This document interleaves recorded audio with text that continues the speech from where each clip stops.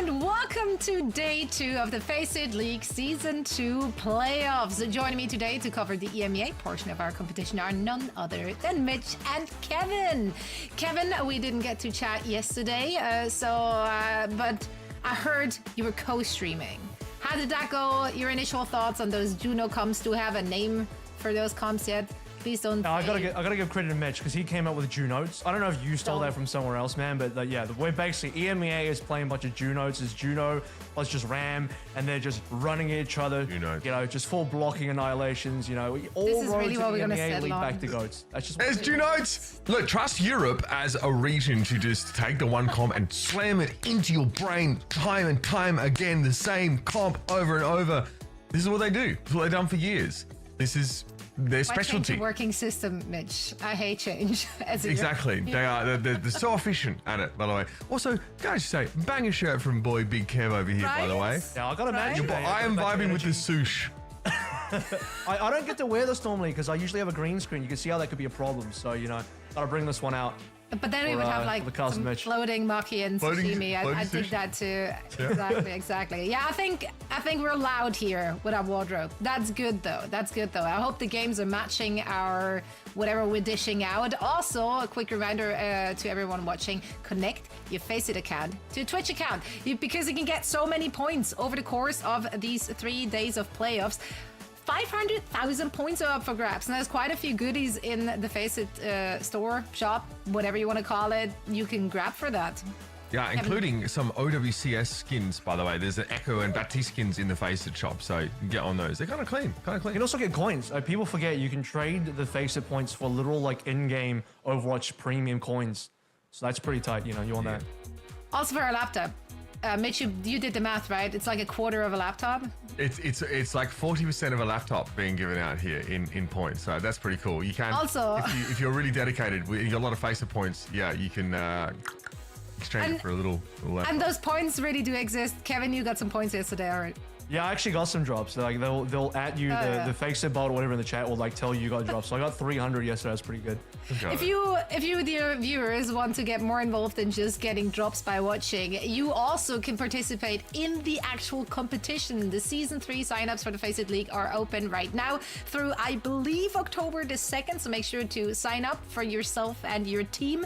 Get some friends together. Play on whatever level you're playing on, really. And also, we've got a ton of great prizes up for grabs for people who use their affiliate links to get signups on the platform. I mean, look at that.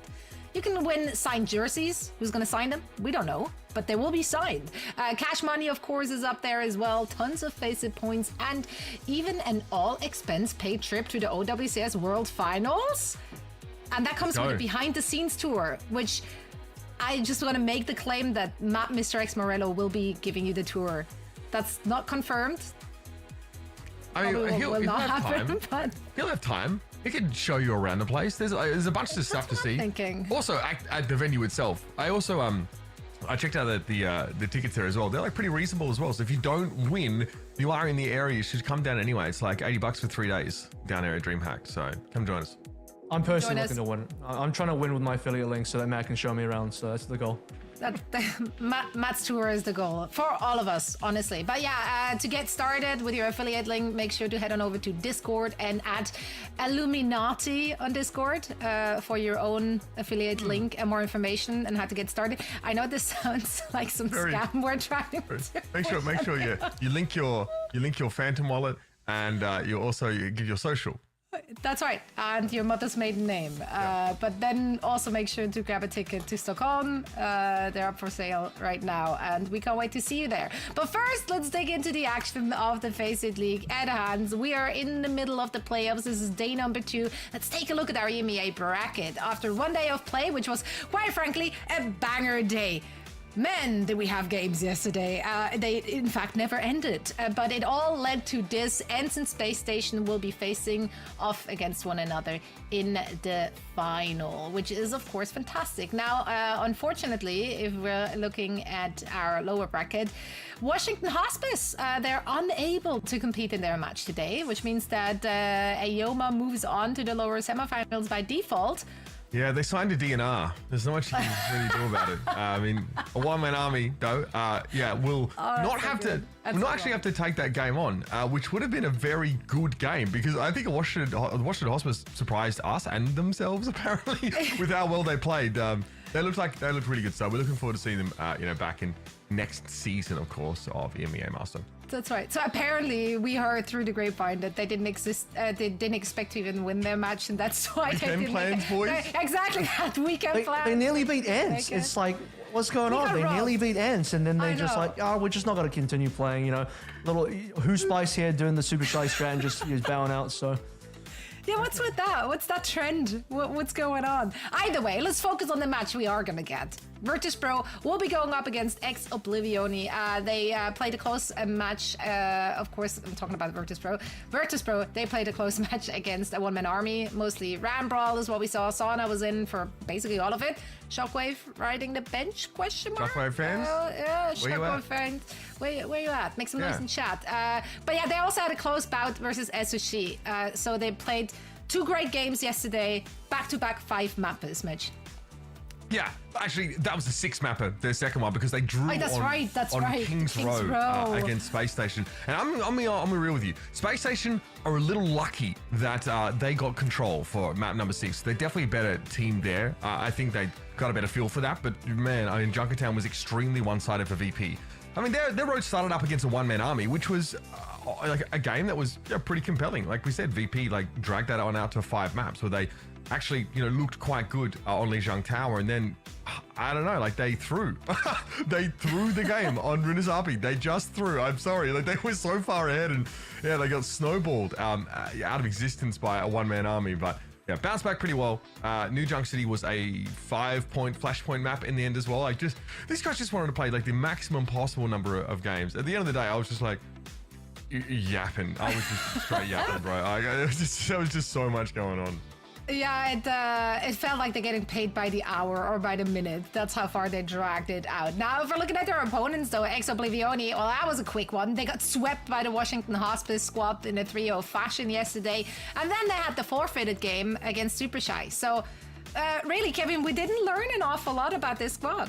I know. I kind of wish they got to play against Super Shy because that would have probably been a pretty good game. But we're in a position now where VP is going to be a tough opponent, even without Shockwave, even in a new meta. VP might have lost to Space Station, but they still like one of the top 3 teams at this tournament. I mean, one-man army is definitely trying to push the envelope there as well. But Ex Oblivion, I think they're going to be going up a bit of an uphill battle versus VP today, so it'll be a big challenge. Quite the uphill battle indeed. Let's take a look at what the community thinks. Ooh, ouch. Yeah. You didn't have to do them like that. But honestly, I mean, VP, they are looking like one of our top echelon squads here in the EMEA region. They showed that they can hang with the best. They're pushing the big names like SSG and Ence to the limits. So they are one of the favorites in this entire tournament, not just in this very series. It's going to be a tough one for Ex Oblivione. Let's see how much they can get done in our first match of the day. Mitch, Kevin, take it away. Thank you very much. So yeah, let's waste no time. Let's jump into this game and let's see if our teams are ready to show us a little bit of fireworks. Kev, Virtus.pro, again, like in theory, you feel like the meta breaks pretty well for them, especially in terms as it allows, Rajaro to be on tanks that are familiar to them. But it was actually in the Ramatra style that SSG beat them at the end of that series. So I think both of those teams are still a little bit shaky, still finding their feet. And we don't even know. We didn't see that Ence Washington Hospice game. So that's a whole different story. But coming in here to this series, we see a lot of maps that we've already had these teams look to select previously. Obviously, Virtus.pro's best maps were New Queen Street and Junkertown by far in their game up against a Space Station. You do not see them in this series, but again, they got the quality. Ex Oblivione are definitely the underdog by a long margin. VP have to be honest, every team in this kind of top 4, top 5, even for EMEA, it's a huge shakeup. We're on a new sort of patch, obviously, with the the hotfix changes. We're going to be on another new patch next week as well. So this tournament will be done and dusted by then. We'll see what happens to D.Va. But for now, that's a really strong character that really fits into, I think, a lot of these teams' playstyles. Not amazing for Hardy on SSG, but really good for Solo and Ence, really good for Rajaro here on VP as well.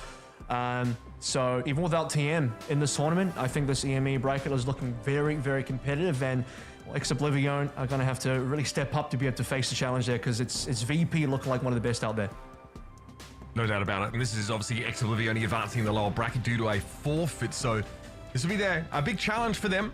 And none of them have been easy. I mean, Washington Hospice also really took them to task here. And we saw them also make a decent run through that uppers before bowing out of the tournament entirely. So away we go here. Wrecking Ball for Ex Oblivione. Aliseo on that one. We do have a Juno for both sides. Farah picked up as well for both teams. I think it's a good look for Ex Oblivione because you want Lauren on that pick. It's one of his signatures. Sauna as well, though. That is the signature hero for Sauna. Aside from all the other heroes that he has been playing, Sauna, to me, was one of the top performers in yesterday's game. So that Farah battle is going to be pivotal. Mercy here for Ange. Obviously, the Farah and the Wrecking Ball both kind of opening up an opportunity to make use of that hero. Let's see if it's enough. For now, Ange is a big chillin' over towards the point here, getting Lauren in position to try and take this fight. And Aliseo has done fairly well being self-sufficient for the time being. Forced in by a conk is Lauren, but also sees that Tracer lingering towards the bridge and wants to put pressure down on Cloud. Still, no shine of Shockwave yet today. Virtus.pro have made decent inroads without them regardless. It's going to be Rajaro being forced to fall back to the point as VP get an early cap. Yeah, there's no main for Cloud as well, so it's another change up for VP to just changing the comp slightly, but they have the D.Va. Ex Oblivione don't. I think that's going to give VP a bit of an advantage here. They already take that first fight control. Ange goes down now, and EXO, they're routed. Now again, Ange also susceptible in much the same way that Juno is to being pressured down. Getting caught out in mid-air is not ideal. Also, Orbital Ray already available here for Gala, doing a lot of work in that fight because there's just so much general poke damage or just, you know, incidental chip that comes from the Wrecking Ball, that comes from the Farah, even the Tracer to some degree. So plenty of healing to be done. Virtus.pro not losing any players here. Ange under punch. The micro rockets connect, and that corpse will float slowly down to the holographic fishies. Yeah, they're not even had to really ult for this. Rajaro's not going to do anything with the self-destruct there. So that's going to be one ultimate Virtus.pro was going to save, but is it going to cost him here because they need their D.Va alive? Okay, well, still point ticking up here. Aliseo at least sure has a minefield over on the point here. Orbital Ray finally gets used. Ange returns in a position to res Gucci, but Canale going to fall for Virtus.pro instead. So a big number swing for Ex Oblivione here. Still need to make this cap happen. It will be dragged out somewhat by Cloud. And also, Rajaro did return to the fray, albeit at an inopportune moment. Yeah, I don't know if he fell off the map there or something. If he did, that would make sense. But if he didn't fall off the map, then he should have gone for the self-destruct. Staying alive would have been super important there. Gala also had a huge, as you noted, orbital ray advantage over Zerion, but didn't get to really play that for VP, so ended up equaling out for both sides, and extra player advantage there for EXO. Ended up coming in pretty large. Let's see if they can take Ange down again. Very susceptible for the torpedoes, by the way, so Gala needs to be locking onto Ange every time. I do think Rajaro fell off the map by some mechanism, by the way, because there was no mech elimination sort of kill feed. And also Zerion found it quite funny, so I'm going to use my deductive reasoning to indicate that. Regardless, Ex Oblivione up to 30% here, still playing mostly around the bridge with that Farah Mercy composition. Cloud sees an opportunity to get some decent mid-range damage there. Lauren is definitely having a tough time. Aren't very busy now, at least with Valkyrie available to replenish the numbers should there be an early pick for VP, but they just shove Ex Oblivione off the point. I like the Echo pick here from Sauna as well. He actually went back to spawn as we saw that. Traded off the fire for the Echo. You can sort of comfortably 1v2 pharmacy combination and just take down Ange. If you're lucky, the Valkyrie pop to save Ange's life. Now that extra mobility, much needed for Ange in that moment. The focusing beam would have claimed them otherwise. Someone has to be happy enough with that because Ange hasn't had an opportunity to make use of that, like, an instant-free resurrect here. Sticky bombs on Aliseo. Obviously, Echo, good option against the Wrecking Ball with that ramping damage, but Sauna's not ready to be accosted by Gucci, who's able to flank them. Farah is picked up though, and another orbital ray in play. Ex Oblivione needs some staying power here on the point, because right now it's just Gucci keeping them there. Great stick though, Gucci doing a heck of a lot of work. Getting involved in that Farah kill as well. Zerion has fallen. Just the mercy for heals now for Ex Oblivione, and Gucci benefiting from some of it there in that second. But no Valkyrie available for a pivotal moment in this fight. And Gala's still alive. He went down to 1 HP, managed to get a mega pack there, so VP still have healing. Canal's going to come back now, and they have full flying power. They have full force of all five. Gucci down, 5v4, no touch. They have a ball as well. And it just seemed like Alisu just wasn't able to get there in time. Look, I mean, dies anyway, so even if he gets the touch on the ball, probably isn't going to go their way. But importantly, Gala surviving there for VP is everything for that round. And there was a pretty tight moment as well when Gala had, what I think was a 3 to 4% lead over Zerion on the orbital raid charge. And that was a pretty reasonable advantage because it looked like they were winning that fight, but they couldn't quite get enough advantage. They had the one pick. It was a 1-to-1 trade, I think 4v4 at the time as well. And then Zerion comes back with his own orbital raid to give EXO the shot, but it ends up being The fact that Gala stays alive, the respawns coming through with VP, and then obviously the no touch at the end with the Gucci death. Yeah, might also have something to do with the fact that Exo's comp literally can't group on point. They can only like stall with one player at a time. So as soon as VP move up in numbers and just stand there, eventually Exo have to let it flip back and hope to use that space to poke down. Anyway, we're back. Control center now coming up for our second round here. This time a Bastion front line for Ex Oblivione alongside that Orisa.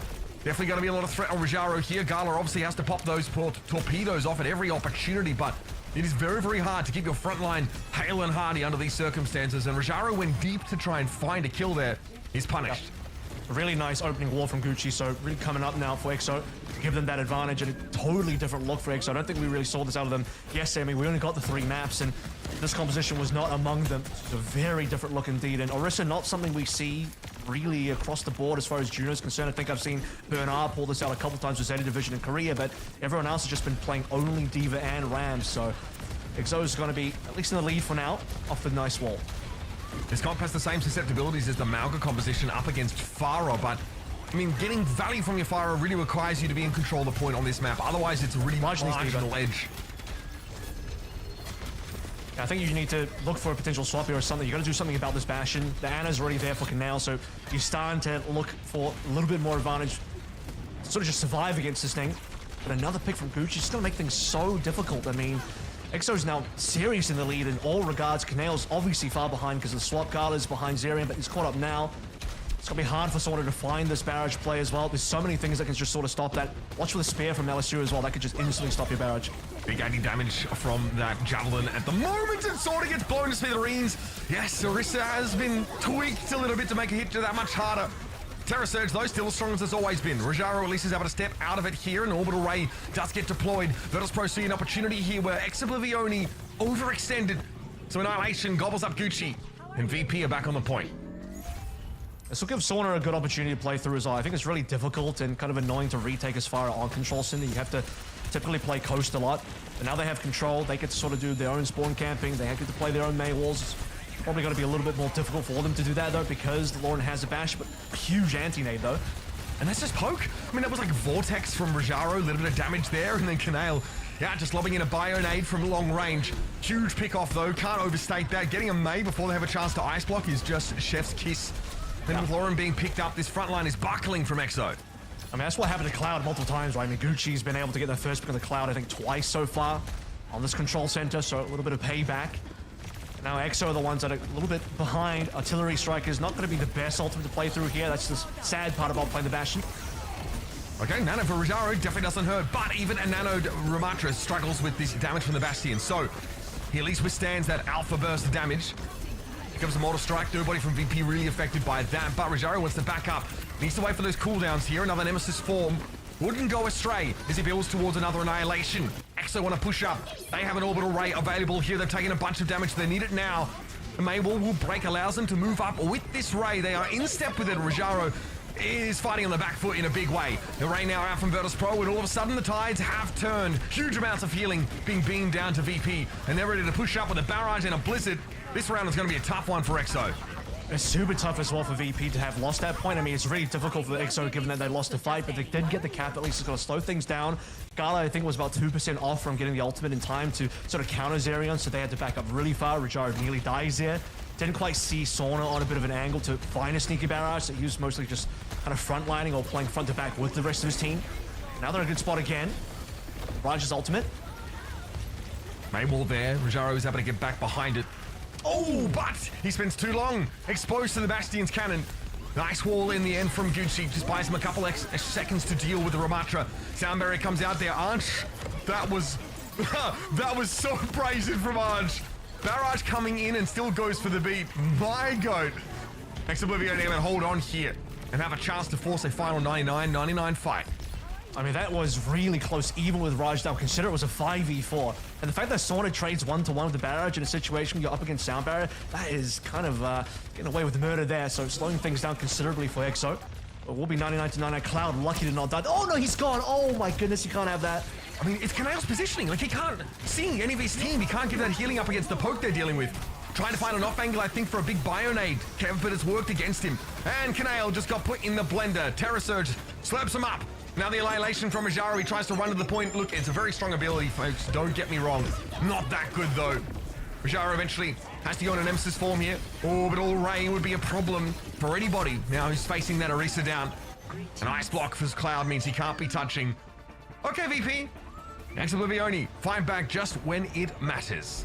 Yeah, I think maybe VP were caught off guard a little bit by the Orisa comp coming on through with the, the Bastion as well. And Look at this. This is the Iron Silver. 62. He could have Ajax. 22 even. I think he went down as low as 7 there. I mean, I respect the play because you could get wiped there. If you do Ajax, it would have looked very silly. But the fact that he gets the beat off means his team wins that fight, because I can see a scenario where he doesn't get the beat off or he doesn't go for the beat at all. Sauna actually does get a successful barrage and VP then swing that fight. So if VP swing the fight, this map is over. I think VP actually just clean it up and we go to map 2 now. But Exo saved the day with that play, so I respect it out of Advantage, honestly.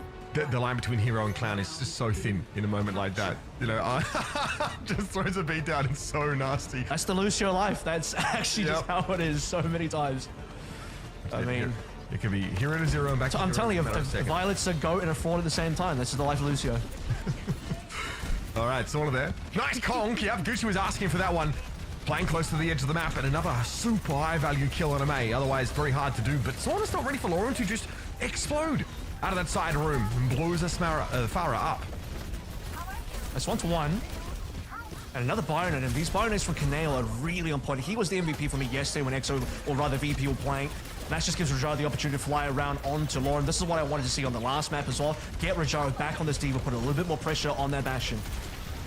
Rajaro there for a moment had eyes only for Zerion, then sees an opportunity to come and peel for Cloud. Maybe look for a bump off, environmental pressure here coming from this D.Va mech.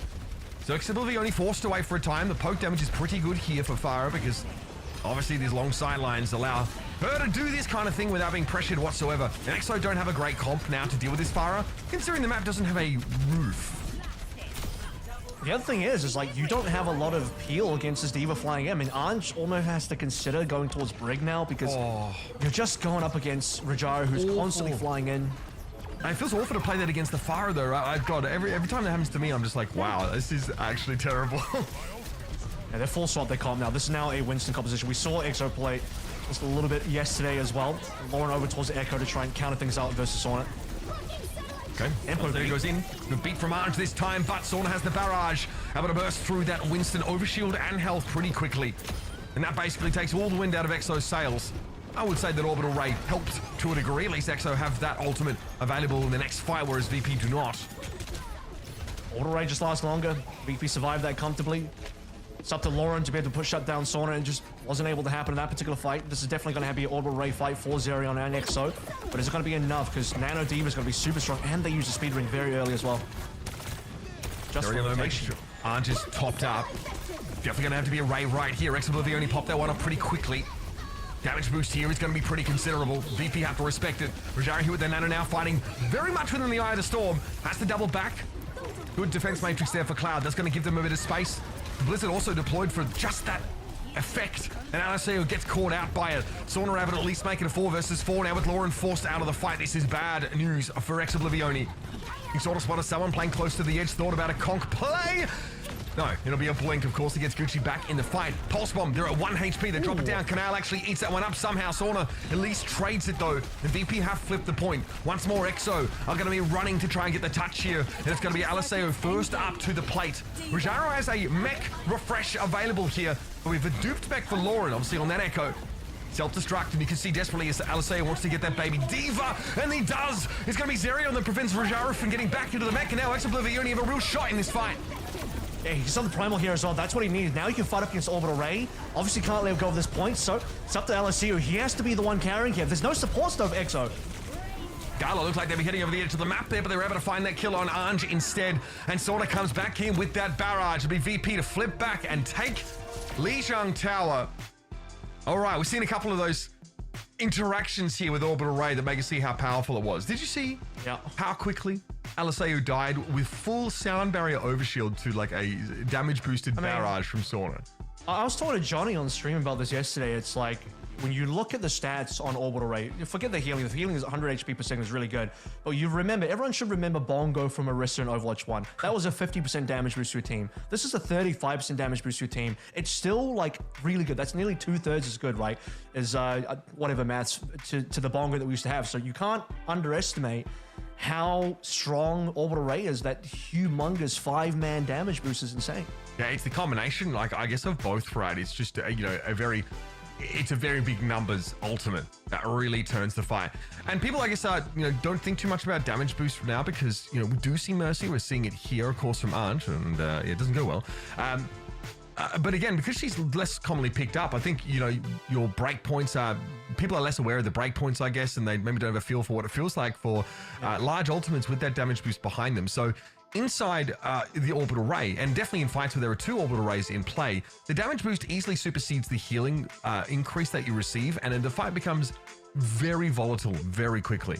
I also think the Season 9 hitbox changes or the projectile size changes helps in that regard as well. Like if you're going to get a team-wide 35% damage boost and you got larger projectiles compared to what we're used to, Overwatch past, that's just going to make a huge difference. Yeah, Orange play still just comes to mind. I mean, that again was a real game saver for them, but unfortunately, what we're looking at here for the final round just wasn't nearly as comfortable. The Orisa is not nearly as good on this map compared to the Control Center, right? I think the Orisa was a good look with the Bastion, kind of just caught VP off guard, but VP also getting a bit of time to think about, okay, what went wrong there? What can we change here? Maybe we go back towards the D.Va. I think the D.Va ended up being a better look. You just see how fast Rajara is able to get on top of that Bastion, and that to me is a huge level difference in terms of, is Lauren going to get the output, or is he just going to die to this D.Va every single time because D.Va just doesn't care what you do? Like, you get a D.Va through a ring, she's on to you straight away so quickly, and there's not much you can do about it. Especially if you're playing Lucio Juno, which I think is not the right support combination at all.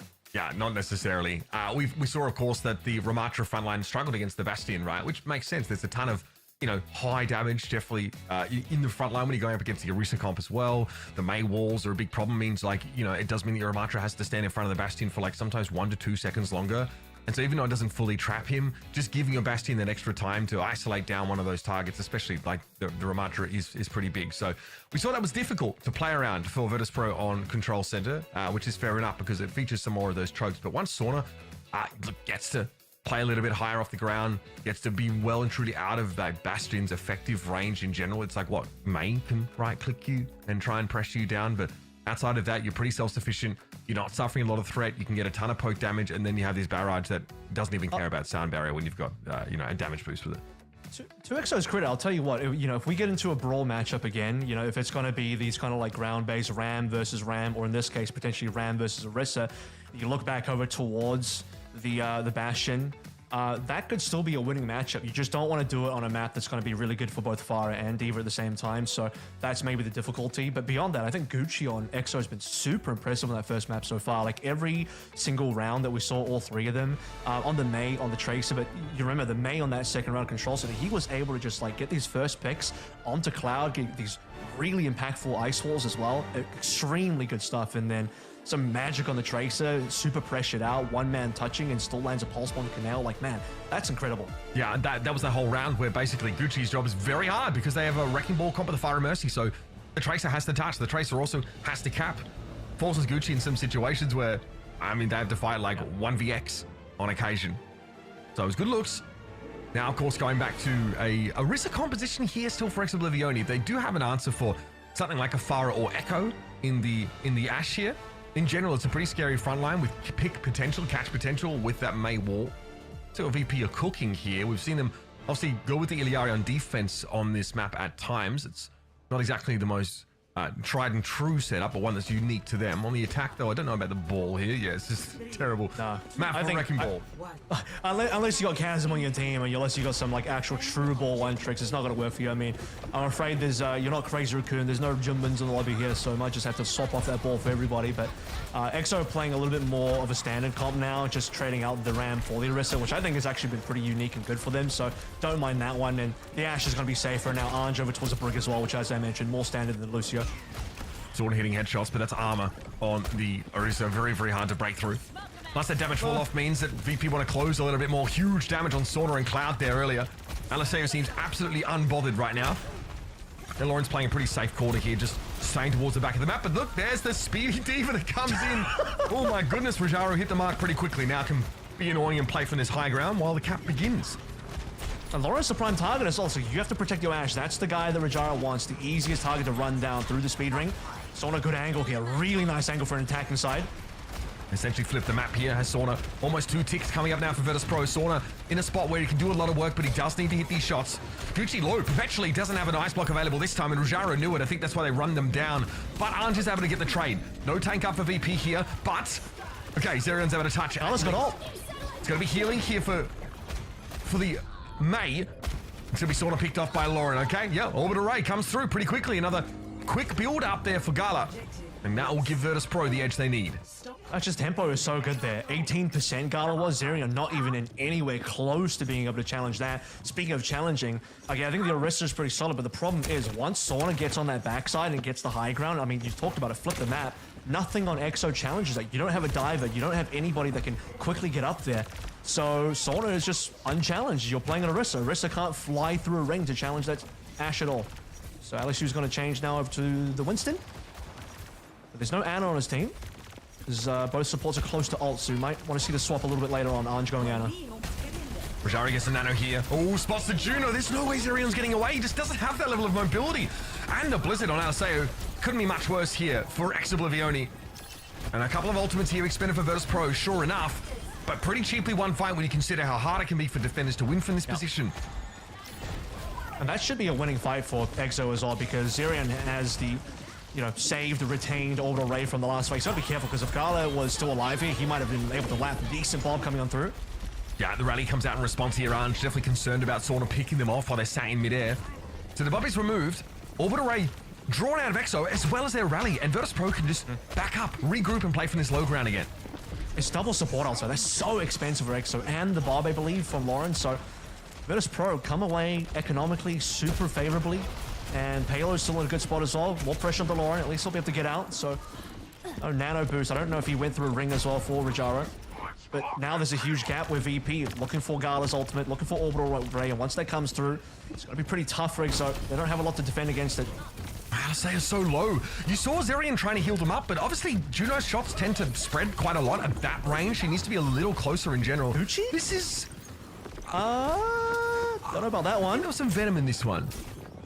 Yeah, maybe it's a waste. Maybe there's some hidden lore I'm not aware of after that one, because that was inexplicable. Fair enough. Blizzard there doesn't quite connect, though. Gucci eventually able to find Sauna. It's going to be Rajaro heading up to the high ground here, and Primal Rage is in effect for Alaseo.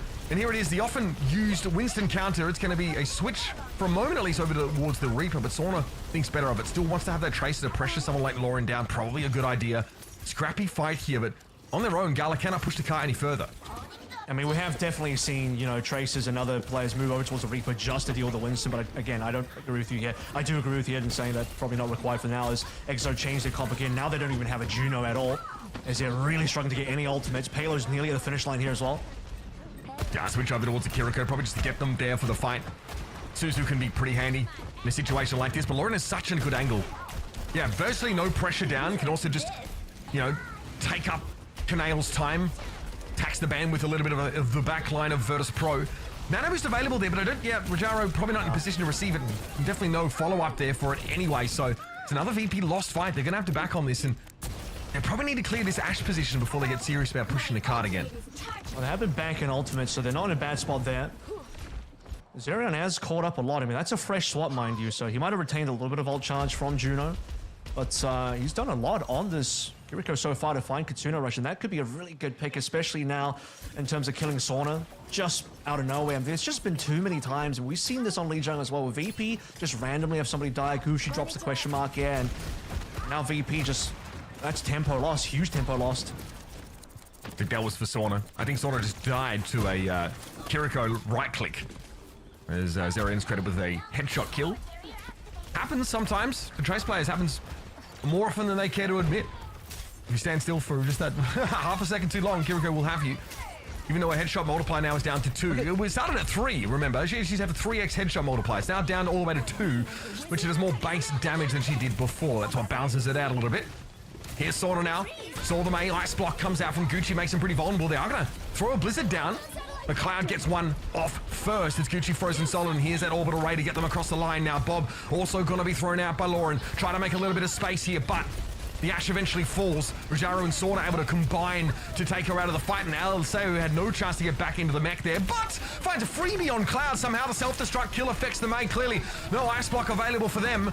Rajaro loses mech, but probably worth it at this point. Still needs to see Gucci removed from this fight. The Symmetra coming back out as Exo switching to whatever they can to try and keep this still going, and by God, it might work. Rajaro gets back in the mech. Cloud back on the Soldier. 76 here. The legs trying to get Virtus.pro in this fight.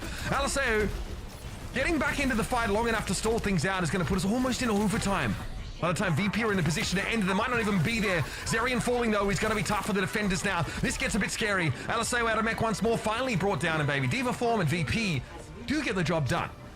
That was a messy fight. I mean, Rajaro living there was probably to Exo's misfortune a little bit. They needed to focus down that baby Diva. The fact that Rajaro was able to just get the remake, I think he got credited with a kill onto Zerion, booped off the map, but might have actually boosted his ult charge back over towards the mech somewhat as well, but that was huge. But as we're going to see, another early pick. VP continually just losing people off the top. Yeah, Lauren really starting to come into their own after the last couple of minutes. Found some great little flanking positions up on the high ground to make it hard for VP to cap it all. This stack is another Zerion kunai kill, by the way. You've got to get in the chat with the question marks there, absolutely. If it happens once, it's just gonna happen. It's too many times in a row. I'm not even just talking about this map. You look at Lee Jung as well. Cloud just dying over and over 3 times. First pick, and VP cannot. I mean, they're on paper the better team here, but this is, to them, way too close of a game. And they're at risk of not actually capping and finishing the map. And that's considering the Exo are now playing off meta, you know? They're not playing Juno. We discussed that already.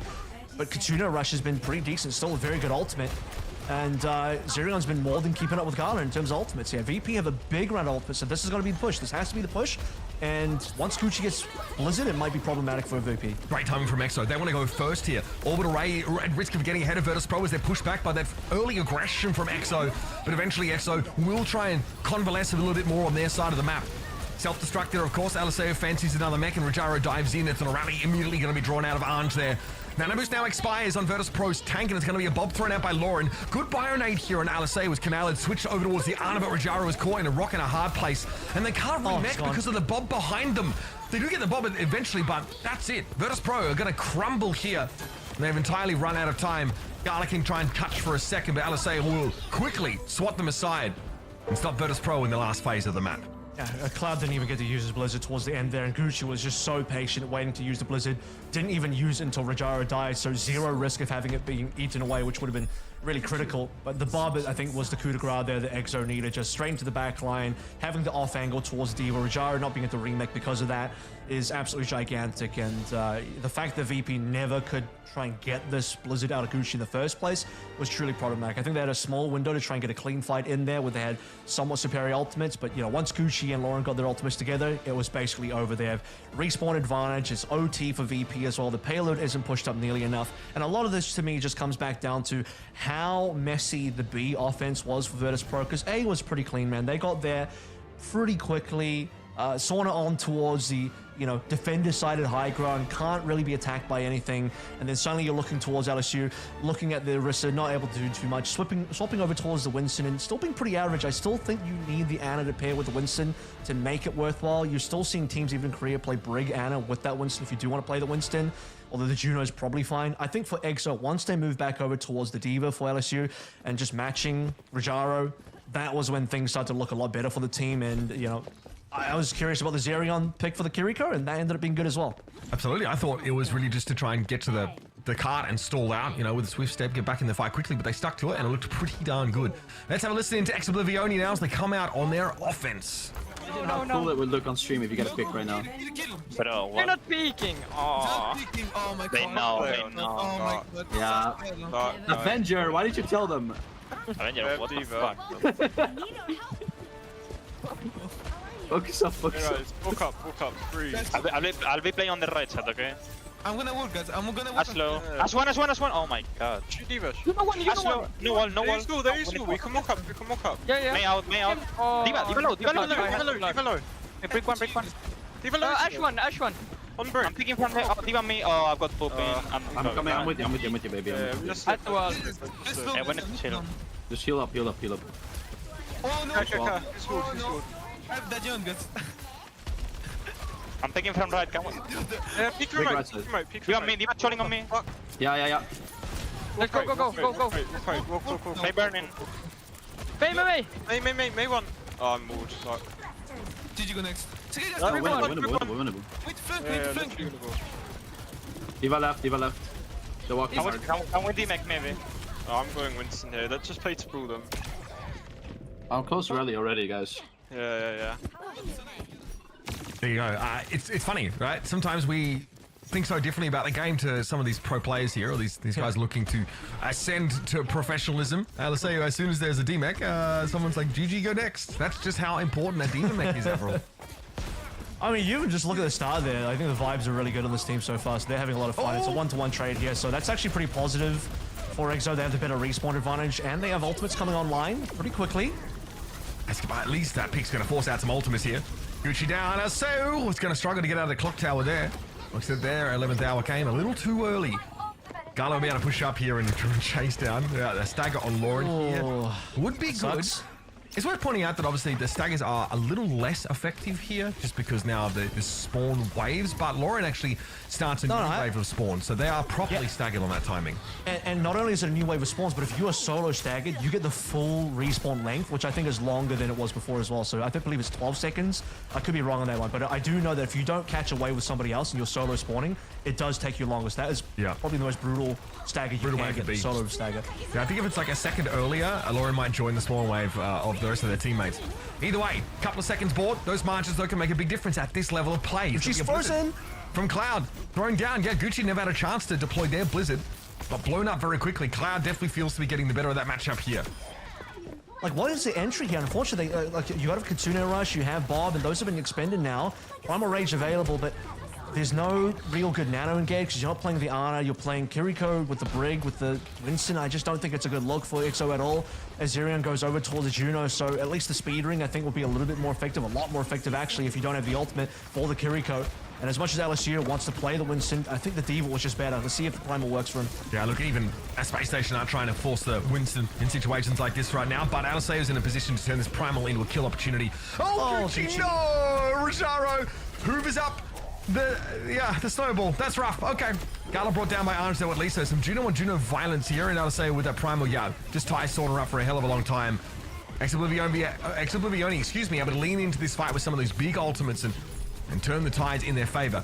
Jaro, not really in a great position to do much here. Canal might be able to taxi some people into the break. Gala Okay, wants it's going to be a beam coming in. Cloud going to get taken down by Lauren, though. Again, everyone trying to play inside that Ray. Tough ask, though. It's in a bit of an awkward spot there as you see Gala's forced back on that high ground. Gucci is brought down by Sauna, though. The pulse here for Lauren could end it. No, gets the job done the old-fashioned ways. Canal is just taken down. That small health reduction on Lucio from this patch definitely makes it harder to survive through that kind of pressure. And we're going to get our checkpoint here in overtime. I think that's a bit greedy from VP. They are definitely biting up all they can chew with that kind of tech. It's a super late retake, and Gala, by the way, the reason why he had that orbital race still is because he didn't get to use it on the actual fight that mattered, the previous one, and that was the most important kill. I mean, we asked the question, what is the entry here for EXO? They do have the Primal. I think LSU did actually pilot that pretty well, but most importantly, Gala died in that exchange, never got to use the orbital ray, and then a super greedy retake with the orbital ray when they're one down straight off the bat. It's like, no, that's not going to work. Lauren went for that pulse bomb. We talked about in the previous fight. All right, well, a lot of pulse torpedoes on healing mode there as Virtus.pro definitely suffering some poke damage up on high. Canal picked off early. The Brig obviously the more vulnerable there. And okay, orbital ray. I think Rojaro might want to try and clear that one. Yeah, get to the back of it. See Zerion, that's quite low. Great pickup for Sauna, getting involved, realizing that the Juno was absolutely on the menu in that moment. Rojaro wins it out against Gucci there inside the castle. So VP even up against the Juno world able to prevail. I mean, they just ignore it. You see the orbital ray come down, and Rajaro's like, who can I pick off in this situation? I'll literally fly past the orbital ray and find a member, and Diva's dueling power in that 1v1. The burst damage is so incredible. Look how low LSU is. He does not want to pop Primal here. That would be awful. And barely survives due to the Susu. Yeah, Diva, so good here, and just very hard for Winston to deal with at these kind of ranges. So here's a Primal. Blizzard thrown out, so Alisei were actually able to avoid that. They want to try and clear this presence from the high ground. Instead, they don't VP onto the other high ground. Still, Sauna's going to be pinned there. No way to really get out of that situation by the wall. Bubble thrown down for LSA, looking to play around that now. An orbital ray from Gala's going to be popped. Still a 4-player Virtus.pro squad. Could be scary, but Canal is a blizzard way somewhere. too far ahead of that. And now, yeah, Gucci throws down the blizzard. Cloud gets picked up as a result, and now Rajaro is in full stall mode. That was decent. I mean, LSU was able to sort of bait out a lot of pressure. Then he just jumps away, plays the rest of the primal, and Time, though. You then have the Gucci Blizzard, which ends up allowing EXO to push through. And you mentioned the time, but I think they have the momentum just to be the push through. His double support ultimates coming online for EXO at just the right time. Gala's already got the orbital ray gone. Bob is going to be a bit of a factor here, but I think with the Kitsune Rush, you can burn the Bob pretty quick. Here comes VP.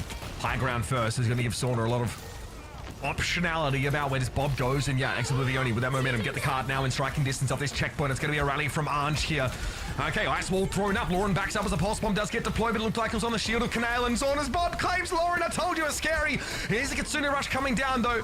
Zerion pops that ultimate finally. Rajaro is in some trouble. A little bit of desperate healing from above by Gala. The torpedoes kept Rajaro in mech for a little bit longer, but Sauna needs to get firing here. Cloud taken down. The stall is going to be very hard to pull off now as Ange at least is pulled off by Canale. Aguchi's going to be in trouble. Very low, but who is going to get that damage through the Winston bubble? And Ex Oblivione do break through. And they get a 90-second timer to work with. I mean, they need all the time they can get at this rate, because a minute 30, it's going to be pretty rough, and they have to spend just about everything to get through there. Thankfully, though, LSU didn't have to play through the primal. And the cap is not that far away, so they could potentially do this in one push here. They do have to contend with the fact that Gala's about to get a pretty big ultimate here, and there's a Blizzard for Cloud, which is going to make things difficult. Virtus.pro definitely could be considered favored here. There's a Blizzard up for Gucci at least to work with, and that primal for LSA has always been a free kill virtually on Sauna. He's going to use it now. Who's in the Blizzard? Basically no one. Ice wall thrown up for Ex Oblivione to try and give them room to disengage behind, but it's Rajaro finding Gucci instead. And that primal from LSA hasn't found the kill as we kind of forecasted. Now 44 seconds left. Still another full fight for EXO, providing they don't stagger here, but this is always a dangerous place to be as attackers. You're out in the open. It's hard to reset with the rest of your team, and EXO have to improvise. It's going to be a rally from Ange to at least prevent them from being picked off, but VP have now both support ultimates ready. It's just too early. Unfortunately, Ange is going to pop that rally, try and stay alive for the team, but now you have double support ultimates, as you mentioned. They should keep Rajaro alive here. Bob's coming up for Sauna as well. Listen, but the wall means that Virtus.pro weren't standing in the Blizzard at all in the first place. Self-destruct here for Rajaro. Free mech. Refresh and Gala, of course, with that orbital ray makes it very hard for EXO to come forward to fight in there at all. It's a close one in the end, but Aliseo without Primal Rage can't do much more than succumb. And the time is going to expire. Virtus.pro narrowly take Eichenwalder. Super competitive, extremely competitive. I think, again, a lot of this came down to me on the VP attacking side of just how hard it was for them to get through B. So many times they got picked up because they had a brilliant A, and I think A was a lot more contentious for the EXO side when they were on the attacking end, and they just lost too much time. Their B, unfortunately, wasn't quick enough either. They had good momentum towards the end there. Extremely good fight at the end of B to be able to even win that, and then 2 attempts on goal for C, but unfortunately both hitting the post, and really, really good ult retention economy coming through from VP. The double support ults at the end is a nail in the coffin. I mean, when you've got Ange popping rally early towards their spawn side just to try and keep the team up, and the deal with aggression from VP, you just don't have the firepower to sort of survive at the end. And we talked about the fact that, you know, Winston's just get melted, and we bring down in a tight corridor in that very tight area of Eichenwalder C, your 35% attack boost across the, you know, across the entire team, all 5, all looking at Winston. LSU is gone. He's gone instantly. Yeah, I mean, it feels like the counterpoint of orbital ray is that it moves, so you must exercise a basic level of coordination to sort of remain in that there. Also, make points for the AFL reference. I did catch that one. We're going to have a look at some highlights here, of course, from the end of that map. And yeah, a lot of frantic fighting sort of outside this first checkpoint. This is huge. Raj living here was gigantic. I mean, he gets a remake and everything. And I mean, you start looking at the team comps on that side as well. It's like, dude, everyone's just trying to get back to the point as fast as possible. So I've got a huge mix, just a mixed bag of heroes. But yeah, it's didn't get a lot of distance there for VP, but they still defended so well when it came down to it. Yeah, again, they really had to. Again, I think VP find a great opportunity here for a stagger, right? They win a fight, you know, just inside that last phase of the map, and they know that you know, things are a little bit staggered for EXO. For them to regroup would be quite hard because there's a whole long bridge they have to join up in. So they say, okay, let's push a little bit harder. Let's go slightly more aggressive here. And Ence has to rally. And now you don't have the double support ultimate combination available for EXO in the next fight. And you best believe Gala and Kanale have Qs to press. I wonder if they could have saved that, you know? It's one of those things you have to sort of look back in the replay code or just rewind the VOD a little bit. It's like, was there an opportunity where Ence could have just held that? Because you have to think about the win condition. You know, there would have been question marks. Okay, maybe if they just got wiped on that fight, they would have lost. But when you start thinking about what is your out here, what is your actual win condition to try and win the entire map, I think you just have to retain that ultimate, especially if you're tracking ultimates on the other side as well. You know it's double support on the other side, and you need everything possible. Yeah. And to keep your Winston alive, you do need everything possible. And I'm still not agreeing with the Winston, but at least they're playing them close. You know, they're trying to prove it. Yeah, it was like 35 seconds left on the timer there when Ence decided to pop rally instead. So like, there's a corner case to be made for like just resetting and coming back as a team and having that ultimate available. Either way, folks, we're going to be moving on to Runesapi momentarily. A quick break, and then we'll be jumping into our third map of the series, where VP hope to sweep EXO away and eliminate them, excuse me, from this final bracket. Stick around.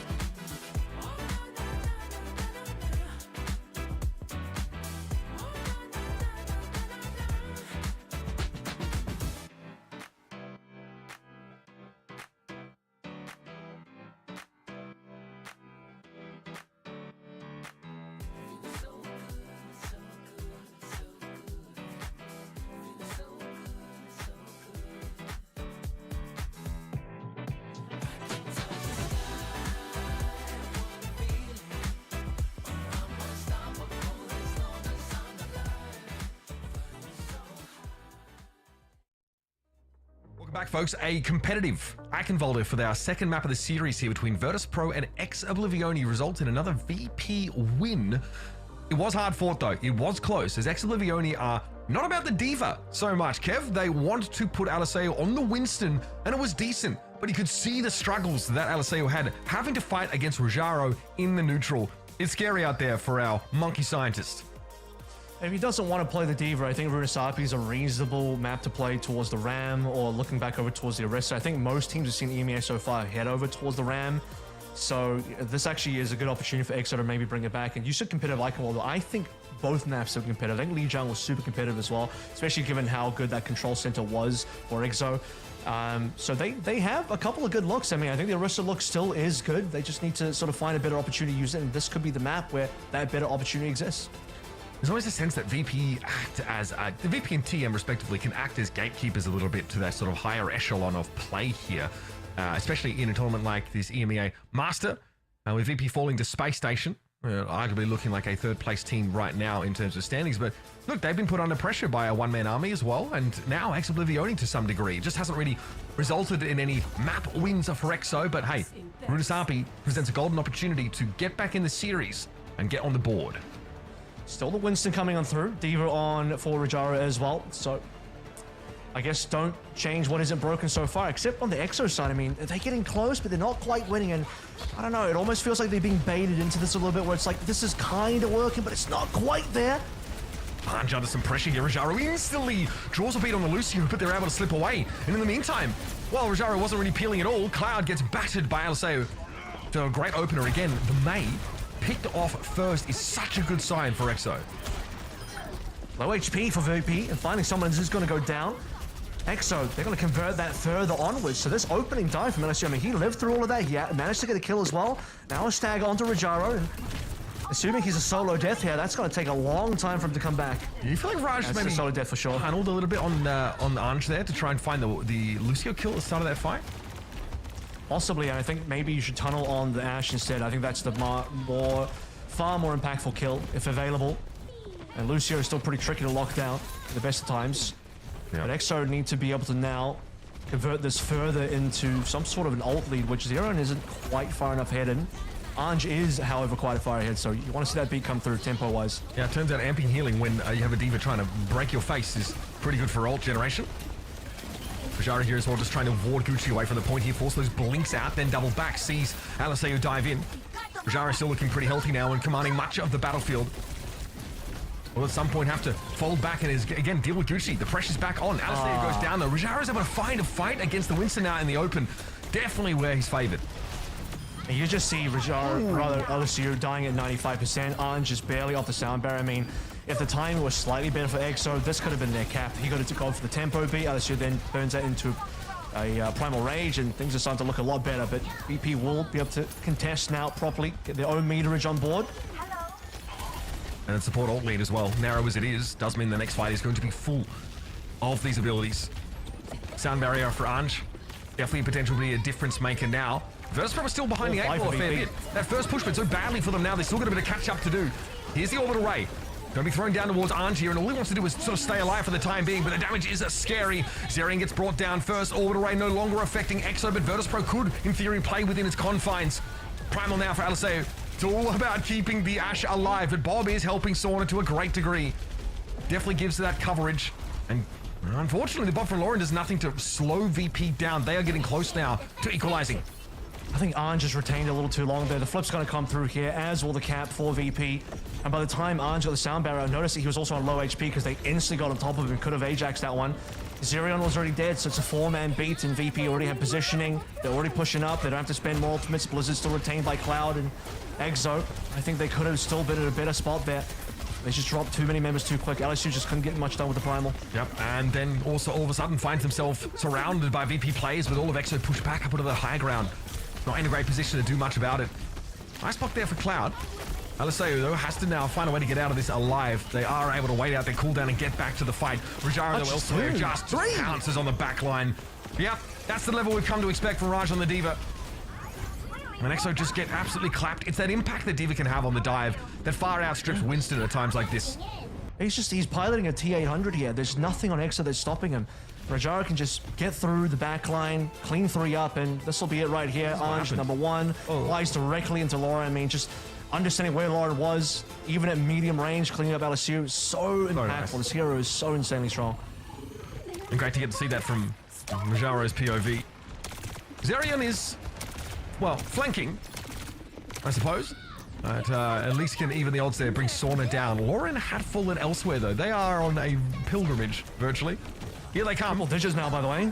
Yeah, 105 to 54. Good point, Kev. Virtus.pro really using that spawn window to get a lot of progress here now, doubling EXO's total in general. So they're happy to concede a fight here in general.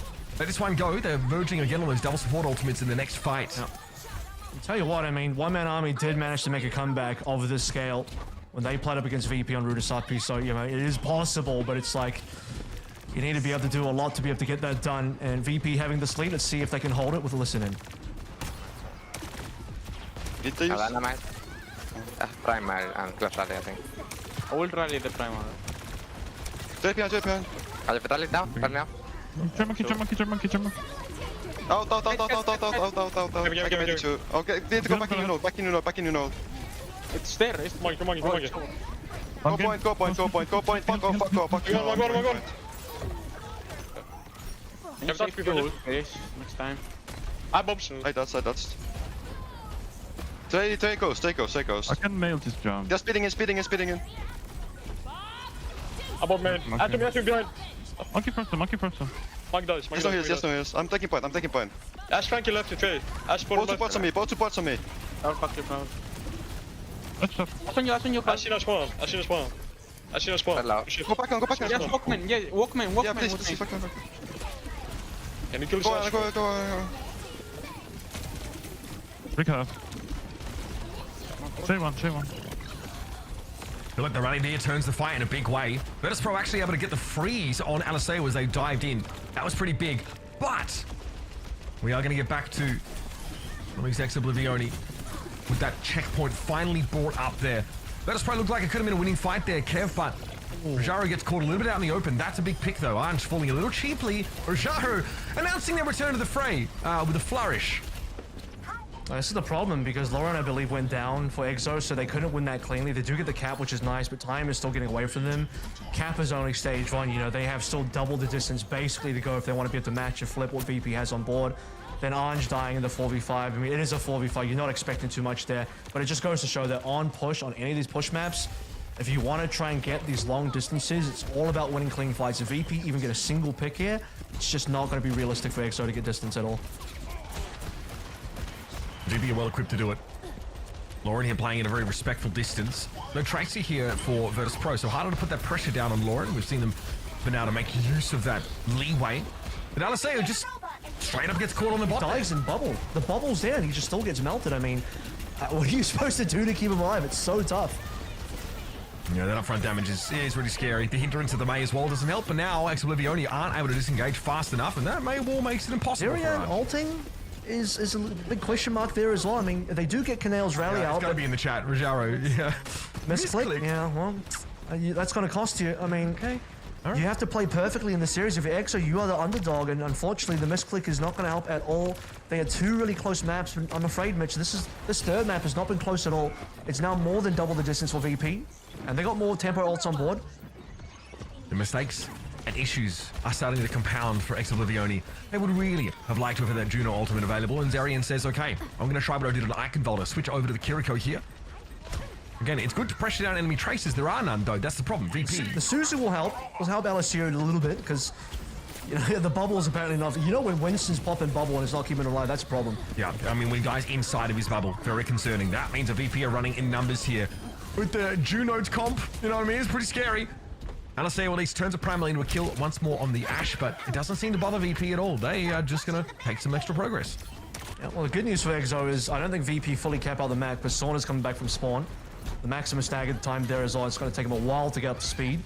But with a minute 40 left, I think VP, they can just play this however they like at this stage. 3 ultimates still online. Gucci misses the pulse, which is going to be a little bit sad. And here comes that Blizzard. Yep, Aliseo caught inside of that, and that's the D.Va damage for you. Yes, Micro Rockets. And of course, the primary fire just working and Winston down. Cloud, though, has to give up their life for that kind of play here. And yeah, VP might just be fed into the wood chipper here. Zerian down, sort of those popping off, and he's got the room to do so here. Gucci has been unable to neutralize the impact of the Ashe in this fight, and Rojaro sees a low health Tracer and just whips around, finishes him off. Money Blaster also accounts for Ange and a remake. Rojaro, I mean, the guy can poop gold at this point. He's doing nothing. He can't do wrong on this map. He's my player of the match so far for VP, that's for sure. And you got embarrassment and riches here for VP, especially now that this is basically said and done. Unfortunately for Exo, I'd like to be a little bit more positive for them, but it's 56 to 128 with less than 50 seconds left to go. No ultimates, a really strange composition. Lauren now on the Widowmaker. Maybe just trying to have a little bit of fun towards the end there. Yep. Rojaro, by the way, if you saw in that fight, he was alive on minimal HP. I'm talking less than 50 for way too long. He just would not go down and getting kills while on minimal HP. Yeah, okay. And then as a baby D.Va even gets a kill too. Yeah, with the Money Blaster. Oh no, that's why there's some smack talk in the chat there. So the winner for Lauren. Partial biceps of the VP. Yeah. Oh man. Yeah, that's an apples and orange comparison. My goodness. Zerian blown up there. Rojaro sees Kiriko asking to be sent back to spawn. And he gives him an express pass. Yeah, well, that Widow is getting defense matrixed. Kev, that's what Lauren is doing right now. Now they are in pieces. Okay, Ex Oblivione let the wheels fall off the cart, so to speak, towards the end of that map. But Virtus.pro, well and truly, a hard-fought victory in this series. And like we talked about, competitive maps, especially maps 1 and 2 there. And there was a moment, there was at least a brief point at the start of the game where, you know, EXO were able to turn 1-1 fight into that first checkpoint on Runasapi. I think it was pretty. I think EXO could have gone to map here. Looking where how Lee Jung and Eichenwalder went, they could have gone to map. And given Runasapi was super one-sided, if EXO did win a map, you know, we would go to map 4. Then suddenly the pathway to victory is still there. I just think failing to win one of those 2 close maps really was the issue, because you're allowed to have 1 bad performance on a map. Okay, maybe VP just 2 go to Runasapi, but you got to pick up 1 of Lee Jung or like surely. I mean, at the very end there too, I just felt like it all started to crumble, right? There were a lot of little mistakes, and a team like VP, you don't have to ask them twice to take advantage of literally every little inch that is being given to them. Early in the series, though, what I thought was really interesting and a very great sign for the meta in general is that EXO didn't just straight up buy into the Juno goats, whatever you call it. I forgot already. I'm disassociating from that word. No, I like that they tried something else. They figured out that the 2 notes is not working for them. So we've seen them like experiment around, and some of that did not look bad either. Like I did like the look with the Kiriko in the mix, etc. So yeah, that's good. Yeah, it was the Orisa, I think, on the first map for me. Orisa Bastion actually worked. Absolutely, especially on like control. I think they picked a good map for it as well. Like it's very hard with the Mei. The Mei is honestly like what kind of enables their comp, as she does in so many of them. And it's the Rajaro just getting blown to smithereens by the Bastion sort of over and over. This was competitive. There's a stagger, I think, towards the end of like EXO's attack side though that basically loses them the game when Arch is sort of forced to, you know, use a rally in a bit of a corner case where maybe they could have just like gone over the edge and sort of tried to reset. But I don't know if I would want to take such a big risk here. But generally, like, really hard fought. The Winston, right, was the major point of difference between these comps. And we were sort of asking a question. Is it enough for Aliseo to sort of, you know, just avoid the Diva and try to dive the backline and get big primals? The problem is that, like, the power spikes for Winston, or the moments where he's really able to take over the game, really only happen around that primal. And outside of that, you're kind of getting dog-walked by Diva. And speaking of Diva, I think Raj to me was a standout here. I mean, he knows exactly what to play through. And I actually think this is a better look for VP. I wasn't hugely... I mean, I think their RAM play is fine. They can definitely take it up to the best teams on that. But where they really shine is on this sort of Diva comp, having a little bit more poke. I mean, this is... Their DNA, for me, VP, is a poke team. Like, they are, to me, maybe the best poke team in EMEA, right next to Ence, and I think on VP's best day, even better than Ence on the raw poke. Now, definitely on the Juno meta with Juno enabled, that's changed a lot here because, you know, you're playing with Cloud in here who's, you know, doing a decent amount on the Mei, but finding, I think, their best look and sticking to the Diva is going to be where VP is going to get the most out of their team moving forward. Yeah, speaking of divas, Rajaro obviously really standing out currently on that very role, and he earned himself the player of the match honors with the performance, not just today, but also, of course, yesterday. He's putting in so much work. Yeah, well deserved. I was really impressed. I mean, you have to do a lot of things, obviously, as Diva. We kind of know this. Your role is definitely split between, like, going on the offense and trying to peel when possible. But Rajaro is finding, like, some very unlikely, like, situations where they're able to dive solo and find 2 kills, like, just as Diva, no nano, no nothing, really just going on in there. And that's great, especially because you have, without a tracer, like, you're playing, like, Ashe Mei. So you don't have the best way to put pressure down on the enemy Ashe outside of, like, either shooting her or getting Rajaro to run up on her. So, like, without the tracer, you need to be that much more aggressive. Rajaro's like finding like multiple 2 and 3K scenarios there with the Diva, and like the bunny blaster kill was hilarious as well. So I think just really getting to show off just how good they are in that hero, and it couldn't be matched. I mean, EXO didn't want to match Diva. Yeah, they had to swivel away from that. So yeah, Rajaro and VP, they're staying alive in the competition. And let's actually take a look at our brackets to see where we currently are at. VP moving on with a 3-0 sweep against Ex Oblivione. On the other side, we see a one-man army, well, not really taking down the Washington Hospice because they didn't even show up. So we're gonna get a rematch of a series we saw on day 1, which is yesterday, and that one went the distance. That was a 3-2 victory for Virtus.pro, a very hard-fought victory. Bit of a mirror match there, of course, so I'm very interested to see what each of those teams have learned about one another and what will be applied in order to stay alive and continue on their run here in the Season 2 playoffs. Speaking of playoffs and Season 3 is just around the corner. So if you want to participate as well, make sure to sign up for yourself and your team. Also, add, was it Illuminati in Discord to get your affiliate link, get some cool prizes as well in the process of doing so. Right, Kevin? Have you added? Is that real? Actually, Yeah, so that's actually real. I'm not making that up. Oh, you didn't make. Okay, I'm not. I was not making a in joke. Discord, you said add Illuminati Yes, in Discord. seriously, there's Yeah. obviously like a full affiliate program. So obviously you get sent a link, right, which your friends can use to sign up on. And we've shown the pricing graphic, I think, before. But like, if you can get like a decent number of signups, the prizes are pretty awesome. So it's a cool little program to encourage you guys to show your friends just how good FACEIT is and how sick it is to be able to group up and play at this level. It does sound like an NFT scam when I say it like that, but yeah, what he said, it's real. It exists. you go there? It's all real. Don't worry about Yeah, sorry, it. they should have changed their Discord name to Totally Trustworthy Individual, because I'm sure that would have made it more likely that people would add them for the affiliate link, I'm a simple person. I would have absolutely trusted that name. I also trust that we have a great series coming up in our upper bracket final. Ence going up against Spacestation. This ought to be a good one, and all of that is going down on the other side of this.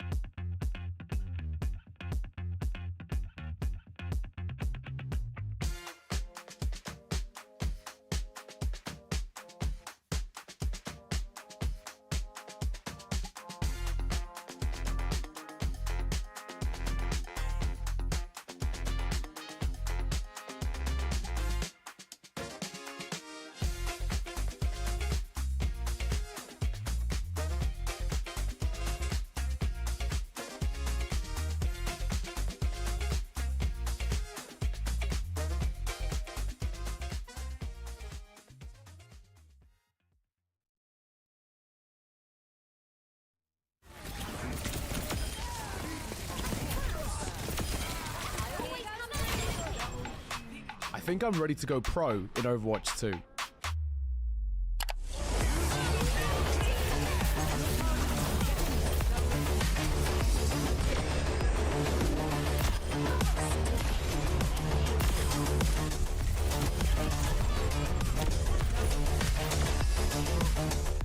Join 250 teams in FACEIT League Season 3. Compete in weekly officials organised around your schedule. Anyone can start their journey, rising through skill-balanced divisions and climbing to the top of the FACEIT League for cash and fame. Don't miss Season 3, register before October 2nd. Let's do this, guys.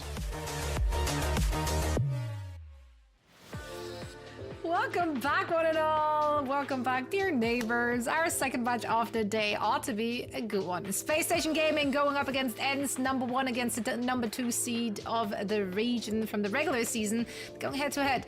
That said, though, this is a rematch. They actually faced off against each other in the groups, and let's just say that didn't go too hot for Spacestation. That was a clean 3-0 victory for Ence. I say clean as if I watched the match. I have not, so it might have been a super close fought 3-0. I'm just going by the numbers, guys. I'm spreading lies, disinformation. Just ask him my Commander X. I reckon you might have seen it. Check in. Probably. Check in with your bro. I'm running with my narrative. I'm good. Right. Thank you. But yeah, this is the final. Could as well be the grand final. And as you can see here in the bracket, they both fought hard to get there against Virtus.pro and Washington Hospice, respectively. So obviously, like, the last meta broke so well for Ence. We kind of saw that, I think, during like the OWCS stage 3. It was just pretty perfect for them.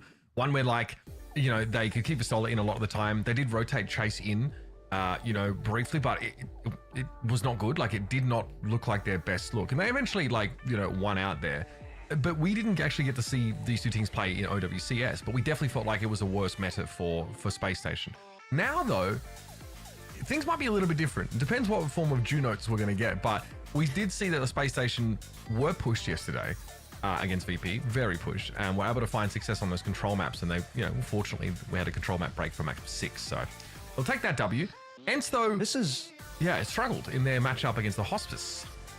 This lineup is confusing. My Moan, I'm assuming Vasola's on tank, but wouldn't Sky be on support here? Did they put my Moan on support? I don't know if there's rosters. They put my Moan on support, I think, when they played Baptiste Iliari.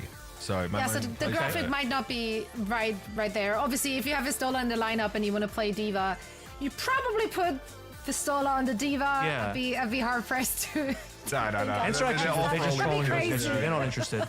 They're like, we don't want to beat SSG today. It is what it is. No, you can't even blame Gumbo or Crimson anymore. They're just this team's partying themselves these days. They're doing whatever they like.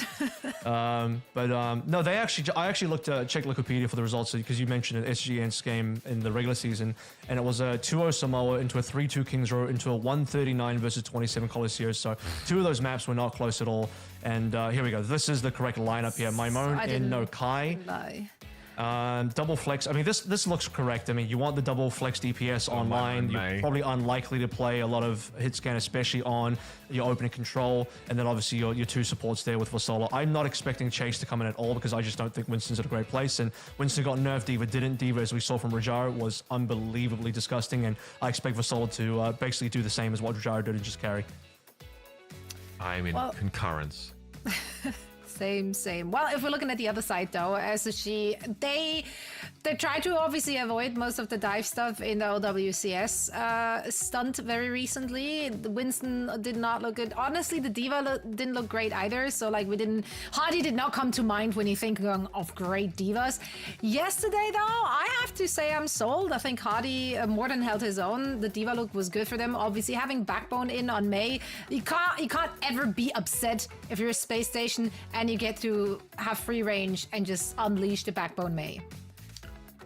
Yeah, look, I think like Backbone was always coming in for like those control maps, even like in previous metagames, but now staying in, and he is very, very good. He definitely got pushed against Virtus.pro. Like, I think the Cloud Sauna combo was very good, and Sauna impressed us, you know, with the Ashe play. So that, you know, we definitely saw Space Station, I feel like, in a relatively comfortable spot. Lena was getting dived a lot, so that's something the Space Station had to be aware of, is that like the Brig seems to be like the primary target, even with Ashe. in the comp. Atlanta was definitely getting like focused, targeted, exploited, you name it, it was happening. A lot of first deaths there. So yeah, keeping the Brig in the fight here is really crucial, especially because these teams really are looking to like try and layer their support ultimates in those really important fights when they feel like that they have to spend heavy. So keeping that Brig in the mix, alive, ideally, very important. You know what's interesting is that they have Sparker. I mean, it really says what their intention is versus Ence, because as we look at the fan predictions, actually favored for SSG. Okay. So maybe, I don't know if all the fans are like, Ence went 3-2 versus Washington Auspice, which is a little bit curious. And I don't know if anyone even saw that game. I still don't know how to watch that game, but that was a very interesting result.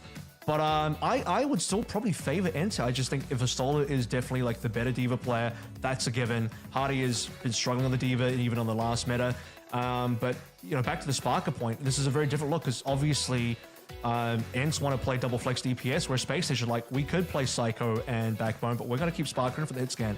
Yeah, no Tracer for them. They're not playing the Tracer variant on this comp, like no Ashe Tracer looks whatsoever. So that obviously does mean that, you know, in Ashe matchups, there's a little bit less pressure on the enemy Ashe outside of like what D.Va can do by sort of pushing in. So that does give a little bit more reign like in this kind of matchup for those like hit scan players to try and impose their impact on the match. Well, I do agree with the community poll there, though. Obviously, we have to take recency bias into account. We didn't get to see the Ence match. We did see SSG going the distance against Virtus.pro, but Virtus.pro also just an incredible, formidable opponent, whereas I think the Washington Hospice guys, they were not on everyone's radar. So maybe rating SSG a little higher based on that, just transitive property somewhere, somehow. Not crazy, not crazy. It ought to be a close match. That's what we want to see. And we're ready to dive straight into this. So Mitch, Kevin, take it away. Thank you. Yeah, I mean, the transitive property is fine here. Also, like, we kind of know that Washington Hospice matchup for Ence was really hard fought. I mean, they lost 4-3 on King's Row. It was a 20-meter difference on Runasapi. It was a 3-2 flashpoint of New Junk City. So generally, like, they were pushed. Like, that was not the kind of game that was a blowout either way. So Ence here definitely are going to have to, you know, pull up their socks and show us, you know, how they follow up on a perfect regular season record here in the FACEIT Master League of Season 2. Remember, that was wins against the VP and SSG 3-0 that got them into this position. SSG, they have a forfeit loss here because they had already sort of locked up that like high seeding. They knew they couldn't leapfrog Ence in that last week, so I think they just let Super Shy take the dub there. But in general, yeah, we've seen them look pretty good. I feel like Hardy's tank play has always been such a viral topic of conversation, and I feel like the conversation always goes to, oh, he's better on this pick than I thought he would be. It's like, yeah, the guy that grinds. I mean, he's an absolute gamer. I think there's like it's almost like a strange thing where like there's more of a microscope on Hardy in this region than probably any other tank, maybe in like both NA and EMEA. So that's an interesting one. But in this matchup, I think it is relevant because Vistola is like so clearly just like a top tier D.Va Sigma player. Sigma is not relevant in this meta anymore, unfortunately, but you know, D.Va is so much is, and that's important. And we didn't see a lot of D.Va out of Hardy and Spacestation in the previous meta in OWCS, you know, and as So mentioned, what we did see wasn't impressive enough. And now, you know, we're seeing a little bit more. He played it versus VP yesterday, but you know, there's also something to be said there as well. I mean, they're still scraping by VP. You could argue maybe it's a new meta thing and all of EMEA is just kind of, you know, tossed up in terms of who's good, and we have a very close sort of region at the moment. But Ence, you know, we still yet to really see what they can do in this meta. Yeah, we're really going to be scrutinizing Ence, I think, here, because they were so clean in that previous meta. But Junotes is a different playing field, folks. Stick around. We're going to go to a quick break here while the teams actually get sorted in the lobby. We are trying to hustle them along a little bit. Casters will start game after the break.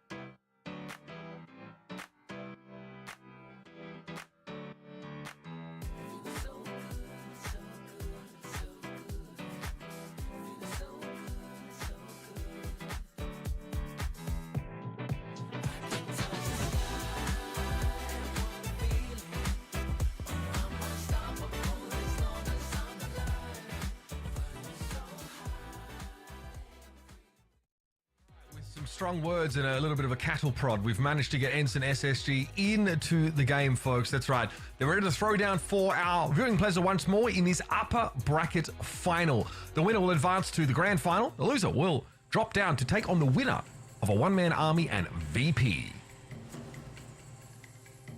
It's going to be a really, really interesting game. Honestly, this is one of my favorite rivalries in EMEA, and there's plenty of rivalries as well. So I think this is a region that you're really kind of, if you're a fan, just you're rich full of top-tier teams that are kind of all on each other's levels. Maybe not in the previous meta for OWCS because, well, we discussed Ence basically rolled everyone, but now a bit of a fresher look. And who's that? Athena or Lucio? I believe that's Kellex. So bro's just, yeah, he's just on a different name. All good. Great, Kellex. Thank you for that. All right.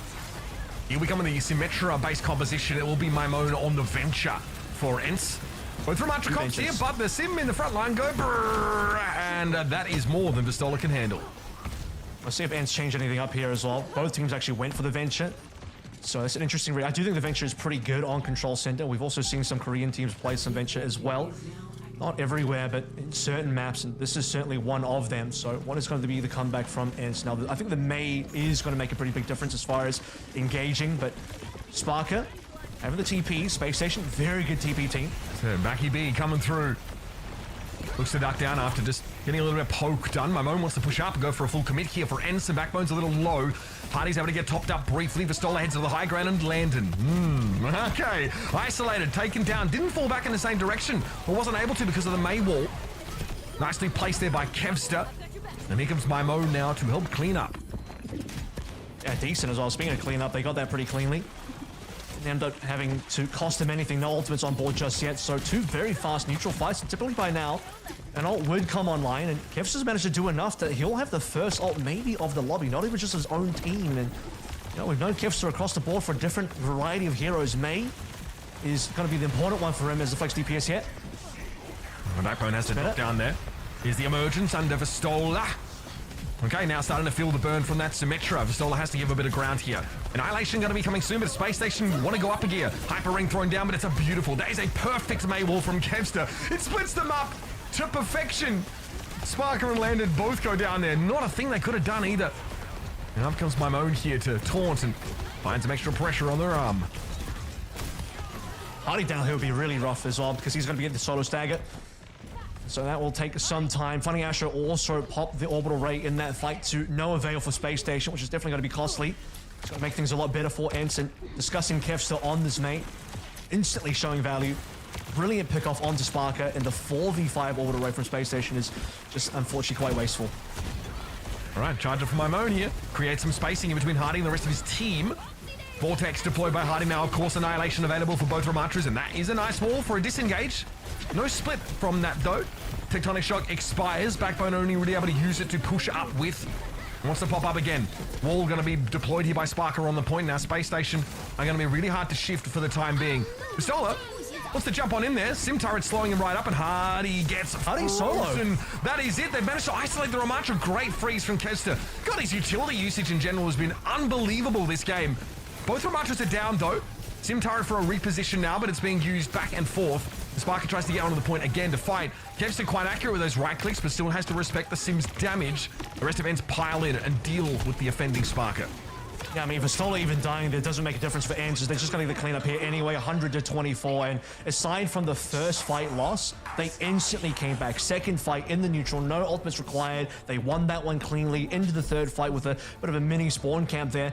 Bit of disruption coming through from Maimone as well. Always trying to just like kind of knock back other players, isolate Hardy, and they'll have a better ultimate exchange. But yeah, it was that second, no, it was the last fight, wasn't it? It was the one where Hardy was a little bit just, you know, towards the upper area of the map on that white side. And well, you have Ence mostly just locking them down because you had, what was it, a Sparker photon barrier wall coming down, and Hardy was on the wrong side. Most of Space Station were on point.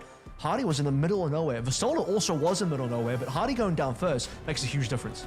Yeah, Vistola went down to contest, theoretically. I think Ence are happy enough getting the pick on Hardy so early in the fight. Did we go over to the Diva for Vistola now? This is, again, with a point of strength for Ence recently, and Kevster now is able to play that Tracer. Maimone, instead, is being given the Mei duties for now. A lot of flexibility in the DPS line. That is super strange. Was he locked off by a wall, possibly? I mean, we talk about tanks being put in the middle of nowhere. Vistola just dying super fast. That shouldn't be happening. Great isolation wall again here from Backbone, assuming that Vistola was picked off based on one of them. Good fight for Spacestation. Really good looks now as Vistola, obviously, even with that extra mobility, couldn't get back to safety. Well, there's a cooldown. I mean, he's probably flew in, then probably got walled off, and just kind of using any sort of deductive skills here because he died off screen, and you don't often see that. Your diva doesn't go down that quickly. We saw in the previous game, Rajaj is living against all odds, against everything, but here, that is a gigantic loss for Ence right off the top, but no one has ultimates yet, so another neutral. This is very similar to what we saw in Control Center. And Kevster threatening a wrap here onto the point. Here on the walls, beautiful dynamite connection. That's at least 3 players immense. Getting a bit crispy for the time being. Hyper ring though, we know it's coming. Vistola charges up here, but stops short. May was in the way. Hardy at least has a wall to play around now. And a May wall to the right-hand side means that Ence really only have small windows where they can go fully aggressive. Hardy knocked back. Nemesis form now activated. Vistola again dived deep and went low. Has to stop for a pit stop and a mega health pack and get back into the fray. And every time that happens, Ence, they have to give up this attack. They now have to consider regrouping, which they've done so. Ultimate's up first versus G. Backbone gone. Yeah, he was low health and Vistola just charged on in, so obviously Icebox not available there. Hardy though creates this spacing. We're going to see the orbital ray come down from both sides here. Annihilation. I don't think Kellex has much they can do, but the rally passive healing can help. Of course, with that Annihilation drain. And Hardy now needs to come in, so bye. Off the map he goes. Yeah, he's on an island trying to take down supports. He's at least looking to trade support line. Forces the rally out of Kellex, which is fine. But unfortunately, when you look at the kill feed, it's Kevster and the rest of Ence on the actual point versus SSG, who still have a lot of ultimates, by the way. I suspected that they probably could have won that if they, Bob and Rally would have been very good in that fight. I'm surprised that they weren't able to get that. Backbone dying early, though. Very costly, as we discussed. Here's Vistola again. Maywall thrown down. Blizzard also deployed to try and stop the Diva. Okay, I like the idea, but Vistola was able to get out. Kevston back to full health there. You saw he was very, very low, and Ence voluntarily get off the point here. Bob is going to come out from Sparker. That's going to make it even harder to come in. And again, Vistola so low. Just takes a face full of damage, but that ties up Sparker long enough for Kevston to get the drop on him. Looked like a one clip there. Bob is deployed. Ice Wall, though, gave Ence a little bit of room to breathe, but they ultimately lose Vistola. Rally now is in play, so that ult advantage for Space Station is used to get them control back. It's good speed, though. I mean, Space Station, they kind of use a Blizzard, and it's unfortunate it doesn't get any value, but they'll instantly be able to rotate back over towards the point, force Ence to contest, and Ence don't have a lot to contest with. No support ultimates. Vistola just has to face tank it and gets demeched as a result. Ice Wall there. That is going to, for a time, give Ence the ability to deal with Hardy. He wasn't isolated for very long. That eventually got broken through, and Ence have no chance of really touching here. Maybe they can stick Vistola on there, but that feels unlikely. They got overtime. It was Kevster in the end who stuck through the back line and got there. Now there's a fight to be had. Photon Torpedo is going to be popped off and has to be a shield bash backwards there for Kellex. He has to avoid that pressure. Backbone down though. Vistola dives on in and knocks. Okay, Sparker into a bit of an awkward spot, but he turns it into a kill on Mimone. Great reactions there from the Ash player of Space Station.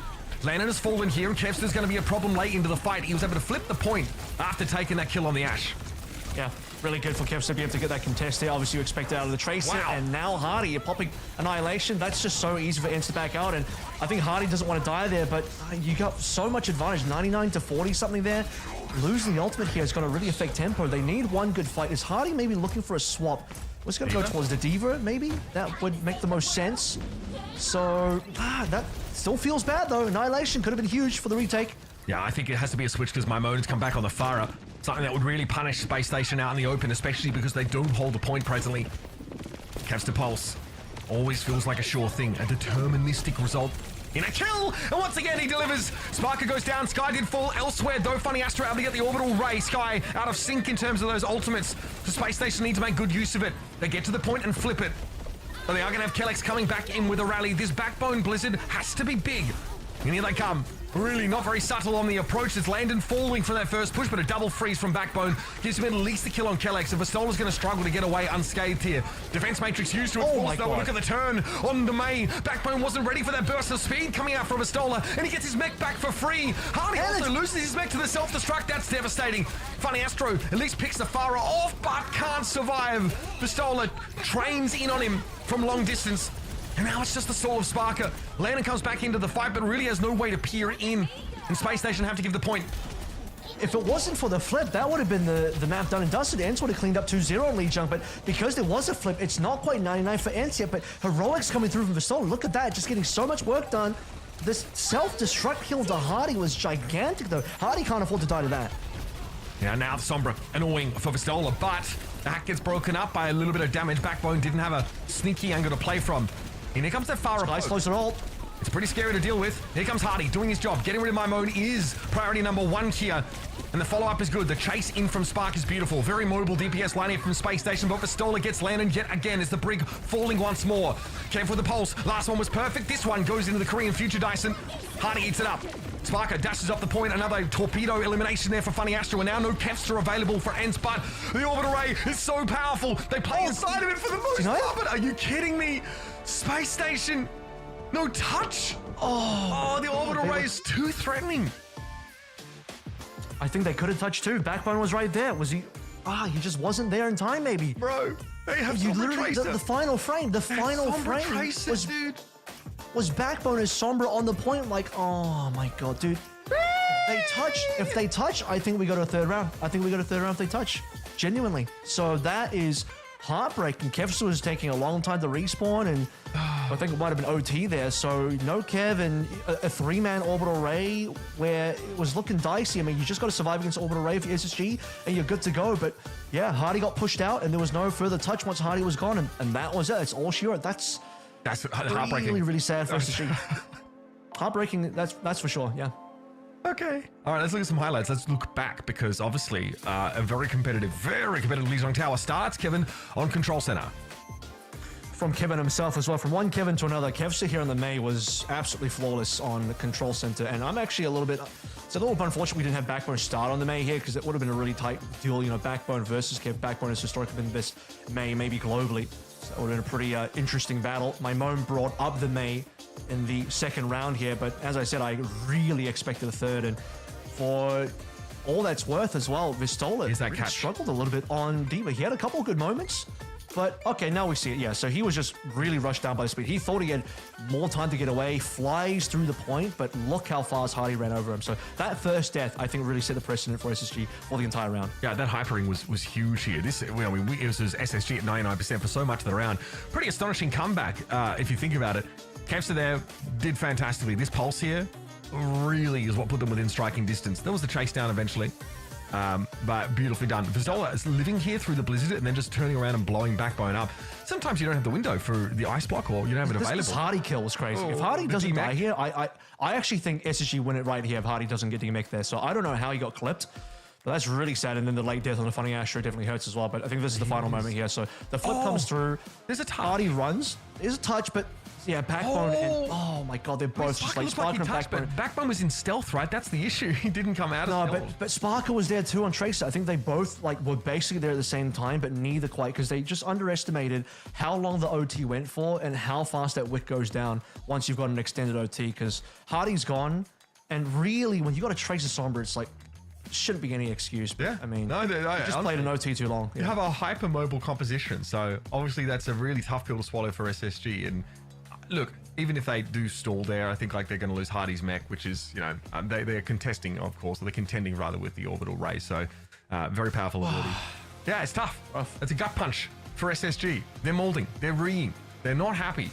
But again, they need to turn around on King's Row. Well, I mean, there's 5 maps here potentially, maybe 6 of yesterday. I didn't think to say about it, but so it could be a long one. I'm expecting a lot out of these two teams because that was competitive enough that okay, you might be a little bit upset if you're SSG. You're kind of pissed about that, but at the same time, you showed enough of a good look on Lijiang. You believe you probably should have went to round 3, and then anything could have happened there. You believe that this could have been a map win. So morale-wise, I don't think you're upset, but you're not too upset because you know you have a winning matchup here. You know you're playing well enough as a team with what you've got unlocked on this composition, on this meta, that you can take it against Ence, who was by far the better team in the OWCS Stage 3 meta. But now that we've got Juno enabled, it might be time for SSG to rebalance the scales a little bit because they had a good look on both those rounds, and I had them favored in terms of them winning Night Market there. Unfortunate C9, and Hardy not having to play the D.Va just yet, and maybe Ram is going to end up being the better look for SSG, which is probably preferable because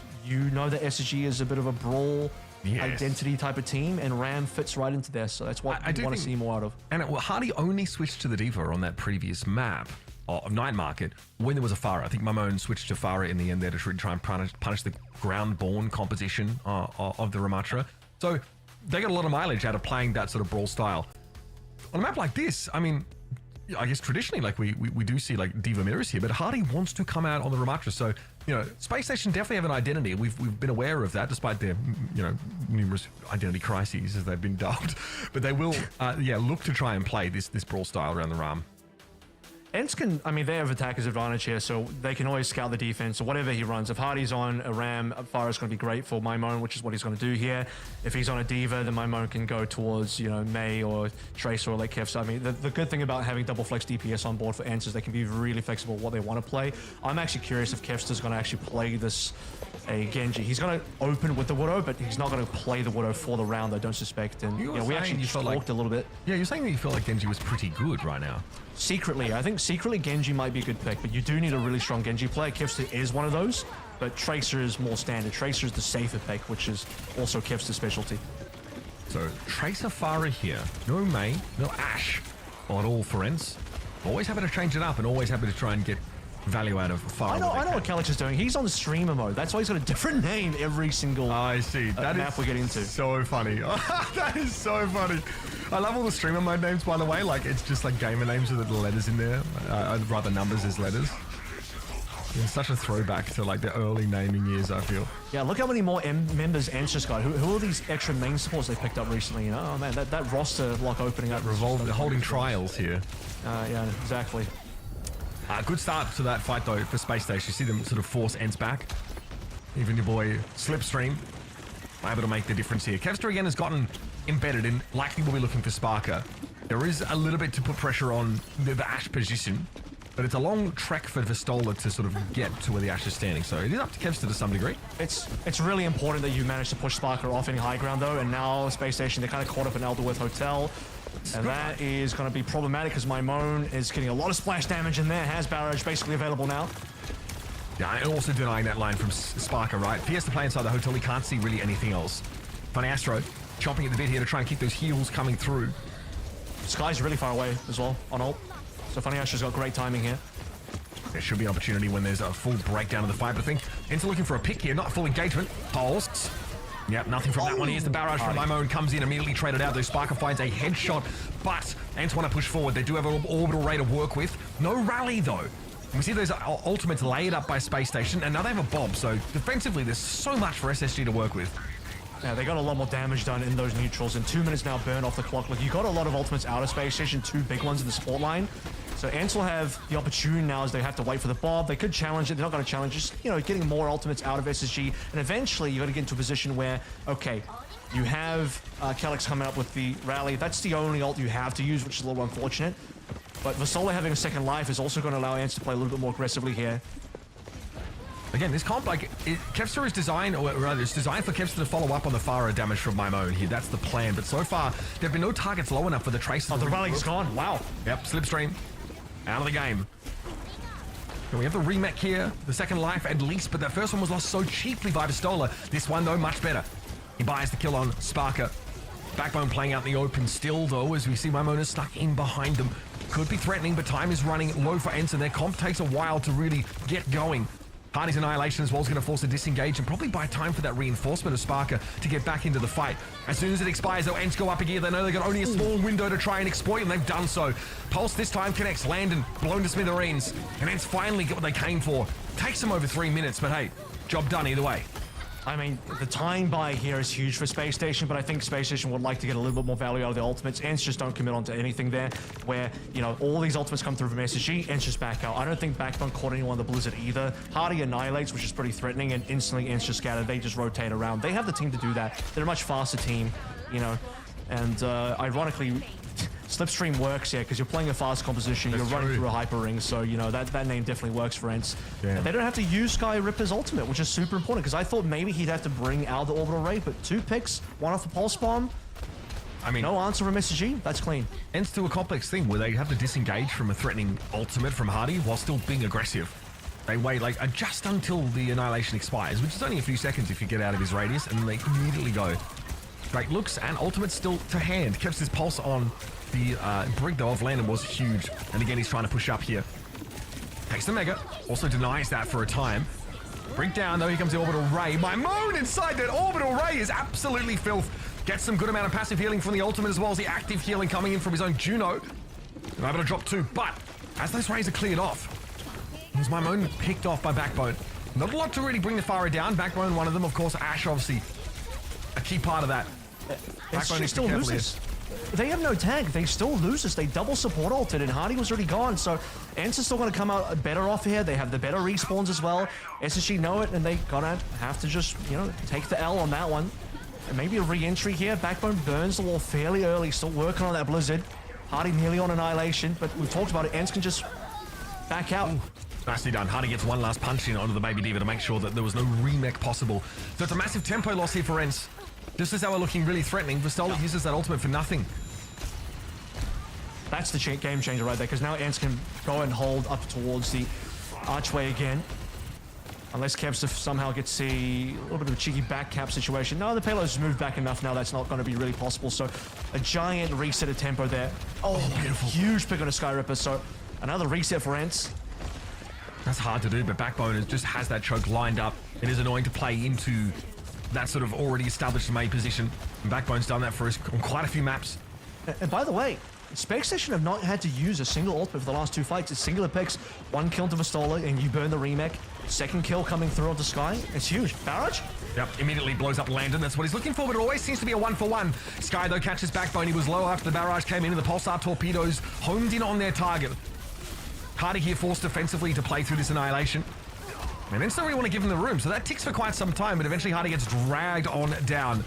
No one left to heal except for Funny Astro, and that's just not enough. This is still holdable. I think SSG can come back and definitely hold this one. You got 3 amazing retake ultimates. Hardy's even going to come back. No, that's just a spawn tech there to jump forward. At the pro level, anything to give you an advantage. But I think the retake should be solid here. There's not much here for Ence that can really do damage versus SSG. Just 3 insane. And the rally coming up as well. Just really, really good. SSG have all the big ultimates. Can they convert them though? Sometimes neither team's been able to do that in these fights. We've seen teams at ultimate disadvantages still able to win somehow. Spark able to avoid that pulse that wasn't stuck on him in the end. Here's the Ray from Funny Astro. Rally now going to get laid over, so Ence virtually, or rather, in a position where they virtually can't find any kills. Rally still active. Here comes the Blizzard now from Backbone. There is layer upon layer of ultimates here for Space Station to deny Ence. And they've lost Vistola. No chance to touch. And they'll hold outside of the Foundry. This is one of those situations where you look back over towards the A-point defense, and, you know, it was pretty slow going for Ence. Slow and steady for Space Station, where it wasn't amazing because they didn't really look like they were winning, but Ence weren't winning either. So Space Station just kept trickling that timer down, didn't get any value of their ultimates, but Ence respected the ultimate so much that they essentially disengaged from every single ultimate until the last one, where they managed to get a wraparound and get on top of the point. And because they lost roughly 4 minutes on A, they just had no time to play through, and some really unfortunate pickoffs on B as well. I think the game-changing moment for this map was when Vistola got that death around the second corner of B, blew the self-destruct for it, and then the following fight, Sky gets picked off. That's 2 in a row where SSG used nothing, and their economy is just amazing. And so by the time you get to the actual OT, they have 4 extremely good ults for holding with, and Ence have nothing. It really adds up, right? Those cheaply won fights turn into just an overwhelming advantage economically. And Ence look really good. I mean, like, at times, especially when they're able to break through that hole, but they don't look like they directly, like, beat out the Ramatra comp. Like, Hardy's playing that on defense and felt pretty comfortable. Now Hardy's probably going to play that on attack, so let's listen in to see what the plan is for SSG. Can they take the map here? Well, the time he killed you, like a nanosecond later, I killed him. Let's check the comp, guys. If it's Pharah +1, I go Diva. If it's only Pharah, not Diva. Ram. Okay, let's check full comp. I want to go aggro trade the maze on top. I'm on look on alone. Yeah, can we go on the round? Swing in red. Nice, out. Yeah, trade to right. Okay, I want to go one aggro ram, okay? Push shield. Ram, no form, Ram is pushing. Ram. Michael, push. Ram. It's okay, it's okay. One can next bomb, can next bomb. I will beat if you really want. No.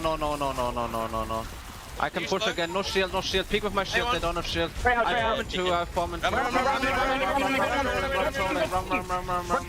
Repeating. Brick May 1, Brick May 1, Brick May 1 as well. Brick May 1, May 1, May 1.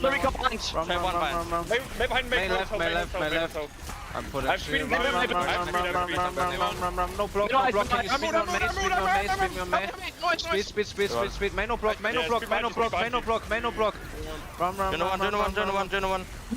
May is left. May hotel. Yeah, the comms here from Spacestation sound like Ram finally won. Look, no, they sound like a sped up sea shanty. Rum. May. Rum. the thing is, Vistola wasn't really one for most of that, but he did go down, so they got him eventually. And yeah, I don't disagree there. Landon said Ram feeding. Vistola went pretty deep on one of those pushes, right around the statue, I believe. So not ideal as the touch comes through for Maimon. Gets it briefly. The second touch, yeah, the ones that are harder to come by. Maimon with no recall, couldn't really contest, and here comes Spacestation. Nicely done. They notice that Vistola is just tending to play quite aggressively, quite far from the rest of his team, and Hardy's trying to exacerbate this by pushing the rest of Ence in Nemesis form back from their Ramatra. It's 10 ults, by the way. This is going to be a very bloody fight. A lot is going to get expended here. Giant dynamite, by the way, from Sparker, so instantly Vistola just chunked down. Here we go, baby. All right, it's going to be a rally coming out first from Slipstream. Blizzard thrown down by Backbone towards the side of Ence. It's going to be an annihilation as well from Vistola. Hardy pops one as well. Vortex making a little bit hard for Ence to group up, but the rally's now in play.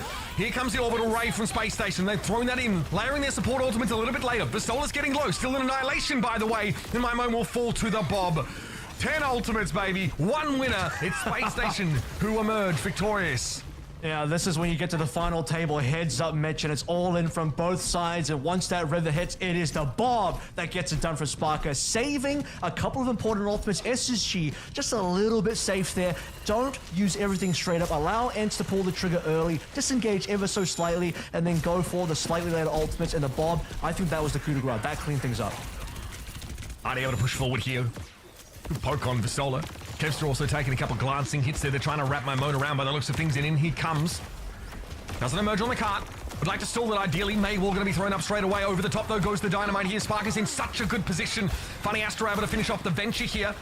Kevster would have loved to have had space to surge forward, but right now it's Vistola trying to be the stopgap at the very least for Ence to push up. Maimon is on his way back from spawn now. Pulsar torpedoes come in, a little bit of a tickle for Ence here. They want to attack this Sparker position. It's going to be a problem such that Ice Block is used preemptively by Kevster. He's worried about getting hit. Wall tries to get him upstairs, and Sparker still won't be shifted away. Funny Astro going to reinforce that position. They're being moved back. Sparker now can shoot downward into the Ramatra. And Vistola has to try and go for it. It's going to be a Bob to potentially get this car surged forward. Yep, sent straight on in. Maimon here out of the picture, having to try and emerge, looking up to Sparker, looking up to the high ground, but the attackers still have the strength to work with. Sparker eventually falls, but at what cost? It's Maimon and your boy Slipstream still going down.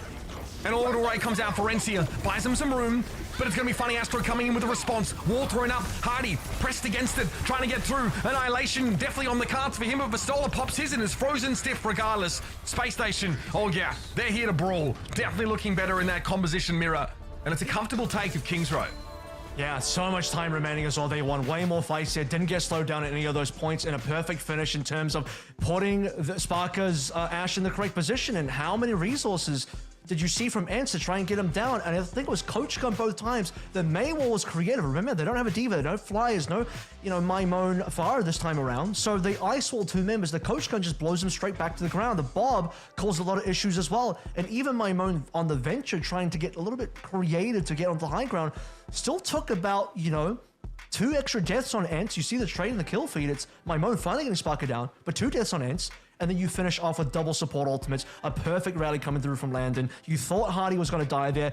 A really nice ice wall from Kevster, but the Landon rally plus Funny Astro Orbital Ray just saves Hardy, and they have what it takes to get the finishing.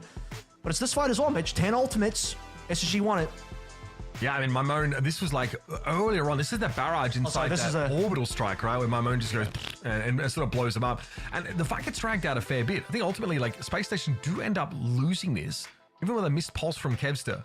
But yeah, definitely like some really frenetic brawling here. Vistola, for the most part, wanting to stick on that Diva here. The constant flank barrages here from my moan. This one's just a 1-for-1 sort of situation, but I think Backbone is low enough. He dies to Pulsar Rockets right after.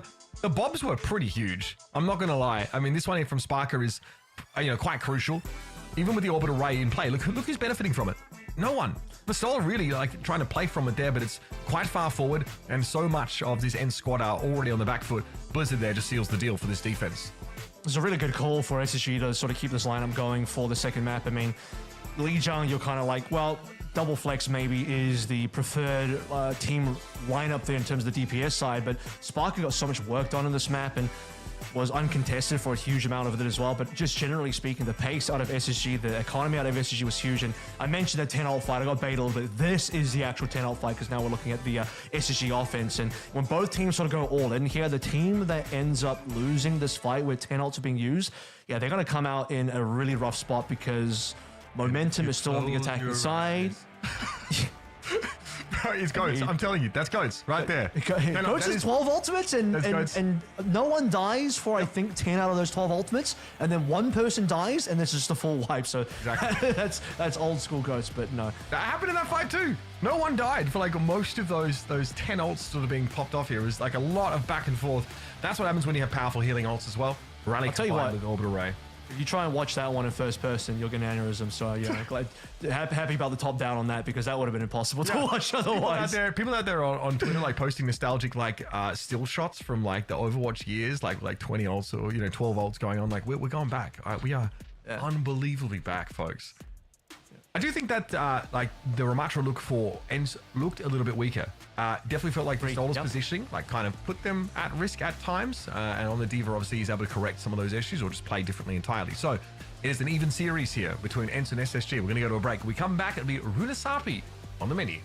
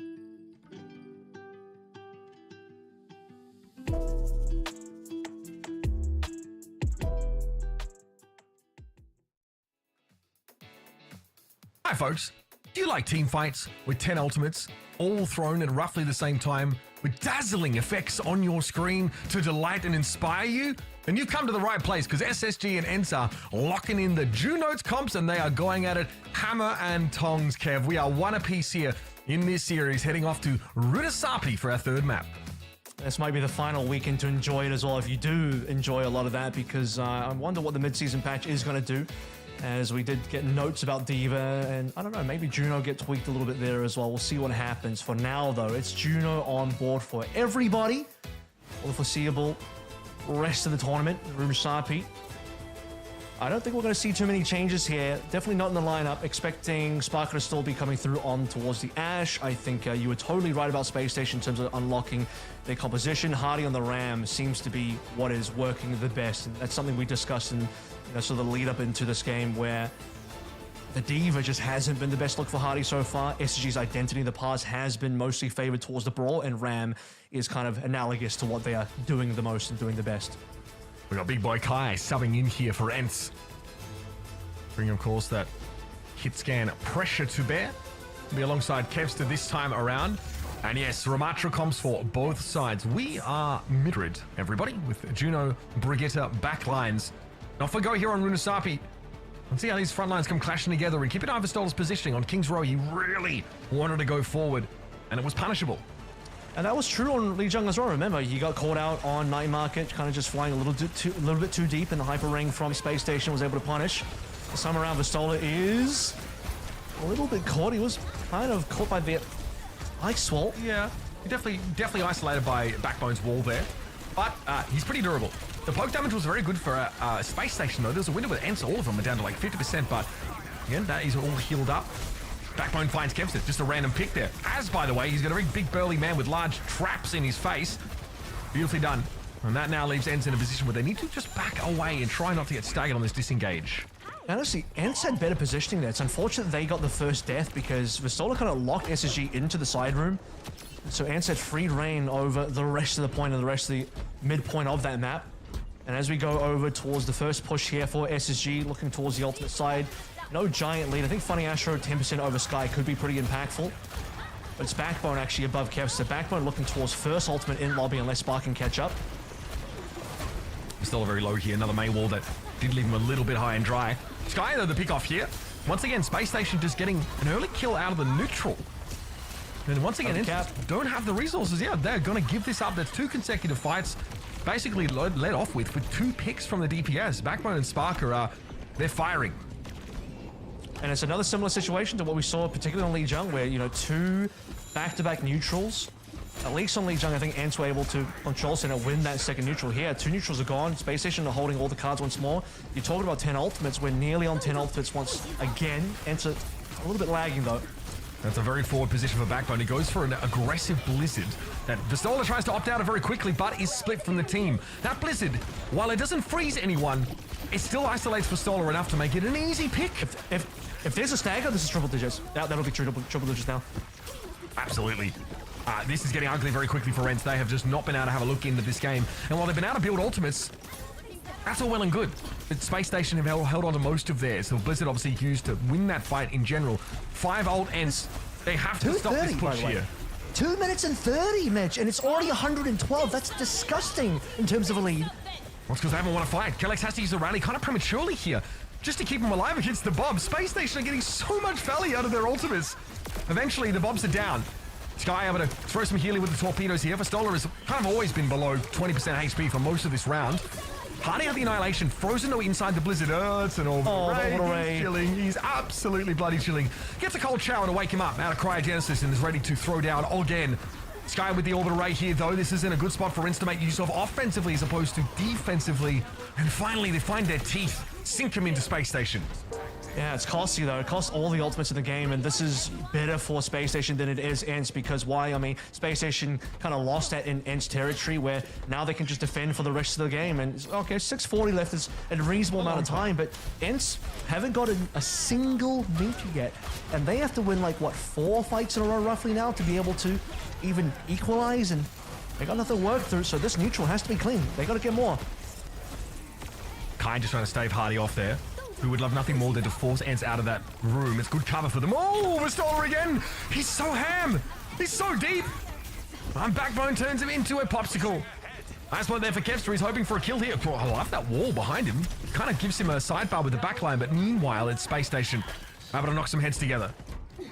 Yep, and only ultimate expended there was the Blizzard was the only one available, to be fair, but the fact that Backbone gets that so quick, I think Ence thought they had a free neutral there. They were like, okay, everyone used ultimates in the last fight. Surely no one's going to have it that quickly going into the mid fight here. Wrong. Backbone had the Blizzard and was still got caught by that one, so we're right back into deep Ence spawn now, which is going to cost Ence ultimates to break out of spawn.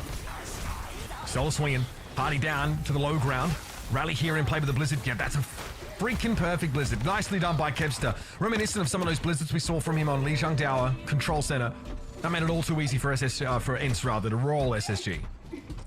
It's not good though.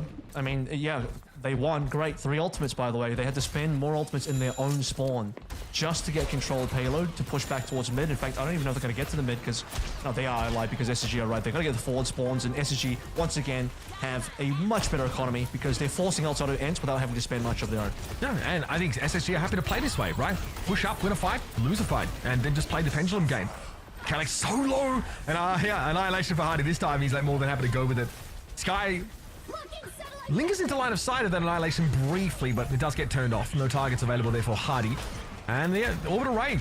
Looks like Space Station are more than happy to use that plus Annihilation in this fight to get back on an aggressive footing. Now their Blizzard could devastate Ence and actually allow them to add onto their meterage total.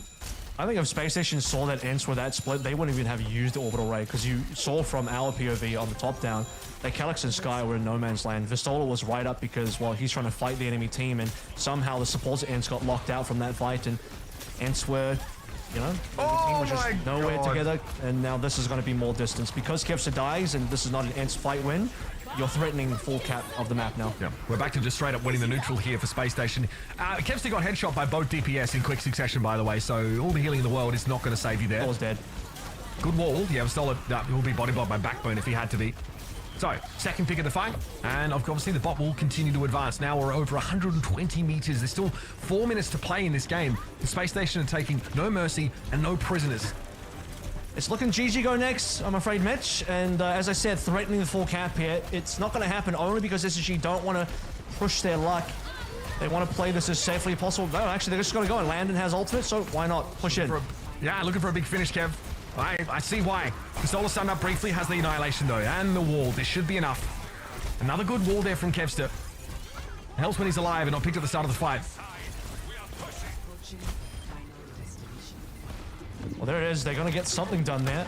The cheapest spawn retake for Ence, for what it's worth. So if you want silver linings, Vistola, the only one that actually expended ultimates, and this is how you need to play the economy for Ence. Ideally, you don't even have to ult, but that just doesn't seem possible when Space Station right up enemy at the gate style, and for Ence, something has to be used just to get out of spawn, but we have potential now. With 3 minutes left, Mitch, I'm going to say this. If Ence play this perfectly and win every single fight from here on in, they can flip, but that's the only win condition that I see with 3 minutes left.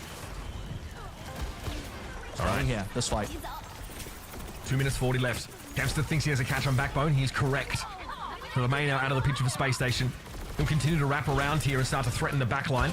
But of course, Sparker is standing there. Low as he is, he actually has to give that ground up. Oh, Annihilation out of nowhere. Hardy just slurps him. Okay. There might be something here now. Hardy with a speed boost. By the way, that's a scary prospect with Annihilation in play.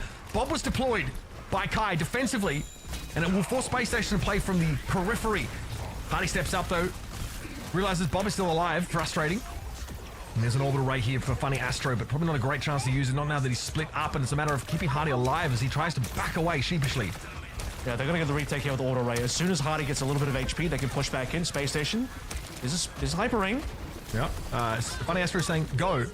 I want you to walk through this.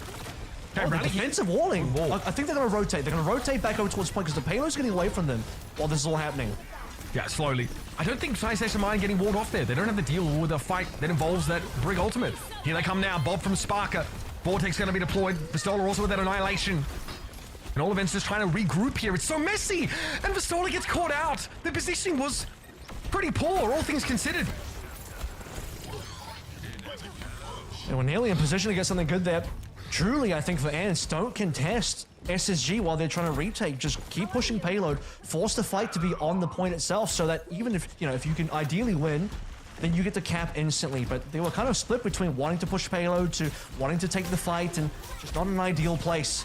So super awkward there for Ence, as at least SSG are not going to push the payload all the way back in Ence's base. That would be brutal. But as I said, Mitch, Ence needed to play perfectly, and that was anything but. Vistola wants to go for it yet again. Down to half, Vortex out, Hardy just skirts the edge of it. Vistola already realized that they couldn't do much more. A little too far forward. Orbital race for both sides here. Those are the key ultimates in this fight. Maybe Kevster opens things up with a bomb, but mostly it's been SSG dominating in the neutral, finding these picks on crucial targets. Torpedoes come away from Sky. Kai found Sparker instead. Okay, now the Ence DPS are finding these little edges at the start of these fights. It's got to be clean. He doesn't want to move, though. He has the Annihilation to come forward with. Losing landed here would be catastrophic. He has to stay alive, but Kevster's not going anywhere. He's absolutely going to stick to that target. So now Orbital Ray at least drawn out of Sky. That's the one silver lining, I think, for Space Station in this fight. But look, the payload was on the wrong side of the map, so they're not in position to get the cap yet. Ideally, I think they might have prevented SSG from getting force spawns. That is the one good thing for Ence, but you would have liked to have seen them cap off that fight, but they actually haven't yet. Can Space Station get there in time to deny the cap? Because that would be really bad for Ence. Even the cap, of course, will come out. There'll be a delay. There has to be a butt scratch that has to be had. Kevin, give the cap away. Respect given. Pulse bomb missing Sparker, but they looked like they took damage from a dynamite from Kai, who Backbone is currently trying to extricate. Nice block here. Blizzard available right after it, and yeah, this is perfect. Hardy gets in there. Beautiful Nemesis form play. Sky Reaper clearly had nowhere to go, and Vistola has no choice but to try and go for this. And a dominant Space Station win, all things considered. Yeah. Getting to more than 100 meters of progress off those first couple of fights, and it wasn't a complex thing. It wasn't about those 10 ultimate fights. It was about picks coming out from Backbone, coming out from Sparker. I mean, ironically, we nearly got a 10 ultimate fight, but what was missing, Mitch, was 4 ultimates on the side of Ence, because we had a bunch of like 85s, 90s, but none of those are 100. So you had 1 ult on the Ence side. So honestly, if it was a 10 ult fight, that probably would have been a much better situation for Ence. But too many individual picks, 2 neutrals back to back, where it's just dominance from SSG for the most part. And then you have a giant ult bank, because we talk about momentum being so huge here. Then you win 3 fights in a row. Ence are still behind, and you're just shoving payload deep into territory. And what did we say? It was 2 minutes and 30 for about 120 meters. I mean, I hate to be that guy, but I kind of wanted to call it right there. It's like, dude, that's kind of over. Like 120 minutes and 2:30. You could spend the entire rest of 7:30 trying to get that lead back. And it's just got to be next to impossible, because SSG are clearly just really good in this matchup. They understand their tempo well. They understand just how to win in these situations. And they have all the advantages to play through for literally the rest of that entire map, which is keep shoving the payload into Ence base. Guess what? Ence have to spend ultimates to retake payload. Guess what? That means they don't have ultimates to actually play where they can gain meters, because you need ults to actually convert the payload into meters. You can't do that if you're constantly retaking your own territory. And what we saw the very first fight, the map gets flipped, and there's nothing scarier than being the losing team as the body's moving away from you. You can't even stagger it. You can't even stall it like with your bodies, because you literally can't get to it. So you just watch as you're slowly, and I mean slowly, staggered out, picked off one by one. And that's how that first checkpoint sort of came about here. Again, I think the neutral game was really important. We started at least to see Ence looked more competitive in that regard. But like there was that fight where Backbone pushed up with his crazy Blizzard, again being able to isolate Vistola, who obviously couldn't stand it, and he had to go forward and not backwards. Just a few of these moments here, again, they're really pushing on that weak point there of trying to separate the Ramatra of Ence away from the rest of their team and then deal with him. And whether he's annihilating or not, it doesn't matter. There's a main wall or there's a Blizzard, there's something to shut that down. Very, very solid, and we're starting to see why that Ramatra comp looks so good for them, especially on Lijiang Tower. This is why I wasn't concerned about that map loss in Lijiang. Yeah, the C9 was funny, and that was really disappointing for SSG. But again, if I'm in SSG, if I'm looking at that team, I'm saying we could have won this map. It's whatever. We know we have a winning composition here. We know we have a winning matchup. We'll win the other maps. We have 5 potential maps here. You'll lose one, but you're confident you'll take it back no matter what. And they did do that, because King's Row was pretty dominant, and then Runasapi. Like, if you took the nameplates off, I don't even know who's on the other team. This looks like Space Station in the regular season versus a red name team. That's maybe a little disrespectful towards Ence, but brother, it's 2 minutes and 30 for 120 minutes. The first 3 minutes. Let's be real. The first 3 minutes looked like that. 3 minutes was disgusting. Yeah. Again, if you are a red name team and you want to put yourself on the map by dominating SSG, then fce.gg/S3. So you can sign up for the FACEIT League. Again, there's multiple skill tiers in the FACEIT League, of course, going from open all the way up to master. You can start at an appropriate place for your skill level, get evenly matched up games, and then advance through those tiers and make your way all the way to the top to the broadcast by us. Have us yap away as you throw down with the very best here in EMEA. Speaking of which, we got them here, SSG and Ence, and the latter, I guess, who look a little lackluster in this meta. It's definitely been an SSG series ever since we sort of caught sight of that second map, and they've carried it through here. Now off to Suruvasa. See if there's any changes for Ence. Lineup wise, not really. I think they want to be able to match Kai to Sparker. Sparker has been a problem. Although given it is a flashpoint, I think this could have been a reasonable map for Maimo to come back in. Really, it comes down to the fact that I think in the Ram matchup, you said this as well, Mitch, the Ram matchup is all SSG. I think Ence have the best shot if they play D.Va again, but they're not willing to do that for now. And Calyx is even going to look over towards Lucio for Lucio Juno comp, which is a bit of a gap. No, it's just speed out. Never mind. They're going to do the double speed out. But it's funny because SSG didn't do that, so it's a little bit of a bait. Despite that, SSG will be at the point on time. Yeah, it's obviously odd to see no Lucio on a flashpoint map, but it's just the way the meta is breaking right now. But both teams have agreed that they don't need to keep the Lucio speed all the way through, so we're going to have a gentleman's fight here. And again, the neutral, something we're looking at very closely. I am sliding into my goat vernacular here. I know I am. I'm talking about the neutral all the time. It's happening again. But these early picks are important. SSG have been dominating the neutral, so that's I don't blame you. This is very important, and Kai will get the first blood. So, change the fate for Ence. And now they can shift in, take this point up. Landon's got nowhere to go there. Even a shield bash wouldn't get him out of trouble. Calyx clobbers him. So Ence off the back of that pick here. We'll get the flashpoint first. Key ultimates, I want to look at Sky. He's well ahead of Funny Astro in terms of building towards that first orbital ray. It's going to be crucial. Yep.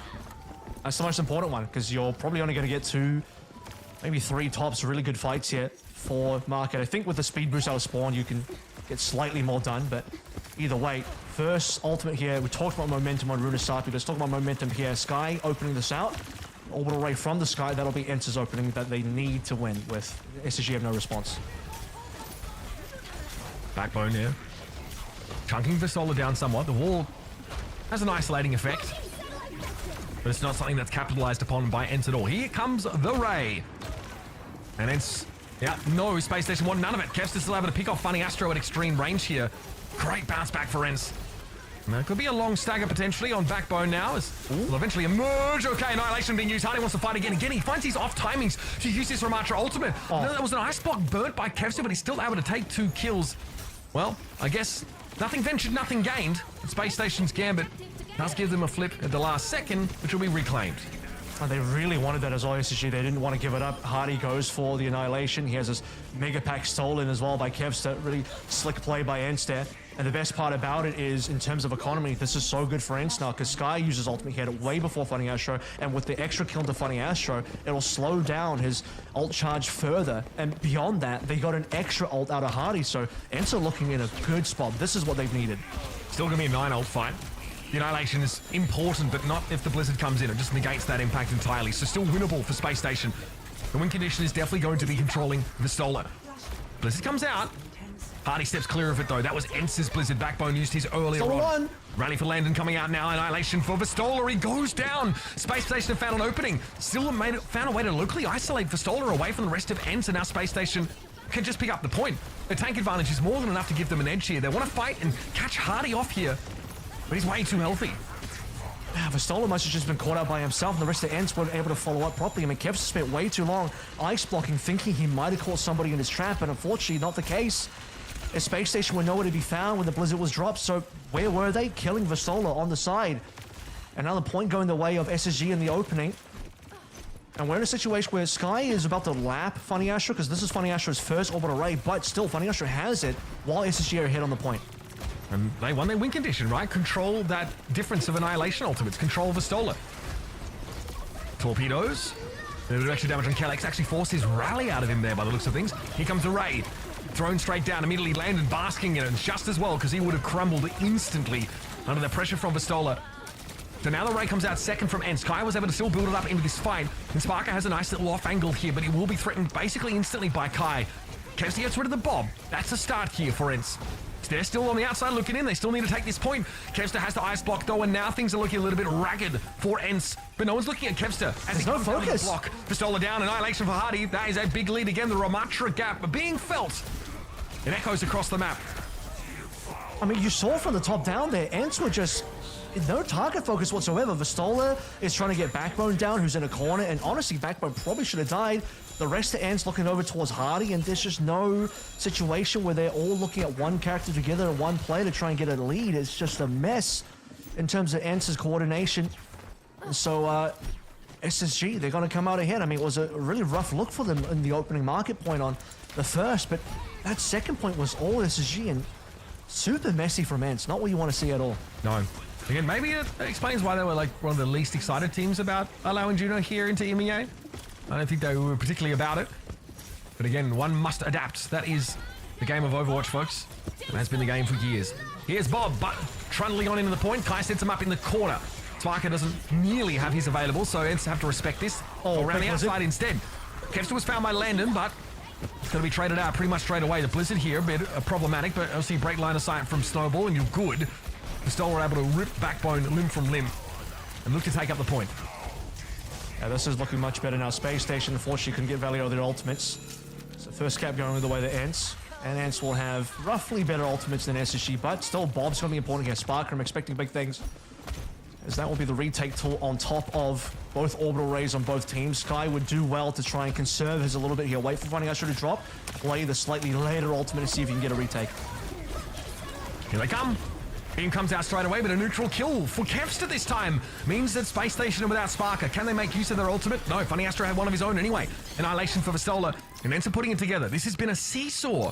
And it's not just teams winning each other point, but it's teams also looking vastly better or worse comparatively as we've gone from flashpoint to flashpoint. Really interesting how the pendulum has been swinging, because you're right, first point went very handily the way Ence, then SSG took that second point with no real kind of fight back from Ence on the opposite side, and now the opposite might end up being true. A 5-man dynamite, I believe, from Kai. Look at that. He's going to get his Bob as well. So we talked about Sparker having potential for Bob in the last fight. Well, that's going to get matched now. He's almost lapped him. I mean, he's going to build this up so quickly. That is pretty crazy. Kai ready to let it go. Sparker also good wrap, though, found Kevster. Okay, that'll force Vistola out of the fight, and Bob comes out from Kai, and eventually it's just not going to have any impact whatsoever. Super expensive Ence. That was double support, so gone. Maybe even 3 was, I don't remember if Annihilation from Vistola got put into there, but anyway, Ence is going to at least push it to 99, so they're not too upset with the fact they got it to 99, which puts them into winning position for one fight to come back. But Calyx rallying there, pretty low HP. Kai under pressure, throws the Bob in there. Not a huge effect. Space Station mostly ignore it. And now finally, it's be Space Station's turn to maybe just take control of this and bring it back to the 099. Let's see how Ence make the next push happen with the listening. They're giving us ghost. They're giving us ghost. Stay ghost. Stay ghost. General. Ghost. Okay, just do again. I'm chilling here. Peek. Okay. I follow us. Slow to go. Walk around. Bring us. Okay.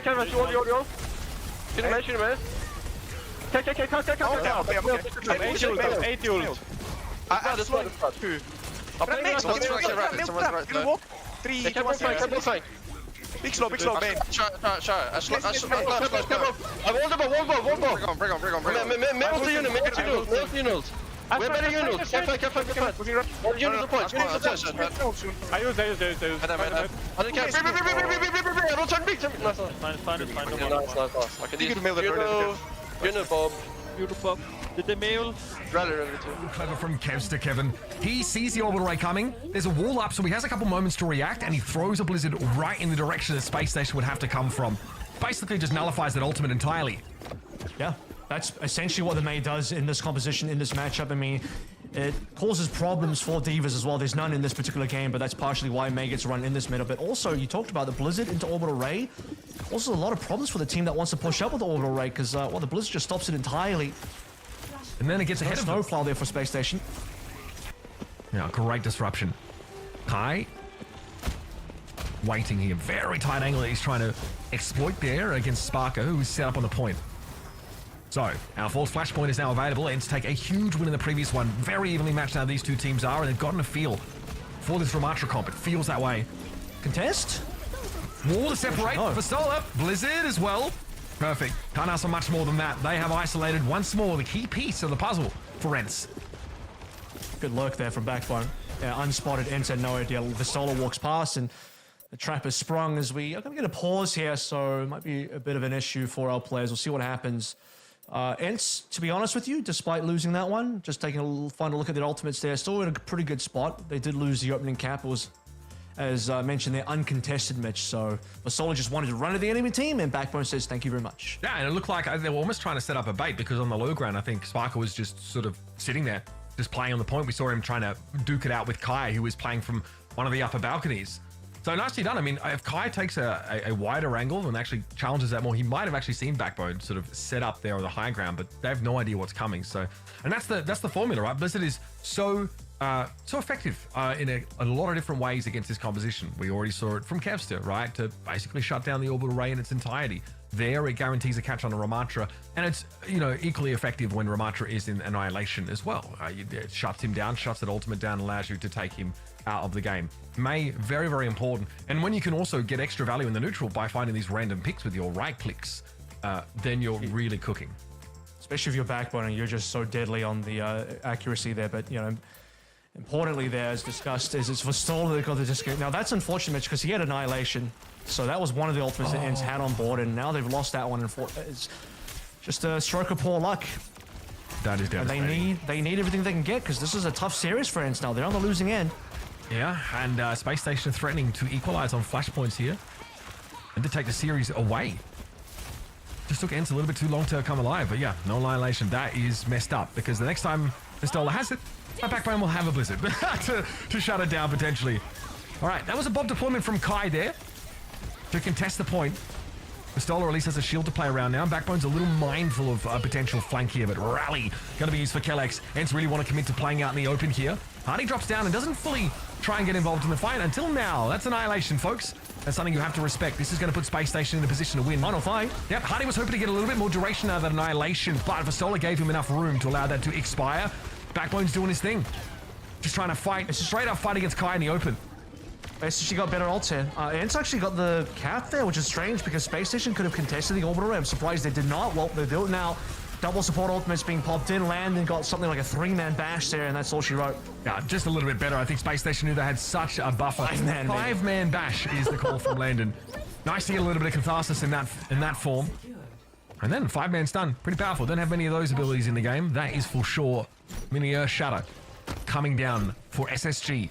We're going down to one flashpoint. Series hangs in the balance. It's been 50-50 though, so, you know, where does that pendulum swing for Ence? I do still think, you know, Vistola disconnecting, not having Annihilation. When you really come down to it, that's kind of like a pseudo extra life for your Ram. I mean, just having the extra armor being thrown in there, plus, you know, on this particular patch, there's a bit of an issue with Ram's armor where he's just extra tanky. That would have helped a lot, but speaking of Vistola's ult charge, he's getting there. All right. Blizzard now got to be matched. Kevster wants to throw his one out there. Really just allows for a disengagement. Nobody overly affected. Backbone was frozen. Still frozen for a time, but Ence was so far off the point that they couldn't get back in and punish this. Remember, the last time we saw this map, Space Station were on the Diva the whole time, but I think they realized that Ramatra's where their bread is buttered. And Pop is doing a great job at being the doorman. Ence really had to wait to be able to push up, but now with Annihilation, they're looking to get value, especially after Backbone. Already got rid of that Blizzard earlier. It's time to go for Vistola. Plunges on in. Backbone already going to fall here, and Landon just trying to whip shot the Ramatra back, stay out of the range, but he dies onto the point anyway and gets eaten up. The unfortunate thing there was, I don't know if you caught it, but Backbone actually trolled Sparker a little bit. Obviously, there's just unfortunate timing, but Backbone walled and Sparker bobbed, and Backbone's wall stopped Sparker's bob from getting further distance to the point where Bob had no vision, allowed Ence to just cleanly disengage, and even Space Station were like, can we just push the Bob a little bit? So you just saw them slightly nudging the Bob forward to try and get vision, but no, none was found. So Ence basically got a free ult out of that, with Sparker kind of missing the Bob due to Backbone. And then they have Vistola's Annihilation finally on board in a situation where Hardy can't also counter, and there's no support ultimates for SSG. Those are close though. Funny Astro definitely should have his. Hardy though probably won't be too subtle about this. Step up with the Vortex. Try and find a position where he can look to be lethal. And there it is, the Annihilation comes down. All right, Order Ray a little late, but no one picked off by it. The Annihilation, rather, so they have time to heal up behind us, and Hardy can only step back and wait for their Ray. Comes out from Funny Astro, he launches it immediately. That Blizzard went in the back line. That is perfect from Kevster. That's math. I'm going to take the map off that. Oh my goodness, perfect Blizzard. Kevster comes through when they need it most. Whether it be Tracer, Genji, it's May today. And for Space Station, it's a team wipe. You ain't gonna touch. Wave respawn's not gonna help you in this situation as you respawn as a full 5-man Mitch. As a team just staring at the abyss where Flashpoint, guess what? It ticks away that fast. I can't believe it. A 5-man shield bash for Landon, definitely eclipsed by a whole team Blizzard. Beautifully done there by Kevster. But the orbital range is enough. Overwatch. It's enough to group SSG up because Hardy just has his defensive stance thrown up and he's just walking back because they know they can't really win that fight. And yeah, they do get Funny Astro's ultimate online and they eventually go for it, but they had already clumped up. Kevster just walks to the back line and because there's no diva here, you don't have to worry. You just yeet that Blizzard straight at the enemy. We saw that multiple times from Kevster. Kevster wins 2 flashpoints with the uses of Blizzards there, over the map. An absolute MVP performance, just unreal. The fact that Kevster can take a hero with, I'd say, like a lower degree of skill expression than May and still looks so dominant there really speaks to his caliber as one of the best DPS players in the world. I know I said earlier, I want to see the backbone versus Kevster May, but importantly, I think to talk about this, Space Station, they played, I think, the macro correctly. Funny Astro was retaining ultimate because he wanted to have the much later orbital ray, but unfortunately, they just weren't prepared for the Blizzard. They might have not read that properly. They didn't realize Kevster had it, to be fair. Looking back now, Kevster only charged the Blizzard as Space Station were about to go for the pushback. So he literally got the ult in time by a matter of seconds, Mitch. So the timing could not have been better for Ence there. The Bob was also useful from Kai. But Space Station, they trapped themselves because they wanted to be a little bit greedier in terms of using the orbital ray, and that just grouped them up for the Blizzard perfectly. Oh, that Blizzard is so good, man. So nasty by Kev. Yeah, when you have to stand still or you have to back up, here's the counterplay against orbital ray, I guess. Anything that forces a disengage and that ability is active will basically counter it. Because it gets away from you, and then you have to just run into it, try and get value out of it. It's just not going to happen. You're too exposed on the run across the battlefield to get there. So watch this. Watch Kev's ult charge here. He only gets it in time. Yeah. So here's the orbital ray from Ence. Wall comes up. Everyone's grouped up. Look at Kevster. The slow on the flank here is all perfect positioning. Frozen just instantly gets on top of them. Everyone frozen.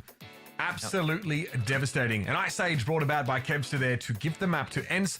And that means we're going all the way. After the break, we're going to be coming back for Junkertown, our 5th and final decider. The El Clasico for EMEA always delivers. Today is no exception. So don't go anywhere. The finale to this exciting clash will await you.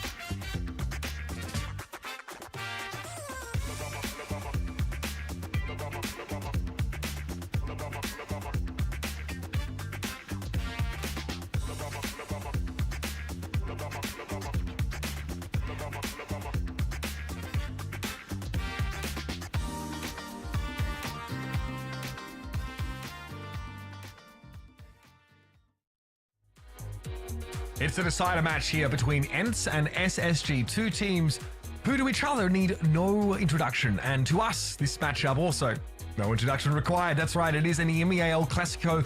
Once again, getting to the pointy end. It all goes down on Junkertown. And I like it. So he's dubbed this Space Goats. I like Space Goats, coast to coast. That's what we're seeing here. Well, not coast to coast, actually, because NA can't play it. So they're still on that previous level. We're here basking in the future of Overwatch esports. What's sad about it is, like, you know, that could have been, I don't know what's going to happen when the mid-season patch drops. So is NA going to play any at all? They just somehow dodged this meta entirely. Time will tell. I would have been really keen to see NA in the Juno as well if they just play the exact same thing as EMEA or what. I mean, Ramatra's still going to be good. I don't think there's going to be an issue there.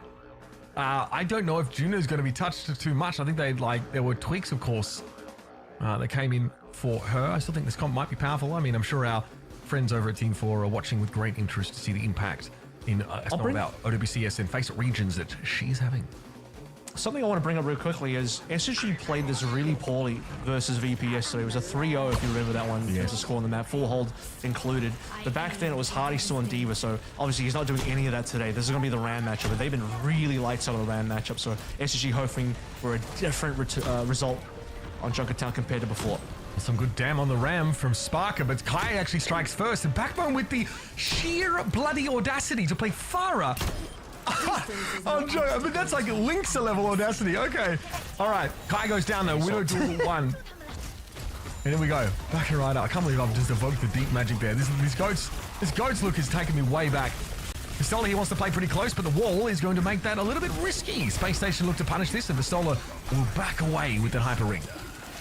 Just manages to squeeze out of there barely, hoping his team can break the wall in time. That actually buys Kai a bit of time as well to get back into play here, but Sparker is way outpacing him in terms of ultimates. Now, FACEIT not the best ultimate, but in terms of giving the Widowmaker an advantage, we do talk about the fact that these Widowmakers need to be equal with each other. Kai with a big flank, though. What a random pick as well. Astro is going to be kicking himself for that one.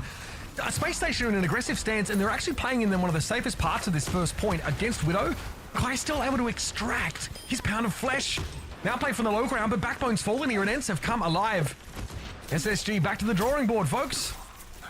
Such a huge, impactful pick. I mean, that's what you want out of a player just returning from spawn. It's also going to give him a little bit more parity versus Sparker, because you don't want to be in a situation in this Widow duel where the other Widowmaker has FACEIT and all you can do is hide. That just nullifies you entirely.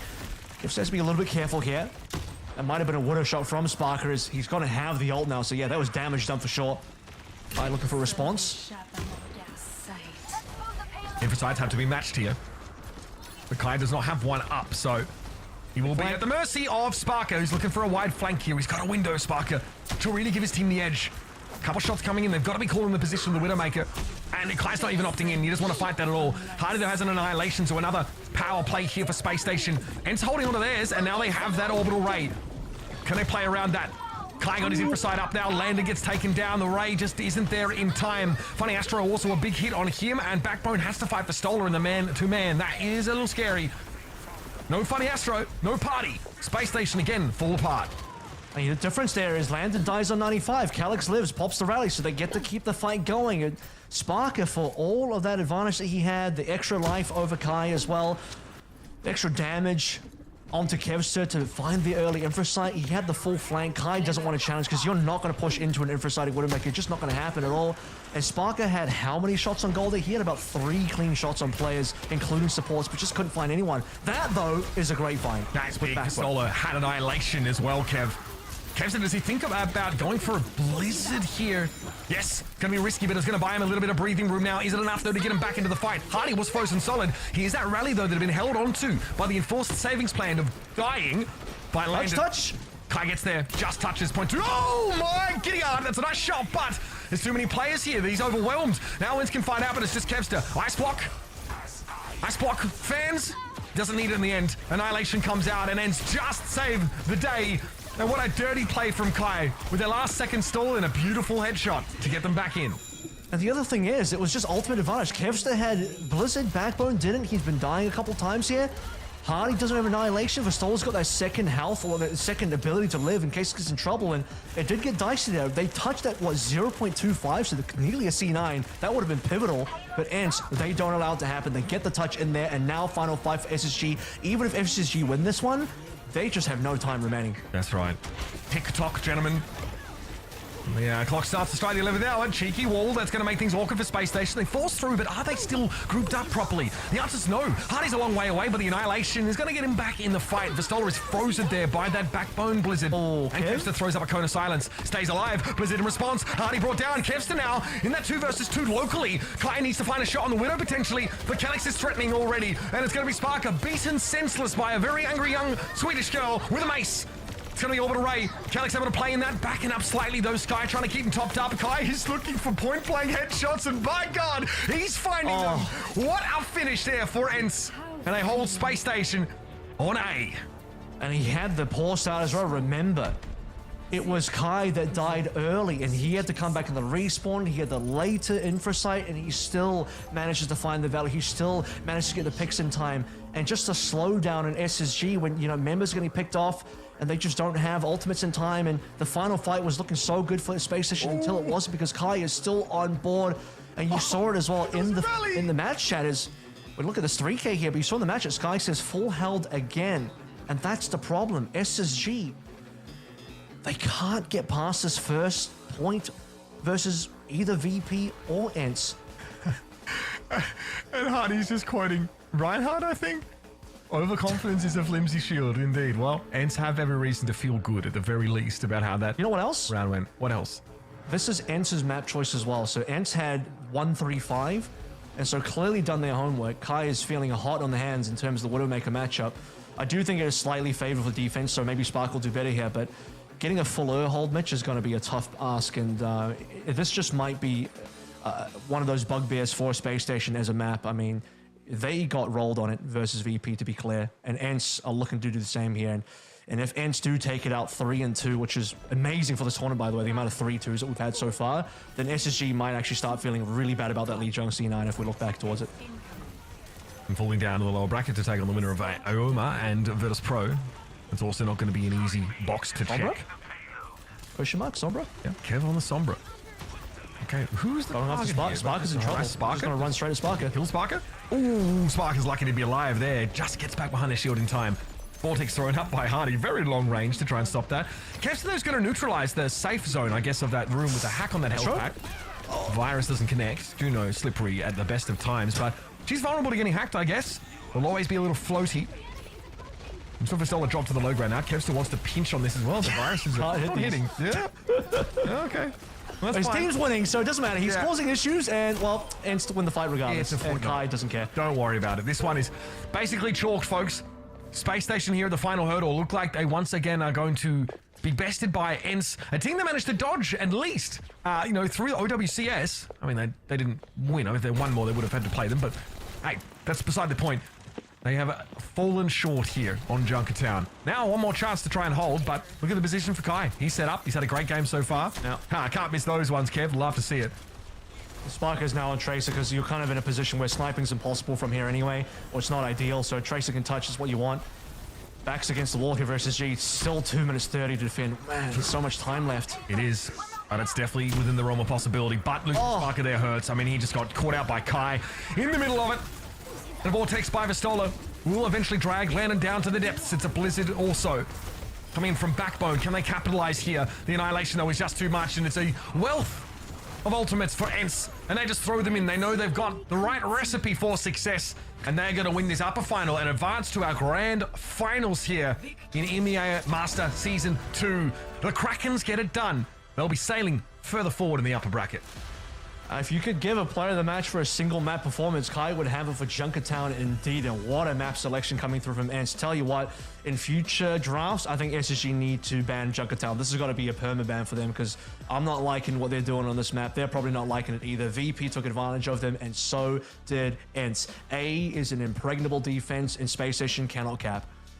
Yeah, unlucky or sad how hard you wrote in all chat, because quite frankly, for most of this series, this looked to be going SSG's way. I loved what we've seen from them. They looked so good on that Ram comp. Yesterday when they played against VP, they mostly relied on those diva compositions and they looked good on it, but Ram, that's their ball game. Like, that is them, and they looked so good in it. So also, of course, big ups for Ence, like the mental fortitude to come back. Obviously, they're veteran players, so like they don't get faced when they're down a few maps. Yet still though, it was an impressive comeback for them to take that serious and going all the way to the grand final now, awaiting their opponents. I mean, that first map was so competitive, right? Much of the series really was. In fact, Junkertown's really the only, for me, letdown map that we saw. Lijiang was really back and forth. Obviously, we got to see some Kevster Tracer plays, and the Farah pick of my own forced Hardy onto the Diva match here. King's Row as well, had some really all-in fights. Feel like this is where both teams definitely threw down. Of course, they've just got to capture this absolutely brilliant moment here where everyone hits the same button at approximately the same time. That's coordination, folks. Back and forth map. It's a slugfest in the end.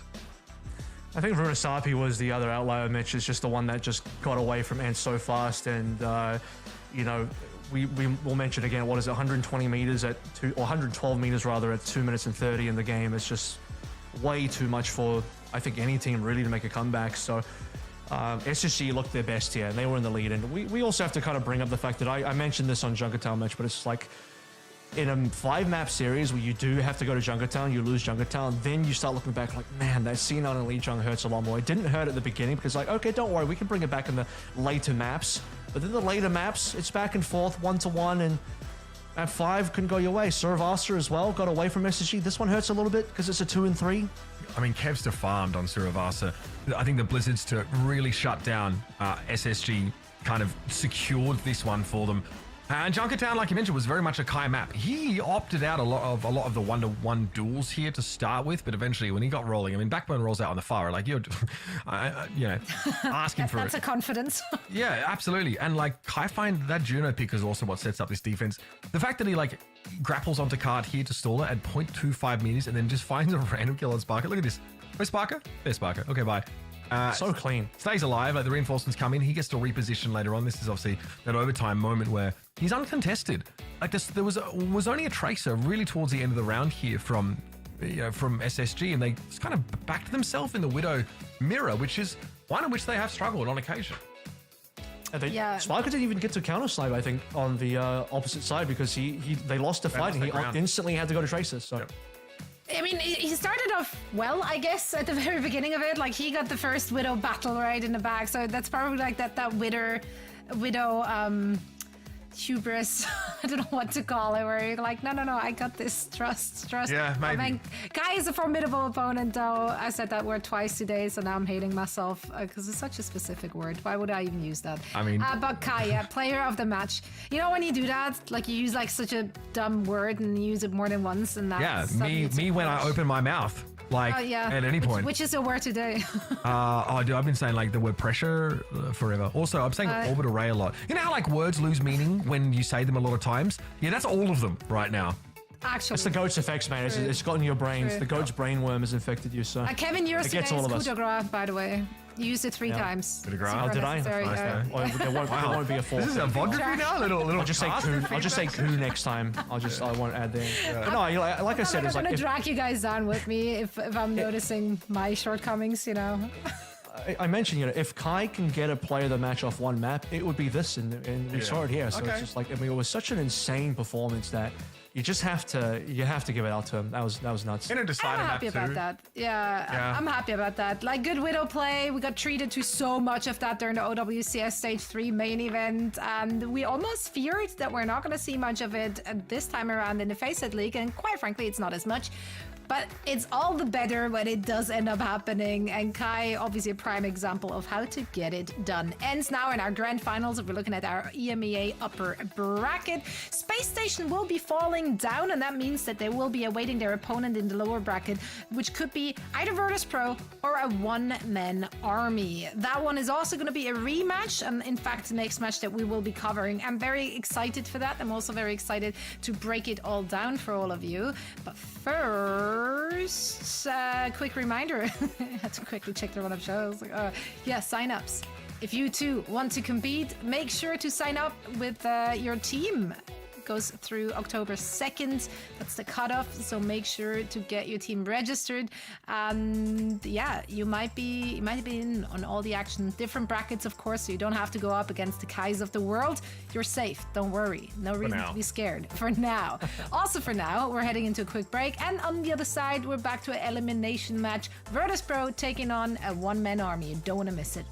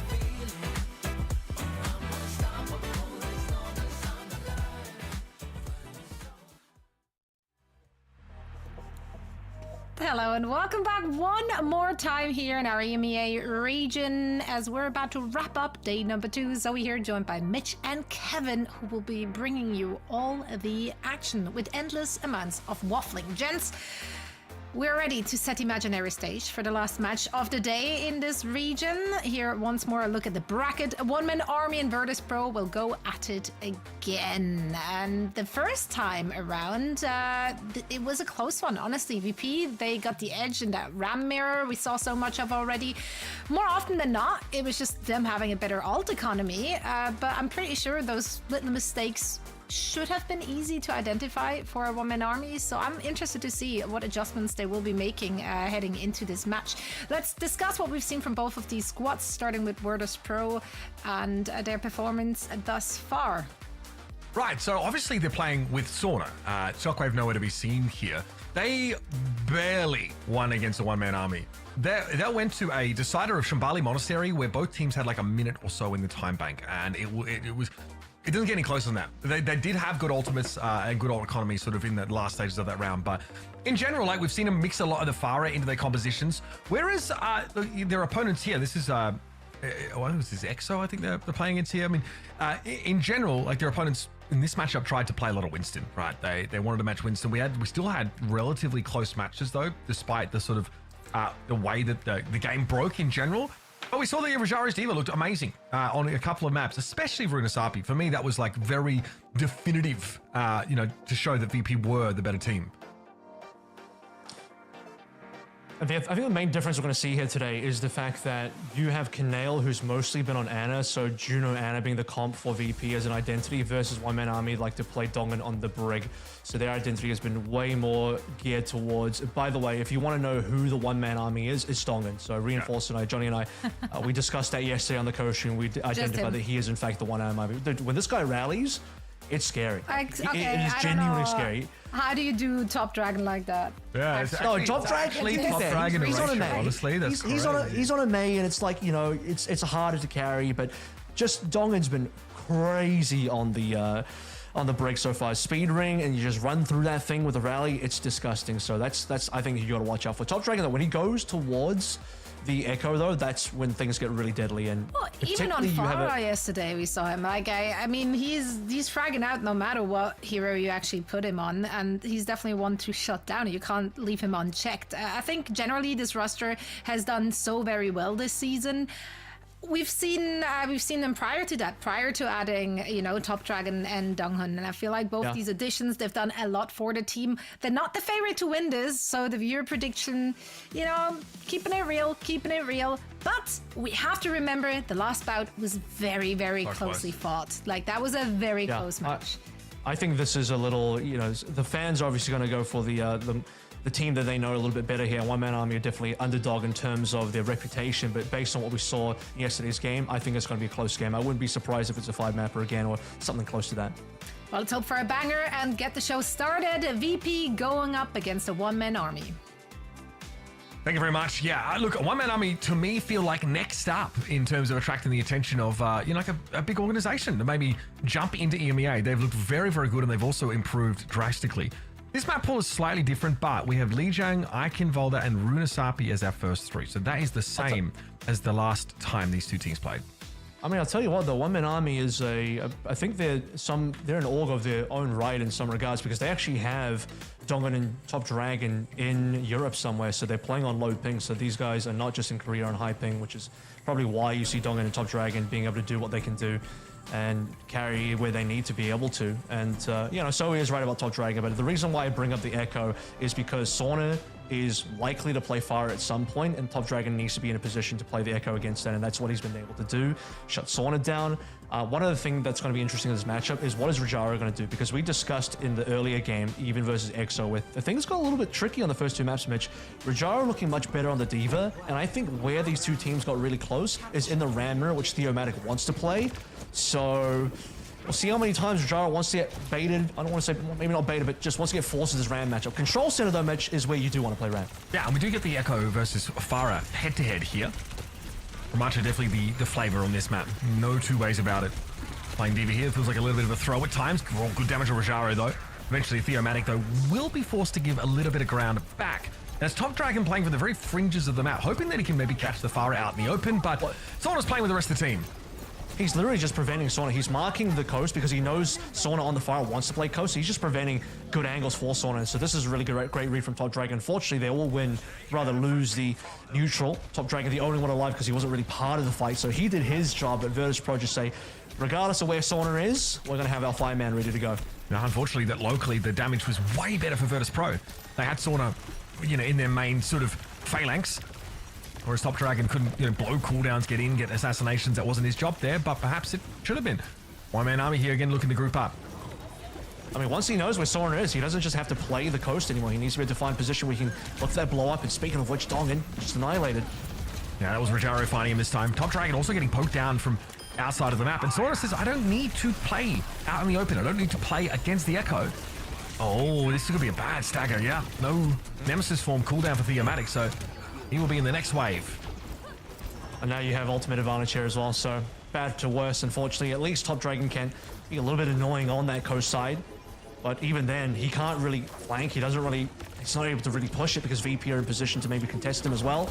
So straight through the main gates. Virtus.pro actually respected. They kind of give up the spawn camp here. I mean, the Ana is a big point of difference, right? You mentioned that Kanale has that preference to go to this pick when possible, which gives you access to the Bionades and also a nano boost for either Sauna, who wants to go in ult, or just Rajaro, who wants to pound faces. So here's Sauna, gets the nano, and the barrage comes out. A little bit occluded by some of the geometry here. The Top Dragon is going to be knocked out of Duke form. Big damage, though, on Virtus.pro. One Man Army are going for it, but they get their beam a little bit later. The Ray gets used by Virtus.pro, and Rajaro will turn this now into a big stagger opportunity once more with an annihilation.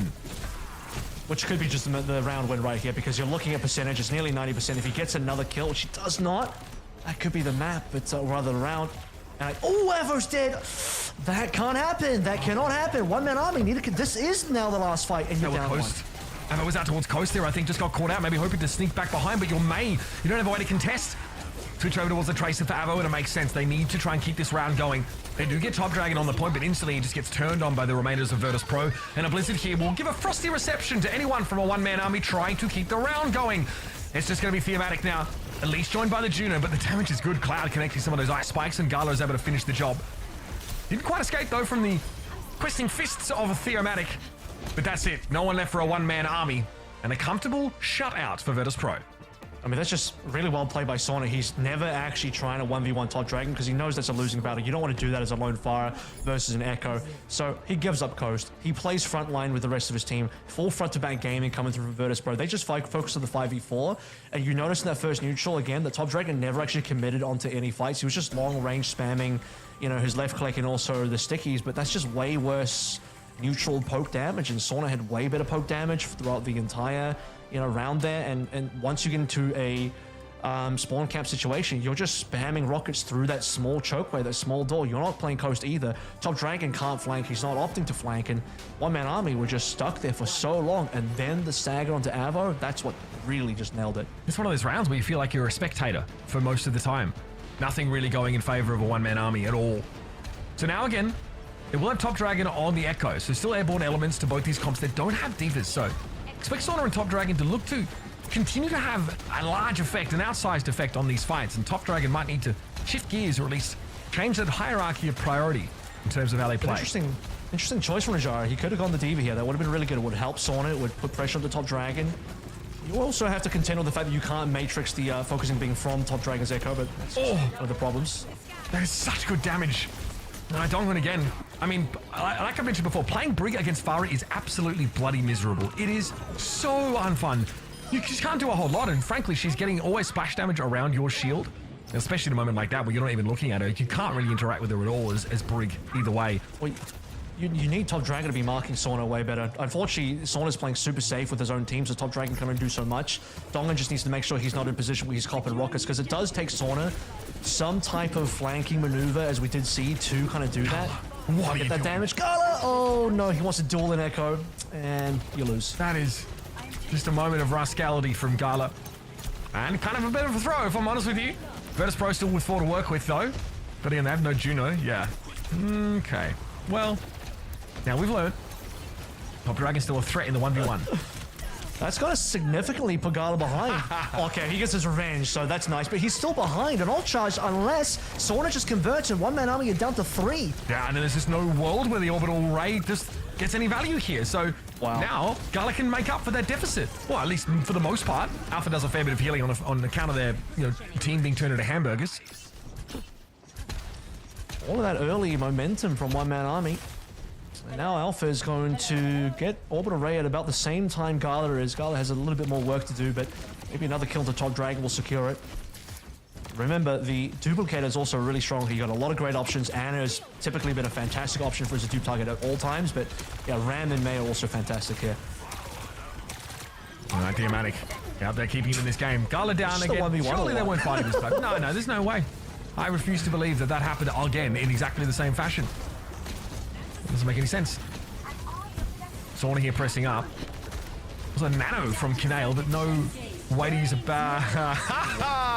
Not bad. Love it. I absolutely love that. Top Dragon with a bio, but they're in dupe, so they're playing with house money, so to speak. Kinale gets picked off, and we are all trying to fight the Echo, I see. Interesting strategy, Cotton. Here he is again. Hi, Gala. Bye, Gala. Get him, son. Love that. Top Dragon with a clean 4K. Beautiful dupe on towards the May. Instant ice block to dodge the barrage. You couldn't have played that situation better. When the dice rolls well and the situation arrives for Top Dragon to be in a great position to make mincemeat of Virtus.pro, he does exactly that. And Sauna, okay, he's done with the fire now. He wants to play a little bit of the hit scan. Top Dragon might have to consider swapping off soon, unless he still continues to get value on the Echo. We'll see. All right, well, there's Top Dragon also trying to take a fight there, but on the low ground, it's a Orbital Ray. I'm frozen. Load up here. Okay, Virtus.pro able to put it together. And Thematic frozen inside Annihilation, but able to at least come out and make a fight of it. Fortunately, just him and Donglin, really. And they are 2 against the world, as it feels. A bit of a stagger, a bit of extra percentage, but that's it. Who's keeping score of the Scala versus Top Dragon duel, by the way? Because Scala just got another one on Top Dragon. It's even then. Consistently, just keep training each other. I think it's 2-2 now. Yep. So they're going to start typing in all chat at some point, so I'm going to make this public. But, yeah, these will look really close points, by the way, VP and One Man Army. And Top Dragon again wants to play from this perch. We'll make sure if anyone from VP pushes out like this, it's very good damage, free damage on towards Rajaro, who wants to take a fight with that Annihilation. Dupe up for Top Dragon. And there sees the Ramatra in the distance. That damage won't really account for too much, and now they have to be careful. We'll pick up the Mega, though, allows them to play that aggressive position. And what's the purpose of this Annihilation? It's kind of hard to see how that's been part of the game plan. Sleep is good. Juno neutralized, out of dupe now. Here comes the Bob. This is going to answer that pressure from a one-man army. Want to push up with their front line. Canale down to the sticky bombs. Top Dragon's had an outsized impact on this game in all phases of it, and it's still not been remotely enough to give a one-man army a map win. That is a straight 2-0 in rounds. Virtus.pro take Lijiang Tower. A little bit sloppy towards the end there. I mean, one-man army, we were looking from Top Dragon's PO the entire time. It looks like he wants to get some pressure on the point, maybe some back-end spam, but he's just not able to really help the rest of his team. So he has these moments where he just absolutely pops off, but another situation where you're getting towards it. Maybe that's just a team issue as well. Maybe I'm not specifically singling them out because one-man army are also, they're kind of caught in a weird fight in the, you know, the hallway area on the opposite side of the point, which has like an annihilation there, right? Like, yeah, you know, we're getting into the real deep end of the map here, where you guys are going to need to be fighting towards a point at some stage. He loses his dupe super early, has to emergency dupe into a Juno just to stay alive. Nearly had the kill into Gala, by the way, which would have put him in the lead in terms of the 1v1 score there. But he gets slept by Canale, which is so huge. Yeah, I mean, again, could have had an opportunity, even though duping a support isn't always the best way to like turn a fight on your own. Could have had a chance to, yeah, get something generated, at least for a one-man army. Now, last time we saw Lijiang from these guys, it was a little closer, but still a win for Virtus.pro. I think that the biggest thing to look to now is Eichenwalde, which looks like absolutely a slam dunk for a one-man army, especially after the last time when we saw it. VP weren't able to finish the map, whereas, you know, I think we were really impressed with what we saw from one-man army. So, not doom and gloom here. It's like the Shock, Lucy, and Control map. You just sort of let it go and you move on with your life. So we've got 3 of the same maps here. So we play Lijiang, Ike, Runesapi, New Junk, and Shambali in the original series, and now in the rematch, it's Lijiang, Ike, Runesapi, the same 3 starting, and then Survasa, Junkertown. And Junkertown obviously chosen here by VP, given that they were able to beat SSG on that in really good fashion, and they want to repeat that success again. So we'll see if we manage to get that deep into the series, but we're looking at a situation where, you know, I'm also looking towards Runesapi thinking, VP were definitely leading that map by a huge degree, but then Aoma had one of the biggest, I think, push comebacks we've seen. It was a 100-meter comeback. So, you know, I'm not saying those things are impossible, but they're rare enough that, like, when it actually happens, it's like, whoa, what went on there? So really got rolled. Aoma plays super well, yeah. Yeah, so definitely still plenty of opportunities in this series to find an edge, and for a one-man army to find a way back into the game. Eichenwalde, I mean, it just seemed like it was less comfortable in general, right, for Virtus.pro. I think, like, trying to get their Diva comp going on the attacking side, they lost a huge amount of time in that second phase of the map, whereas, you know, players like Top Dragon were really able to run wild and you know, have a very good impact. So it should be pretty similar compositions, but, you know, we know the Ramatras might need to be traded out in that second phase of the map. We've also seen, what was it, Nuage trying to play Orisa here on defense. One of our teams has sort of gone for that. So, yeah, it was actually Oblivione, I think, actually looking to play different. We saw that earlier today, and it was it's okay, but that's not something that's going to happen today. One thing you might want to see is VP did play originally the Bapalari, but then we didn't see it today versus EXO, so we might not see the Bapalari again, which is probably ideal. I mean, that's a VP special, but this just might not be the right meta towards it. What we're going to be looking towards, though, is the likelihood of Rajaro going back over towards the Diva, because he played that on this map versus EXO, and he also played that versus One Man Army yesterday as well, whereas Theomatic stayed on the Ram basically the whole time. And I actually do think the Diva is much preferable in Eichenwalde, and that's going to be prevalent on the B point, especially when the high ground, low ground situation is very important, and Ram just can't navigate that at all. So. Yeah, basically you have to group up, walk into the castle, and try and take a fight on the high ground, which is a scary prospect. Canale also likely. Probably will switch over to Brig here. We have seen, obviously, him play a little bit of Brig in these sort of Juno-based comps, but when Ana is viable, instantly sort of switching over to that. He played Ana in yesterday's Ike versus One Man Army, and then also versus EXO, so he actually just might stay on the Okay, so on the... All right. Yeah. What, for both sides of the map? I'll have to double check. We'll have to check the tape. That's interesting because that was one of our questions also, because Virtus.pro, their storyline in OWCS was that they didn't have like an easy Brig Ana option, and that we felt like kind of hurt them in that meta where D.Va was just so prevalent. And we had seen Canal pick up a bit of Brig at least yesterday, but you might be right here, Kev. It's still the option to go for the Ana. So yeah, he goes Brig on the defense A. Okay. He might stay on that or he might swap. That makes sense. At least for the offense, he's going to start on the Ana because unlikely that, well, there's no Tracer. They know that Top Dragon's probably not going to run that. He's been playing either Mei or the Echo, so that's not really super threatening for the Ana until you push up. And in the neutral, it's going to be really strong. I think Ana's obviously got a lot to bring to bear in the neutral, just with all the utility. And in yesterday's game as well, like when I was watching that with Johnny on the stream, I think I had pegged Kanale as the early player of the match, which is so impactful on all the cooldowns. So to see if he does that again. Sleep is huge. Obviously, the Bionade is amazing when we have these brawl compositions. Virtus.pro obviously want to play the Pharah here. Top Dragon more of an Echo aficionado, so we will still have that battle in the sky. And the He's looking for the advantage here. He doesn't want to go for the Pharah 1v1 when that's a 50-50. Rather, you know that Echo can outduel the Pharah for sure when it comes down to it. There's no... You do, I think, lose the neutral poke. Yeah, there's no Mei here for a one-man army, right? So, like, generating, like, that wall isolation against someone like Rajaro is only something that, like, Virtus.pro really have access to with their Mei here. Sauna's already won. Yeah, very, very low. Getting pressured, I think, constantly by Avo across the map. We actually were on board with them before. Great stickies.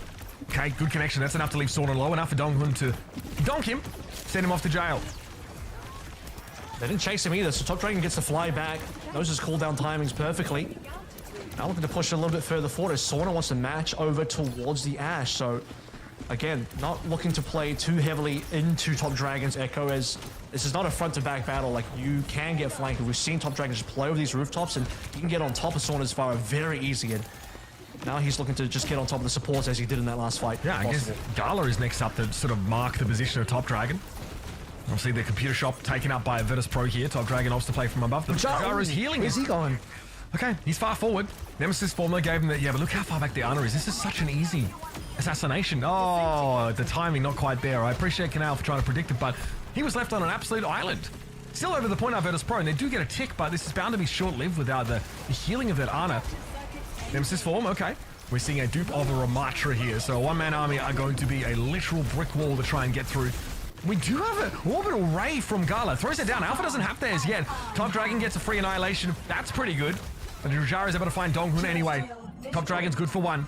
And off the map. To a coach gun by the looks of things. That's huge. No way. Top Dragon Sauna's on 1 HP as well. He needed to trade Sauna. No way. And now Virtus.pro can take this point. It is a good bob, though. Sauna has to wait this one out. He's done his classic play of, like, wrapping around, getting up onto the high ground of the hunting lodge.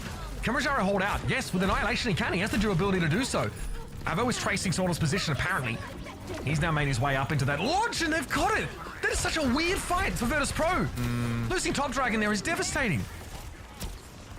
Yeah, this is one of those situations where they really wanted to retake. We saw this from Funny Ash earlier today as well. No, actually, I saw this from, I believe, Exo. They tried to do the same thing, and it's like, just greedy. I mean, were you really in position to go for a retake there? I just don't believe it. I don't believe it. I think you're in a much better spot to just go for an early play on B, and they're gonna have to pay for that now. They made their bed, and they'll have to sleep in it. Down extra ultimates, and Top Dragon was hard carrying on that defense until he went down to the coach gun off the map from Sauna, because he had the first ultimate in the lobby. He had duplication up before anybody else had anything, and copy the ram and an annihilation to play directly into orbital ray. Still a Ramatra comp here for Virtus.pro. They haven't had to play out in the open, in fairness. Theo's able to get out of the blizzard. Rajaro, hot on his heels though, wants to try and take this enemy tank down. Gonna be a big ask, but he's sitting on annihilation after the fact that Sauna has been massive since that switch over towards Ashe. Found Donghun in the previous fight. Now Top Dragon going down. A one-man army are actually unable to make any use of the high ground advantage here because the cast's been moving this whole time. Rajaro's been keeping them pinned inside the building. Now upstairs as well, they still won't have the space to work with. Bob will go up there, Sauna needs to be careful. This is going to be Top Dragon fully committing for this kill. But Ava's already gone down. The longer Sauna stays alive, the more impact he can have. Eventually Theo gets him, but has to extend deep into the backline for it. The trades are much better. The Virtus.pro are just getting way more, and the payload has not stopped still. So even if VP loses, which they don't expect, because they're in a good spot here, and Nell's even going to get out scot-free as well with the help of Gala. They're on point to get the cap now, and Theo's already half. There's the Ray. Tough job for Theo here. Obviously, he has Annihilation available, but it's all about timing. Bob comes out, slept instantly. That's the Ashe difference for you, folks. Canal able to bring him down. Theomatic in trouble. No chance to use Annihilation. What happens there? And Theo just maybe wants to save it, but this is playing out so differently to the last time we saw VP on Eichenwalde. They need a good reset here, and I don't just mean like resetting a spawn. They need to reset their entire coordination and maybe at a mental stage as well, because this has just been sloppy. This entire B point. You start with, you know, the weird retake with this, you know, super optimistic orbital ray coming in, and they just get farmed running through the doors, and that entire B was a wash. I don't think VP stopped pushing for a single second. Yep, they have not broken stride at all. Okay, so Nano here. Probably for Rajaro this time. No fire to give it to. Careful. Rajaro backs up. I think that was Top Dragon's cooldowns that brought him down to less than half. And yes, there's going to be a Nano for the Ramatra. Scary for Alpha. Torpedoes at the ready, but Donghun already got picked up again. Always seems to be in the way of Rajaro. Annihilation for Theomatic, though, has to clean this up. Top Dragon with a dupe of a mate. Wall can catch out. Stagger if needed. And finally, that's the it feels like the first one fight, at least after point A, for a one-man army. That's what they need. So there it is. You can certainly hold here. It's not impossible for one-man army to just kind of prevent Virtus.pro from finishing the map. 2:30 is it's a good amount of time, but it'll go down very quickly once one-man army can just dig their heels in as Top Dragon now moves over towards the main, which on this part of the map is super impactful. It's a great choice there. Goes from the duplicate on the main to actually selecting the main. Up to the corner is Rajaro. Dynamite there, no connect, but Alpha just got picked off by Canale. Man, this Ashe is so ridiculous. Every bit of a kit's being used to give an edge to Virtus.pro. And up they come now. Carp with 2 players on it, moving up. 2 minutes left in the round still. Coming up on a Bob soon for Sauna surely has to be a death knell. Canal wants to get aggressive. Looking over towards the other direction. VP got 4 ults, by the way, and one-man army have none. That's going to be tough. Avo on the Venture. Okay. Sleep Dart being held right now by Canale. And Donghun and Theomatic get frozen. That Venture needs to get back to the rest of the team. But there's no one left to contest. Massive time bank, all things considered, for Virtus.pro. What an attack side. This is really, really bad for one-man army. I mean, obviously because they're losing, but consider the fact that in the original game yesterday, Aoma won Ike, and they prevented VP from full capping the map. So once you put into that perspective, this is a far cry from what we saw out of Aoma yesterday, and VP are looking in control. And even in a situation where, you know, it's just not even like VP are just abusing D.Va or anything like that. They're basically in a mirror for the most part. And you have to just go back to that sloppy B. They finally won our man army that has dug their heels in slightly on C, and what do we see? Instant pick from Sauna. One-man army goes right back to spawn. Have to hard respect that. They don't have any else to play through. It's a fresh swap on the main from Top Dragon, so he's got nothing to work with. And the momentum from VP is just plenty to push on through, get 4 ults for the final push, and super split defense at the end where you see 2 fights happening at the same time and VP win both. So, yeah, a lot to be desired there for one-man army, because 2:30 was the time mentioned. They got 146 at the end, so 1 push on C. That's basically all it took. Let's go for a listen. Let's hear what the vibes are like here for Aoma. Oh, what's up? Cover. I know what you're doing. More He's good. Is he good? Oh. See? 떨어지네. Okay. I can turn on my passive. 하나? I need it. I think Honor. I saw Honor. Ram. I think May, Ram. Me left. Ashi. Can I just try Echo? By the way. Yeah. Okay. We can think left. 3, 2, 1. Hyper. Watch out, Ram. My turn. Oh. Alright, back. From south. Ram low. Ashi. Ashi 롤 Ashi. 나이스. Oh, fucking shit. I think Maybe we can go.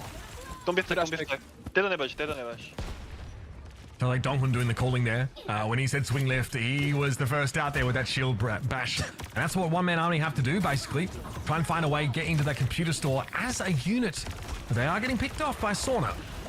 They kill Sauna, but at the cost of losing the fight overall, which also puts VP slightly further ahead in terms of ultimates. And again, low HP here, trying to keep Top Dragon alive. They got that computer store. What else can they get? They can push past, and Sleep Thunder Theomatic's just going to cause issues here. They have to fall back. Look at their HP bars. Yeah, Avo's nearly dead. Just dancing inside the vortex virtually. Burning down. So much of this just tick damage. Still, it's going to be a trade of those ashes. And again, without a further stagger, that will be an attacker's spawn advantage. Avo and Sauna both back, but it's a longer walk for the latter. Focusing out of range. Out of range slightly. Top Dragon knows he can't get too close. Theomatic put to sleep here, so the tempo now starting to drift away for a one-man army, and that Ashe is back in the fray for Virtus.pro. Here is the orbital ray. Alpha doesn't have theirs yet. Again, Theo caught in the blizzard. Might not have needed a double ultimate there, but they're going to win the fight. It's going to get costly here as one-man army has retained a bunch of ultimates. They will lose time here depending on how many more staggers. I don't think they'll get in because Alpha is pretty quick and should be back with the team. And now you're looking at 4 ults for Aoma. So this has to be the push. If they do anything wrong here, they could get full held. So super important that this goes flawlessly for them. And there are still good ultimates on Virtus.pro, so it's not guaranteed. This is a must-win for a one-man army. Nano boost is a big difference making here. Theo slept. Not a great start. Now they're a little bit out of position. Avo's forced to back up. Cloud has to ice block those. Now we have a dupe here of a Mei. This is good. Cloud's in trouble. Very caught. Yep, Theomatic able to turn around and send a left hook to fell the Mei. And everyone trying to back out of the blizzard. Only Bob seemed to be caught in it there, but that's a good way to neutralize that ultimate. And yeah, on the back of those abilities, the one-man army are able to find that advantage. They're going to be on the road here on Eichenwalde. I actually don't know that VP need to get that aggressive. I think they were considering that they were more behind than they actually were. They were down 2 ultimates, but that's not the end of the world. Avo has been having a rough time, so still doesn't have the Bob, and VP just kind of throw bodies at one-man army in a choke point where Aoma can just get really good high ult value. And Virtus.pro, you don't have a blizzard there. Top Dragon does. It's a really dangerous, or rather, one-man army do have good ultimates to play through there. I think Top Dragon wasn't quite on that hero, but in any case, VP may just have overstepped a little. Okay, holding on to the Annihilation at least. Orbital Ray didn't need to be used for a one-man army. Will that be enough to stop Virtus.pro if they try and push up here? Still Ramatra comps, no mention, no hint of Diva here. And Avo lets the Bob go. This is going to clear the room for sure. Another nice moment from Top Dragon. Switching over to the Mei here, off the Echo, he's still having a big impact. Theo wants to push in here. Both Ramatras sped boosted, hard to keep track of them. And Alfred finding the opportune moment here to let this Juno ultimate rip. Gala's built theirs as well. Doesn't matter, Avo's dealt with Canale, so now it's up to Gala to do most of the healing. It might necessitate that ultimate. Yeah, it comes down with the Annihilation. And they've used it in a quick breath to take Donghun down. One-man army obviously advised, yeah, not to spend ultimates here, but Virtus.pro get a foothold now on B. So this is the problem now, because A did take us some time already, and if that wasn't bad enough, consider that VP pushed through B basically in one push. We discussed that, the fact that VP didn't have a slowdown with payload whatsoever. One-man army already have their first significant reset here on B, so we're looking over towards a situation where capping through the entire map is going to be significantly more difficult now, as at least they have some ultimates to play through. What kind of momentum can we find here? They would ideally like to spread these ultimates out and get a couple of good pushes here, and some early picks without even using ultimates would be ideal. Canale here struggling to keep Rojaro up, but a Bionade's going to help, that's for sure. Nano, will it be just used to get him out of that orbital ray? It's hard to say. This pick on Sauna is big. Rojaro with Nano is just going to get crunched there. I guess it kind of evens out against the damage increase. It's not great though, that ultimate. That one goes down the gurgler. Sauna also dying there, or rather Avo getting a pick somewhere is going to be costly for Virtus.pro, but yeah, not a Nano. Nano is not going to be enough to keep Rojaro up in that situation, and misleaped up from Canale means that Theomatic gets to stay in there, continually damage Rojaro out, so that could have been a difference maker as well. So this is what one-man army need. They still have reasonable ults coming up to a timing for Bob as well, but Theomatic is caught. Okay, good blizzard, but there's not a lot of follow-up damage really at all, is there? Great wall from Top Dragon, I think. Yeah, that one is lateral, so Virtus.pro actually can't get through it. They have to break every section of it to try and access. Man, Top Dragon is sick right now. This is got a touch as well. Good. Look at point. Yeah, they are going to get there, no doubt about it. They've already wrapped in to cut off any reinforcements. Rojaro and Gala desperately trying to hold on to this, but one-man army, okay, they are here to play, and they're going to have a time-banking extension to get to the end of the map. What a recovery. That is incredibly good for one-man army. That's what they needed, right? 2 really strong fights in a row where they can just wipe Virtus.pro, not lose too much on their side, gain a bunch of momentum, and they're actually not too far off from the time that VP had coming into C. It's about a 20 to 30 second difference, so they can absolutely get time here. Whiffed Dynamite from Sauna, who, by the way, has gone down to Avo twice in a row. That's a very impactful first pick. Yeah, just the winning out of that Ashe duel takes so much pressure off of the rest of a one-man army. And then you've got Top Dragon, who's just been exemplary in all roles this map.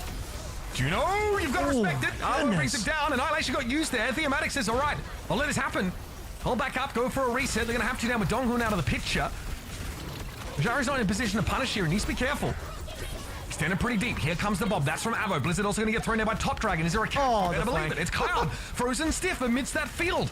And now the orbital raid comes out. A one-man army are behind in time bank. They've not been quite as swift here, but this is still good to keep them in the game well and truly. Rujaro got nano there, maybe just to keep him alive, but now he wants to come forward in that Nemesis form. Donghun seems like a great target to try and work down, but the Brig is healthy, and Gala is dead with ultimate. They have to cap with time here, otherwise they're in a draw-only scenario. That is not what you want for Aoma. Rujaro down, this is a good situation. What's Cloud going to do here? He's frozen up, storing the payload, has a Blizzard. He might just end up popping it. You want to be able to stall somehow. You're going to die. Okay, that's fine. You get the respawn here. Orbital Ray to go for the retake. Sauna now to be able to slow things down further by going Venture. What about the Blizzard for Cloud? Virtus.pro, big ultimates here. Could be game changers. First, a little bit of a stall. Here comes the Ray. Annihilation used by Thematic, but he's surrounded, frozen, stolen. That's the answer for Virtus.pro. A one-man army stumble right before the last block. And now Avo probably doesn't want to hang around for too long. They want to get eliminated, but the stagger is going to be absolutely devastating. This puts a one-man army below 20 seconds with his last hit. They can't cap with time, and Alpha's going to get staggered further here. Maybe? All too fast. Juno, a little bit sneaky. Getting over the wall. That is critical, actually. No, wait, staying alive for Alpha. Wait, whoa, oh my goodness. This is it. Devastating here for a one-man army. Virtus.pro push up and go for a bit of a stagger. Avo's in trouble. Sorta descends upon him. Drill first. At least it'll be traded out, but Virtus.pro have an Annihilation to work with, and that card is going to be unbesmirched, untouched, unruffled. And Virtus.pro take Archinvolta away. That is brutal. Absolutely brutal, man, because you start to believe Aoma got so close, man. They got so close, and you're thinking, okay, there's just one more good push. 30 seconds left to go. You get this done. You get a little bit of time on board. It's still a playable map. You're not in a draw-only scenario. But then you're thinking, okay, now this is looking a little bit more Jova. It's going to be a draw-only scenario. They're going to cap in OT. But okay, you still get to at least play for the map and force a draw. And unlucky for VP, that will be 2 draws in 2 days for them if that were the case. But then Alpha dies, and you watch his POV. You think he's out. You think he's clear. And like a horror movie, the 4th act arrives, and Bro is unfortunately not in the clear, and he gets taken down. Yeah, that hurts. That really hurts, of course, because this is a map that you were hoping to take away, I think, if you want to, get good results against this Virtus.pro team, but not to be. We actually saw a very similar situation between EXO and Virtus.pro on this same map. It was Ange on the Brig. Didn't die, I think, but had to use Rally to stay alive there, and left EXO with one less ultimate to come in for that last fight. So that little push-up stagger is looking pretty signature, I think, from Virtus.pro. So they realize that they can actually come forward and catch people out. And Juno obviously, doesn't really have the ability to sort of speed out unless she uses that hyper ring, and can get a little bit caught. And for whatever reason, Alpha thinks they're safe behind that wall. Oh, well, he used everything. He actually mostly got out, and the wall was good, but just didn't expect that everyone was just going to keep rushing through because his team was kind of there. It's like, maybe I'm probably safe now. And to be fair to Alpha, it wasn't even just him. He dies, and then the rest of Aoma fall shortly afterwards because the entire fight takes place outside the castle gates. And, well, that's not where the point is. And the payload needs to be touched. No one can go for it, and it's all over. Honestly, though, Mitch, I think at that point, as heartbreaking as it is, I think the map was fairly done, given that if they cap in OT anyway, you're looking to draw a scenario, and that is extremely difficult, and best you can do is just draw the map, and you'd still be at a deficit, unfortunately. That's right, yeah. A good time bank still for VP, like almost 2 minutes, is definitely within the realm of possibility to cap A. Well, they're not guaranteed. This is a diva-less map as well. It was only Ramatras all the way through. Virtus.pro were just convinced that they win the mirror. So far they have been, even if the edges have been small in some places, thanks to the efforts of Avo and Top Dragon, for example, who've done very well at DPS here, but they get it done without, switching off this comp at all, and maybe they're just priced into this Ramatra comp in general. We'll find out either way on Runasapi. That's an opportunity, of course, to roll the Ram out yet again. Quick break, we'll be back here for map 3, what may be a decider if we don't see a one-man army. Pull their socks up.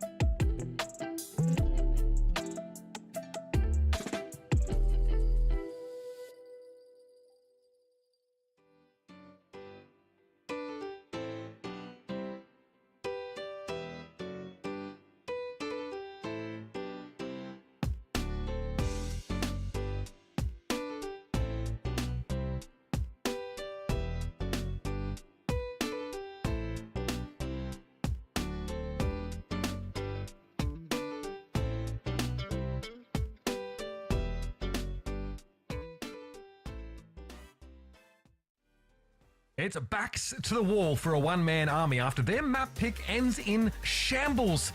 They can't quite get the map done and force at least an overtime against Virtus.pro, who looked to just be a little better and definitely came out swinging. The last fight with a Blizzard and an Orbital Ray tipped the scales in the favor of the Bears.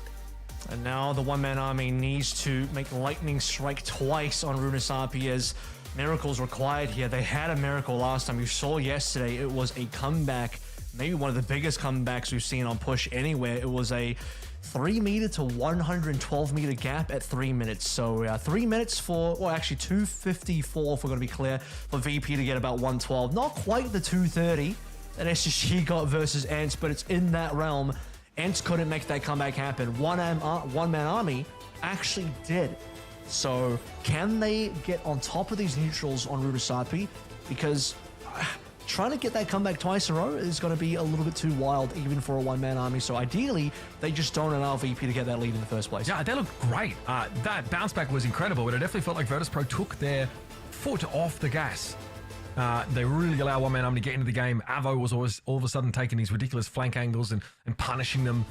Top Dragon was tough to deal with, and we really appreciated like Theo's positioning to set up these very gainful fights. So it will be now the brig for Canale. So we do see Virtus.pro finally go to that more standard backline setup.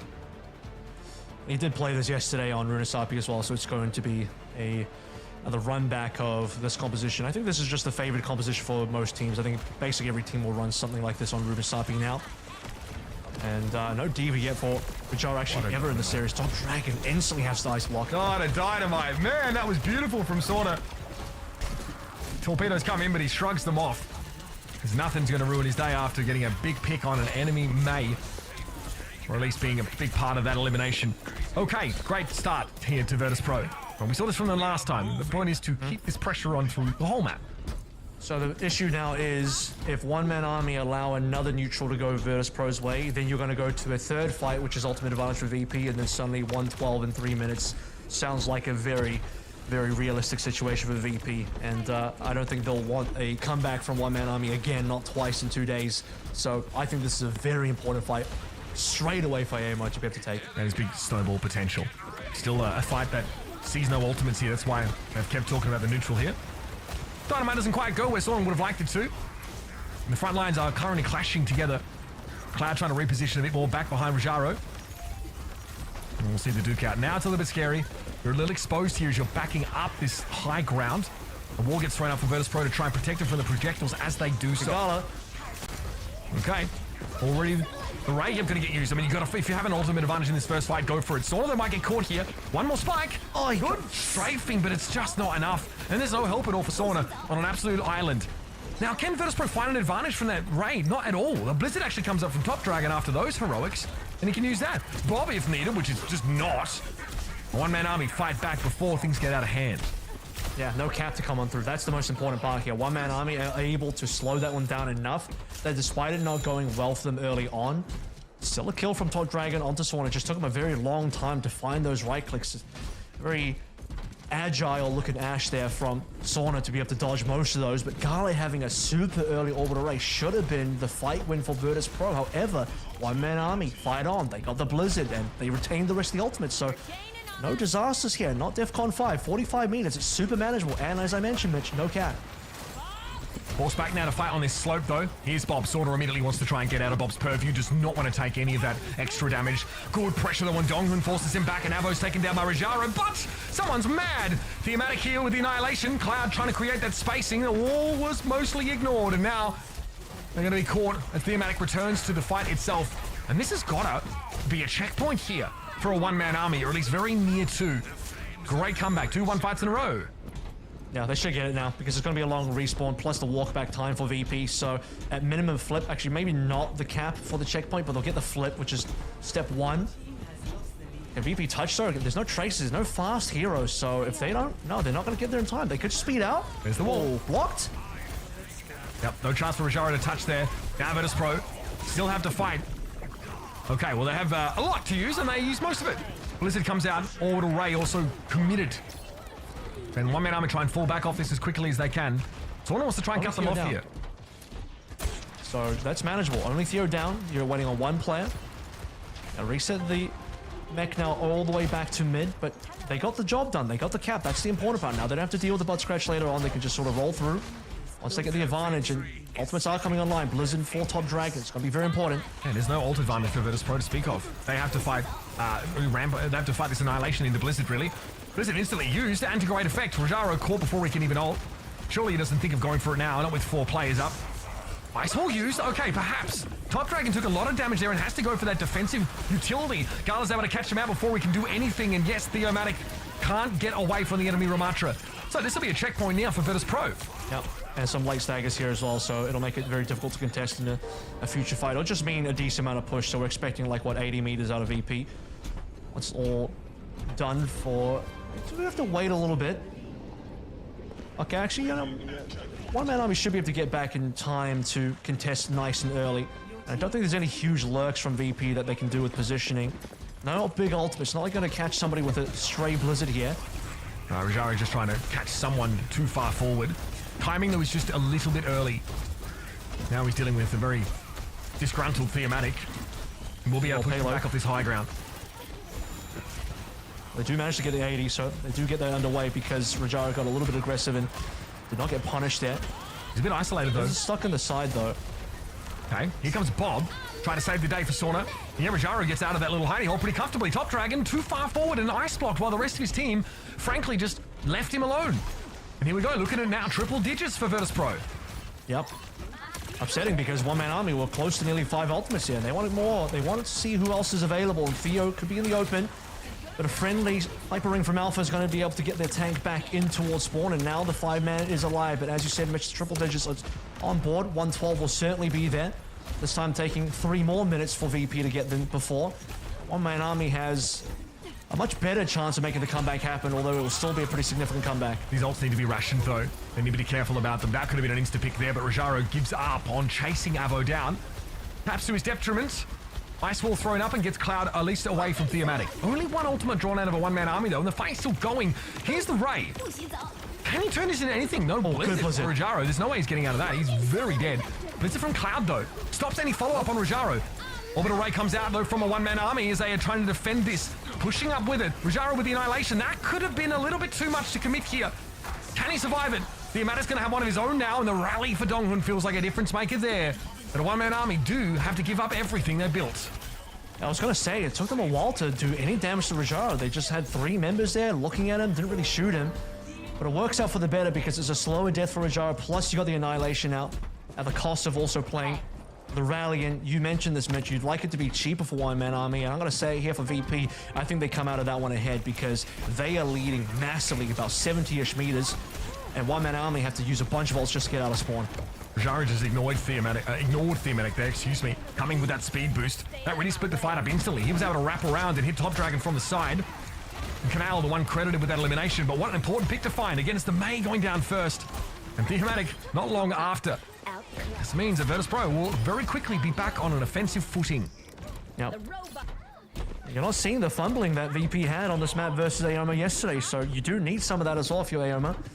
To be able to get this comeback going, it's not where you know, it's not the ideal situation because it's 2 maps in a row, twice on Runasapi, 2 days in a row where you just had such a massive deficit. I mean, I did mention it's more comebackable with 55 to 120, but it's still such a huge gap with barely any time left. And one-man army haven't seen a single lick of distance for like 5 minutes now, it feels like. The push up there, Rajaro. That was an early ice block, I think, for Top Dragon as well. Little concerned about Theomatic coming in from the side. It's going to be a bop now. Oh, get his off! No! Gets caught out, and the ice block really only delayed the inevitable for Top Dragon. Virtus.pro do spend there, but fair enough. They're rolling into yet another wave of those ultimates, including, of course, the Orbital Ray. I mean, a full cap of this map is absolutely on the table here. Yep. This is going to be all the ultimates. One-man army have to throw everything. Blizzard straight away. What is the catch? Rajaro walls up. Hopes to stay alive through this.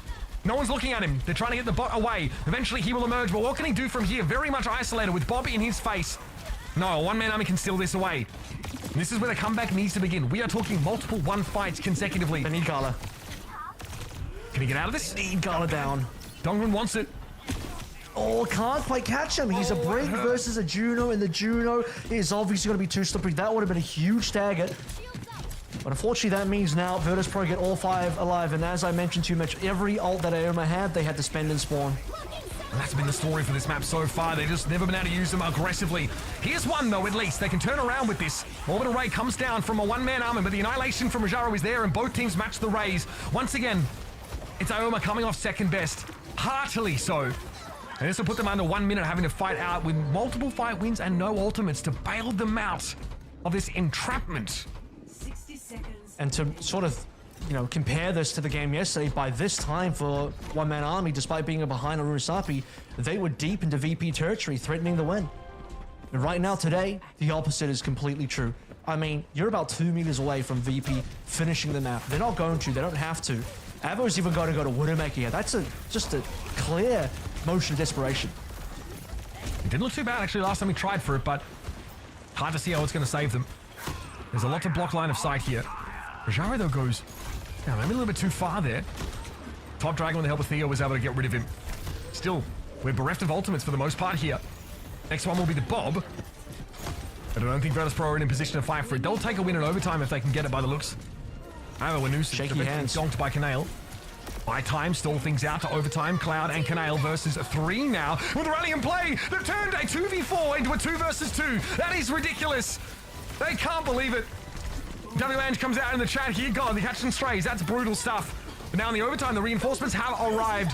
What a ridiculous play. 2v4, no problem. Virtus.pro are looking to end this now. There's a one-man army in overtime are forced to throw themselves at the bot, and that wall is going to make it all the more difficult. A clean sweep of maps here. Virtus.pro get that lower bracket buff that we've always seen from them. They're going to want to take this away pretty quickly.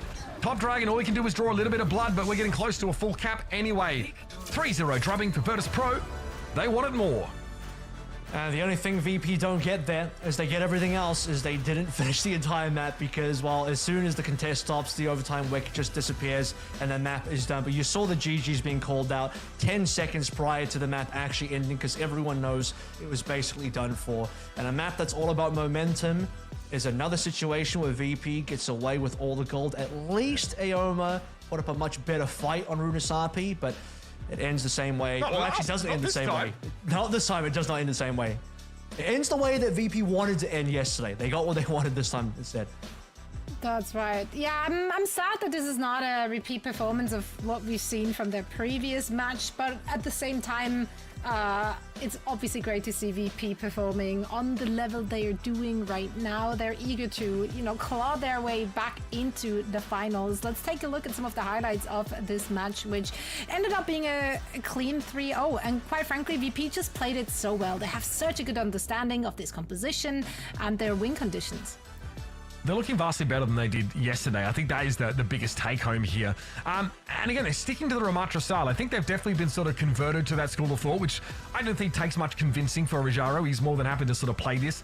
And again, we definitely had parts of these, you know, games that went down to old economy, like who has more, you know, abilities, but really a lot of the time, those early picks that were being generated. And there were some pretty good ones from a one-man army at moments, right? Top Dragon on this map has a good time. That one, though, is just a head scratcher. The coach gun, in theory, to knock that. He's in Annihilation. He's duped out in Annihilation. He's in such a powerful spot. But this run out of spawn, you have Blizzard and you have the Orbital Ray to come out with. It is so hard to win against this comp. So nice composure, I think, for VP to end up holding off and winning the map here.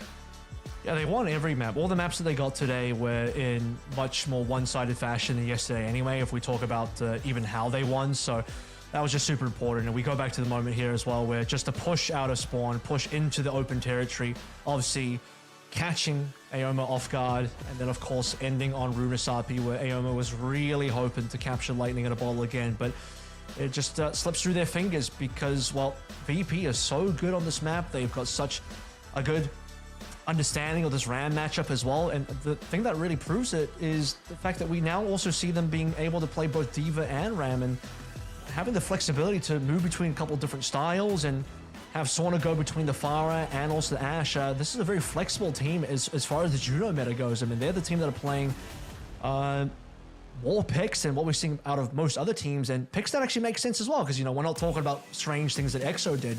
This is a Virtus.pro team that have a lot of different good looks, and now Spacestation are going to be their next opponent, where it's another rematch and another situation. It was a 3-2, a 6-mapper that was. Yeah, and I'm pretty sure Spacestation is going to take a very close look at what VP showed us today in their match. I do love the flexibility that we're seeing from them. Sauna earning themselves the player of the match honors. I mean, yeah, Sauna, we said has to pick up the slack, right? Since we're not seeing Shockwave in here right now. So it's a different look VP, but a very strong look they've been showing us thus far. Yeah, I think crucially, like Sauna has shown the ability to fit into these comps really well. And again, like Avo's been a pretty, consistent player over this series. Sauna gives the team the option, obviously, to make that switch between hit scan and also that projector, which is, still in this day and age, it's fairly uncommon. Leaving Cloud just to really focus on like Mei duties a lot of the time. Sauna's definitely had that flexibility when we talk about like the slight variations that you get in these, Juno's comps. I think that's been a big difference. Sauna's looked very, very good here and characteristically loves to flank on Eichenwalder once they get control of the point. And that one kill there is what really breaks the back of the defenders. Also rocking the McDonald's skin, so, gotta respect that. Classic Mayhem throwback. That's like Swoosh carrying an inflatable palm tree level throwback. The shop's open. You got to get the original Mayhem skins again. So that's what that's all about. But I also like the fact that Cloud also brings out a Tracer sometimes as well. So they have the capability to play, the standard Mei Ashe kind of look, but then either player can look over towards the Tracer. Sauna's Tracer's been lights out as well if he plays it. So his hero pool is fantastic for this particular meta because he's got basically, 3 of the most important heroes that you would want a DPS between Tracer, Pharah, and then the Ashe. So they've covered all the bases. So I think VP are one of the more flexible teams in this meta. I think that's a huge boon. Yeah, absolutely. As you just mentioned as well, Mitch, right? Like with Rajaro being able to switch between the Ram and the Diva, and in this very format where the maps are preset, so you can get pretty unlucky. This flexibility is really helping them out a lot, and that's what kept them alive. Let's take a look at our bracket here in our EMEA region, as that was our last match of the day. We still have more to come tomorrow, of course. So this means that we get the lower final pairing of VP and SSG. Once again, it's going to be a rematch. They met in the upper bracket semifinals was that yesterday? No, today. Yesterday. What is happening? Yesterday, yeah. What is time? That's right, upper semis. Yeah, well, honestly, yesterday, that was a long day. All right. So, yeah, but that one went the distance. I'm interested to see if it can go the distance again or if they have leveled up. Spacestation showing us a different look today, relying a lot more on that Ram rather than the Diva, which is what they mainly played yesterday. So I'm sure it's going to be a different kind of match we get to see. Ence, of course, made it to the grand finals, so congratulations. They're sitting, they're chilling, they're waiting their opponents. But that wraps up our EMEA portion of things. Alas, we're not quite done yet. We still have some highlight plays that we want to share with you because there were plenty to choose from today. Even though the matches didn't go the distance the same they went yesterday, there were still some very highlight-worthy plays.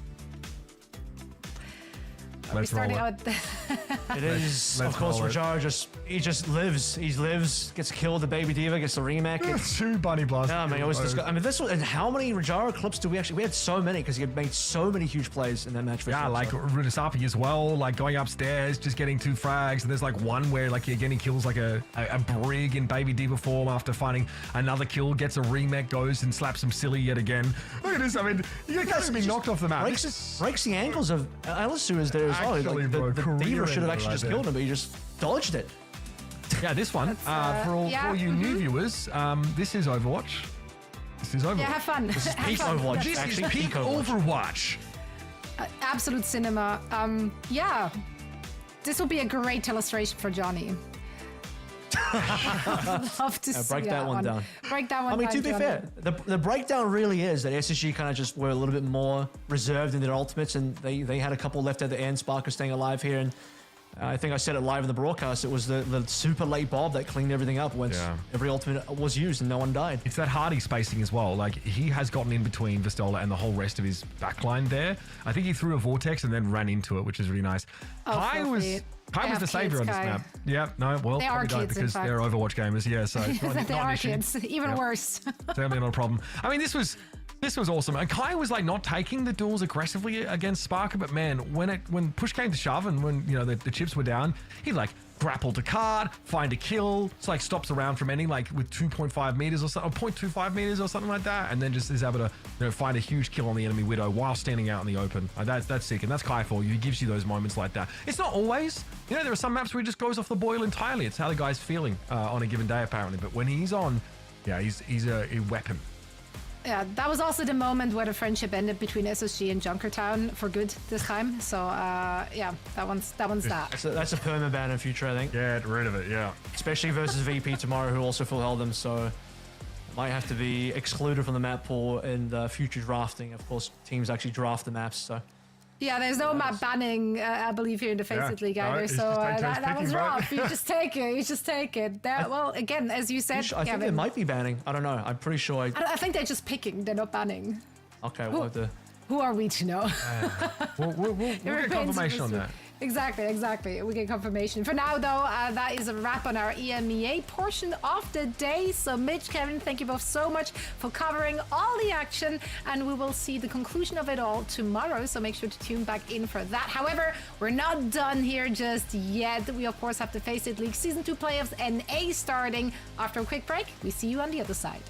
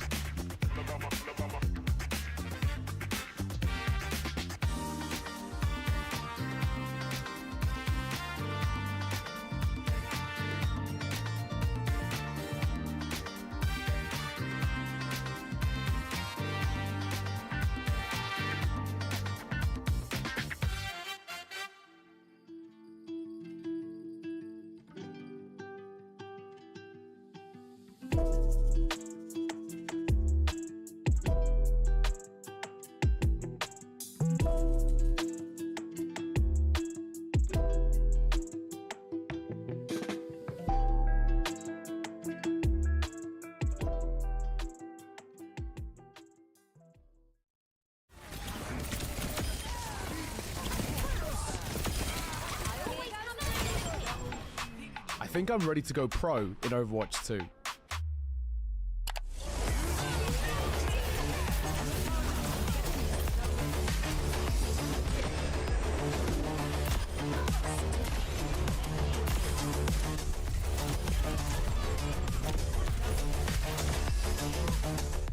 Join 250 teams in FACEIT League Season 3.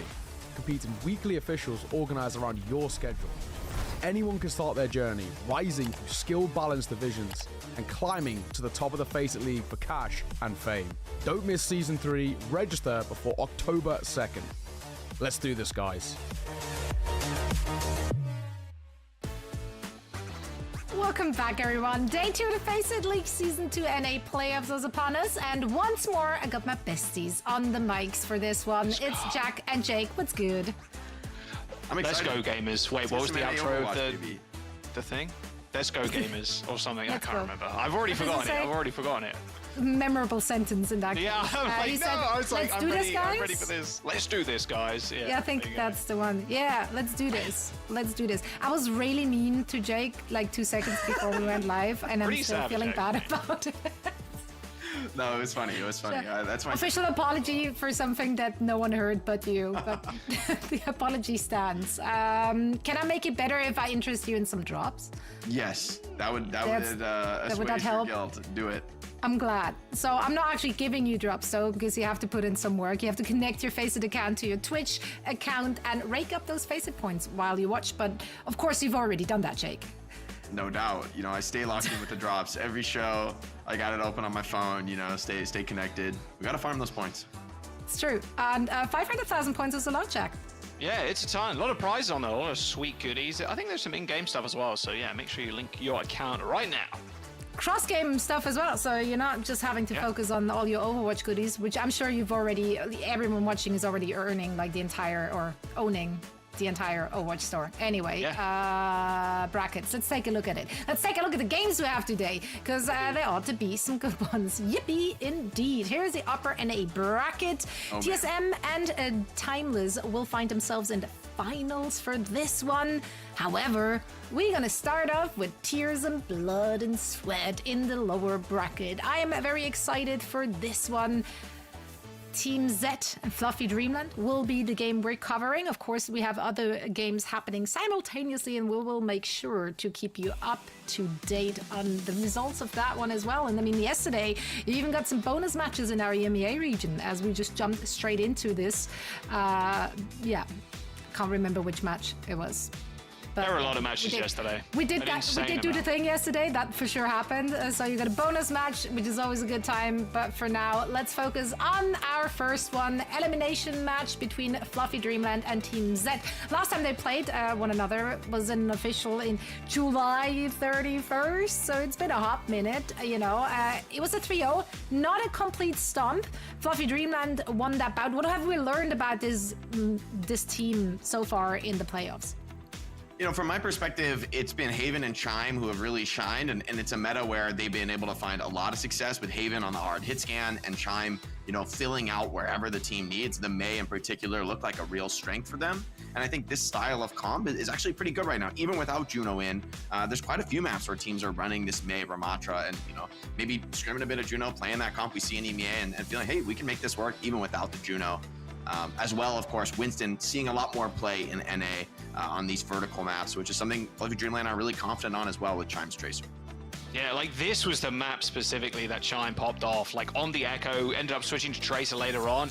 It was just a slaughter. Like Green Fortnite, they did manage to get it quite far, but man, FluffyDreamland looks so sick. They did take a loss to TSM in the upper bracket, but you kind of expect that, but I'm ready for a little salty run here. If Timeless end up knocking down TSM, maybe we see a rematch. We're always here for a salty run back through the lower bracket. Now, they do have to go past Team Z. Peace and X-Skull, definitely two explosive players from yesterday that stood out. Generally, of course, we know this team already quite a bit. The former Unk Inc. roster with a few changes to the roster. But how have they performed thus far? Have they exceeded expectations or met them? To still be alive, you're happy.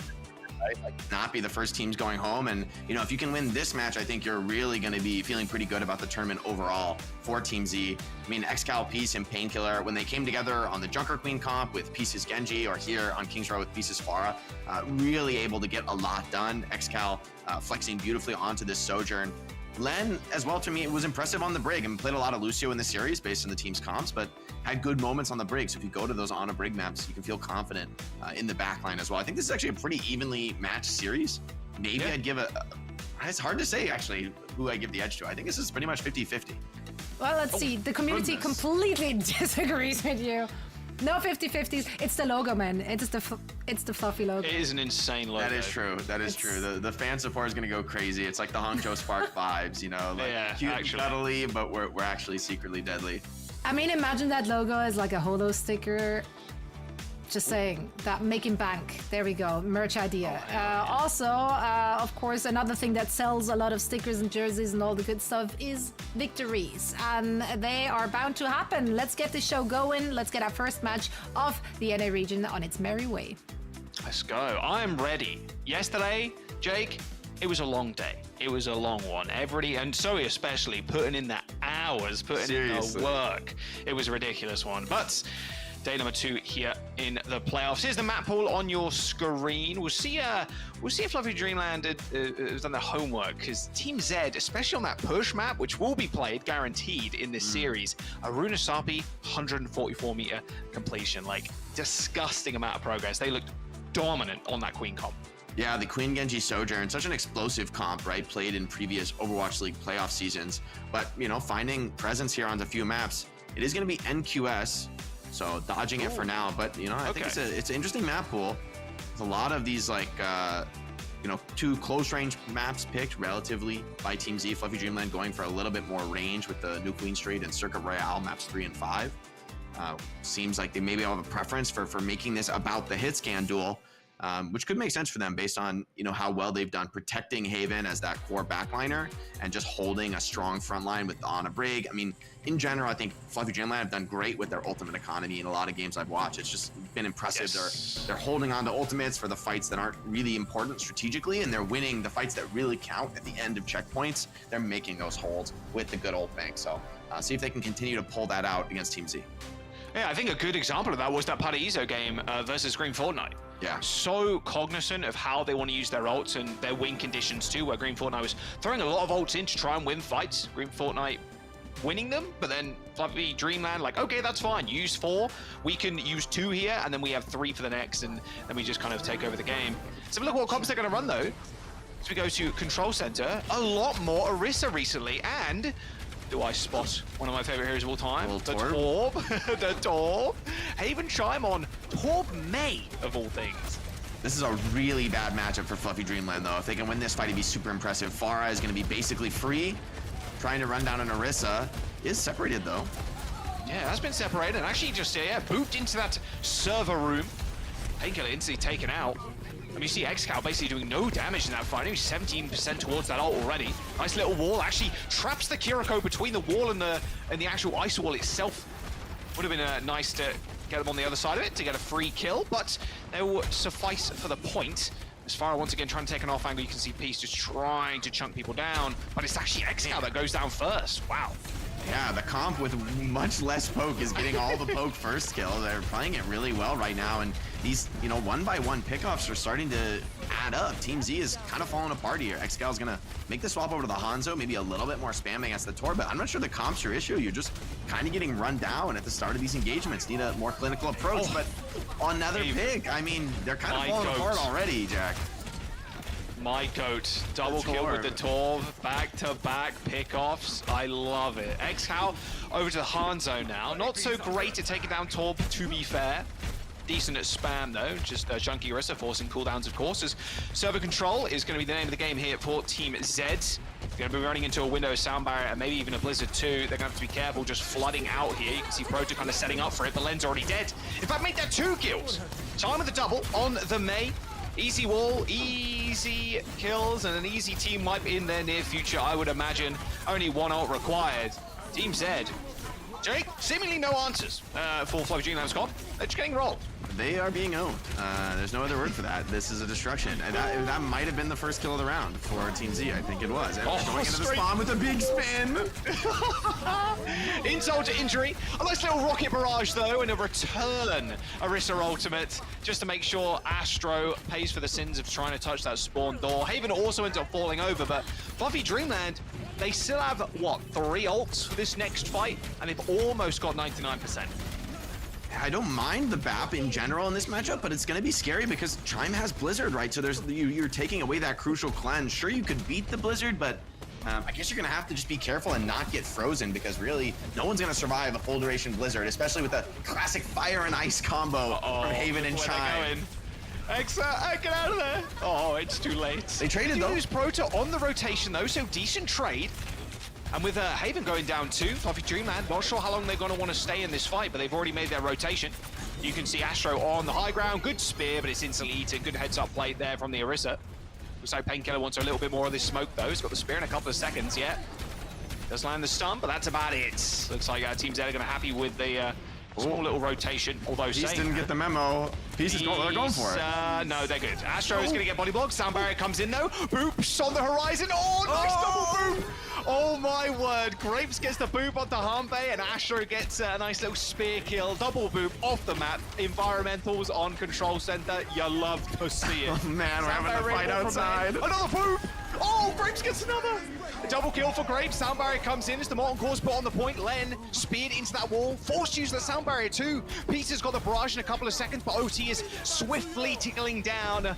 And the top kill, there was one. We needed at least one turret kill in this map, and we got it right at the very end. FluffyDreamland. It has with been a rather unconventional comp. Take the first round. It has been a while since I've seen a full-on team fight on the edge of the map on Control Center. It's a classic, actually. And I think, you know, that spear by Orisa was huge, right?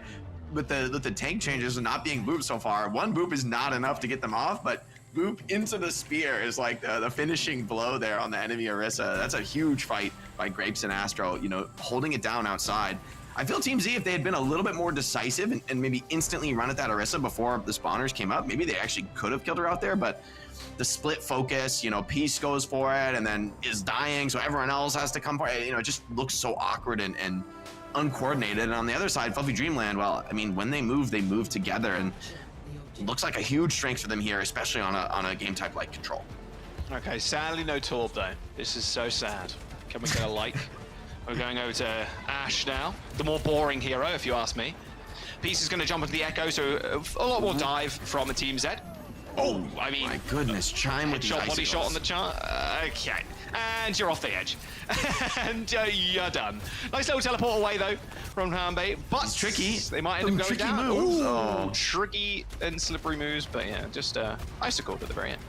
Man, you know, Chime and Haven, the poke is just so oppressive from this comp, right? It's a style that has a decent poke, but man, it just really takes it to the next level when your Mei is hitting these headshots. You would think a hero like Echo would get a lot of free reign here, could get out to the edge of the map and fight off the enemy Mei, but if Chime just hits those shots, sometimes Mei turns the tables in those long-range engagements. Oh, Dynamite my too. God. Oh. Get him on the cross. This is mental damage at this point. This is a very sad round of COD. You're just dying to picks every fight. You're not even getting the team fights for Team Z. They're gonna make the swap over to a full rush commitment, but can they make it to point without dropping a player? I mean, that's the real question. There are 3 forms of damage: physical, mental, and then emotional. It's starting to get very emotional for Team Z right now, not even able to do anything. Nice little Dynamite Painkillers, 1 HP. Oh, and Chime just lands another headshot. Okay. Reset, guys, quick. Reset, guys, come on now. They end up using the window, spotting Astro trying to make a move, but that is an unbelievable Blizzard. There is no surviving. Sent straight back to the Ice Age. Meet your cousins in the Woolly Mammoths. Unfortunate there. As Team Z, they get wiped again, and Dreamland are chilling. They got 4 ults for the next fight.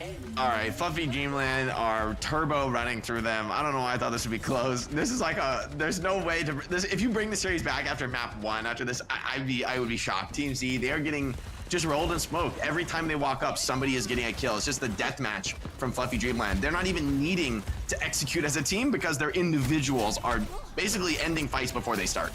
Do not get picked challenge. There's the Bob.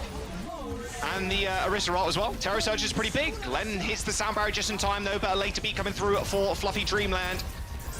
And they are just standing head and shoulders above Team Z right now. This is not close. This is the round, and Jake, I think this is the map, mate. They don't even touch for OT. Yep, there it is. FluffyDreamland with just an unbelievable start. They were like, you guys were on broadcast for too long yesterday. So we're going to give you a little break here. We're going to speed run this one. It's all chilling. Well, that might be one of the fastest controls I've seen. You know, the 100-0, and not only 100. I mean, the point was not touched on the second round. Like, I don't think they touched it in the first fight. I don't think at any point that Team Z was even able to contest the objective. That is unreal. That's unheard of. Hey, reminded me of a little San Francisco Shock Vegas Eternal vibes, you know what I'm saying? Look, it happens, okay? How'd you mentally reset, Jake? Seriously, though. King's Row, next map. It's your choice, too, this time. It was your choice. Yeah, you're going to your map pick. Is that enough? I mean, you know, I think when it's a close map, you're like, they beat us, but that's their map pick. You know, they got that strategic edge. They prepped this one. Yeah. When you get just blown out of the water like that, that's not because of the strat or the map. That is individual outplay. I mean, look at this top play. They came to play. Ooh. Haven and Shine just, I mean, we talk a lot about DPS, but this is genuinely a map in which half the time the supports of the tank haven't started the fight yet and the DPS have already got a kill. It's just too easy for you. I love those games, I'm going to be honest. Multiple ults in your own spawn, something has gone awry. It's not a normal scenario. Oh, here's the clutch beat from Graves. I mean, this was sick. Nice little boop off there. Luckily, Len gets away, obviously being the Lucio, but the spear to kill the Orisa, it was really over before it started. That's so unlucky.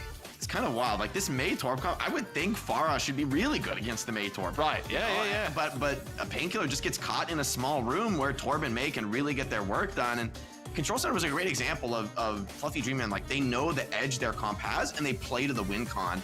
And on the other side, I just can't say the same, right? Painkiller got caught in a small room when he has these poking DPS who want to play long range, who want to have an extended poking trade. And so they're just split and separated. Little celebratory jump into the lily pond there for Chime, and you know, I can't blame him. That was a shellacking. That's my special favorite word for the day that I'm gonna shellacking. Wait, what does it mean? It's like you haven't heard that, surely? It's like I think I've heard it maybe epic once. Proportions. Like a shellacking. A shellac. A smackdown. Yeah, a smackdown. Shellac. Devastation. Okay. What's your favorite word for a one-sided match, Jack? Getting dumpstered. Absolutely. That's a classic. That's like I feel like that's a gamer classic. That's like a Halo 3 classic right there. You're screaming that in comms for sure. When you four shot somebody else, when you four shot and you're two shot, you know you hit the beat. They've already hit you twice, and then you just turn around for the four shot. You're like, oh, dumpstered, kid. Yeah. Luckily there were no global comms in Halo back in the day. Otherwise it would have got even more toxic.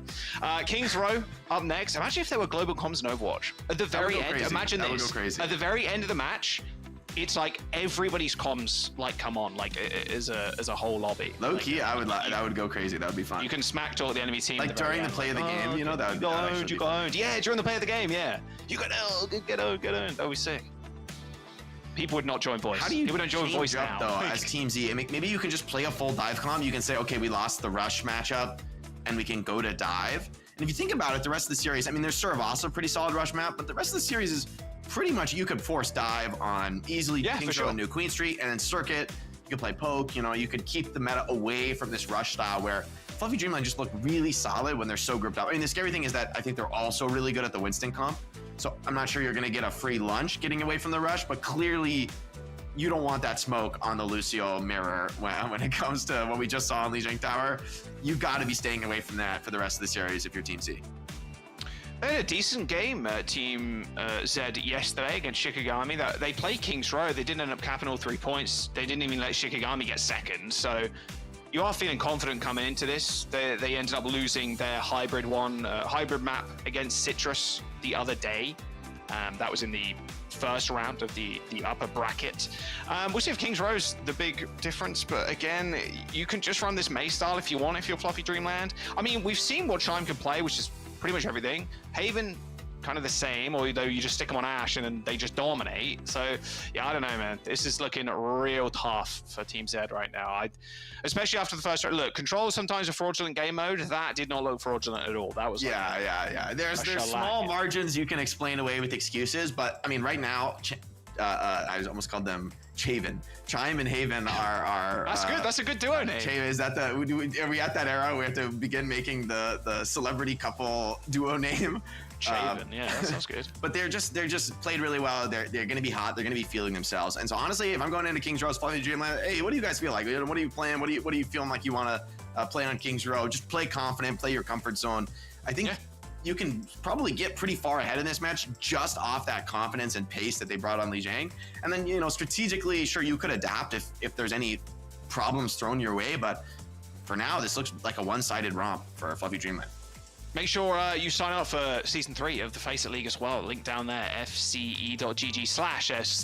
Signups close October 2nd, which is not too far away, to be fair, only a couple of weeks. So, yeah, make sure you get your sign up going and grab some friends. There's always a good time. Don't have to complete the Master Division. Don't worry, you can compete in other divisions too. Maybe a little bit more around your skill level, so you don't just run up against FluffyDreamland and Chime, walling your spawn off over and over and over again. All right, Kings Row, the next map. On the books, it's Team Z's pick as well, so we'll see if they can kind of bounce back. Although we'll have to see what FluffyDreamland want to bring to the table, because if they just have Chime on the May again and Haven on the Ashe, yeah, I'm not sure I put a lot of eggs in Team Z's basket. Yeah, FluffyDreamland, I mean, Grapes and Proto have been so stable across many styles. Like we saw Grapes on the Lucio, which looks super comfortable with a bunch of like sick highlight plays on Lijiang Tower. But then also has like a very stable main support backline when they play this Brigana look, and Proto gets to shine, I think, a little bit more in that style, showing what he can do, connecting those nades to the backline and finding the dives in. Team Z gonna go with this Pharah that was successful for them last time they played Kings Row, right? Pieces Pharah was really solid here. But can you recover and like just play to your own potential after what we just saw? And, you know, I think the choice to not run a hard hit scan, it's risky, right? It's risky. This worked against an Echo, but will it work against Haven's Ashe? I really like waiting here as the Widowmaker. Yeah, the delayed jump peek. Delayed jump peek. What's that gun doing? God, that has been in the game forever. Actually, so this is OG. This is like since day one. Bug. I mean, look at that as well. Len is holding shield. Yeah, it's good. It's good by Len, like the third person peek, the 3P peek. Nice stuff. All right, Chime back on the Tracer. Another big pick. We saw Chime on the other day, and actually Haven on the Sombra. Something we don't see Haven play a lot at all. Tough map for Sombra Tracer, right? It's hard to get to these high grounds, you know, without getting punished and dying. Haven's looking for something, but this is, to me, could be awkward for them. They're forcing point, though. Maybe that creates an opportunity. Yeah, I think that was one opening there for Haven. Just hacking at that Pharah out of the skies, and then a nice little jump from Astro might have been resulting in a kill. Although, Haven gets a little bag as well. Okay, spotted your son. All right, Peace. Still got confidence. I like that. That's what I like to see, right? You took a tough map one, but you're still out there to you know, drop the bags, let them know how you feel about it. I'm naded. Help me. Astro's out of there, luckily. No tick awarded either. Oh, good kill on Grapes too. Okay, Peace still feeling it. Nice. Although that's a good sleep into the nade. Painkiller hasn't had a chance to build up to another suit. Although Buddy Blaster wins 9 times out of 10. Len with the backup of the Brig as well. And they're not going to go down either. This is a free remake for Peace, for Painkiller. My word, FluffyDreamland had that point in the bag if they could actually kill the Baby Diva there.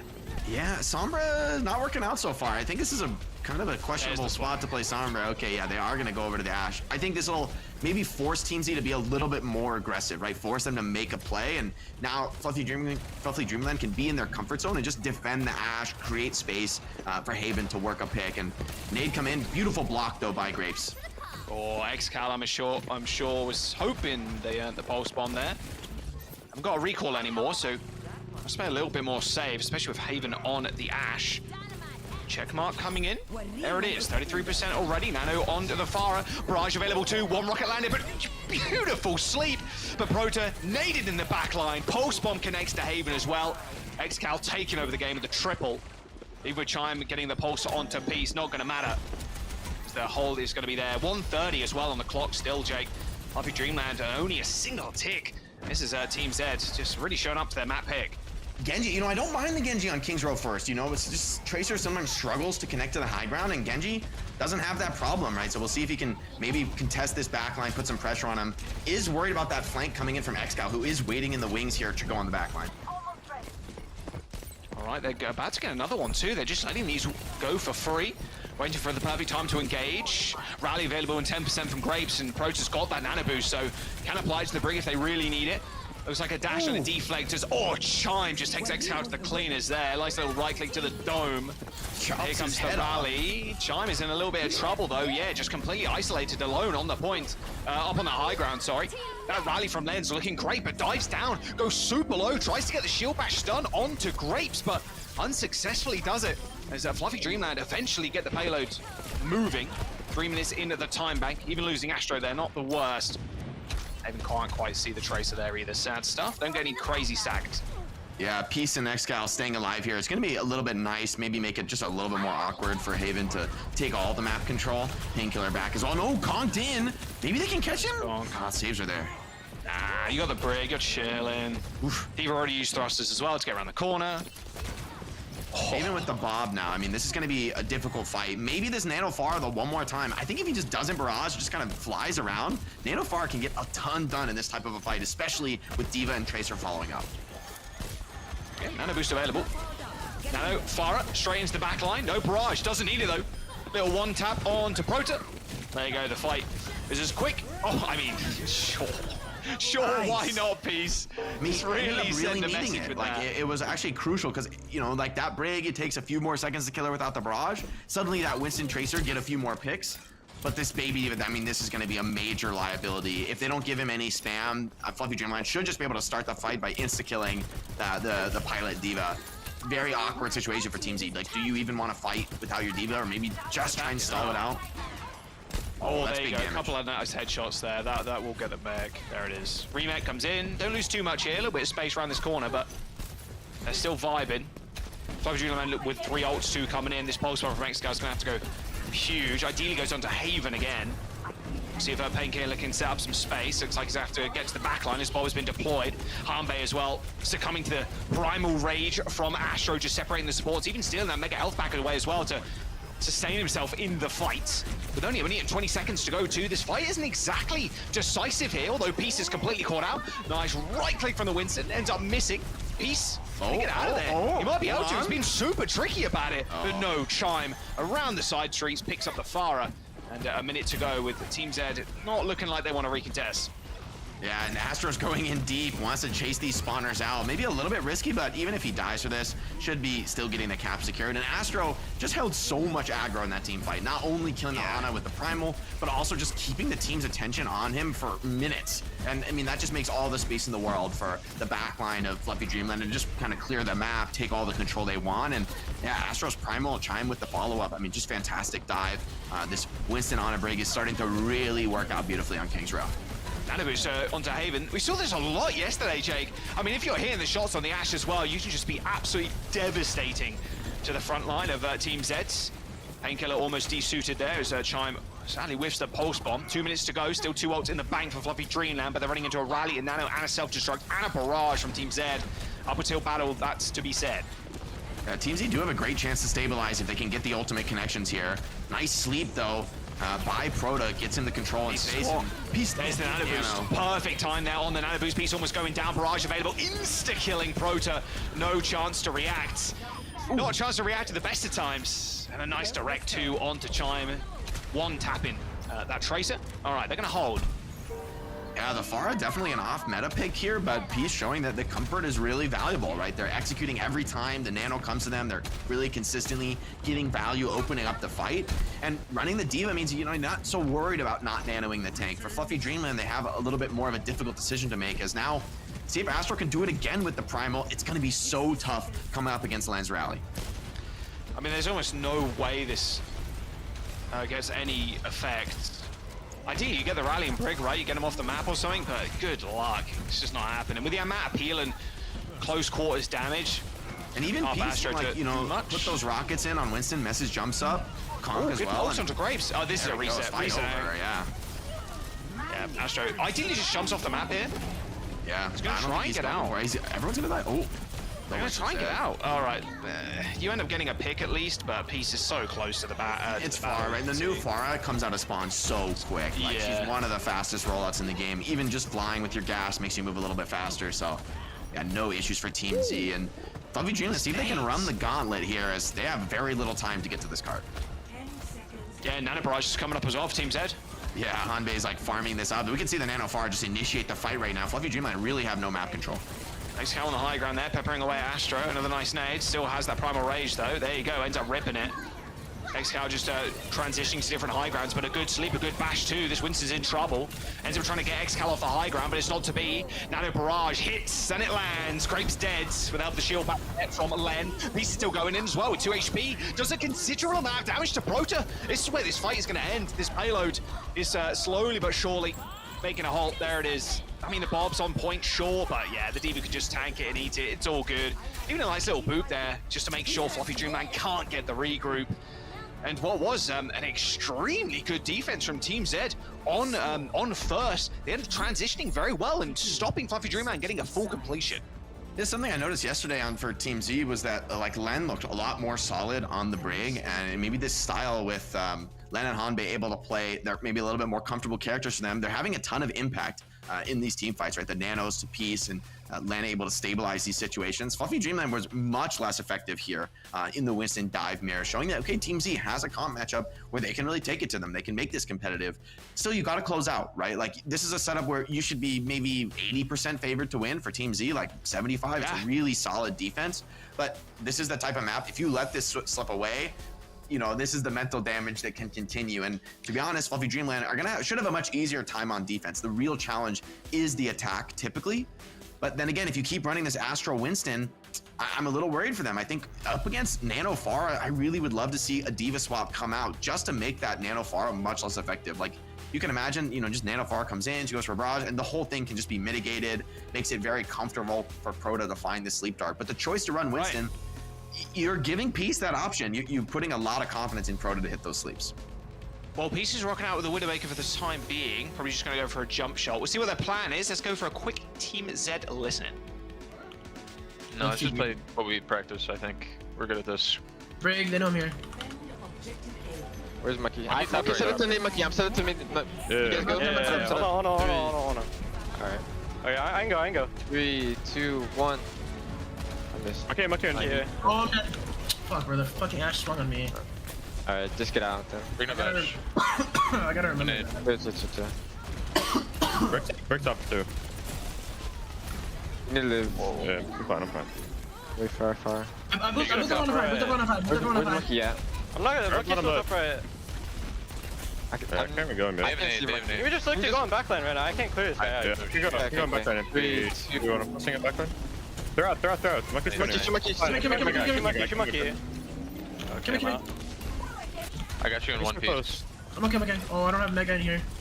I can pack you, Excel. Fair bottom. Heal me, I'm in. Yeah. I can take the touch point. I want to touch point. They're looking for nade. Brig one. Forcing point, just chill. I'm just fucking flying it open. Fuck. I'm close to that. Fine. We go back on with that there, okay? Yeah, you're walking down. And yeah, Peace kind of recognizing their own mistakes there, Jay. A couple of times, like, oh, the Ash swung on me. Oh, I've been caught out in the open. I'm just flying there for no reason, you know? Like, yeah, really recognizing why he's going down. If they can keep a cool head, though, right? Like, this is the timing. You've got Nano, and it's been farmed very quickly because your team's been taking so much damage. This is an opportunity for Peace to change the script here. Nano straight into the back line, spots the Ash. Nice little coach gun, though. Ash just slips away. Eventually, XCal is there for the cleanup, but they end up trading Len. A good little bash there as the Nano fades away as Peace gets out of there with 30 HP and a kill under his belt. FluffyDreamland, not exactly a cool, calm, and collected defense as Painkiller ends up killing both the Pharah and the Winston. And now it's only Prota to try and holding it down solo. Yeah, too little. But it's a back off here. 2 minutes to go, and the point should be capped here. Option for retake, though. I think Nano Primal available. Chime with Barrage. I think FluffyDreamland are very likely to go for this if they see the openings. Yeah, Chime setting up maybe to get in there for a Barrage. It's gonna be a last-second touch. It is indeed. There is the Barrage, though, from Peace. Nice Matrix as well. But Chime is going to do him one better. Ends up caking out Hanbei, but a pulse bomb from XCal in the back. Graveshaven dead. That's the point secure, you'd imagine. Although Chime is still finding names and numbers here. We'll see if they can actually get back into this one. 1 minute and 30 seconds to go. A nice little double pack there onto Xcal to keep the Tracer up. And Chime is going to struggle to actually get into this fight. He's got the conk back up and ready as Astro gets on there. Just stalling for additional time. And with this Primal Rage and the rally from Grapes, this is very doable on the defense. Yeah, Astro's gonna go for it here, ripping the Primal. Grapes dropping low, but like you said, does have that rally. Team Z need to be patient and play out this long stalled fight. Yeah, they do indeed. There you go. It's regressed now all the way back to 66%. Astro dueling out with Xcal, forces the recall. So Xcal a little bit more vulnerable, but rally spot from both sides as a hotel advance was initiated there by Team Z, but they quickly transitioned onto the point. Lem pretty low, getting a lot of damage flung towards him. That dynamite over the top of the shield, aided in the kill there. They do end up trading as the backline falls for Team Z. Their offense now completely disintegrating as FluffyDreamland holding it down. Team Z, if they can collect themselves though, they have the ultimates to make this work. Another Nano Pharah. FluffyDreamland have no ultimates to answer, but a pick could be devastating. Xcal's got to be careful. Haven is on one today. Nano boost available still though. The dynamite is not good.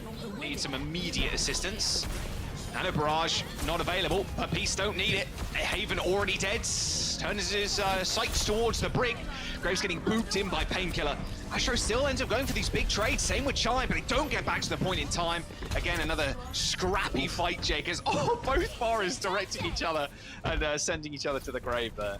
That was a nice little direct conk as well from Peace onto the Winston. I think Astro was jumping back to the point and got directed with the conk, so you couldn't make the touch. And it starts the cart moving just a little bit earlier. And Team Z, I think this is very losable, but still, right, if they can get a decent roll through the streets phase, they should be in a great spot. FluffyDreamland have this Nano Pharah combo of their own coming online, but up against the D.Va, it's a much more questionable proposition. Do you even want to nano the Pharah? Maybe nanoing Ashe defensively or just nanoing the Winston could be a safer choice.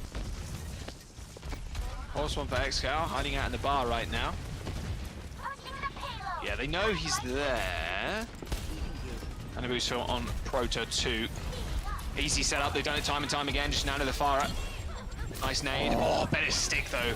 Perfect stuff. Opens that one up. Grapes had no chance to even save the brig. Not against a triple blink Tracer. And there you go, second point. He's gonna get pushed. Ideally get out here is Astro. Yeah, it looks like a full retreat here from FluffyDreamland, so they're gonna get another chance. Yeah, they have to. They have no choice. They, wisely, they've held on to these ultimates. This is what we've praised them for in the past. They've been very stable, and they put themselves in a spot where you have 5 ults to retake second, and this is a classic way to win King's Row, is make the hold on second, and then it's very hard for the attackers. Their spawn is so far away. Peace really needs to make magic happen with the Nano Barrage this fight, or the game could quickly slip through their fingers. I mean, it's such a nice spot to use it, though, to be fair. You can hide on this high ground, this choke. Well, there it is. Barrage does land. Only a couple of rockets flung towards the backline there. Doesn't actually find all too much.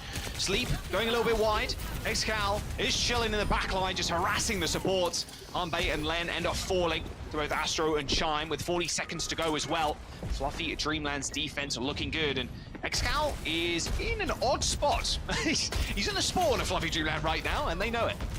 Should be potentially hard to chase down. I mean, he is a Tracer at the end of the day. We'll see if they can get this kill, but they're spending a lot of time on this. I mean, if he stays alive and his team can get back to the fight, yeah, they're giving up the chase already, and Team Z probably gave up quite a bit of space sending their DPS back like that. Real opportunity for Team Z, but still lots of ults. FluffyDreamland have the supports. Nanoboost alive. Onto Peace. Rockets are thrown in, and there is the defense crumbling. Xcal eventually makes his way into the fight because everybody was looking at Peace that entire time, trying to mitigate that Pharah nano damage. And in OT, they're going to be able to cap this second point. Now they're only going to get 1 minute and 30 to try and push towards this blue box of victory. Xcal staying alive there, Jake, was just absolutely superb. Perfect play from him. Yeah, FluffyDreamland had a big ult disadvantage, so maybe they wanted to take the gamble of like, we can try and sneak this kill before the fight. But Xcal dances too well, and Peace is just, when he gets the nano, is just very consistent on the Pharah, like lights out performance every time, and that's what you need really from a Pharah in this role, where a ton of pressure on them to perform, to be consistent, and can they actually deliver every time you give them that nano boost? Astro over to the D.Va is going to make that much more difficult. Shield stick was dropped to the floor, Grape stays alive, and this high ground control is going to be very important now for both teams to kind of fight over. Don't want Peace a free angle to spam into the backline, same could be said for Chime. Needs some heroics ults for FluffyDreamland. They need to find an opening kill here, or Team Z is going to open again with this Nano Far, and I have to be worried for them based on the history of the game so far. Man, Peace is just dominating Haven, just perma-booping him off of high ground. Nano Diva, a pretty scary affair here now for the backline, but a perfect sleep. But that nade in the back is so good. Hits Graves and Haven, and there's an easy follow-up there for the Tracer.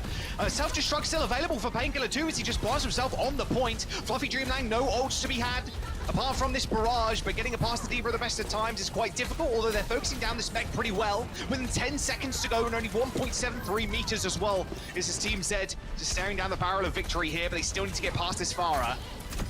FluffyDreamland have bridged the gap and a pick by Chime. They've got all their ultimates online. That could be the dinner bell run. Oh, as well, Peace dashes to the backline, try and get a barrage kill, but Chime with 2 bonks, 2 directs on both DPS has just saved FluffyDreamland the game as they end up claiming a match point on King's Row. It's Chime time, baby. No, Team Z was in control for so much of that match, but FluffyDreamland, you know, they've just shown a real stability as a team, right? Like, not only they come out to a huge lead, they snowball Lijiang, they destroy that map, and then King's Row is a much more contested, difficult map, but they still keep calm, they make the adaptations. In the end, I think that Diva coming out at the end for Astra was just what they needed. Just, it mitigates the Nano Pharah so effectively. They have to nano the Diva because they just don't even think that the Nano Pharah can get it done anymore, and then the Diva actually just chases the Pharah down and kills her. So I think that comp adaptation was exactly what the doctor ordered. And then it's just a team that they're so consistent holding those ultimates for the crucial fights. They've been really patient with their ultimates, and something you don't always see, I think, for teams, you know, in a high pressure scenario, trying to make their name. It's easy to like, oh, let's just use all our ults and ensure we win a fight. But you don't see that from FluffyDreamland. They're very stable. If the fight's not looking so good, they won't go for risky clutches. They wait to close out the game with consistent stability, and I gotta praise them for that. Yeah, I mean, that's exactly what we picked up on yesterday, was just how consistent they are with their ults and when we want to use them, how many we want to use. Really nice stuff. And Jake, map number 1 was a little rough, I'd say, for Team Z. A little bit of emotional damage, psychic damage, if you will. Now we're going into map 2, and you get held on 3rd just before where you got that box. I mean, how are you feeling really if you're Team Z right now? Now you're going on to, again, another map pick of FluffyDreamland. You know, I think there's fuel for the copium tanks. You know, you can be like, it was really close on King's Row, but like honestly, with Astro playing Winston, like for most of King's Row, I think that's, I don't want to say a throw, but it's the wrong hero. Like against this, like they're spamming Nano Pharah over and over. That's their only play. You just go Diva and eat the Nano Pharah. And I think once you make that swap, this comp is going to be much harder to make work for Peace. As good as he looks on the Pharah, just inherently going to be so much harder with a Diva chasing you around all day. And so, honestly, for Team Z, I'm worried. It's like, what other punch do they have left? They did look really good on the Sojourn Genji Queen. Maybe that's the next layer of switch up that you could bring. You know, put more confidence in Peace on these flex DPS to snowball the game, and on a hero that's harder to counter with just a swap like Diva. I mean, it is pretty doable. New Queen Street, which is the map up next, could see the Sojourn come out. That's what they ended up playing yesterday to quite good effect. Exhale looked pretty suave and sophisticated on that pick, I must say. We're going to jump to a quick break, though. Don't go anywhere. Final map potentially here for FluffyDreamland and Team Z. We'll see you in a bit.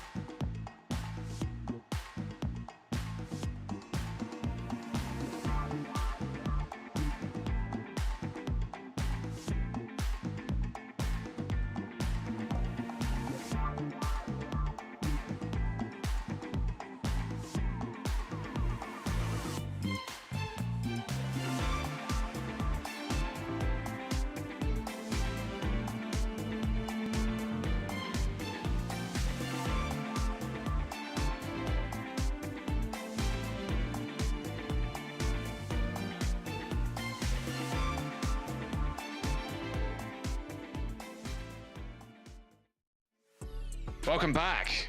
FluffyDreamland with quite, well, I would say emotional for them, but I think it's more emotional for Team Z right now. A dominant performance on Li Shang Tower. King's Row as well, the mental breaker. New Queen Street coming up, Jake. They couldn't quite deal with the Diva. It was an OT push, to be fair, and it was definitely chime time. I mean, this looks like a 3-0, I think, but, you know, Team Z, they can come out with something a little bit different here. Maybe jump on that Queen comp that we talked about earlier. Yeah, you know, I think that's another option in their bag of tricks. New Queen Street is a decent map for it, but could be awkward. You could find yourself at long range. I do think it matches up decently against FluffyDreamland, with Astro showing a clear preference for Winston. But also Astro, you know, has the flex. So if he goes over against Queen, I'll very likely see a swap here. And what I'm also worried about is really Haven, right? It's going to have an open season potentially on this map. And oh my, are they going to bring it out, Jack? Just for you, they're going to play the Torb. I'm down.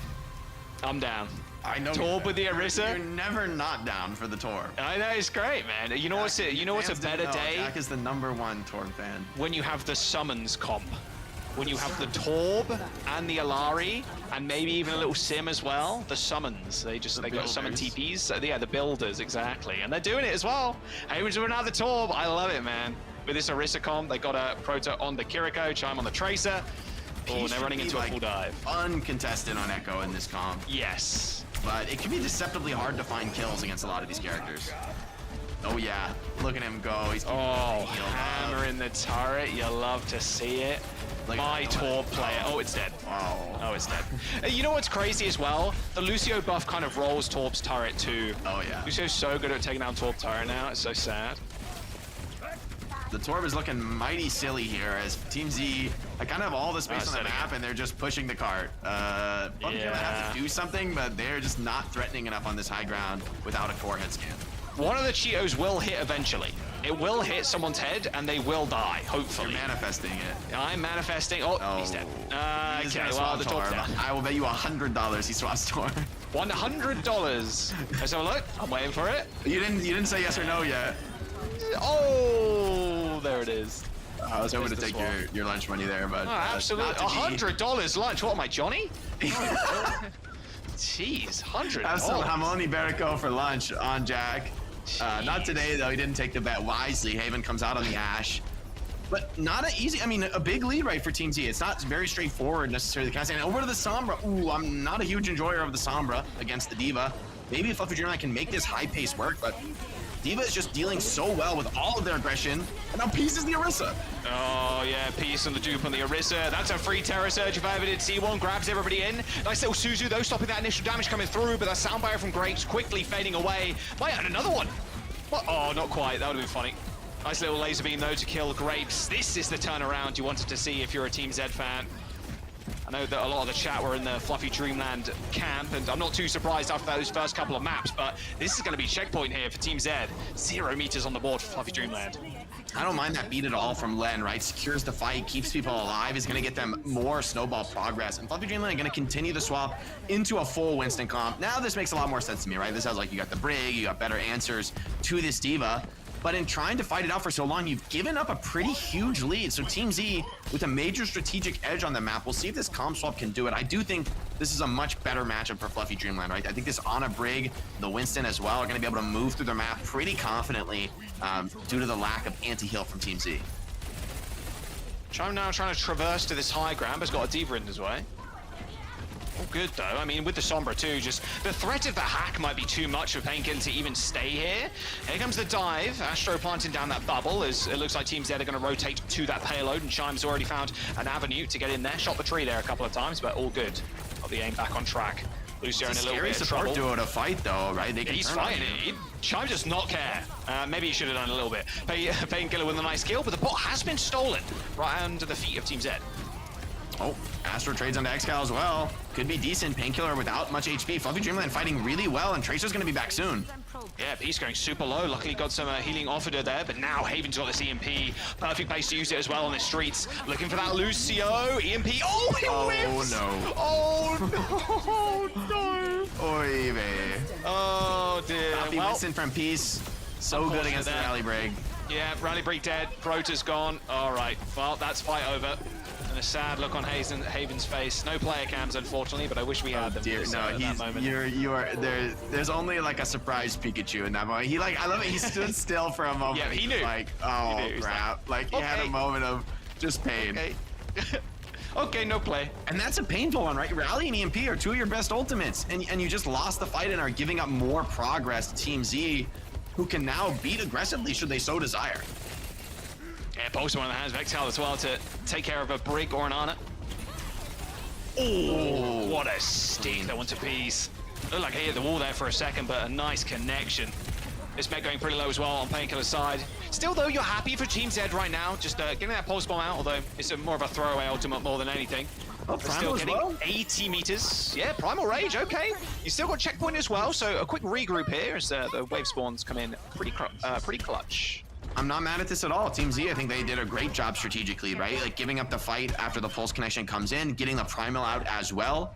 Now you've got Sound Barrier for potential Nano, and you can pretty easily overwhelm. See if Peace can connect to this backline, though. The Ana Brig really do need to die. Like, the Tracer, Winston, Storm are just going to kite around forever, you know, dance with you all day. But the Ana Brig are the ones who do need to be caught at some point by this Lucio style.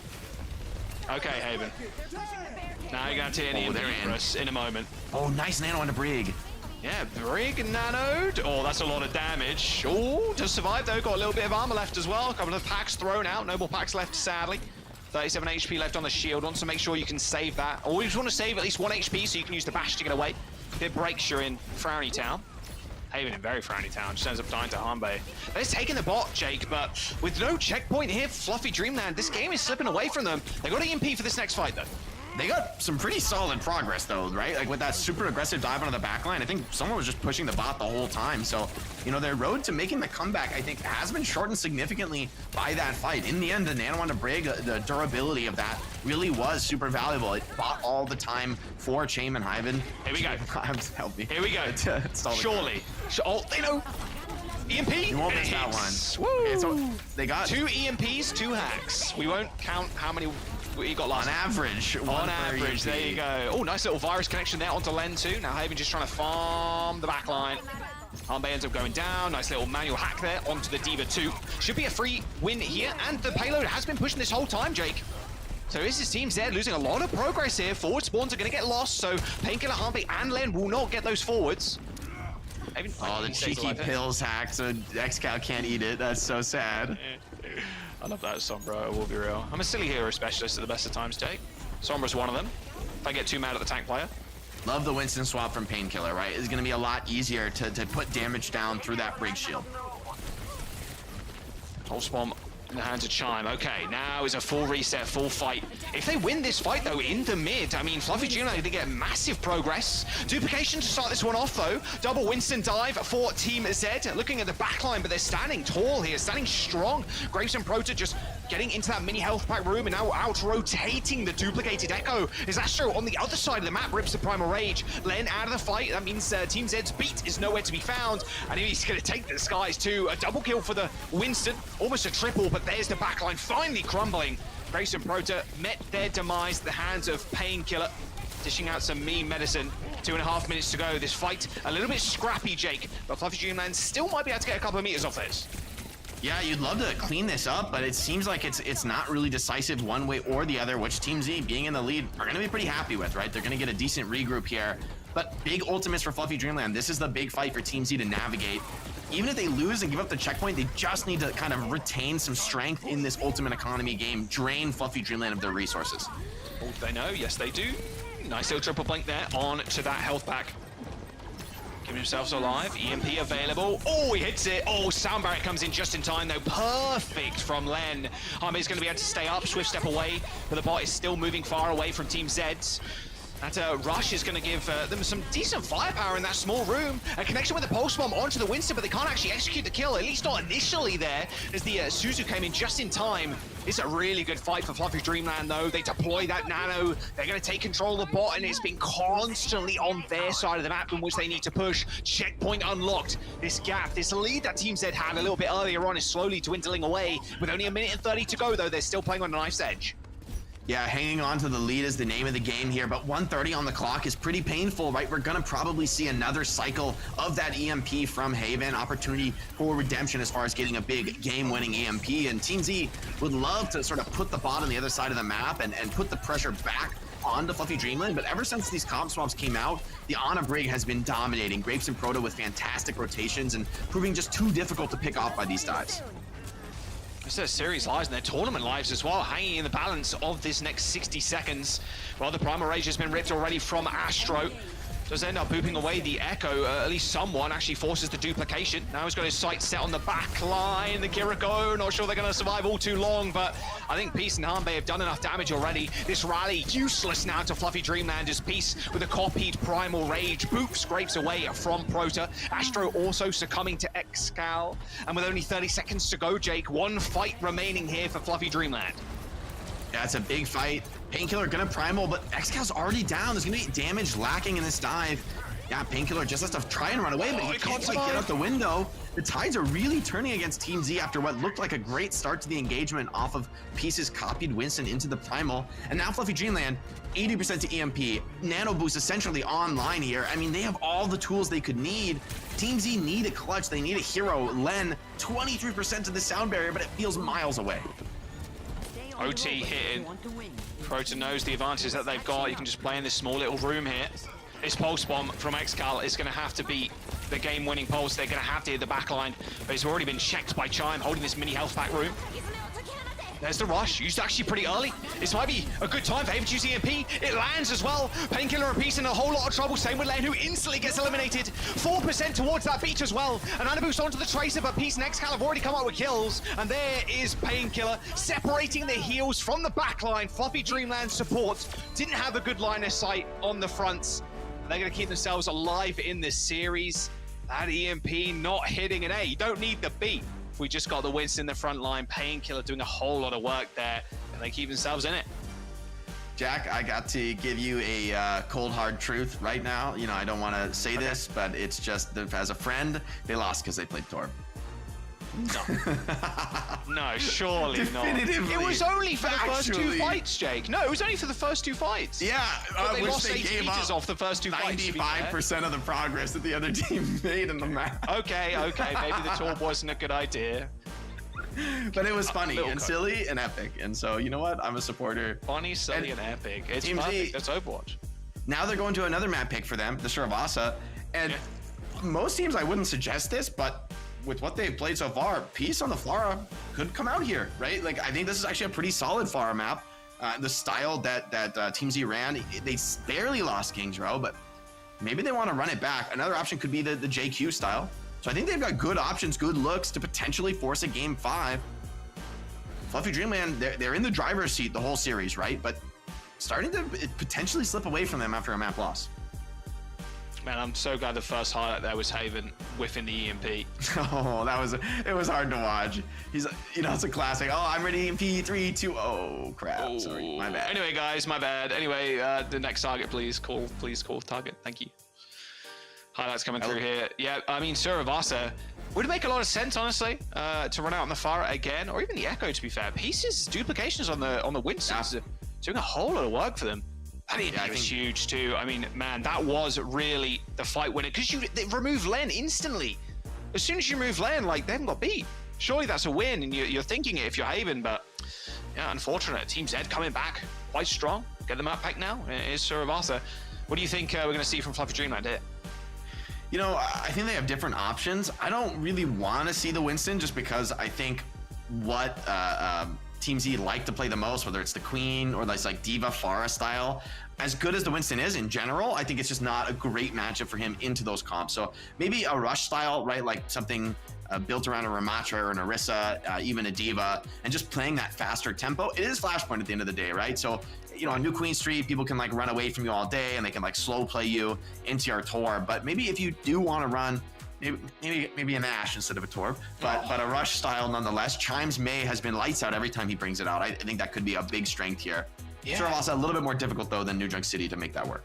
Yeah, there's not as many choke points. There are a few like small ones you can use the wall on, but not as good. And then it also feels like, well, you're rolling the bones just to kind of get the flash points that are good for the Mei after the first one. So yeah, maybe Mei isn't the pick. Although Chime's Tracer, it's been looking pretty clean. So maybe just jump on that. We'll have to wait and see if they want to go fast or if they want to take it a little bit more slowly. There is the map set for you. Guaranteed at least this map. Maybe we see some circuit as well. That would be a good time. I haven't had too many map number 5s. I mean, lower bracket. I mean, Vice, Green Fortnite went to map 5. Citrus Nation and Team Z did go to map number 5 in that upper bracket game that Team Z ended up losing. And they did go to Suravasa as well. And it was actually a loss for Team Z on that map. 3-1 fashion as well against Citrus Nation. We'll see if they can turn the tables here.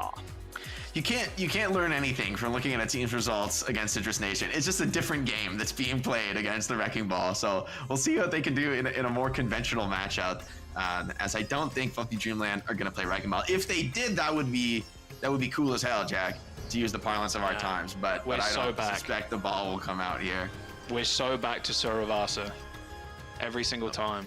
It's crazy. I've mentioned it before on broadcast, but this is like transitioned into the Japanese broadcast as well, where they show the pigeons in Suravasa. It's spreading. Their pigeons it's are spreading. Crazy. Like, how has this happened? It's gone from the NA broadcast and the EU broadcast to the Japanese broadcast and a little bit of the Korean broadcast too. It's a global phenomenon. FluffyDreamland gonna roll out with the comp that they basically destroyed Lijiang Tower with, which I can't really criticize. And the Queen, I think, while it can work, right, if you can find these knives onto basically anyone but Mei and Orisa, then they'll almost certainly die. Same for Genji, getting the connections to those backline. But it can be hard, right? The Mei and the Orisa are such a devastating front line. It can be hard to move past them and get on top of those backliners, especially if Haven can put down that damage. See what pieces Genji could do. Did look pretty decent actually last time we saw him on it. Oh, they're getting in there. They want to force that Ashe to use that coach gun, force that block from the Mei, and then hopefully find an execution kill. But it's actually Xcal that goes down first. Oh. Xcal versus Haven, the Ashe versus the Soj. I know who I've got my money on. Surely Peace isn't gonna kill. No, there you go. Nice cap by FluffyDreamland starts off. Yeah, I think everything really has to come together super well for Team Z. Like, this is a comp that, okay, can be explosive, but an opener like that, oh wait, but it costs Painkiller their life. Yeah. Do Team Z want to scrap this out? Feels hard with no tank. Yeah, it's probably not against the Orisa. You're just gonna get CC'd to death. Yeah, Orisa, the golden god, is gonna run down everyone on your team. Thank goodness we're not in Orisa meta again, because that was pain. Absolutely. Are you sure? I mean, I've seen a lot of Orisa. There are, but we're not. It's not perma the same comp, to be fair. That's true. That's true. It's flexibility. It's flexibility. There's flexibility. Haven just on that high ground. He's like, come deal with me. It's so annoying, right? As Genji, if you go on this, you're probably not getting a kill, and he's gonna drop. Into the backline though is Peace. Yeah, they got Lamp already, but there's the window. Peace already dead. Everybody's ticking away. You see that disruptor shot doing a fair bit of work. Still though, playing around the window is going to be good for some additional damage. Chime just getting surrounded now by the Lucio. He's got block available still. Ooh. As it falling over, I'm surprised he didn't use the block, but maybe not expecting all that damage. A late rush coming through from Hanbei is going to at least help Painkiller get some damage in. The Rampage does end up landing after that beat fades away. They're still going to want to fight this, but the Orisa Golden God still spins the spears and is unkillable. A good spear as well to connect with Painkiller as they went for the Carnage swing to get some health back. And that is just Orisa being Orisa. A Blade coming in, a nice deflect kill actually onto Astro. The Blade pulled at the last final moment as the beat lands from Lane, keeping Peace alive in this fight. Somehow Chime has made their way back into this one as well with the Blizzard. I mean, maybe they want to use it or save it for the next. Seems like a go next angle here for FluffyDreamland. They're pretty good at saving the roll to the best of times, and that was definitely what they wanted to do. Team Z in quite a scrappy brawl, end up capping that point. Although it's expensive, I think keeping this point going is ultimately going to be good for Team Z. Like, I don't see FluffyDreamland winning this next fight without ulting, and still opportunity for that overclock to come online. Oh, the deflect. That was sick from Peace. So nice. You know exactly what the Orisa wants to do there too. Exactly, so you're right. That actually just got read like a bedtime story. Can you do with Bob, though? This is going to be a tough spot. Oh, Bob's in. Yeah, Painkiller's gonna have a little bit of a rough time. Same with Xcal, just getting rolled by the Bob, but it's actually Pro to that false first. Okay, nice little flank. I mean, Xcal's just a distraction tactic right now for Len and Peace to do dirty things to your backline. There's Len with yet another kill. There you go. Yeah, they're not going to live to tell the tale, Jake. 75% on the board, too. This might just be Team Z taking this first point. Haven's going to go to the sim, though. I think this signals that they want to try to take a contest, but I think you're right. This is going to be very desperate. It's going to be very forced. Yeah, maybe they're not going to actually do that. They see people before. Maybe they go for this. It's so difficult. No, okay, no touches. Yeah, I think that's wise. I think this would have been like a suicidal touch to point, and you would have just got wiped and fed a bunch of ults. Team Z, though, I love that distribution with Len coming with Peace on the flank, right? It does leave Painkiller out to dry just a little bit, but in the end, if you're enabling this Genji, they can start snowballing with the dash reset. Pretty much anything is worth as long as that Genji gets enabled, and I wonder if they're going to be expecting how quickly this Blade is online. Yeah, it's hard to track compared to how much Peace is doing. Like the damage and the spam, it's kind of insane. And the fight lasted so long as well, difficult to keep track of the Genji's ult charge. Might know if he goes for some sort of a aggressive angle like he's doing now. There's the Blade, a couple of headshots with the Shurikens as the flashpoint unlocks. Rush actually just started the fight off for Team Zeds. Instant wall there by Chime, trying to separate the team. Point is instantly capped as well. Yeah, Orisa ultimate, a Terror Surge is going to get thrown in. Sen Astro ridiculously no ammo for Peace either to finish off the Orisa. As it looks like FluffyDreamland end up throwing the Blizzard on their own team. Yeah, Peace hitting them with a question mark. I would be as well. Painkiller ends up falling over though. Still got one. They've got two. just what Chime intended with the Blizzard there to tactically bait the enemy team to overextend. Still got the Mei wall, right? The wall is maybe just enough to run down that Queen in some of these situations, and Peace not able to find the window there to pull the Blade. That means that you still have this double support ultimate up for FluffyDreamland. It's going to be very challenging to fight into. Love to see Team Z try to bait with the Blade, get ults out and disengage, because I think it's going to be really hard to fight into the Kitsune rush. Oh, yeah, Peace extremely low. On fire right now. They're going to completely wrap around. FluffyDreamland have read them though, it's all good. They're going to rotate as well. There's the pressure on the point. Double support ult, like you said, available, and they're going to use the rush first. Sound barrier from Grapes is going to get used. They still got to be wary, though. Painkiller's closing in on this ult. This Blade only used there to kill Haven. I think the fight's all done and dusted, unfortunately. Peace, you have only found war, unfortunately, and your team have suffered greatly from it. Astro thought that was the enemy, Lucio, I think. Running over his head. He's looking around. But yeah, TNZ going to slip away, and wonder if they're going to come back in for another hero clutch attempt. I mean, not really much on the cards in terms of ultimates, just Bob, which Xcal Overclock really can always make this work if he can find the connections. Oh. That's just what they needed to start the fight. That's a huge kunai there, kill onto Chime. Painkiller's still got this ultimate as well. This rampage could be large. Everybody's kind of backing off. Peace does end up going down, though, a little bit too aggressive into the backline. But Team Z have found the flip. Now they can just kind of play around this small choke point here and wait for them to just jump on in the points. But still going to be cautious, though. Kitsune Rush is going to get used, and a quick back off here for FluffyDreamland. A good connection with the knife. Instantly using that ultimate, though, and where is the Suzu? Proto only using it on themselves there by the looks of it, as Haven succumbs to the bleed. Man, that was so nice by Painkiller and Co there, right? With the rush coming out first, now they're heavy stalling this Orisa. This is a great play. This is going to win them the control point. And I mean, Jack, they're going to be up 2-0. It feels like FluffyDreamland has been winning this map, but Team Z just keeps snatching the victory back.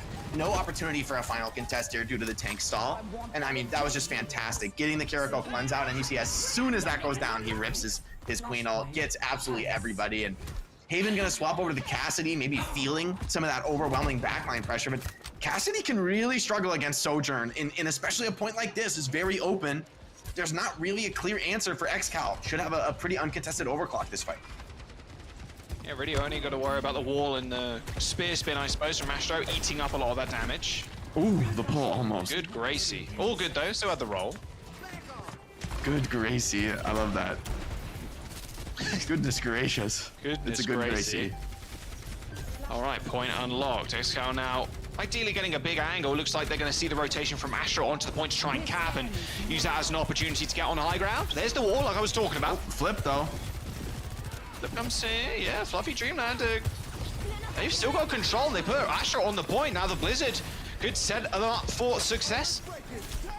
Sound barrier comes in super early from Grapes again. Actually forces the beat coming through from Len. They can play in this choke point too. If Team Z want to get on top of them, they can just lay down this Blizzard. It's going to be tough for them to really deal with. They're going to have to save something for it. Blade gets pulls. Peace with a 180, but instantly Just a bullet through the brain as Haven standing so far away from the Genji, and even on their own rush, Team Z are just gonna fall over. This is a devastating fight. FluffyDreamland are right back into the match. Getting that cap before the fight began is an absolute game changer, right? Normally, you would imagine with the way this fight went, you know, if it had ended the same way, but it's 0-0 with nobody capped, I mean, you'd be feeling pretty okay with that as Team Z. But right now, FluffyDreamland are just cruising to what should be an easy victory on the point. Pharah comes out. Interesting choice against the Cassidy, especially with High Noon. I mean, this is going to be tough for Peace. He is super comfortable on the Pharah, but now see if he can make this work. Maybe the next 2 flashpoints pretty decent for Pharah as well. Yeah, they got the touch. There's the Terror Surge, lands. Huge anti there from that Queen ult. Painkiller just does them dirty. Proto not able to save everybody with the Suzu, probably just save themselves yet again. I mean, Queen ult at the best of times, you know, you're scared about the Suzu, but if everybody's kind of split up like that, it's really tough when it breaks down to really group up and get a large value cleanse. They get the flip once again. I mean, let's get a FluffyDreamland listening real quick, because they're about to lose this map and potentially get taken to a map number 5. Win this fight is like making them have a weak show. Already, but try right. Is it possible to push top? There's no defense there. Fair rush. I'm gonna shield us. Let me shield us. Let me go first. Actually. Can you go through left, Sean? Go through left. There we go. Alright, yeah. Care is spam dead. 2, 1. Christopher Fire right side. 95 rush. Shoot the queen out. She's walled. Queen up. Once you get rush, you can push. Close left first. Over here. Rushing their contest. I'm gonna rush the contest. Are we ready? 3, 2, 1. Care. Carry on point. Queen. Secure.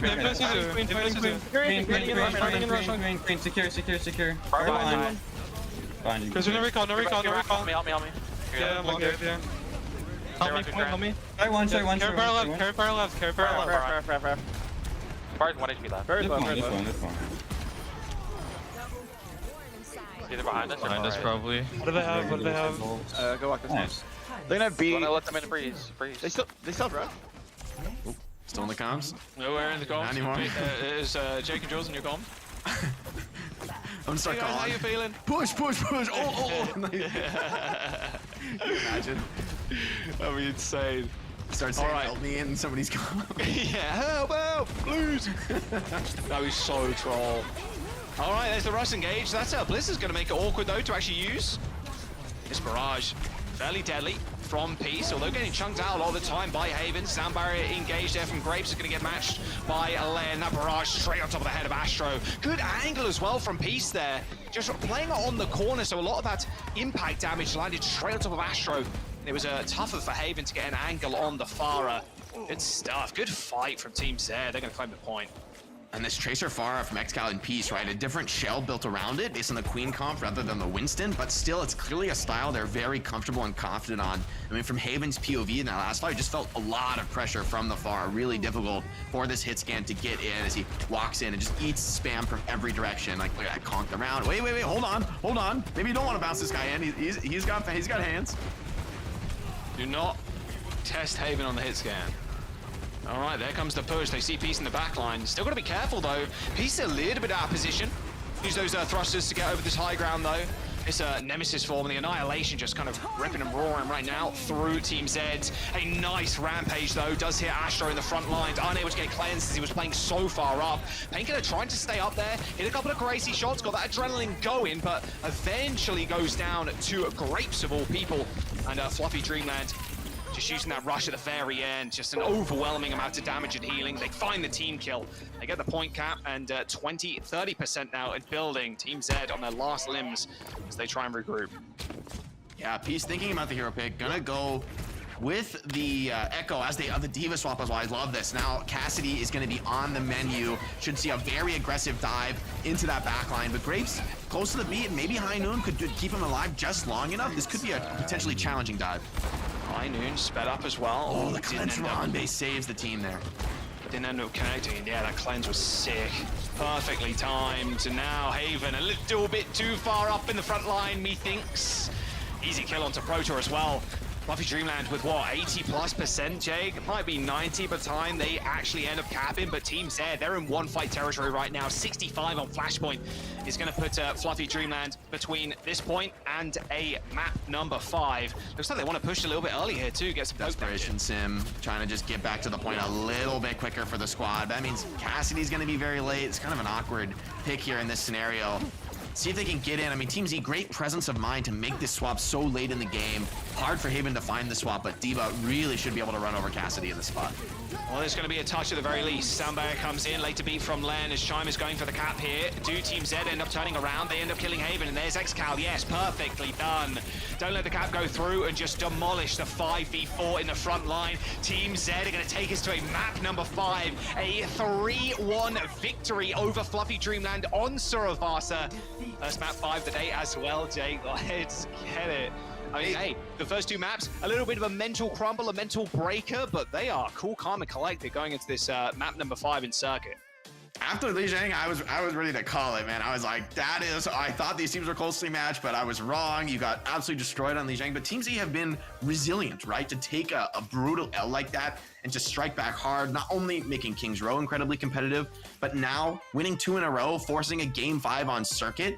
Haven got his confidence shaken, I think it's fair to say, in those final moments, right? With the D.Va swap coming out, he's still on Cassidy, and it's just a comp that eats Cassidy for breakfast. It's so difficult for him, right? He has to get in and put damage down, and then you overstep by 1 inch, and you were getting speed boosted D.Va, Kiriko, Tracer, Echo. You're getting 5-man hunted down in this fight.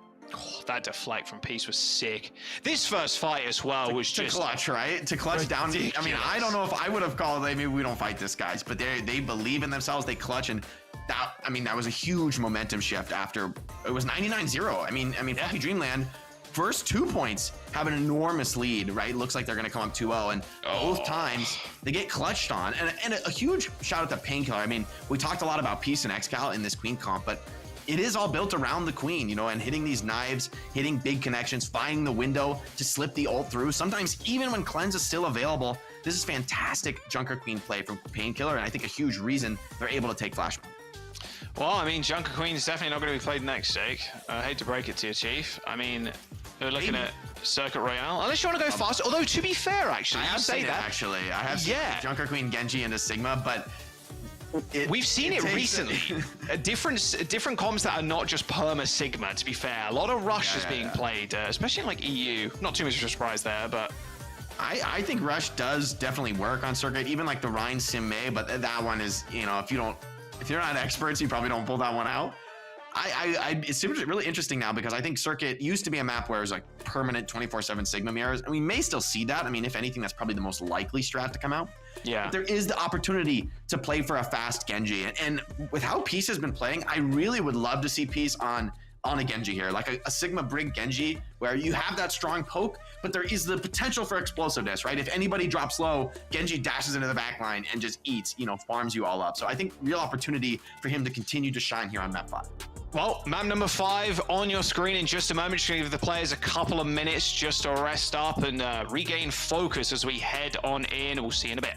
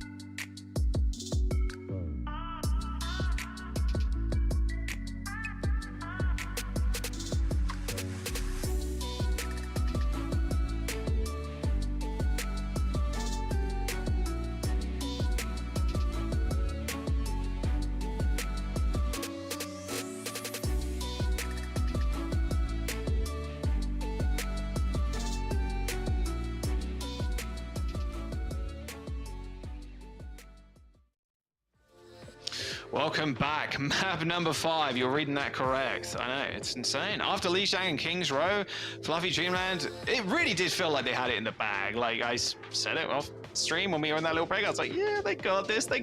But Team Z bouncing back. A couple of wins here. Reverse sweep on the cards. Circuit Royale up next. You know, it's lower bracket. Anything can happen. And this is where the pressure really gets to you, right? Where you're fighting for your tournament life and you're in a game 5 scenario. I think it's fair to say Team Z have the momentum in this series, but FluffyDreamland have shown patience, resilience. They've been able to play smart even in a clutch scenario, even with their back against the wall. So I won't count them out just yet. And I have to say, it's a map where Haven could really shine in the hit scan as they roll out with the Rhyme comp. Okay, I don't hate it. I really want to see Peace, though, play a high mobility hero to put the pressure on this backline, right? Like, not let them play free. I mean, this is the comp that Seeker and the gang were running as well. Like, Seeker's Bastion is so sick. Yeah. This Ryan absolutely can work. Ryan, in general, just has a good matchup into Sigma. However, I think the comp can also easily fall apart. Once you start getting flanked and the pressure comes in from multiple angles, the game can get really, really hard, especially for a hero like Bastion, who just doesn't really deal well with that. And Reinhardt, of course, loves when the game is all in front of him, does not like being flanked. Yeah. I actually love this counter pick for FluffyDreamland. I think this is a really good matchup for them. Just need to deal with this Mei on high ground. She'll be totally pesky. You've got to get rid of her first.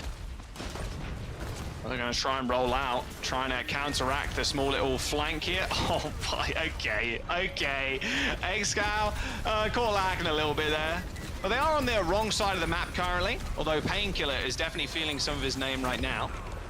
Oof, killed, but I mean, like you said, Jake, it's a good comp against the Bastion. I mean, Ryan does not like being flanked, doesn't like when characters are taken to the skies either. Might find another kill here in the BAP, maybe, or not quite. Ugh, yeah, that lamp saving him. Nice from Hanbei, perfect. That is the spawn hold broken.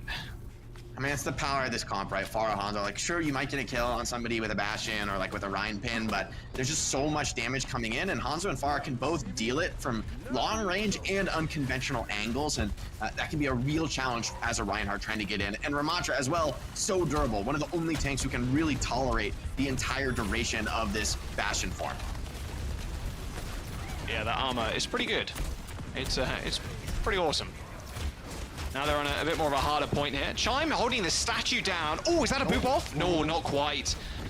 Nice little rebound there from Chime, yeah. Protecting as they make the rotation. Although this window is going to be hard. Kind of annoying to deal with. Wall in a couple of seconds though. Chime just fighting for their lives, but nice little push from a Painkiller.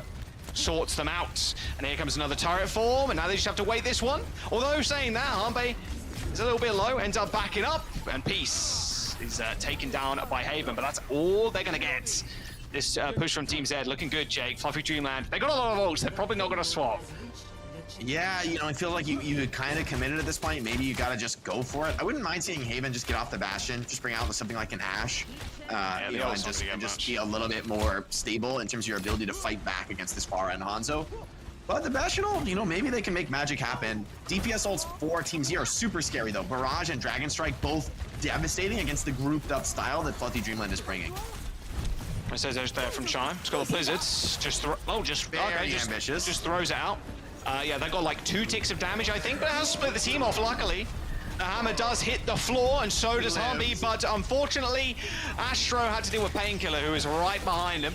Chime and Grapes come up with a couple of kills here. Excal booped into the line of sight of the Bastion for this Nemesis form, this Annihilation. Throwing hands right now, but it is all Chime. It's Chime time, baby.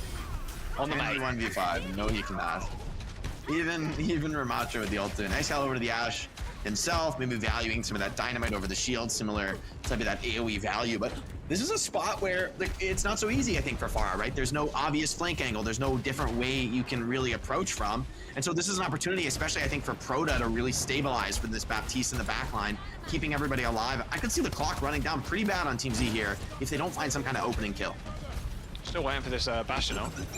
He's going to set up for a perfectly hidden, too. Solid snake moment.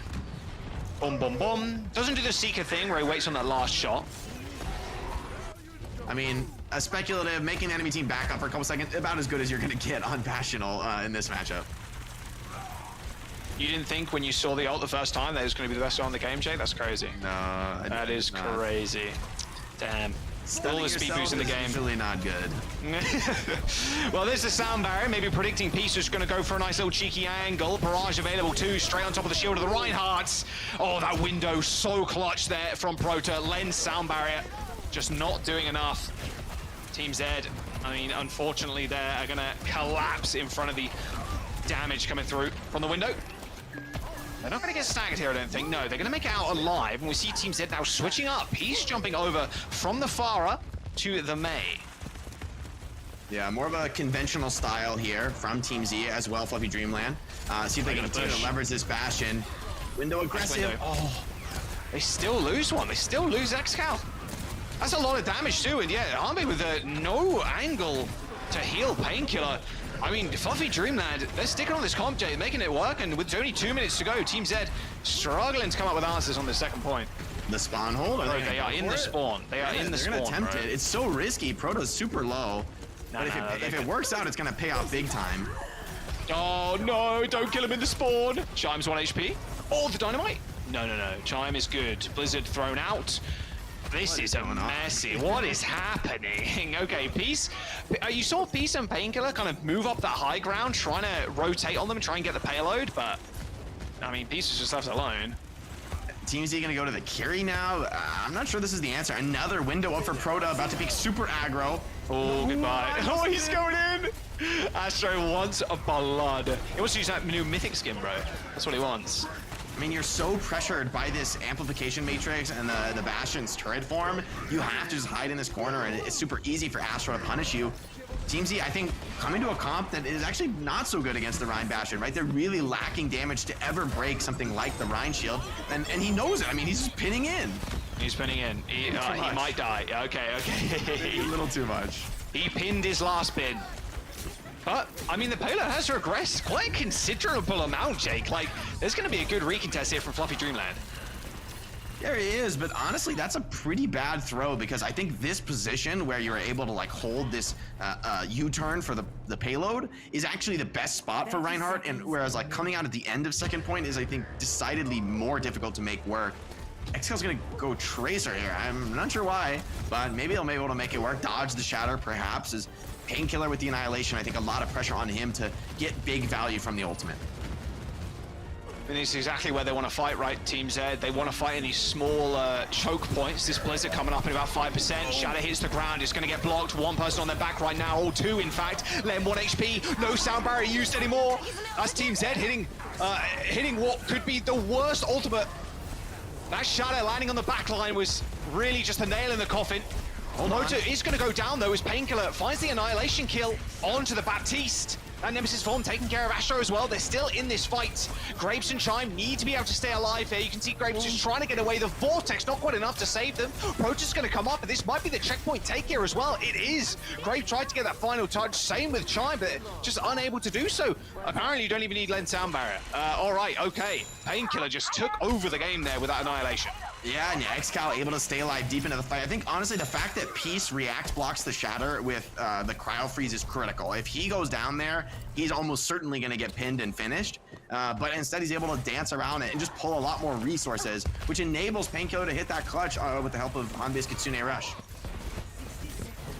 All right, now with 60 seconds to... Oh, that loose... Oh, no, the Ajax! Oh, the Ajax as he rounded the corner. We'll pretend it didn't happen. No, we will. We'll put it in the highlights, don't worry. It hurts. It'll be in the highlights. Yeah, 45 seconds to go.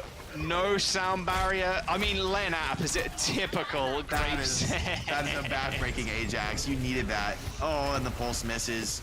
Team Z falling apart maybe here in the final moments as now they have to push into an Amp Matrix and a Blizzard. I mean, this could be really difficult. You do have Tracer, you can be a little bit tricky in terms of stalling the cart, but the position is so strong from FluffyDreamland. This high ground, oh man. Oh, with the window, there's just no way. The dynamite through as well. Oh, Len, he's been cooked not once, Jake, but twice.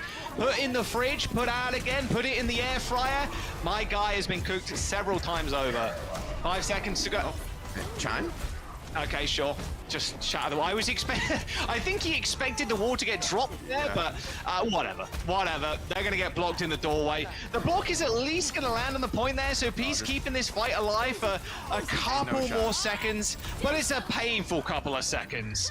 There you go. Point 2 is all that Team Z will get. That was not the best highlight, couple of plays there from TZ at the very end, but we still managed to get a considerable away on Circuit Royale. That was, you needed that beat, man. They needed that beat, something fierce. They also had position, they had everything. And we got a replay too. Hang on a second. There we go. Oh, it's the slow-mo too. Oh, look at him go. No, I tried to beat on the stairs. Why did he do that? Everyone's full HP. Yeah, I don't know. I'll save myself. Oi. Don't worry, I'll save you. Everyone's like, wait, we're fine. we're full HP, bro. Like, what? Oh, no. That's painful. And I mean, I feel FluffyDreamland also, is feeling the pressure with, like, some mistakes there on second part where they could have had a hold on second, I think. And Team Z locking in a very aggressive style here. Want to go for almost certainly a spawn camp of their own with this Venture maze setup. Interesting look. I mean, you really have to get to the backline to make this work, and you would probably lack damage against something like a Bastion, but a lot of chaos potential for somebody like Ex to get to the backline. And they're sneaky. They're trying to try to rush and catch FluffyDreamland unawares, but this Ryan comp is pretty durable. If Proto's in a good position, I think playing fast is going to be really difficult. You don't exactly need to play in the front line if you're the Bab. Then you have Haven on an off angle on the Widow. We'll see if Team Z show. They're playing in the little room right now. Haven looking for the grapple shots. Doesn't see it. And there is the ping. Yeah, Venture ping and Haven jumping over to the Bastion now. Going on Ryan, but ineffective so far. Oh, Len. Oh, Len. Oh, my Lucio. Oh, it's not looking good. The nade. They're in a corner. They had to use the lamp too. Oh, you're dead. Oh, Haven. Just gets a nice little triple. Can XL come up with a kill? Nope. They cooking too hard with this. The Venture is not good against Bastion, guys. It's a problem matchup. You don't really have anything for the Bastion. No damage. There's the swap. The Ashe will help a bit, but you still got to be very careful. I mean, you need to bait out this turret form and successfully disengage, which is easier said than done. With Chime on this Mei, Astro as well can look for aggressive pins with not much fear for his life, although, maybe he has to be a little bit careful as we saw last round. Look at Astro's ult charge. Yeah, he farmed it. He put them in that corner and swung on them. Bombed this shatter. Are they going to expect it? You'd assume so if you just hold the tab real quick. Well, actually, it's going to count the damage from last round as well. To be fair, so a bit harder to track, I suppose, but Astro only 5% away. Oh, that's backbreaking. I mean, yeah. And, I mean, you might as well just shatter here for the sake of it. Just guarantee yourself the point. Yeah, there it is. There's the shatter. Lamp's going to get dealt with. No Nemesis form. No nothing. No hope. No help. There's Team Z. Yeah, the mythic hammer getting a little airtime, looking flashy. That little kill effect there on the bow. They're crumbling. My team. Still winnable, Jack. Second point is where you make the hold on the rush comp, right? Like, I don't care what kind of snowball you have going into it. That fight is incredibly hard on the snowball, on the U-turn. FluffyDreamland don't want to take it. They want to hold forwards. Wise. It's wise as well, because they got this Blizzard. Just playing this show. Well, okay. Okay, they may pass the 5 different columns. Ooh, chilling. Flips out. They're waiting for it, though. Blizzard, both windows opened up. Oh! Proto just haloing Harmbay there. Just a nice little try shot to the dome. This is a tough spot for Team Z to be in. They haven't got their back now. Chime is on a really tricky angle as well, Jake. Using that wall, ends up catching off Painkiller. That's one dead Ram. And this is just slowly snowballing away. You cannot give up second as Team Z. I mean, it looks so bad. I don't know how you're going to do it, but if this goes to third Painkiller, point, no, bro, I hate to break it to you. They are giving up second point. Peace and Painkiller only just spawning. 5 minutes and 20 seconds. They don't even need to make it to last. How about this? The ult from Chime. The ult from Haven. It's a W. Sound Barrier comes in, doesn't end up hitting Painkiller. Return beats Haven, launching the cannons. High ground, the bunkers, they've been destroyed. The MG42s are laid waste to. And Team Z, I think, Jake, are going to fall over here. I mean, Astro's still holding on to the shatter. It's over. The mental breaker of a game. I'm not sure if it was Len sound barrier. I'm not sure what it was, but FluffyDreamland just demolish, and they're gonna deny the reverse sweep. Team Z go down. FluffyDreamland. I love what's happening. I need to be shot on serve also though. I need to be shot on serve also. I need to be shot on Reinhardt. My EPs were terrible. I need to be shot on serve also. I need to go and just get shot. Hey guys, it's Jake here. We're here for a post-game interview. GG, man. It's fine, guys. Good clutch. Congrats, guys. Really good attack. We actually won every fight. Do you guys hear me? Bro, I think we actually won the game because they played Venture May. They trolled their turns so hard. Like, nothing wrong with that. Nothing wrong with that. Nothing wrong with that. They're listening on the winning moments. I'm here. Listening on the We're here to ask you how you feel. Don't trade if you're gay. Don't trade if you're gay. How was that, the winning moments there for you guys? She's so brain-dead. Nah, we all need to get shot, bro. Oh, bro, my serve also was so bad. I believe they did not hear me. Bro, like, my tracer was so good, but my mate was so bad. How does that make sense? Muted in their comms. Jake is We're not listening to their comms, but we are not in their comms. It's me, I'm Jake, I'm in your comms. They're just they muted you, Jake. That's a classic relief, though. You could tell they were feeling the pressure there. That was the primary emotion I was sensing in those comms. Was relief to shut down the reverse sweep and to do it in dominant fashion. Frankly, on Circuit Royale, not super close. The Bastion Ryan looked well practiced. There's a reason they brought us to that map. Yeah, that was not close at all. Was it the Ajax? I felt like that was the beginning of the end. All right, well, luckily for them, they got smoked so hard on the second round that honestly, I don't think the Ajax really changed anything. Like, you could have pushed another 40 meters. No, it's about the mental game. You would have lost. Mental game. They didn't have the answer in terms of that Ryan Bastion comp. I mean, that was just the ticket. Team Z did not have the answer there. And I mean, what an incredibly close series, though. Both teams fought super hard and made this a massive comeback from Team Z despite what was a brutal map one. Yeah, and right at the beginning, it looked like this is just going to be FluffyDreamland running away with it on control. They had it all figured out. It looked so very good for them. However, as we moved into map 2, that's where I started to get a little closer. I mean, Kings Row was in fact a very close match. That came down to the wire. It could have been like a few team fights here and there. At that point, they just felt like, okay, maybe don't play the Winston into that Pharah ? Exclamation point. They did make that Diva switch at the very end and managed to actually win that map, but just barely so, Jack. Yeah, super close. I mean, Chime came up large on that last fight. Like, here's the exact clip here. Just double directs both DPS. I mean, this is so unlucky. You're peeking his exhale there for like half a second, and the rocket is already flying through the air, and then another perfectly placed rocket there, predicting the movement, predicting where the barrage is going to be, donking the other one, and yeah, you just get rolled. This is a really crazy turnaround, though. Peace looked very good on the Echo. Like, the dupes from the Winstons were clinical. They were clean. And Painkiller has also had a phenomenal game, especially on New Queen Street. My goodness, talking is hard today. But yeah, Painkiller played really well. That's the gist of it all. And quite frankly, for them to have the mental fortitude to come back and, you know, regroup, regather, and then bring it to a 5-map series, really great performance across the board from both teams. Yeah, I think, honestly, if you're Team Z, you're going to be kicking yourselves more for those early maps where, you know, I think Kings Row was obviously super winnable. Would have loved to see Li Jiang be a little bit more competitive, but they did look really solid in the back half of the series until Circuit Royale just came down like a ton of bricks on their head. I mean, strategically, FluffyDreamland had this one locked in. They executed this Bastion Ryan comp really effectively. A couple mistakes here and there, but, I mean, those were just dwarfed by their aggressive executions, which worked incredibly well. Had to do him like that. Oh no. We gotta. If there's an Ajax, we gotta hit the. We gotta hit it in the replay. That was sick. Such a good combo. Like, the fact that Astro has a solid Rhine makes it such a great combo for them. With Chimes May, he's able to, you know, be tricky, which is what you need from May in these comps. It's all about how do you cut the fight up with the walls? Are you in some annoying position that pulls a bunch of attention to yourself, allowing Bastion and Ryan to maybe push the car? And then Proto with the Baptiste windows was really dominant, had a couple opening kills, just looked like almost solo kills, just bursting people out of the air on that Baptiste. So great performance from the whole squad there in a spot where a lot of teams could crumble, right? Game 5, the reverse sweep is on the cards. It's a scary spot to be.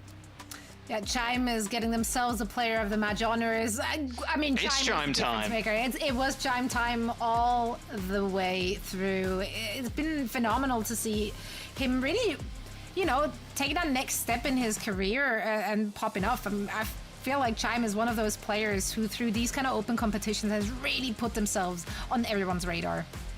Oh, 1000%. Yeah, the Mei looks super clean, and the depth of hero pool too from Chime is pretty crazy. Like playing Tracer, Mei, Pharah, like it just doesn't matter. Like everything is just played to such an exceptional level. Yeah, I'm excited to see how far FluffyDreamland can go. I think Haven too, a bit more of a quieter day. I felt like from Haven, where when we saw against Green Fortnite, Haven was just dominant on the hit scan, but it just doesn't matter. This team has just so many different facets to them that you can rely on Haven in one map, you can rely on Chime the other. Like, yeah, the team is so well drilled and execute a lot of comps actually to perfection. Like the Rhine is silly, they do the D.Va very well, the Winston. Like I want to see how far they can really go here.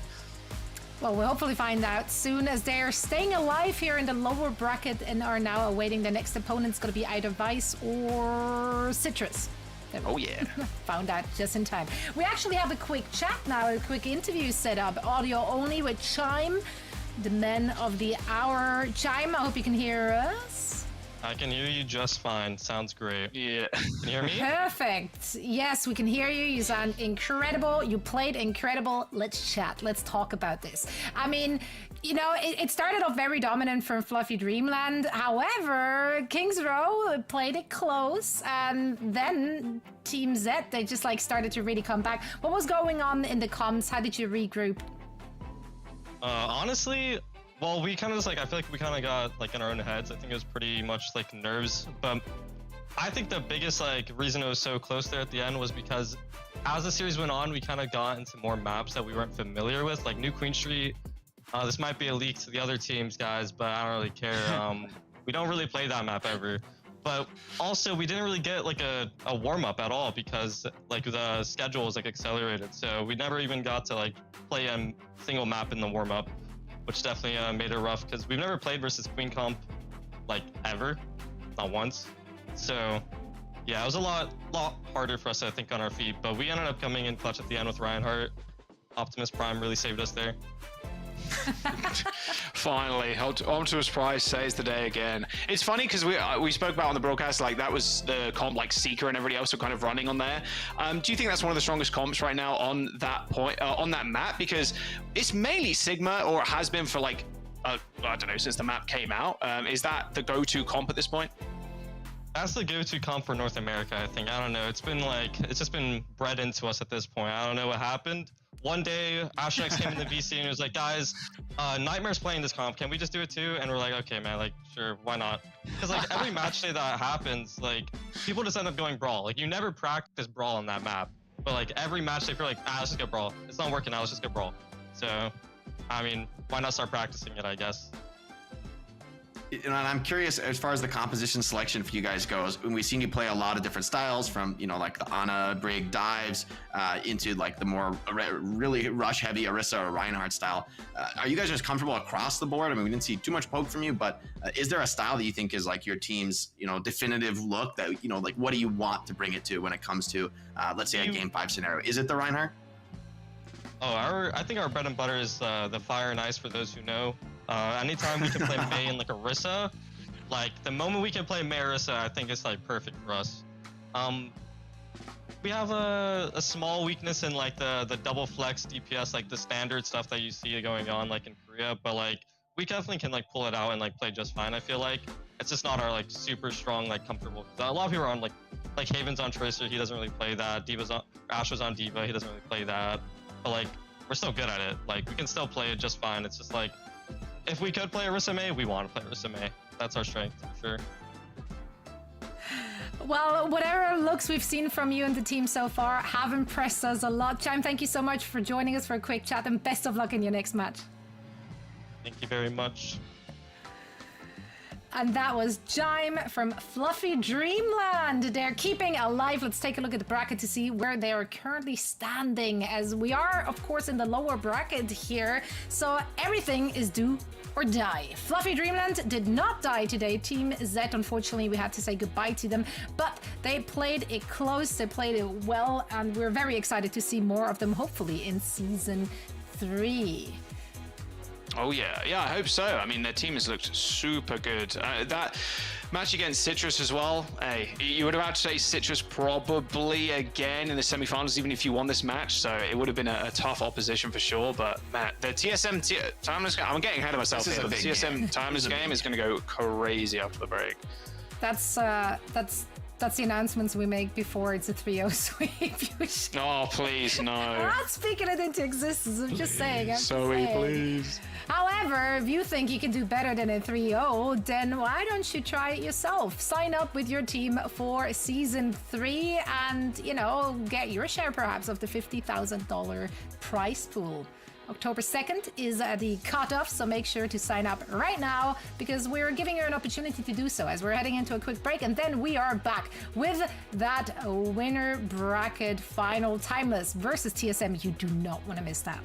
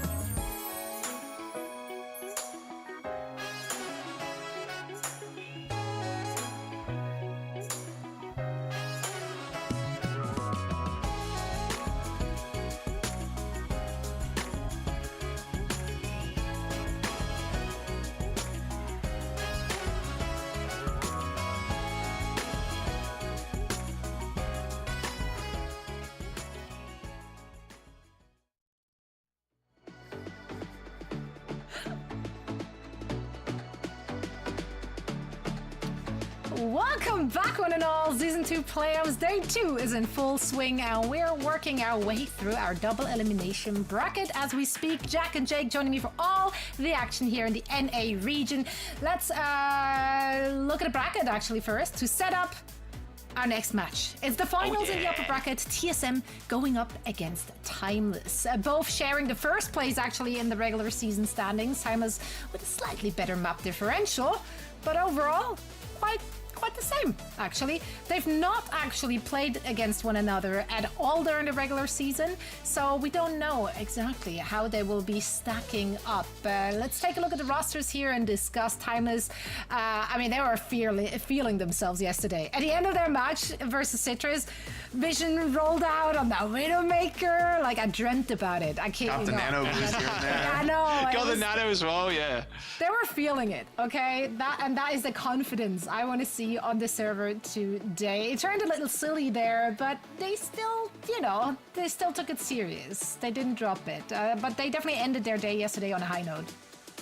Oh, I mean, they've not lost a map through the upper bracket yet. Citrus Nation and Shikigami, it was a 3-0. Like, this team, realistically, I think is gonna take the grand finals, but TSM is definitely their greatest opposition, like you were saying, so. Yeah, Squid and Kuffa are a duo that I think I've been having my eyes on every time I see them play. It's like the nade comes in and Kuffa is just right there farming. So these Winston dives on a Winston style, really threatening from Timeless. Absolutely. This is the opposition, TSM. They did, of course, make some roster changes. Renko is, I think, the last or latest addition in their roster. What have we learned from them thus far in the playoffs? Well, I mean, I think Rocket is definitely going to be the player that a lot of people remember from his like great performance in OWCS Stage 1 of this year, looking like one of the best tracers in the region. We'll see if he's able to bring that same level. I think he's going to need to going up against TSM, or rather up against Timeless for TSM. We'll need to see Rocket be a huge performer when it comes to that tracer. Icy, Lep, and Renko, let's see if they can make it work as far as backline to keeping Icy alive. But I'm curious to see where they take it stylistically. I feel like their best look is probably playing around like a Lucio style for Lep, versus I think the Ana Brig mirror is going to be pretty scary going up against Timeless. Yeah, that seems like to me. Yeah, Lucio Brig versus Kiriko Rush. Well, we'll find out for sure. One thing we know that is that neither team has really been pushed thus far in the playoffs, so this is going to be their first real test. They have not faced off against each other, as we said, yet in the regular season, so what better way to find out how they stack up than the upper bracket finals? Guys, take it away. Thank you very much, Zoe. Yeah, I meant the Ana Brig, not Lucio Brig, of course. Samoa, Kings Row, Nusapi, New Junk City, Junkertown. Wow, New Junk City and Junkertown. That's crazy. That is crazy. Let's have a look how we stack up here with Timeless and TSM, Jake. 3 Ex Overwatch League players as well on TSM side. King for the Vancouver Titans, Lep for Los Angeles Valiant, and Renko for the San Francisco Shock. You might, some of you might remember the Renko smile from a long time ago. Wait, was Lep on Valiant? I thought he was on Houston, but did he join Valiant? Oh no, not Lep. On Houston. Sorry, might be. I was thinking of someone else. Yeah, here we go. Samoa experienced roster versus, I would say, kind of like a next generation squad on Timeless with a lot of players who Luke Mino played in the Overwatch League, but no one else got a shot. But honestly, I kind of favor Timeless. I think they're maybe the stronger team here as TSM rock up here on the Diva comp. Maybe that's going to be their, the ace up their sleeve, right? To take this on a Brig mirror. Icy on the Diva is going to be much more comfortable than for Kuffa. So this is going to be a real contest between the teams on the tank, right? Like, can you make this a Winston game, or is Diva still the dominant choice? Queen as well, another very strong matchup into the Winston. But I think Luke Mino's choice to play Illari on this map is actually pretty wise. It's a wide open map, a lot of space for Illari to work, and it's going to really put the pressure on TSM to get aggressive. I love Illari on this map. I will say, there's a disgusting solo queue angle which you can take by the surfboards just below our camera here, and then you can shoot across the point and up onto the high ground. You just put the pylon on the surfboard, or on the surfboards on the height. This is the angle here, right here, Jake. Take this in your rank games. It's pretty sick. Solo queue angle. Oh, the hit scan gets the good angle, Jack. This is a pro match. No. Illari's a safe angle. No. Look at this. Get the leftovers on Illari. I'm sorry. It's just not if I hit more shots, buddy. All right, Farah versus. It's going to be tough, actually. Nice direct onto Lucamino. It's going to be tough for Junkenstein. They've got the streamer mode on. Absolutely own multiple hits at the same time. Yeah, it's going to be tough. Ooh. That was a shot and a half. Yeah, this is a disgusting angle for the Illari right here. Yeah, Luke Mino, main support has looked really good, especially on the Brig for this squad, but I think very strong aimer as well, right? Has historically been really good on the Batiste, and the Illari should be, totally comfortable for him as well. Able to leverage his aim to put down big damage, and yeah, I mean, King on the far, he's gonna have a tough matchup, right? It's Ana, Illari, and Ashe all shoot up, not to mention Winston. The fourth hit scan on the squad. This is gonna be super difficult for him. The fourth hit scan. Yeah, I guess with the right now Junkenstein again. Junkenstein, it was King, and then it was Junkenstein. All good. Everybody remember that Junkenstein is King. He hasn't name swapped. All right, well, there's the nano on to Mr. King as he takes the high ground. Lucamino instantly going down to that nano Farah. No chance to shoot back, the damage resistance. Even with 4 quote-unquote hit scans on their side, it's going to be tough to take down the Farah. But now with a later nano boost onto cover, I mean, you're not taking this point right now if you're TSM. You need a clean wipe here, or at least a couple extra picks. Well, there's one at the very least, with Vision going down. And as soon as I say that, Squid also falls to Rocket, the Tracer Eraser. Not to be anymore. Winnable. Closer. I mean, is it winnable? Yeah. Cover's super low, 40 HP, manages to actually stay alive. There's the barrage straight on top of cover, deletes the bubble, deletes the Winston. Not sure if it's winnable any longer as King comes back on the Farah, just dominates Lucamino, sends him straight back to spawn. Oh, but an overextension gets punished, right? The players were back alive for Timeless. The wave spawn as well came up, and now it's going to be a down 1 hold for TSM. They do have this rally. Got to be careful. Left gets right in there, but oh, beautiful nade. Unbelievable nade there coming through from Squid. Instantly deletes Left. The rally is completely gone. TSM is just gonna fall over. Got about 30% or so, but now Time is now gonna set back up with Lucamino and Squid sitting far away. King is still not swapped off this fire either, Jake. Just very committing to the bit at this point. Yeah, frankly, it's been a rocky start, and I feel Lucamino, yeah, you use a Nano Pharah and shuts him down, but like, can you repeat that without the Nano Pharah? Because honestly, without Nano, I think Pharah would just die for that type of a play. And you're still forced to make something happen. These hit skins are just so dominant from Timeless. So many strong aimers, individual mechanical players, and this is a comp where they can really shine. Oh, there's the captive son. Sees King. Oh, he's going for him. Does land the... I think that was the land of the connection too, but there's no use kind of following that one up. You'll be in no man's land. Looks like Renko kind of burning alive here at the hands of Vision. Those Dynamites doing a fair bit of work, but now they got the Nano. This is what they've been relying on for the last couple of fights. Nade, they want to Icy, forces the remake. Unfortunate reload there for King. Still found himself in a good spot in the back line. No bubble to save Squid, as Doomed also ends up falling over to Rocket. So a 99% flip there for TSM. Now, once again, the Nano Pharah is an incredibly potent tool. You know, that's the weakness of the Winston. Normally very strong, but I don't hate the concept for King and Renko to be punishing Kuffa for sticking on his Winston. He's really comfortable in the character, has been really strong on it. But that means if King can find his windows, he can make hay. Still 99% Timeless. This should be an easy retake with no ultimates available for TSM. Maybe Rocket can be the hero with a pulse bomb. Doom getting chased there by Icy. Sawyer's pretty low. A nade onto the Winston, but a very late nano boost tops him all the way back up. And wow, the backline just got folded like a bit of paper. Renko and Leb instantly down. Primal popped. Barrage comes in, instantly killed by Vision. That's round, Jake. At 99% flip. Timeless, gonna take it. The neutral game from Timeless was really phenomenal here in these trades. You know, what is that, a bunch of basketballs?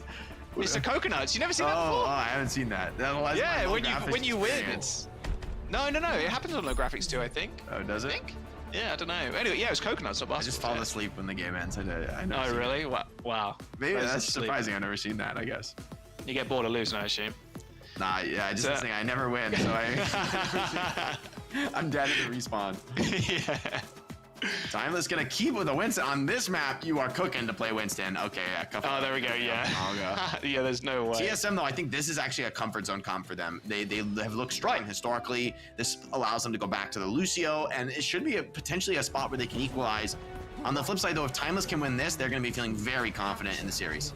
And I love the Reaper, actually, here. I think so strong in the current meta. Rocking the Mythic, maybe? Oh, yep, rocking the Mythic. 10% extra damage, if you didn't know. All right, Thomas, what you got for us? What do you think about the Sombra hit? It's interesting, maybe, but you're playing really for that EMP. I'm not sure she's going to be that useful in the neutral game, but the Reaper can kind of handle the poke trade, so maybe you can get away with this Sombra. I mean, if you go aggressive like that as well, you got to be scared if you're King on the Venture. If you get hacked, that's pretty much a guaranteed kill. Nice little charge in there by Icy, but already suffering an immense amount of damage. Use that cardiac overdrive to stay up, and it looks like it's actually Timeless. Slowly but surely getting poked out by this Venture. Still a lot of AoE damage too, and a comp that wants to stick together. The Venture can dish out a sizable amount of damage with just the left clicks. Yeah, and Venture's super annoying, especially for someone like Reaper, who, you know, she can kind of sit just outside the range on Venture, and then if Reaper does get in the mix, is like getting super aggressive, you can always drill him back away from your teammates and create that space. But it's great cardiac overdrive. The cooldown advantage is so important in this Amalgamare. Whoever gets the better cardiac overdrive, almost certainly going to win the fight. So both teams heavily investing in their Maga and trying to enable that to happen. Vision's so low. Coalescence to open up this fight. They're going to match it with a rush. TSM very much in the driver's seat right now of this fight, although saying that King is going pretty low. The healing coming out from that Coalescence there was just immense. Sound barriers on either side as Icy lays down that cage. He's managed to trap one. It is going to be the Sombra. No use trying to translocate away, unfortunately. A Pulse Bomb ends covers life quick sharp as TSM still in full control of this point. That cost him 5 ultimates though, Jack. That was absolutely everything in the tank. So TSM win the fight, but Timeless have a great shot to retake the point with maybe something just an EMP, just a cage. If you can win with 1 ult, you're gonna be feeling pretty good about your chances to come back in this round if you're Timeless. And pretty low there. EMP, Death Blossom still available. Like you said, King, Dro dashes away, gets that shield up, but oh, caught off guard. Yeah, that shield still stripped away from any character after that EMP is used. Doom with the Death Blossom 2 can just kind of hold this door. I mean, TSM at this point, they know they've lost the fight. It's all about just kind of stalling for extra time. But I mean, luckily for Timeless, they saved this Death Blossom. They got the cage, they got the combo. I mean, they did what I said, right? Winning with one ult, that's exactly what you needed. And TSM, they have nothing, right? It's going to be a good long period of farming before they get an ultimate up. So Timeless would love to snowball that fight win into a few back-to-back here and start charging up percentage. Maybe you can even slow the game down here and just hide and hold the point. TSM don't have much of a way to force the issue here without ultimates. Oh, I mean, they gotta know Cuffer's got this cage. Just kind of waiting for everybody to group up right now, but TSM acutely aware of the fact that they've got ult. Looks like Cuffer's just gonna dive in. Coalescence is gonna start the fight off. They managed to find Renko, just forced a swift step pretty quickly. As you can see, TSM with a fast regroup. Yeah, now TSM have bridged the gap. They've got that rush online. They could be scary though up against Doom's Death Blossom. Only way to counter it to cage. Stomping it by ice. Oh, that's a good cage too. 4 people caught in it. The Death Blossom's pretty big. That sound barrier to keep them alive as well. I mean, that's fight over. No chance. 3 ultimates burned from Timeless. 4 if you want to count that Coalescence. The previous fight as a TSM just get team wiped. I would love to see Timeless just go super fast with his EMP, right? If TSM get their ultimates off, you're going to be looking at a really difficult fight. But if you can EMP, especially this Lucio, this could be a really challenging engagement. Look, Vision's looking already for it. set up for the play. Vision's looking for it too. It's just right behind him. Oh, they find him. Leb's feet has to be huge. Oh yeah, but Vision has to use a Translocator to get away.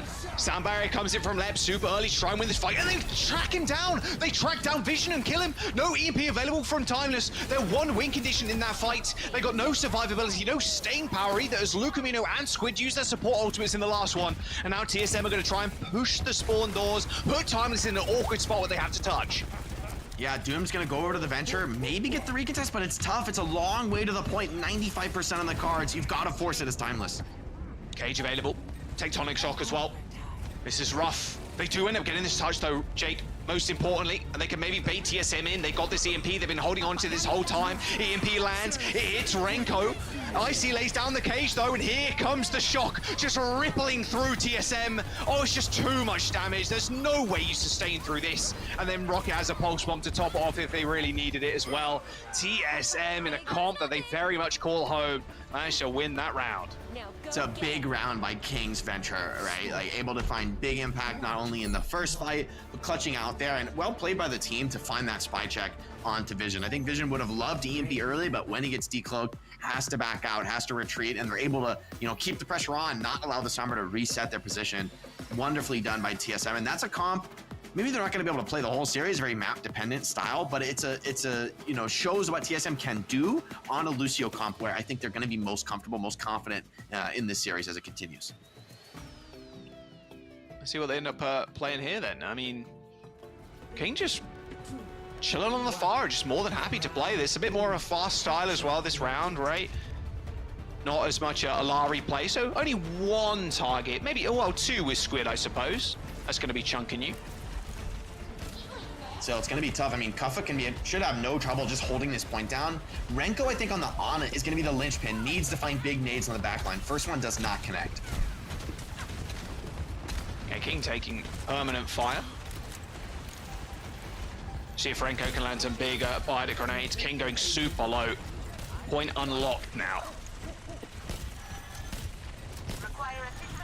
It's going to be, you can have a lot of patience in this style. D.Va can also hold the point, but Doomed wins the 1v1. King, far away. Yeah, super far away from Renko. You saw Renko just look over to the silhouette of his dying Pharah. Not a good start for TSM. And yeah, with Icy going rather low as well, they're going to have to back up. Nice kill onto Rocket. Can you back? I mean, now Left's caught alone. Oh, that's a big mistake. And I mean, this Lucio Ana support line is very powerful and explosive, has a lot of aggressive potential, but it also lacks flexibility, right? If your Pharah splits LOS, there's no Brig pack you could throw to her. There's no Kiriko who can go close that gap through the wall. Ana Lucio rather, they can't really make any mistakes. They need to get in there and get a nade down and get this dive off. But so far, Timeless have just been too difficult to catch. All right, Nano on the Pharah. As well, once, can it work again? Nade?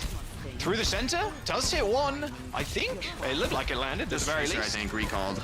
Nano on the Pharah. Oh, not anymore though. Vision with a sharp shot there onto Mr. King ends up taking him down. Nano Boost on the D.Va instead now as Cover just trying to use this window to take down Icy. But I mean, the D.Va is just going to Mac like 10 just at the back line.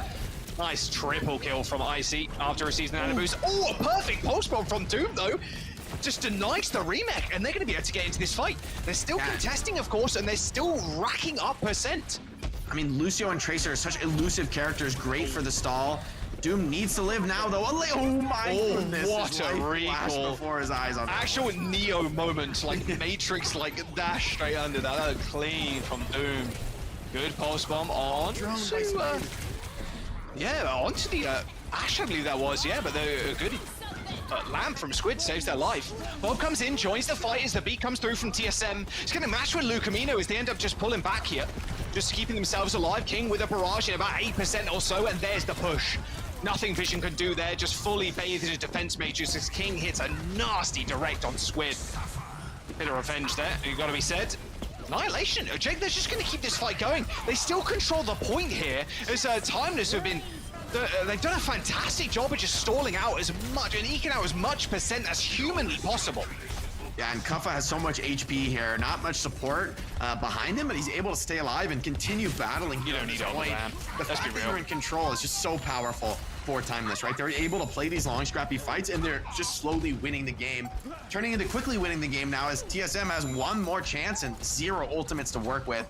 I think the no ultimate fights are really going to favor Timeless. They don't really need an ultimate nearly as badly because they're happy with this slow status quo. Vision and Squid with a lot of space to work with. Yeah, an easy point to touch as well, so no fear of a C9. His next ultimate coming up is Doomed as King is now just pressuring out Kuffa. Pressuring the Nemesis form out of him is going to be a good start for TSM. Kind of happy to take this slow, see if Vision can find any picks, but TSM trying to build a Nano Pharah potentially of their own. Could be the way to split this open. And a nade on the Kuffa while he's half HP, not bad.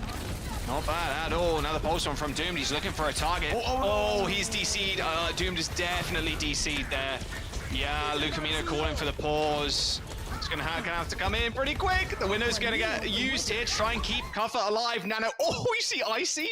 Oh my word! Never seen something move so fast in my life. They're all dead, Jack. The Nano D.Va has arrived. Yeah. Oh, yeah. I mean, Icy is like half HP, so maybe there's a world where you can like nuke him out of the mech or put damage on him, so he has to stop shooting, he has to Matrix. Maybe there's a world, but that's a painful one, right? It's such a contentious fight. It's a 1-1 as well. They still have a great spot in the round, right? They have a lot of percent. Even if they do lose this fight and get flipped on, I think they have a really good shot to retake with ultimates. And they can even play their way out of this one too. At least you have to pause, you have the opportunity to recoup and think, okay, what are we gonna do? But yeah, that sucks to lose your Tracer holding the position. Oh, we go to the first person POV as well. It's like, ooh. Yeah. I was like, wow, dude's movement's pretty good. And then he's running into the wall. Running into the wall. I was like, hey, looking for the pulse. Yeah, unfortunate disconnect there from Doomed. Yeah, the pause does come through, but I mean, the fight's pretty much done. Like you said, the D.Va, like warp speed, like straight through the window with the Nano. Dude, it's so ridiculous. You know what's really funny, actually? With the Juno being meta, it's like you get the amp up, sure, with the Lucio, but when you use the speed ring, you're getting that so often. It's like a nuclear bomb, like straight towards you. God, it's crazy. Speaking of which, let's get a BOV of the fighter jet. Well, they do use the lambs. So they're going to survive at least for the time being. Icy's mech is going pretty low. Yeah, that shield from cover being rather clutch and stopping a lot of that damage coming in. Well, I guess Doom didn't use pulse, so he's got it for this fight, I suppose. Timers do end up losing vision to a pulse from a rocket in a 5v4 yet again. As the stick from Doom does land, gets him a revenge, but this sound barrier from TSM, yeah, they're just gonna roll over this front line. TSM have only got 29%, so Timers, they've still got it in them. You know, I think at the back of that stick play from Doom comes back in, is unfazed by the DC, gets the pulse bomb on Renko, and that forces Leb to beat. He knows he needs to win the fight quickly, he's gotta rip the beat.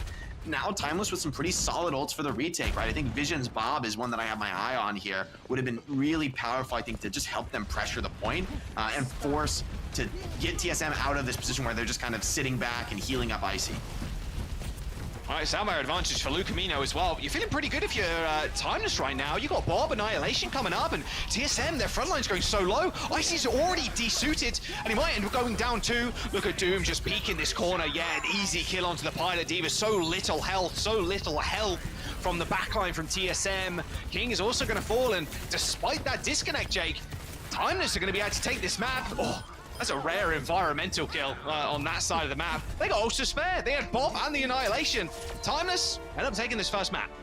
I mean, TSM just kind of fell apart there in the end, right? Like, I think the Ana Lucio went to rotate to play that like left side high ground, maybe to look for a nade. And Icy was completely separated from them, completely away. Maybe the miscommunication. They're not able to heal him. He gets desuited, has to bomb, and gets, I mean, there's no one to even help him in the baby form. So he just gets finished off while the bomb's going off. So, I mean, really well done by Timeless to keep that pressure on, and also the composure to recover from a fight. Maybe you should have won that last fight without the DC. You know, maybe not, but you just come right back in and clean up the map. You're not going to be worried about that at all going into the rest of the series.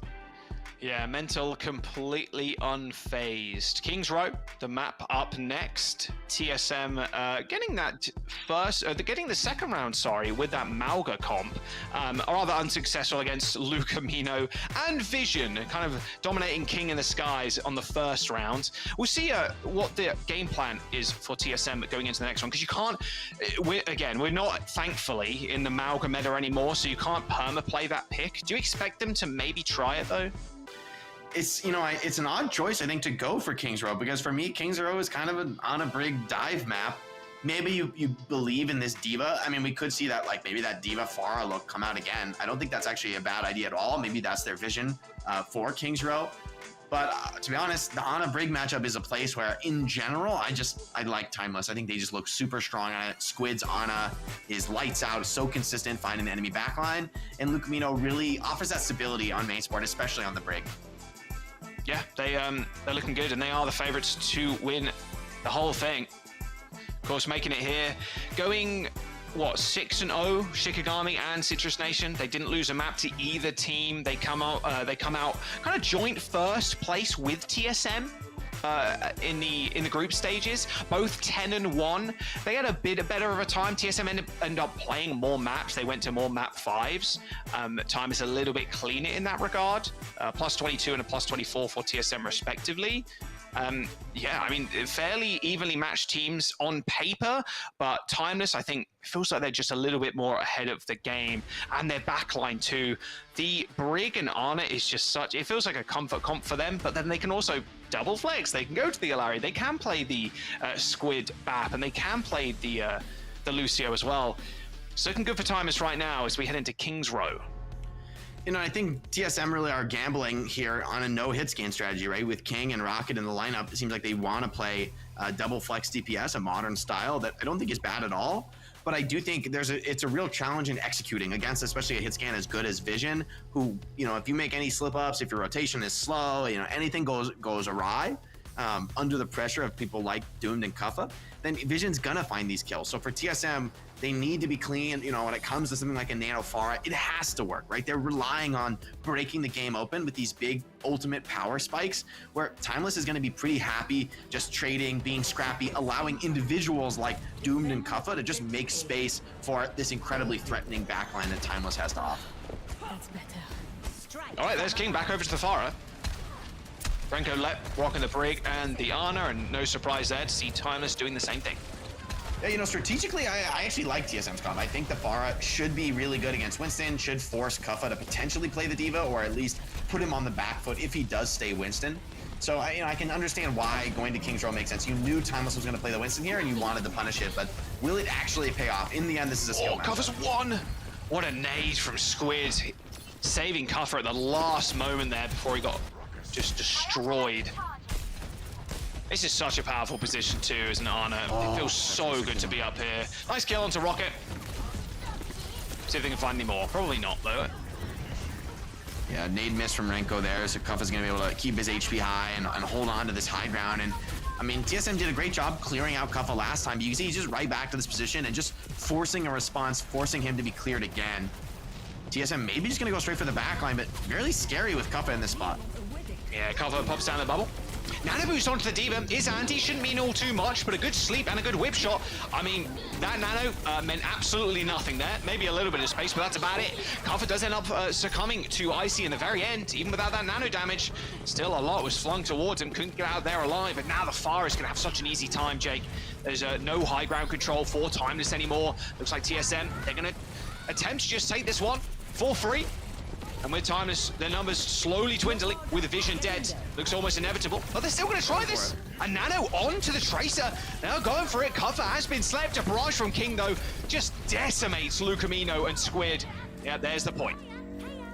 Yeah, give him the barrage out for the Nano and the Pulse Bomb. You know, not the worst trade in the world here for Timeless. They're willing to give it a shot, but no, I think these Nanos are going to be really scary. You got to keep your eye on Renko's ult charge. Not only is he just going to be, you know, perma-healing D.Va and keeping her up and farming Nanos, but they're coming into targets like D.Va and Pharah who can really just run through a character like Winston. So Kaffa going to have a tough test, especially now coming up against Lep's Rally. This is far from an easy dive to find.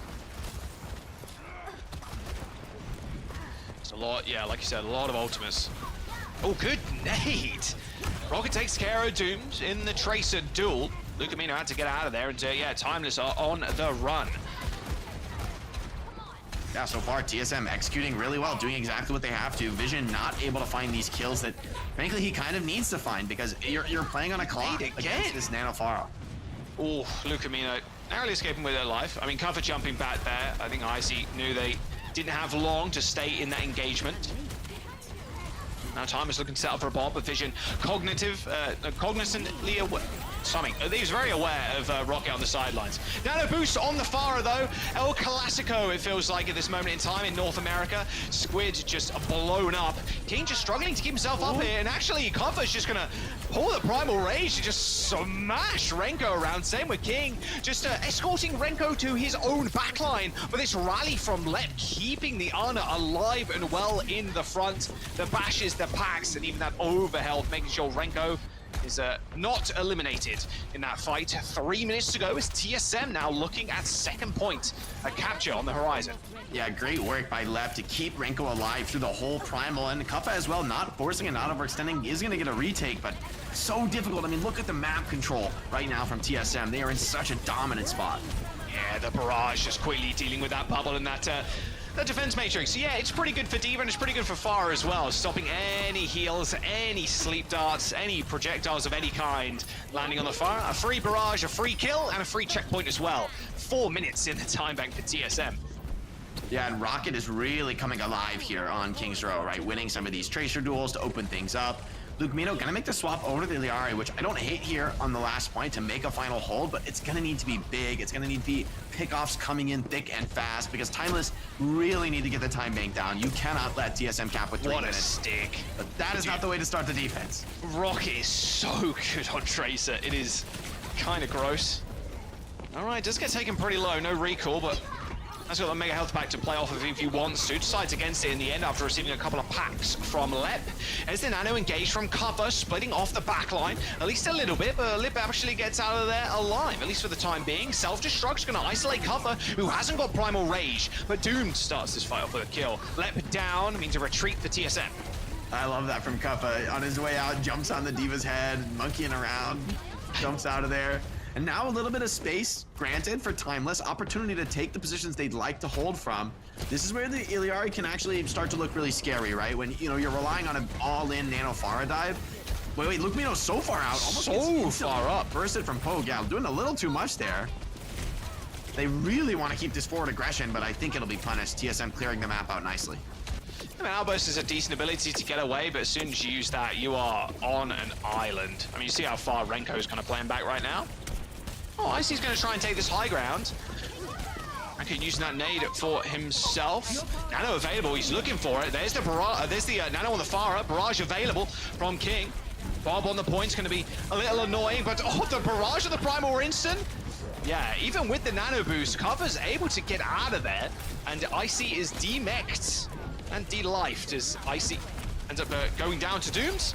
Cheeky angle flip here from King, just going under the map, but quickly dealt with. Kuffa's really doing a fantastic job navigating what is quite a difficult situation here, right? You know, the damage threat Pharah poses to Winston is pretty significant. She doesn't mind at all bursting through your armor, and Kuffa's finding this great balance of trading the backline constantly, just making sure that Renko and Lep just have to heal each other in these fights. They can't actually get into the mix and help the Pharah too much in this backline fight. All right, now, can you get the Captive Sun off? Nice pulse bomb. Nade was on Kuffa too, so no healing could come in. No nano boost either. Wouldn't have even mattered, to be fair, if he was nanoed. I think it was low enough that that damage resistance wouldn't have meant anything. Oh, Captive Sun's used. Going over the high ground. Icy's tracking this, instantly. There's, I mean, oh, you actually connected it with the Diva. And it does cause, actually, a nice little bit of a forward momentum push. I mean, Vision takes down King that entire time. Icy was just looking at Lucamino. Pure distraction from the Alari as they're going all the way to spawn. A minute to go. Kuffa does leap away to safety. They're just keeping up this aggression, Jake. I love, you know, Kuffa really has a lot of patience in this game, right? You know, he's like primaling this on it for 10 seconds and she ends up getting healed, and he has the presence of mind to be like, you know what, I'm not getting that kill, I'm staying alive, right? And that's exactly what you need from a tank at this level. You know, kind of the stability to just read the game, read the situation, and know whether the fight is really gonna go your way or not. And Kuffa's been able to stay alive through a lot of these questionable engagements just by having that awareness. Good nade, flushes out Kuffa. OT approaching at 4 minutes on this point, but no, only 20 seconds to go, and it will be an OT finish. Rally popped by Lep to start the fight off. Pulse bomb misses. It was worth the attempt, though. If Doom gets the kill on the Brig, it would have been all over, you'd imagine. TSM now deploying the Nano as Renko Rocket even sets up for some kills. Looks like the rest of timers are able to scurry back to spawn alive, and with Lep going down and a primal pop to the backline, Kuffa's just going to be able to kill Renko. Someone still needs to touch, though, as the self-destruct just launched on the point, but Bob is going to be there to the rescue, holding the fort down, making sure Rocket can't get the final couple of meters in as OT ticks through. There's a duplication onto a primal there. Will it get anything? I'm not sure, because Lucamino is still alive. But in fact, I take it back. A nice little boot from Lep, actually singing Lucamino down into the pit. Surely not. Squid also ends up falling over. Both supports now dead for Timeless as they try and keep themselves alive on the points. I mean, Kuffa pretty healthy still, as Squid and Lucamino can swap to Kiriko if they want to TP through the spawn. They don't need it. Lep almost with a hero play, taking down both Lucamino and Squid, but Kuffa and the rest are able to hold on. Yeah, and once again, right, the story of the round is Timeless. You know, sometimes having struggles, sometimes the divers are coming in strong from TSM, but consistently, Kuffa's trading these backlines, and that enables them to win the long fight, right? The fact that he's able to dodge the sleep from Renko using the bubble dancing, and has the primal to follow up, get back to the payload. Really well done by Timeless with the Winston comp in a matchup that I don't think favors them. Frankly, I think the Pharah Diva is a good pick. I think it's like strategically the right look. But to put Lucamino on the Illari as a way to respond to it, rather than taking Kuffa off of his comfort, it pays off, and they make the hold on third. Man, that was a close one, and defending with 4 minutes as well is pretty insane on the King's Row. That third point is, I think, where the Winston really gets to make his mark, where, you know, like, that backline doesn't have too many options about where they can position. You know, you're gonna get the chance to land on them. And, you know, Kuffa doesn't really miss too many of those chances, as well as always holding forward too. Yeah, every single time there's a position you can hold a little bit more forward, he's constantly having to be flushed out, like with a nade, like with a pulse, like literally anything. Kuffa's just taking so much of the aggro. Let's get a quick Timeless listening though as they open up their attack. Yeah, I got it. I'm with it. Grenade. I'm gonna bubble you guys. I'm gonna bubble. Oh. Nice bubble, bro. Oh, I'm moved on for the fucking TP, not the fucking spawn peak. I'm rotating now with you. Hold on, wait, he's rotating. Yeah. I'm gonna take top right first, okay? Or top right. I'm jumping in 2. Right top right, right side. 3 now. Pretty close. I have the space, Brick's chilling. I have to Chill. I wanna force point soon. I'm forcing point in 2, 1, forcing point. Bring up, bottom right. I know, yeah. Missing trailer. Don't turn me. I have to chill. Reloading. I could name taking top right. Bring inside. Oh, someone's bring low. I got left. I see. Chase on point, look Diva. Clear me. Laden. I have to chill. Stable. Just building them. Break top right. I'm going top right again now. I have top right. I'm on left. Break the whip. Alright, small. I'm forcing I down on top right if they're close. Yeah, you on break top right? Yeah, 3, 2, 1. January. I don't want. January. I bought even point. Should do. You DM, care. Sable. Just make no. Really close. Break top right. Kite. Stop forcing point. Leave it off. I'm back up in 2, 1. Back up down. We can turn if they hard to this. Far close, help vision. Train already. We can take space. Unsuccessful first attempt there, but they still get at least 33% on the point. Nano boost, engagement now for Cuffer, but wow, Lep is out of there. Nice little anti onto IC. Might not result in a D-suit though, but look at the positioning now that the rest of the time is at. And everyone's low on TSM. They're trying to reset, get their HP back, but a beautiful bubble by Kuffa blocks all the heals. That leads to Icy falling. Yeah, D's not as well. Like, look at the pressure on the back line. Kuffa, I swear, man, this guy always has bubble. He always has leap, and that's really the mark of a good Winston when you feel like they have infinite cooldowns. He's eating. It feels so bad, and Kuffa is just feasting right now on TSM. There's the point. It's a tough comp to make work on offense, right? This year, Ahri, on defense is one thing. On third point, we kind of take an off angle and just hold it down with your pylon. But on attack, you've got to force things to happen. You got to make some of those moves. Here on the streets phase, I think it's going to be felt most dearly. We'll see if Luke can still find those connections without getting rolled over, because Lep's rally could be super devastating in this position. My vision's got a pulse, lying in wait right now. The back alleys of London, not exactly where you want to be honest with you. The no skin tracer. This is high level. Very high level. Sneaky. Do they know? Oh, they do now. Oh, vision out of there. Yeah, triple blink up to the high ground, back to the mega, and back to the crouch game. Now do they know? Surely. Oh, Renko definitely doesn't. Oh, dodges out of the way of the pulse bomb though. Vision just popped that on the table. Tried to serve it up for dinner, but Renko just flipped it over and left no tip. There's a duplication onto the Tracer, maybe another free pulse bomb, but yeah, this backline, it's just so hard to die from TSM. Even harder now, Jake, with this rally being popped by Lep. There's the duplication, dealt with quite easily. Another fantastic nade by Squid, but they just cannot get it popping. Lep and Renko just an indomitable force right now in the backline.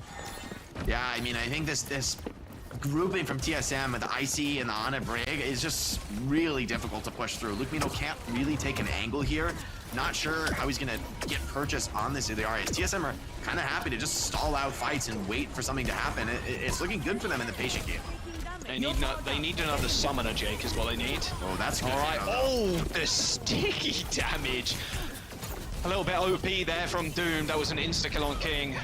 And yeah, there you go. Nano on to the Echo, but I mean, luckily for TSM, yeah, they managed to pick out Vision. I mean, dude's still taking names now. Is he gonna be able to get out? No, surely not. There's the beam kill from Doom. A rather late death as well from Rocket, but they still managed to take down Vision, I suppose. And with TSM still holding on to ults here, it's gonna be a rather good re-engage for them.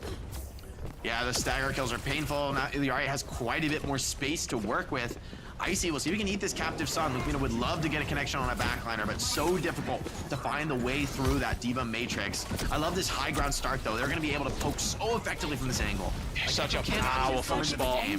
Well, duplication on the Tracer, so a little bit of a harder target, but oh, look how quickly they have to recall. Yep, dealing with the Diva Matrix is going to be rather tough. Captive Sun popped, hoping Icy looks his way so the rest of his team could do away with the back line. Oh, a double connection in the back. Rocket and King on the Tracers. They do end up getting afflicted there by the Captive Sun, but there's no follow-up to actually get the detonations. Nano onto Icy, forces Timeless all the way back, but Sting still falls to Lucamino. His double hit scan is just so deadly in the support lineup. Doomed is gonna die though, and Vision killing off Lep. Renko, no line of sight, as once again, Cuff is able to isolate one of the supports in that bubble, as Vision is just sending TSM to a frowny town right now. Yeah, Diva Bomb used to reset and somehow catches Squid. Caught slipping there, and that might be the end of the push. I mean, TSM bomb kill unexpectedly, I think is gonna stabilize the regroup. There's 1 minute to go, Jay. This is a big reset here for Timeless. Yeah, it's a big fight to win. I would love to see Luke Mino go over to maybe to the break. I mean, he's been really good in the Iliari, but yeah, this was a position where just turning tight corners is just not Iliari's strong suit, especially when you need to open things up on attack. Now a bit more support for the backline. And beautiful Ana cooldowns onto Icy, forces him out of this corner. Yeah, they get space. They don't get a D-suit, sadly. Nano versus the rally. Nano doomed if you want. I mean, it worked before, just one-shot King without the Matrix being able to save him. Still posturing. Vision as well, kind of checking Rocket. Rocket won the last 1v1. We'll see if it can continue, but Renko going down first is not a good start. A duplication onto the Ana was just a death sentence there with those free nades. They're going to be able to get the touch too, as King ends up also going down to cover. Oh, the nano boost? Oh, I don't know about that, but they do end up securing the fight anyway. Yeah, but they still have a few ultimates to work with, right? It wasn't your last ultimate in the tank. I agree, probably could have saved that and still won, but you know what? They're gonna get another one at least in 1 minute and 30, so. Yeah, I mean, they've got 90 seconds to make this happen, but very winnable for TSM. I think they've done a great job running the clock down, and they have a lot to work with here on this third point. Yeah, Cover doing what Cover does best and just take as much space as humanly possible. Looking like every parking lot in the US. Well, I'm glad Zoe laughed. Open it up with the Primal here, though. I mean, no rally to shut down the Primal, right? Real opportunity, I think, for Kuppa to blow this wide open. You need to keep Lep alive. Nano boost deployed on Lep just to keep him up. Vision and Cover, just such a menace in the back. That is a cooldown pretty much wasted there by TSM just to keep the Brig up. Good sleep onto Cover. It's good for one, but he's got Primal Rage, yeah, exactly. And are you going to be able to survive against this? It doesn't look likely. Beautiful. A nice couple of boops there, just juggling King around. Renko is just putty in the hands of Cover right now. They at least end up trading Doom there, but a support for a DPS. I mean, it looks like King want to back up the rest of his team, spawn another Ana in onto the map, but he's unable to get anything done. A nice defensive nade there from Squid, takes down King as he gets antied, and now comes the final push, Jake. Lepto, rally 96%. This could be just what they need to stabilize. Squid and Doom with ultimates coming online. Gonna have to find a dive as Rocket does miss the pulse bomb. See if they can find any opening. Overtime begins. Rally force relatively early from Lepto. Nano, Tube available. Doomed and Squid can just go on hard here. They deploy the Nano onto Cover. Lep ends up falling again. Icy just isolated from the enemy, his backline. Once more, another bubble from Copper, stopping the heals coming through. A Duke pulse bomb thrown in by Dune, but this is TSM's final legs. Icy's going to be able to stall this fight out for a little bit longer as Leb teleports in with the swift step on the Kiriko as Doomed Ender's falling over. Timeless now, looking a little bit worse for wear. Jake as Copper had to retreat down to that mega health pack. It's going to get pushed away. TSM with a miracle hold there on King's Row, end up securing a map. Oof, just slips away from Timeless in the final moments. A heads up swap to Kiri from left to clutch out, teleporting right out of the spawn. They're getting right back into the engagement.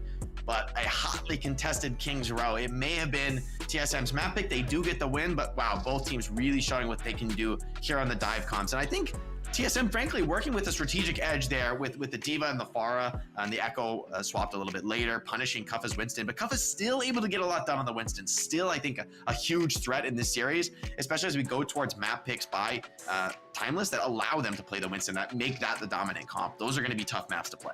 Runasapi up next as well. Like, you can play the Winston, you can play that dive, plus you can play the Ana Brig too. Like, with all these long straightaways, you can sit so far back as the Ana Brig. Cuffa's doing a lot in this series. Let's roll some highlights real quick before we get into Runasapi. Yeah, I mean, both these teams with a fantastic defense. We knew this series was going to be close, Jake, so not too surprised to see a 1-1 already. Yeah, definitely good plays out of TSM to keep this game in contest, to clutch up on King's Row. Rocket having a big performance on Tracer, I think it's important to mention here in this series, looking really, really strong. But the backline has struggled, frankly. I mean, Lep and Renko have struggled to deal with Cuffa's dives. They've been getting run over quite a bit here, and you need Icy and Rocket and King to kind of clean up the scraps and clutch out these fights. Luckily, they've been doing that.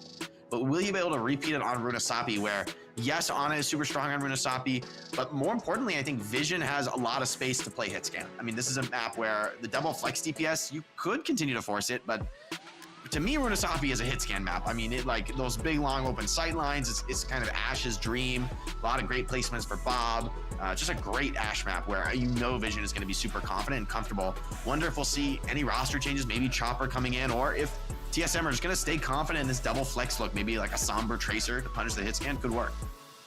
Summer Tracer, yeah. I mean, we've seen it once. We could see it again. Man, covers Winston. It's very clean. Very clean. What a bomb from Icy. That's so unfortunate too. You see Squid there. I think he got stuck on that little barrel or something. I mean, Squid's rotation was fast too. But Icy just put that bomb in like, that's like the Diva 1 trick stuff. You shoot the bomb up in the air and it looks like you're just randomly shooting it, but it lands at like the perfect angle to maximize your chances of catching somebody running away to that alleyway. So you got to give it to Icy. That's a really well-used self-destruct. Really nice self-destruct, and there it is. There's the map pool as well. New Junker City and a Junkertown to round us out. That's Timeless's pick on that Junkertown. So I mean, Timeless is just picking hit scan maps. Now I see it. Yeah. Like they're going, Runasapi's a hit scan map. Junkertown's a Widow map.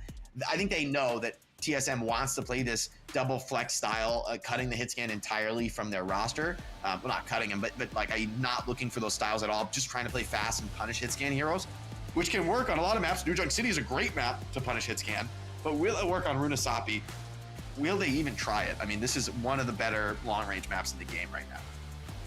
All right, well, that is the map up next. What do you think TSM are going to kind of battle with here? We've even seen a Queen Cop coming through, not from TSM specifically, but it'd be good with how much Cover likes playing Winston, right? Has a great matchup into Winston. Yeah. But not necessarily a hard counter. I think especially at the highest levels of play, like this Ana can do a lot against Junker Queen.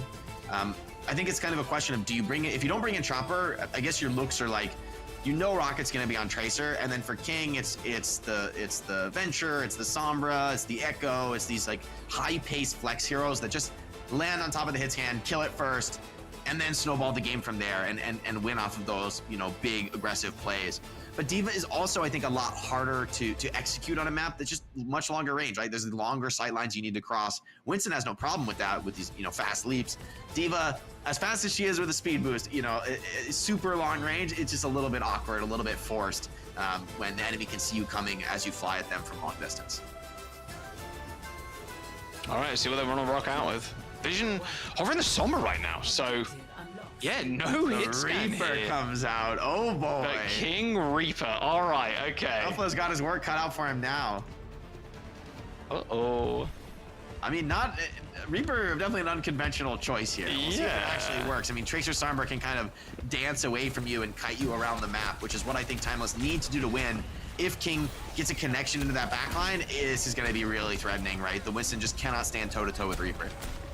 Yeah, I mean, look at Timeless. They are just hard kiting right now. It's good, though. That's exactly what they need to do. See if this TP can get a catch. Maybe. I mean, Cover's on this small little corner here. Bubble already down. That's still a leap away. Bot in control. And, I mean, TSM are doing a good job here. Force Times on the other side of the map, so they can get a free little bit of a bot presence. And now Timeless have to fight into them, and that's exactly where King wants you to be. Early recall there, forced on to Doomed.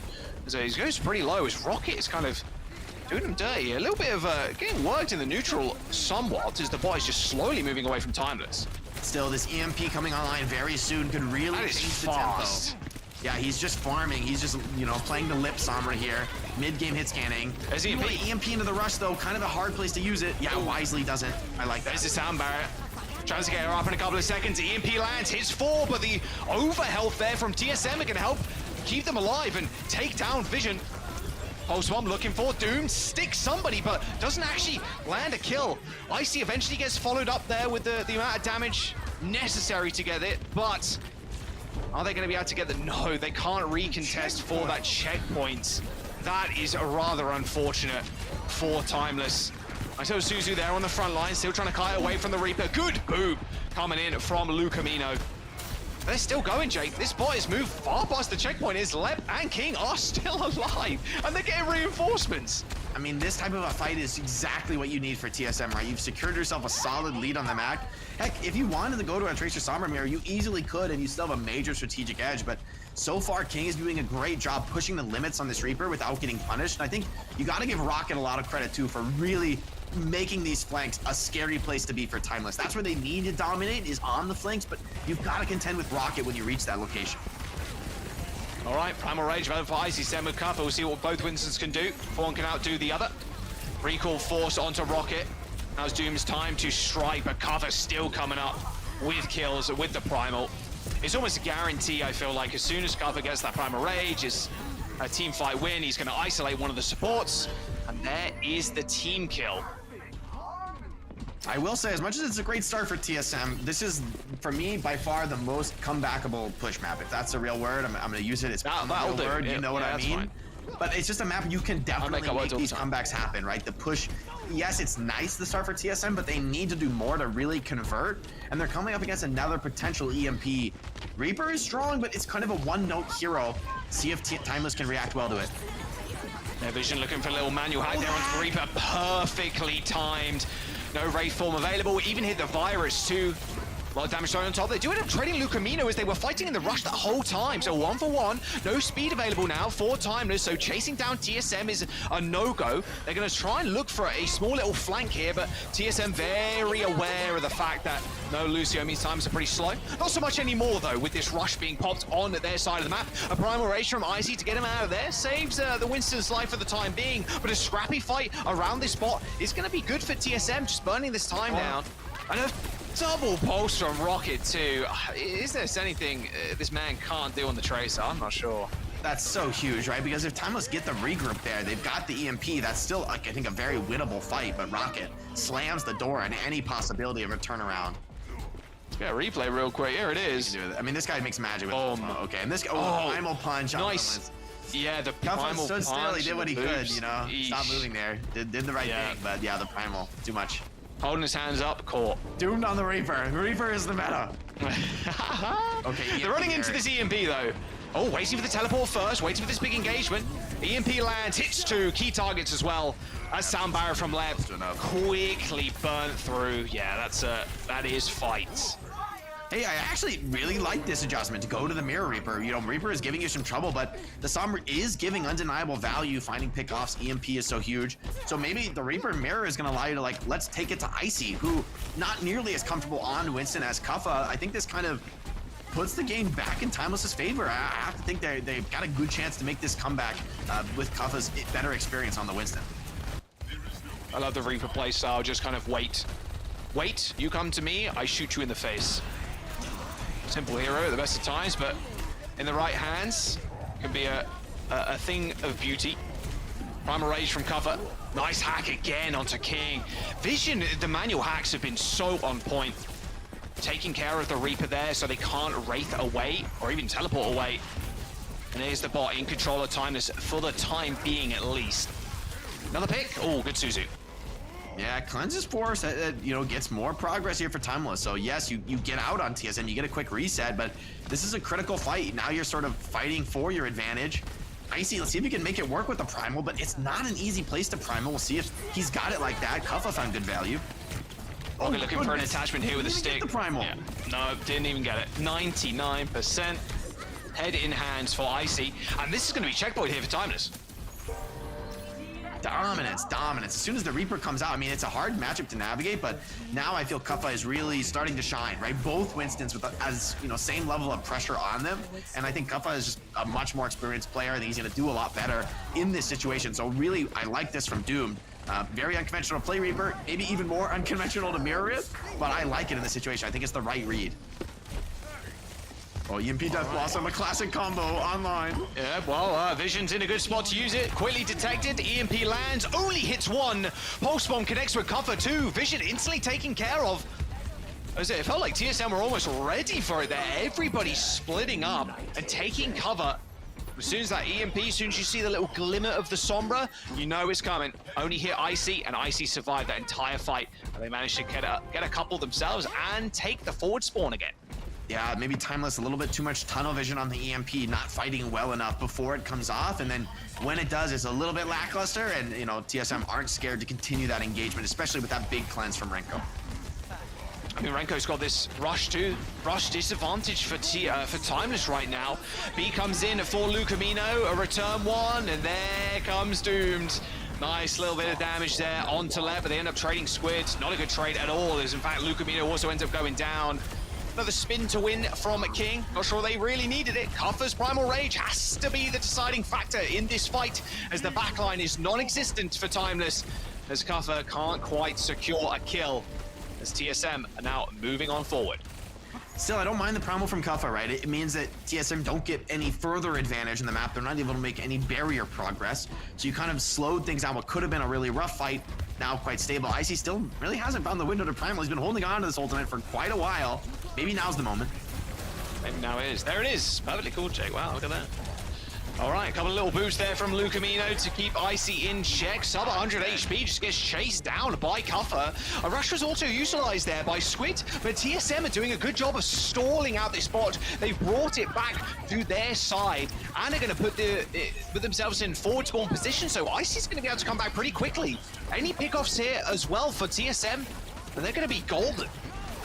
Do you want to fight or just they're stealing the bot away, right? If they can just live and stay in this engagement, could be in a good spot here playing on Kuffa's bubble. Suzu. Oh, it didn't connect with Doomed, but no, you're chilling, you're good. Although not for much longer. Nice little headshot there. King ends up going down, but not before. Doomed gets isolated and then Death Blossomed on top of 80 plus meters, and TSM have once again stolen the bot. Number one crime in Runasapi, Grand Bot Auto. Wait, no. Grand Theft Auto? I mean Grand Theft Bot. Yeah, it worked, kind of. Oh, Sombra! Oh, no way. And Icy, did he overextend for that? Nice. Oh, even Rush used by Renko. I mean, they're staying up for an EMP here. Be a decent chance to use because everybody's kind of grouped up on this Rush. Sees the opening, it hits the EMP, hits 3 too, but 107 meters to 62 with only 40 seconds to go. Perfection required now from Timeless. They've got what they need, though, to start this pendulum swinging back the other way, right? They got a big bank of ultimates to work with, you know, and especially, I think this rush is a key factor. With the Reapers in play, the Kitsune rush, I mean, Reaper just tears you apart when he's able to stand on that ultimate, getting the movement speed, the attack speed, it's just everything Reaper could possibly want, he gets from the ultimate. Icy, he's got this Primal. Last time he got punished pretty quickly on the rush as well. Rocket forced a recall early. Not the best start for TSM in this fight. Lep's been manually hacked to 2% away from that sound barrier. It's going to be a perfect target for Kuffa to go towards. Lep 1 HP. Oh, it doesn't get the beat.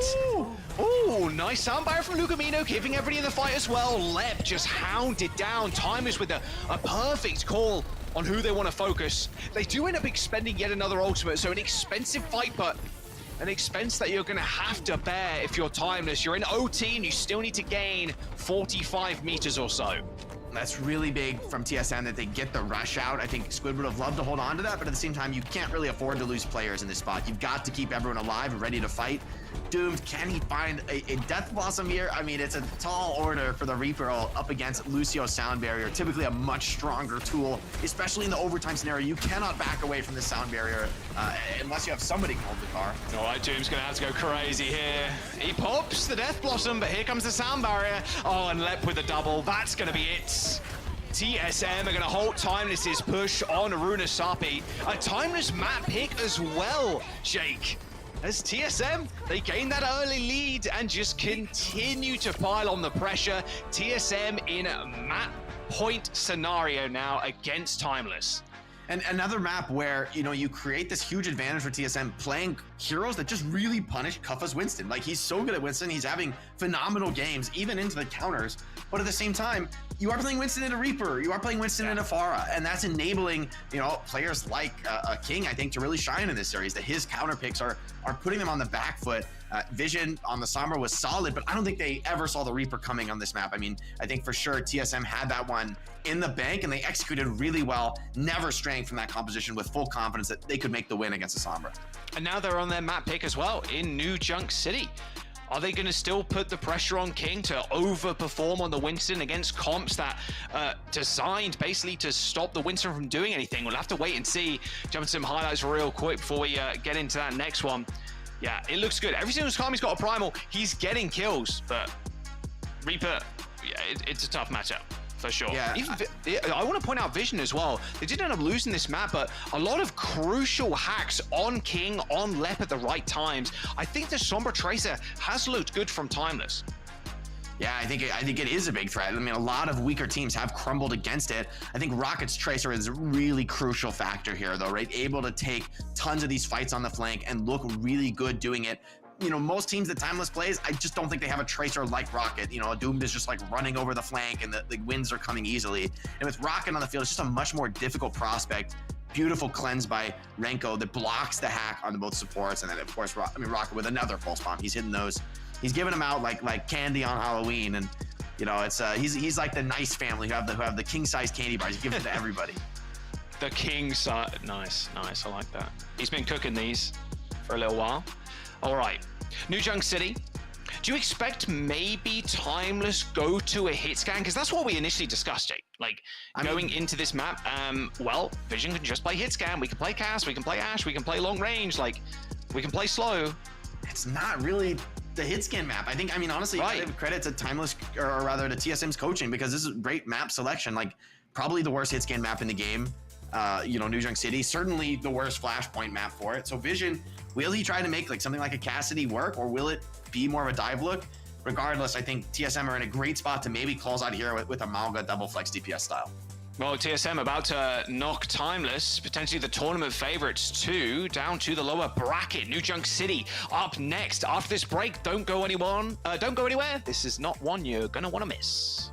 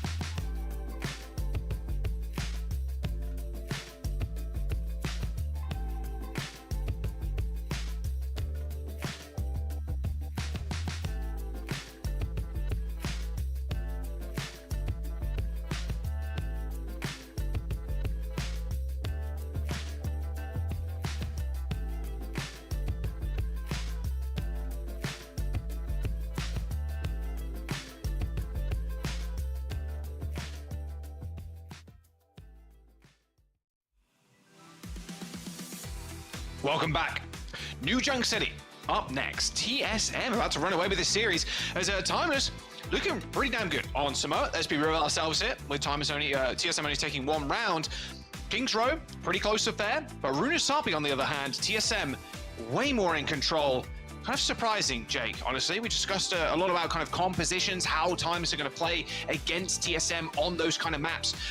But it's all, for TSM at least, it's all about shutting Covers Winston down, which has been the main thorn in the side for them. Yeah, and I can't say they've shut him down. Like, he's still been playing well, but he is playing into matchups where it's just limited how much you can do. And honestly, there's probably no worse matchup than Malga, which is probably what I expect to see TSM bring out here.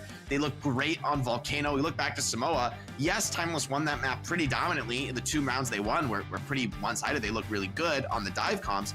But when it was a Malga mirror, TSM were firmly in control. This is where the roster really shines with double flex DPS from King and Rocket.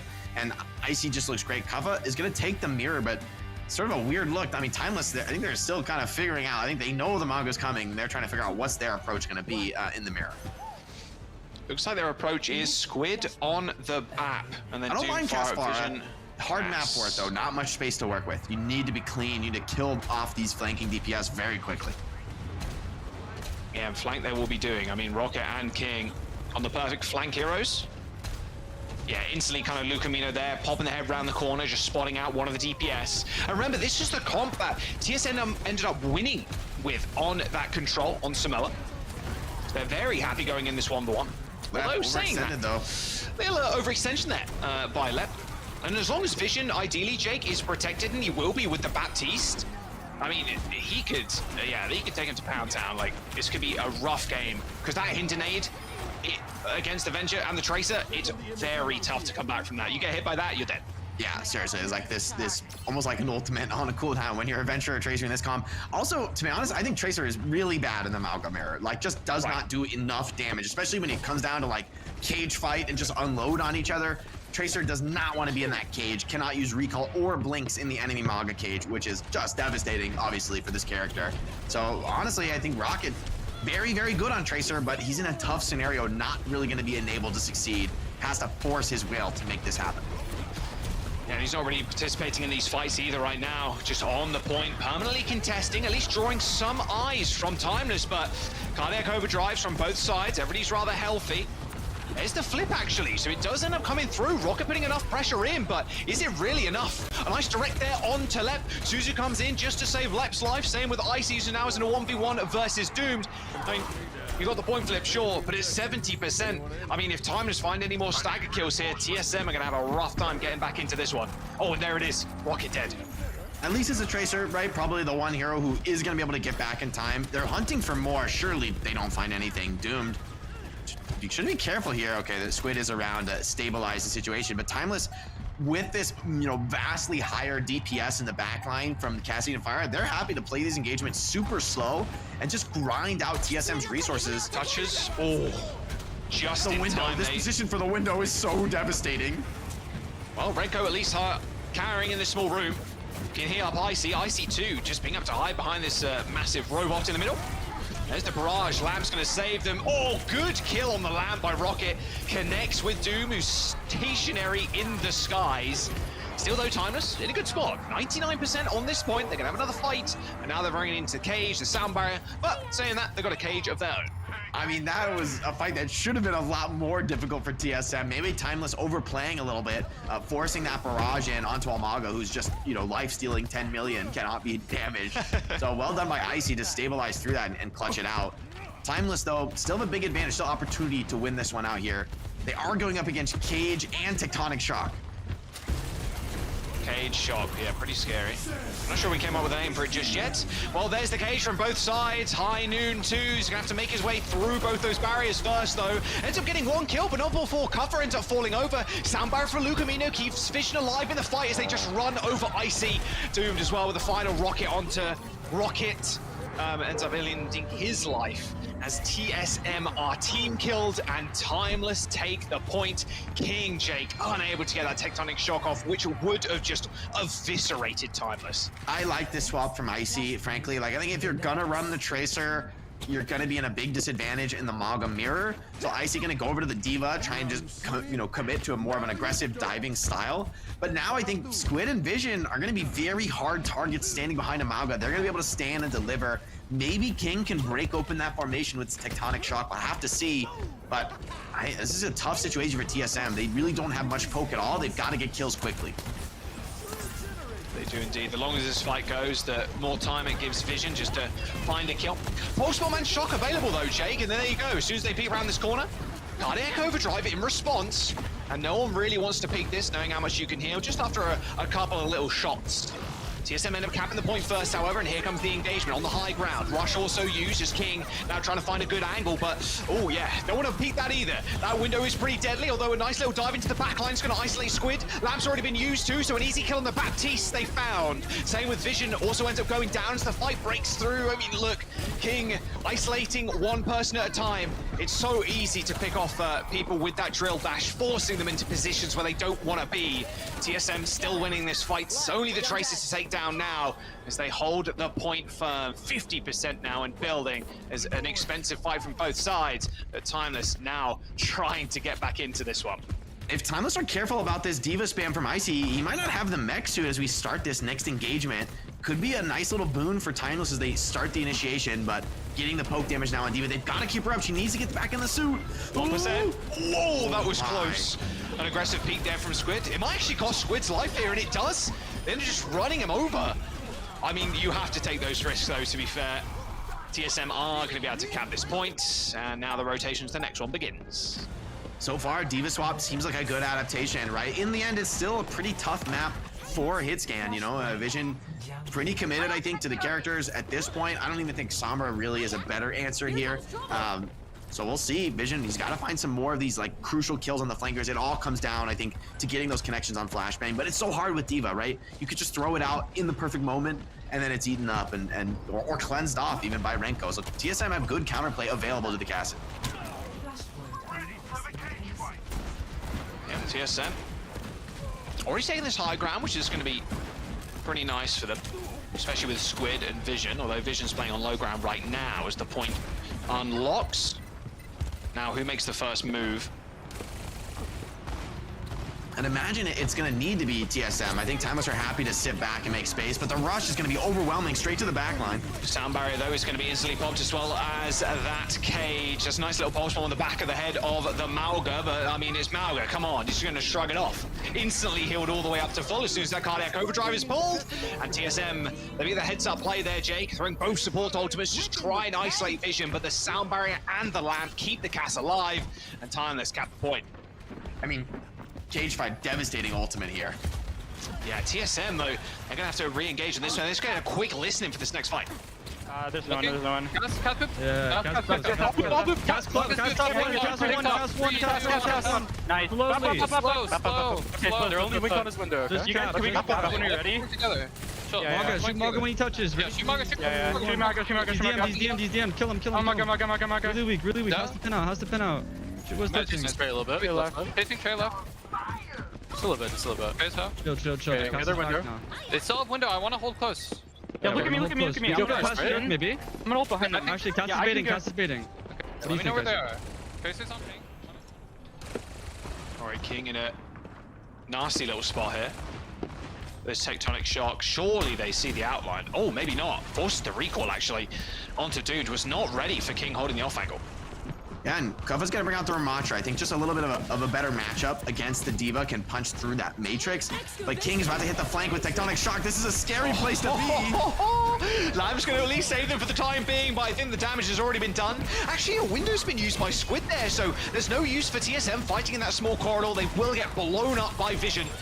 It's still a messy fight though, as King does end up getting stuck, but Icy and Lep have already come out with kills, and TSM controlling this point as well. It's final fight territory here for Timeless. They're gonna go for this, trying to touch the point with this Bap and Ramatra. Pretty devastating duo, but still, it's only two of them as TSM are swarming over them. Wait, hold on, Kuffa with one. Stick though onto the Bap. Surely Kuffa doesn't walk away with a victory here. TSM in OT, sound barrier hits 3, but it's enough. Forces the recall onto Doom there as Rocket just now pounding on the door. Kuffa ends up eventually falling, even in that Nemesis form. And with overtime here, even a little D-suit shouldn't matter for TSM, as now they are on round and match and map point, Jake. Yeah, I mean, they look so good on this double flex lineup. I think Vision has frankly struggled on a map that really doesn't enable hit scan. You have very short sight lines. You know, it's very easy to get jumped on top of, especially Diva Lucio, man. That's an explosive dive to get on top of a Cassidy. And then you know, that's the anvil, and then the hammer is Rocket and King with this double flex DPS going straight to the back line. Doom to the Mei, maybe that can slow down some of these explosive rushes, buy a little bit more time for Squid and Vision to work. Rocket. Really good tracking onto Doom there, actually forces the block. Annihilation from Kuffa. It's going to be tough to fight this one if you're TSM. A lot of AoE. King immediately isolated and killed. And this comp, Jake, so much more defensive too. Timeless have made a complete compositional swap, basically, with Kuffa now on the Ramatra. Of course, he was on it last fight, but now with the Mei, is going to play so differently. Yeah, I think the Mei wall is pretty nice. You know, as Venture, you can't burrow under the Mei wall. And so it can actually delay some of that initiation. King gonna swap to the Pharah, but kind of a tough spot to play Pharah, right? Squid and Vision can both really shoot back. Decent structure to play around here, but TSM, you got self-destruct, but it's not really the ultimate to initiate with necessarily. And Timeless are gonna be really happy in any kind of a slow fight. Yeah, window coming up soon. It's definitely what they're trying to play for, I'd imagine, or this Blizzard. Do not get caught by Vision's Cassidy. Still, Rocket's All pulse wrap bomb, around. such an X factor in a fight like this. All right, there's a small engage. They're trying to take as much space as possible to give Rocket an opening. But Icy is really low. Pulse bomb goes out, but goes wide. Not something we're used to seeing, to be honest with you. Self-destructs from Icy, but Cuffer's able to kind of lay waste to them. However, they were trying to touch the point that whole time. A rather scrappy affair, 3v3, but a perfect nade onto Renko. A headshot followed up with the mag nade, and there you go. Vision taking over the game. They're not going down without a fight as TSM still with 2 points on the board, still with the opportunity to take the series as Icy now swaps over to the Mauga. That's a huge kill from Vision, stabilizes the fight, shows why they want to put this guy on the hit scan. He can make things happen. And with a big bank of ultimates, Timeless are looking pretty good for the chance to take TSM's map pick and force a game 5. Still, you've got to get through Icy's Mauga. Oh, the barrage. Well, that'll do. Nice little barrage in the small corridor. Really nice time to take that fight as well, Jake. Only a couple of seconds before this point unlocks, you're guaranteeing yourself a first cap. Yeah, you're definitely going to be in position here. Timeless, though, they didn't waste any ultimates in that spot, right? If you had died ulting, it would have been a much worse scenario. So they still can, you know, peek out with a window and force some kind of over-aggressive engagement. In the end, once Icy charges in with his pinning ability, he's going to be super vulnerable to Doom's Blizzard. Maybe Renko can save him from that, but it could be potentially scary even for a hero as strong as Mauga. Yeah, the Suzu's going to have to be on point. Sound barrier as well for Lep, to be fair. There's the high noon. Amp speed around the corner. Slowly but surely now, Timeless taking space. It's really nice to get the flip there. Absolutely worth the high noon usage. Yeah, 100%. Take a flip for that any day of the week. Oh, Lucamino booped up into the skies there as King pops his head around. All good though. Beat still landed, and now Vision on a nice little angle. Misses the headshot though, and now Vision's in trouble. Has to receive the lamp to stay alive with the Blizzard in the small corridor. Just a death sentence for Icy. Truly living up to his namesake. But Rocket with a double pulse bomb. This is ridiculous. Rocket with a game of his life on Tracer right now finds the team kill for TSM as they regain control of the point. He is just refusing to lose on this Tracer. I mean, one of the most ridiculous series of pulse bomb connections I've seen in quite a while. Monster performer. Dooms feels the pressure, needs to match on the Tracer. This is going to buy them a little bit more time to touch point and like take a more patient engagement. And maybe King's Barrage can find something here, but without any support, without any second ultimate, it could be kind of hard to get through. This could be round and map and series here, Jake. Oh, King overextending a little bit there to try and chase Doom. He ended up forcing the recall pretty early, but there's the charge in. Vision's under a lot of pressure. The barrage from the backline as well as Lucamino is felled. Same with Squids. Annihilation's the only thing that Timeless have left in their tank, but they're just going to lock him down and shut him out. Timeless end up falling as TSM are going to round out this map and series 3-1. They take the victory and they lock themselves in the grand finals. Really well coached by TSM throughout the whole series, right? I think like consistently put themselves in the driver's seat as far as composition. And then when it came to the individual playmaking, I mean, King brought the flexibility to always be on the right answer to what Timeless tries to play. And then Rocket's Tracer. I mean, it's beyond whether it's the right or the wrong answer. It's just put this guy on Tracer and like we'll figure the rest out somewhere else in the server. Like it seems like the right idea for TSM with how well they've played on this style. I mean, Jake, I know you're not a big fan of numbers and stats, but I would love to see the pulse bomb efficiency for Rocket in this series. I would be a fan of that number. Filthy. Like that one, put it on the CV. Like actually, skip the profile picture. Just he got so many double kills. It has to be better than 1 kill per pulse attempt. 100%. So many doubles. I say that with so much confidence without having seen the numbers. But yeah, no, what a series. Absolutely refusing to lose there from a Rocket. And quite frankly, the second half of the series, that just seemed to go all in TSM's favor. They had such a good idea. They identified those Winston compositions from Timeless, obviously being their strong suit. It's in Kaffa's wheelhouse. So being able to play compositions to shut that down, or at least make it more difficult for them to get value out of that Winston, that was the winning recipe. I couldn't agree more. I mean, it was impressive how well Kaffa played in a series where I think he's being heavily countered in terms of the style, the approach. Clearly, TSM is hyper aware of his Winston. They're putting a lot of respect on the name to be picking these comps all around this concept of like, we're going to try and force you to play D.Va or force you to just get off Winston, whether it's the Mauga, the Reaper, the Pharah. I mean, in the end, they win the series, but I think Kaffa really acquitted himself well. And this is I feel like we have to get a rematch of this series. I mean, this has to be the grand finals. Both these teams, I think, playing super well in the series. And I think, honestly, you could see Timeless with another run at this, with now TSM having shown their hand a little bit. If Timeless can make some adaptations, I could easily see a different result, or at least another very close series if they do rematch in the grand finals. Yeah, I really hope we see this rematch. And it would be a best of 7 too, or a first to 4. So we'll see even more action. I mean, this could have gone really either way. Oh man, I mean, Carver's Winston, I like that point, Jake. The fact that he has been heavily countered but still comes out with massive value. And I think it'll be a good bit of learning as well for Timeless. Like, if we do get that rematch, like, I want to know what they're going to bring to the table next. Oh, Rocket's pulse bombs, man, they are just absurd. So sick on Tracer. And there's a great job, I think, by the backline, providing a lot of stability. I mean, like, this is these little moments, right? If Icy dies here, we could have seen a very different New Junk City. I mean, it really is a distance of inches between these two teams. Icy as well, I think, with a lot of the hero swaps that kept them in the driver's seat, that allowed them to come out and clutch, bringing it full circle back to the Mago once the Ramantra is forced. So finding the answers throughout the series. Icy, well done with the flexibility there on tank. That could have been also, a triple big if they made shout it out block. to the coaching stuff there. I feel like the map selection heading into this one, etc. There were just a lot of layers to strategy from both teams, in fact, which were on full display. Well, yeah, Rocket getting player of the match, to no one's surprise ever. That was just the filthy performance. Like, if you have a Tracer like that, I don't know, take my lunch money. Yeah, it's all too easy when Rocket's in the server, that's for sure. I mean, the Tracer play is just ridiculous. And I think a couple of times, Jake, even you said, like, Tracer is tough here. It's almost like the Kevster effect, right? It's like, okay, it just doesn't matter what Kevster plays, or like if he just plays Tracer, whatever, even if every single pick on the enemy team counters him, they're going to find value. I think Rocket is like that for TSM.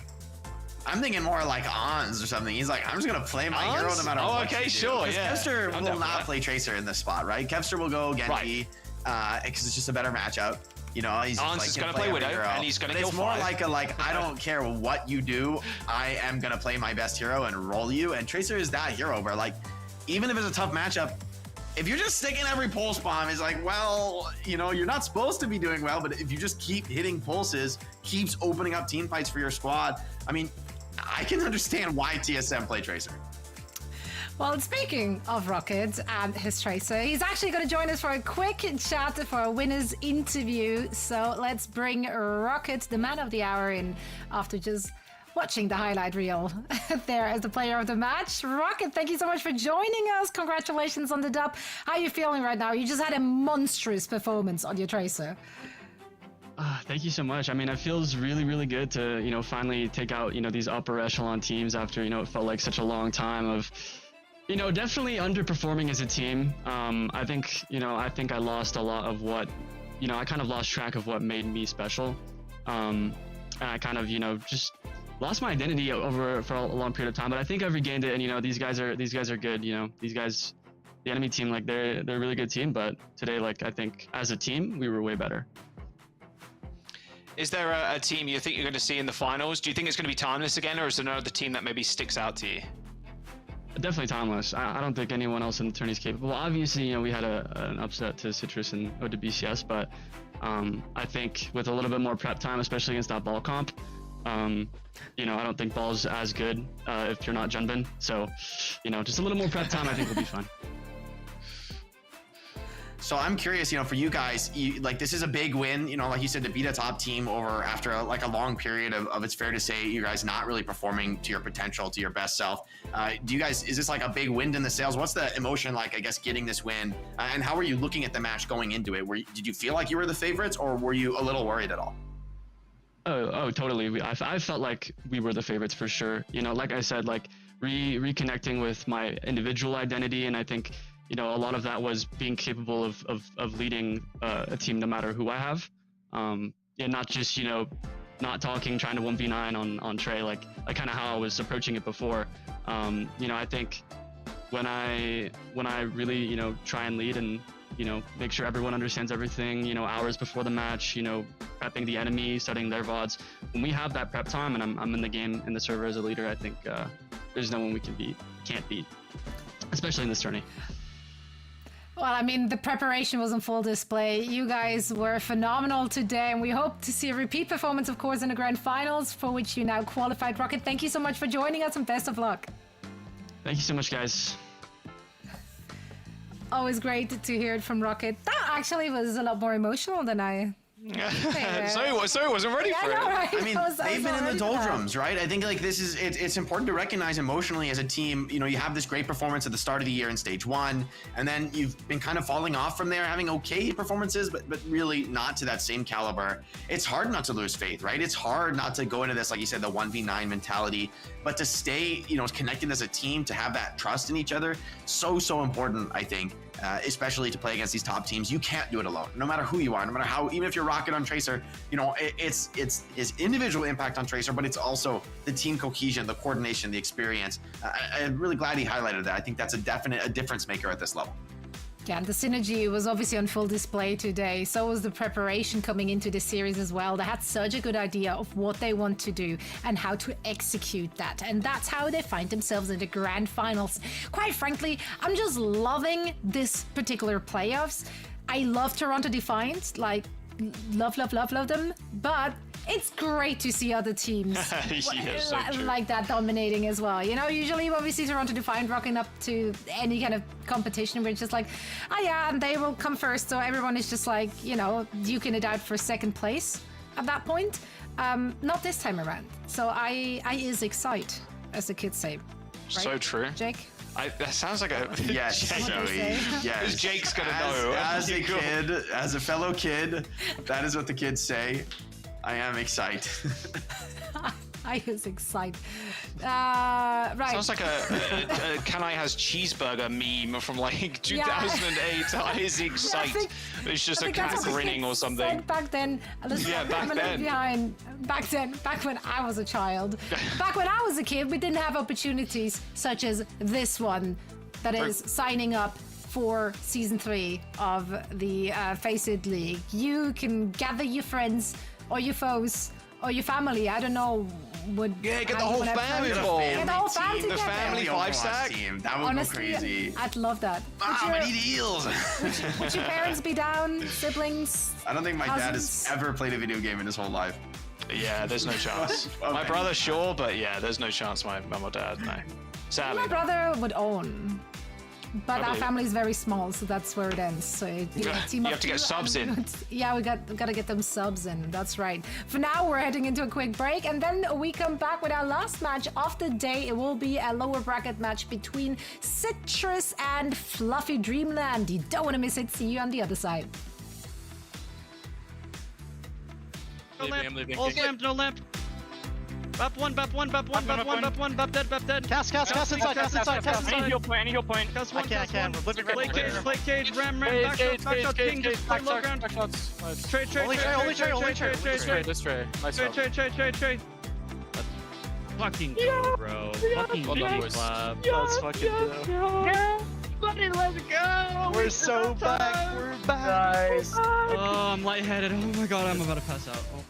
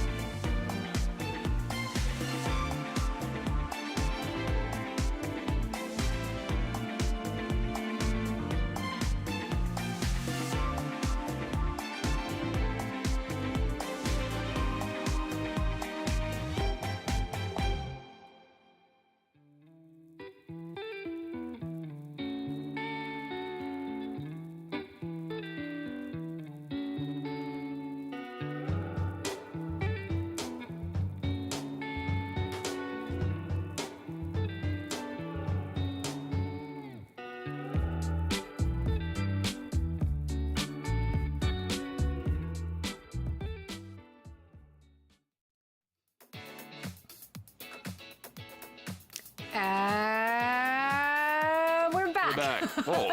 What? There you go, crazy. Yeah, what is going on? Also, I'm really short now. I feel really weird sitting down. I'm sitting down. I just ate a big sandwich. Why are you sitting down? Why are you ending on a low note? Because I just ate a big sandwich and roast beef sandwich and now let the man chill, let it vibe, and digest, survive, bro. and watch it's the last game. Wrecking Ball, baby. It's gonna be sick.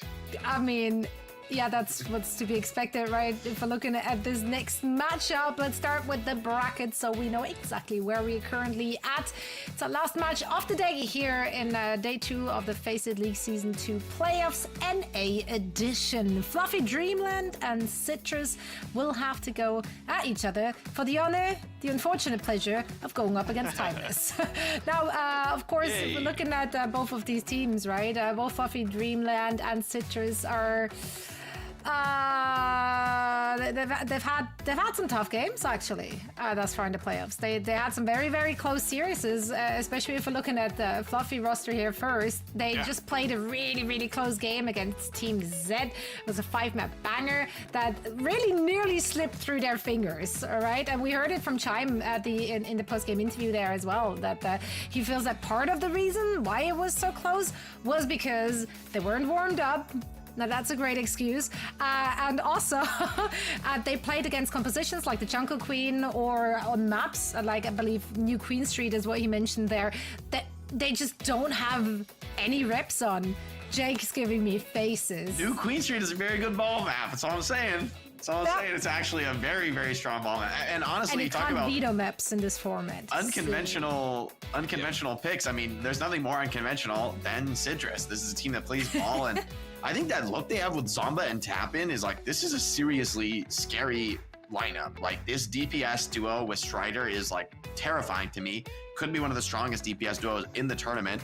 And they're playing Wrecking Ball and like getting up in your face, mixing it up on you, and like, when it comes to preparation, I mean, there's nothing harder to prepare for than a ball comp. I mean, you get hit from every angle.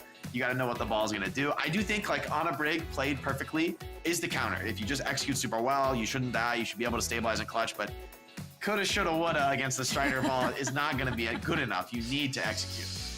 But Jackie might be treated to more Widowmaker here too. Chronics on the server, maybe not in the first map, but you know, it can happen. It can happen, according to BG.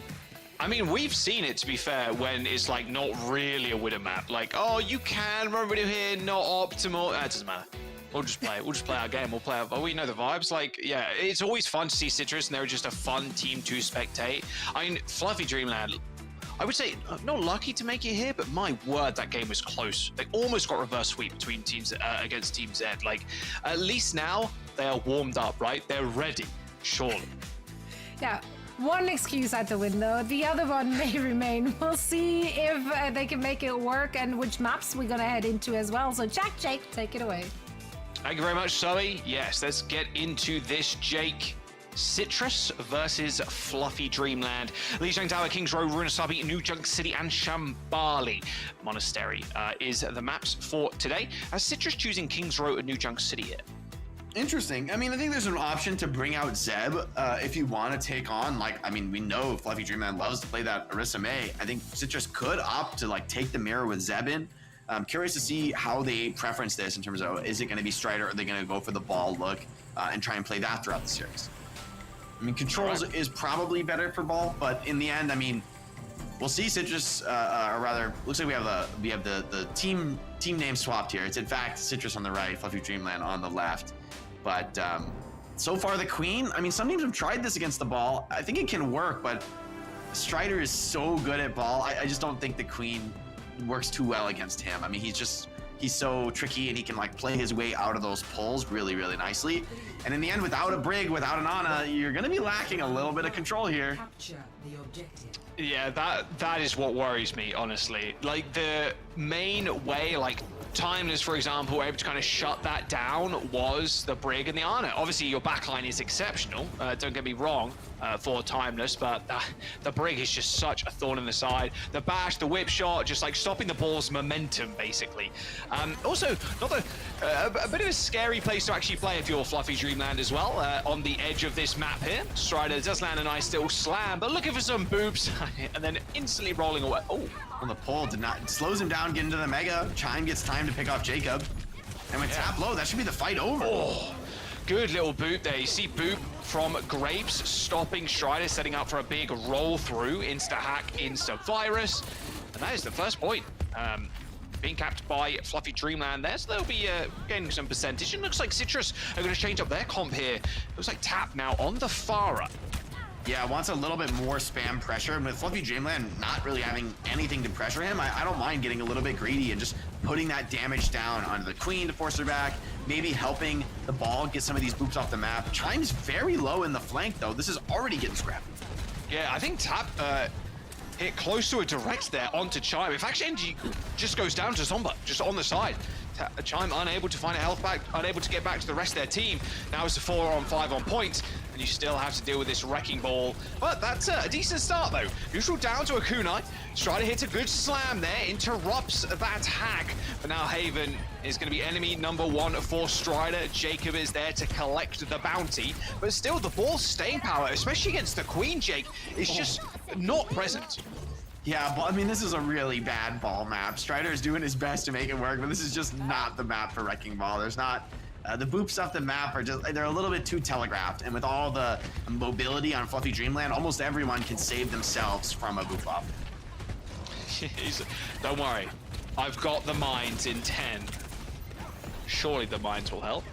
He's just trying to clear off the flanks for now, which I think is wise, but there's a big bank of ultimates for FluffyDreamland, a lot they can work with. Yeah, they're really sitting pretty right now on this point. And Chime not overextending either. Spots Jake going a little bit aggressive though, and there's the rush on the point. Haven down.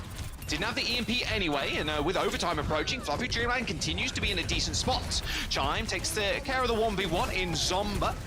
And with those mines on the point, I mean, Astro just face tanks them. He's got the overhealth, I suppose, from Grapes. But the point is currently being capped by Citrus as a FluffyDreamland. That being Astro and Grapes. They're just going back towards their mega health pack. Rotor ends up going down last, and there is the 99. How long can Citrus hold on? What a nice little move from Strider to pick up Grapes there on the back end of the engagement, stall things out a little bit more. It is a potential for EMP Rampage here, which is a really just a dirty combo. Definitely a lot of pressure on Citrus, see if they can live, but that pulse on Tap is exactly how you want to start this fight. Curious how Tap ended up dying there. If it was actually a connection onto the fire, a little bit of a rare one. There's the virus on Strider. Now the EMP, and if you're Haven, you can basically just sit in a corner and wait. You do end up getting kunai'd in the face, unfortunately, but yeah, getting a recloak here, literally sitting on the bench, just waiting for Strider to come in. EMP can be used. Oh, nice translocator straight back on the map. Ooh. Someone's going to touch. That was close. Strider, however, is going to be there. However, Jacob with the sound barrier, unable to use it. Solo EMP. Strider, the EMP was never meant for you anyway. All right, this is not the ball map, all right? We chalk it up to this is not the ball map. It's not the ball map. We just could not get any purchase in the round. We were fully reliant on like Tap and Zomba to find this must be the stick. What a stick! Sick 3-blink there. So Chime time. We're so back. I mean, you're not even thinking about that as Tap. You're not even considering that. You're thinking, I'm free, I'm far, I do whatever I want on this map. This is the ball map, though. I mean, not really, but like, if you're gonna do it, this is a place. Well, Control Center, that's a problem for, well, about 2 minutes from now, but this is a winnable map for ball. I mean, I think the boops can be really annoying here, but I can also imagine FluffyDreamland, if they could just find a good, solid position to hold from, it's gonna need to be tapped to kind of blow the situation open. I think he's the one who should get a little bit more space in this matchup, should feel a little bit less pressure, but there's so many mobile heroes to deal with. It's not easy to always get that far spam in. Just don't get stuck again. Should be a lot harder now for Joe, to be fair. Unless he's rather sneaky with it. That's a good start, though. Haven down to Zomba and Strider. Tap controlling this small room here, too. Oh, he's dominating them on Pharah now. Getting tricky, hitting them from all sides. Really well done in this mid fight. Yeah, definitely a better map for the Pharah, especially against this comp. Oh, Grapes and Astro still come up with a couple of kills here. Tap is getting damage in, but that's about it. They're still holding firm. There's the kills. Okay, it's eventually falling apart here for FluffyDreamland, especially with the point being capped as well. Then again, Astro, I mean, you like need to get a decent reset here for FluffyDreamland. With no Lucio, it's going to be hard to get aggressive. It's buying a lot of time for Tap to spam. I mean, look at Astro, HP just dropping, needs everything to stay alive.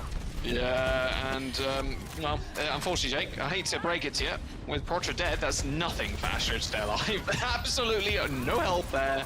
Adrenaline rush is pretty easy to hit, I would say, on the ball. Oh my goodness. Okay, Full well, run, baby. Okay, well, he found a new apartment down there, that's why he went. Seriously, batter up. I mean, but that FluffyDreamland, you cannot fight like that, right? When it gets scrappy and numbers start going down, I mean, Strider knows how to win in these scenarios, right? You need to have these one-shot, decisive, good move engagements.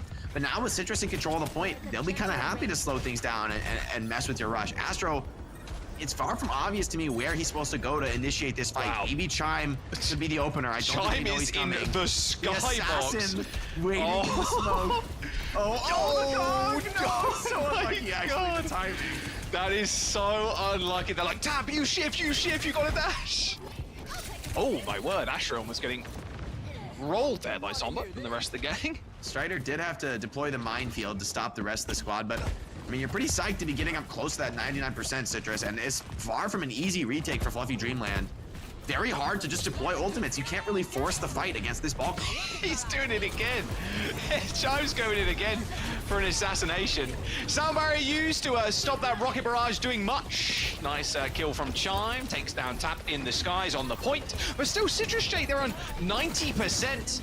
FluffyDreamland ideally don't overextend here in terms of ultimates, but while Strider doing Strider things on the Wrecking Ball, and they are, yes, very much losing. Even with that Astro ult hitting, Strider shrugs it off. Zomba's the only one to fall. A sound barrier from Citrus, and they're still on 99%. Chime ends up falling over, and FluffyDreamland on what looked like a one fight. It's all Strider and Zomba, the dynamic duo of the dive, Ball and Tracer taking over the final few moments of this round.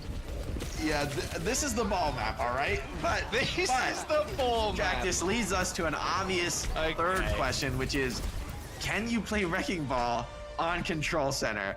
I don't know. Maybe. Strider? I think the answer is yes. But will it be enough? And this is also a spot where FluffyDreamland, could the Orisa May come out?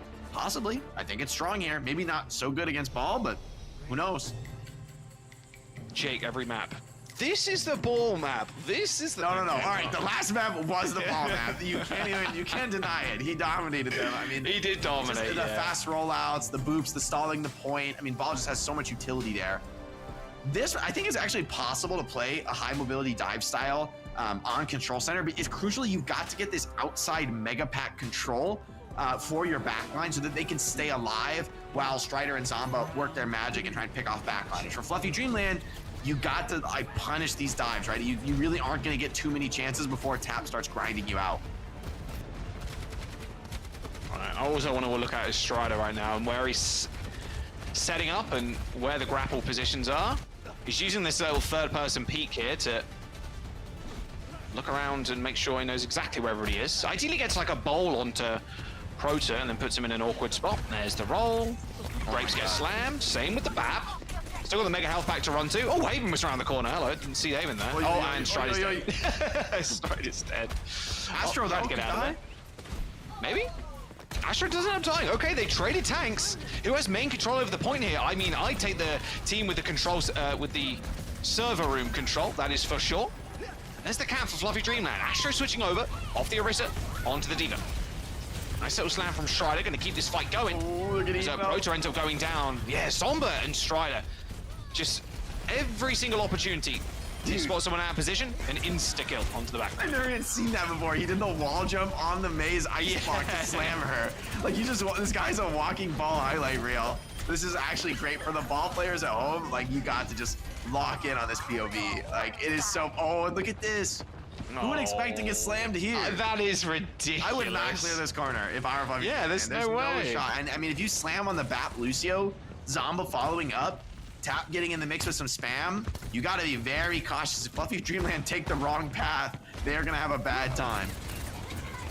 All right, Strider's down from the perch. No fun. He got the call that they were going main, but now they're on high ground, so that was kind of annoying. If we waited a couple of minutes, maybe they would have got something. Unfortunate stuff, though. Post one from Zomba. Actually ends up scoring a kill on Astro's mech there with the help of Tap. There's the slam into the backline. Grapes with a nice little boop there. Stops the full amount of damage connecting. Even a lamp as well to save Proto's life. I mean, without a D.Va here, Jake, it's almost impossible to push in against this Wrecking Ball. And they got mines. I mean, and the D.Va, I mean, he's an assassin. He knows his target. He knows the D.Va hasn't resuited, and he hunts her down. I mean, Strider's getting these slams in such unconventional positions where you just don't expect the aggression to come.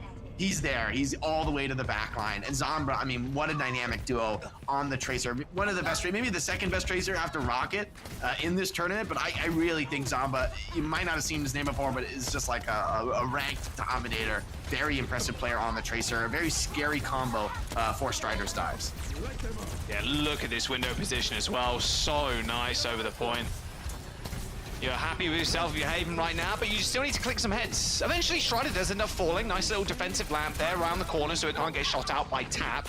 And even Chime pressuring out the sidelines. Someone needs to look at him eventually, but there's actually Chime now on the point, chasing away his like-for-like in Zomba.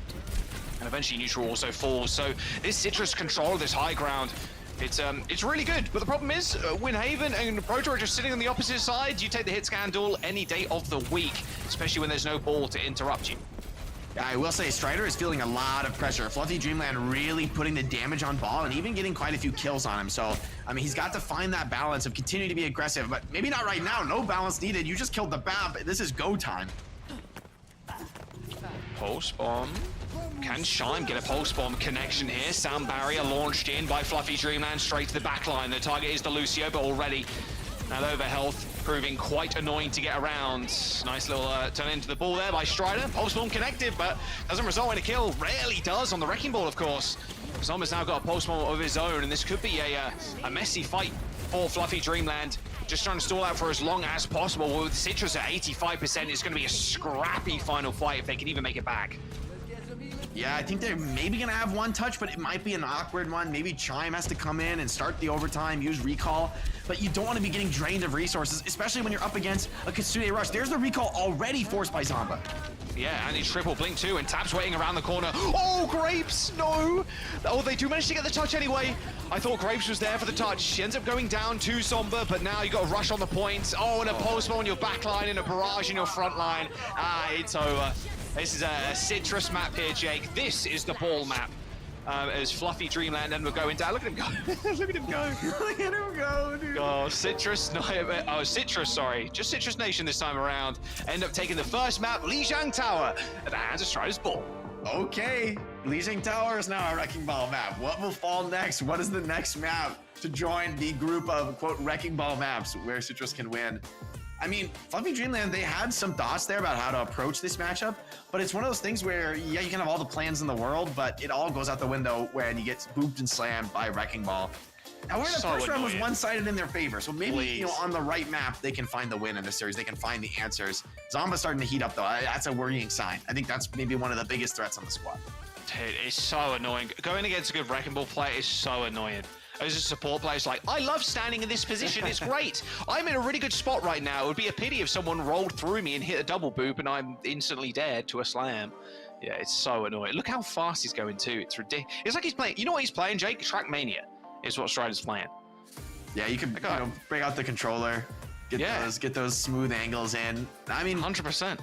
I love this. Was such a nice one. A little boop into the corner. Yeah, straight into the corner. Crispy. That's like such an OTP ball play. Like he boops on like the first frame of the fireball and then goes back into guns. It's like he was in fireball, but we didn't even see it on his screen to get the boop. But he just knew the exact minimum timing to get the boop and start shooting. Whee! Goodbye. He even looks at it too. He's watching it. You gotta watch those. I mean, this one was sick, dude. Using the over the ice block as a ramp to slammer. That's so dope. Like. It's so fun watching this team making the ball work. I mean, truly, this is one of the scariest teams I think that I've seen that is forcing Wrecking Ball in terms of like insane firepower from Tap and Zomba on DPS. Jacob and Neutral having the flexibility to kind of keep the composition and control. We've seen them on other series play a lot of different supports to keep this ball in functionality. And the team functions really well around it. Like they're making me kind of a believer. All right. Well, King's Row, I believe, is the next map. So, and that was even chosen by Citrus Nation. So, we might see Zeb. Might see Zeb subbed in, but if we see Strider... Kings Row strikes me as a terrible ball map, but I'm just questioning everything I think about Overwatch. When I watch Citrus, I'm like, this is not a good ball map, but I'm ready to be convinced, so we'll see what they've got cooked on Kings Row. Maybe Zeb. I'm ready for Strider to just come out on ball and just try some absolutely like mental like grapple and like gymnastics with the Wrecking Ball on second point, like going over the rooftops, like sliding, perma hanging. Yeah, I mean, hey, all to be seen. Maybe we see Zeb, but I've got a sneaking suspicion they're keeping Strider in. It's how they found a lot of success. If you remember yesterday, Jake, like the slams with Zomba were so clean. The slams come in, Zomba's instantly there, pulse pistols, boom, hits him with a smack, and the backline just can't do anything. The Anas don't have time to nade, sleep, you know, do the things that Anas do to stay alive. It's tough for teams that are a little bit unorganized, which can't be said for FluffyDreamland, to be fair, but they did just fall prey to the Strider ball on a control map. Everybody's organized until you come up against a Wrecking Ball. This is the king of disorganization and chaos in Overwatch. Injects it into every match. For me, I think you may need to go to an on a break style. I think that's the one backline that can actually hold its own against Ball. I mean, Timeless dismantled Citrus with the on a break, but it wasn't easy, right? Like it was still difficult. Even the dives could still come in. But there we go. I mean, Kings Row is one of the worst ball maps, right? Like it's just there's the angles, all these right angles, tight streets. There's nothing fun and tricky you can do on ball. It's too one single choke type of a map. But Zeb could be really strong here. At the same time, FluffyDreamland are not scared of taking this Orisa May mirror, right? Chime told us before, super confident on this matchup. Could see an Orisa mirror here. That's kind of what I'm expecting, actually, based on the players that are coming in.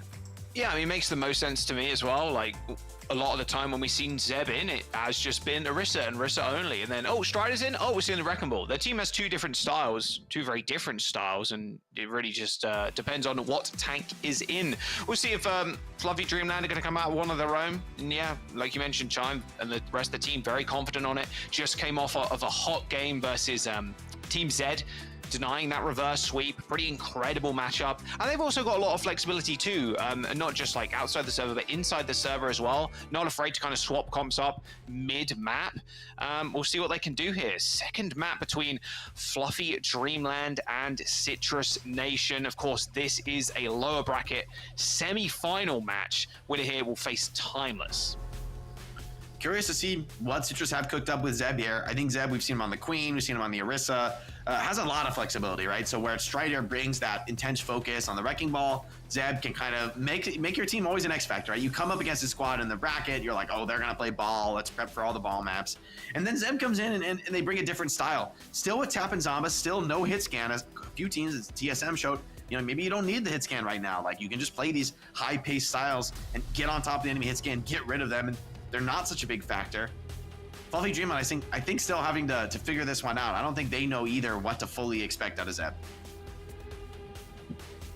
I like this defensive comp though, especially with the Echo. Really nice to kind of hide around the high grounds, and being able to go from low to high is really nice, especially if you're expecting kind of a dive style, being able to help your supports if they do get dove. Maybe just taking a quick shot. Quick change here. Is Astro, Haven, Chime. Yeah, all right. Diva, Farah, and Haven back on the Ash. Okay, FluffyDreamland has an unreal amount of poke damage, right? So Citrus are going to be forced into some kind of aggression with this Orisa.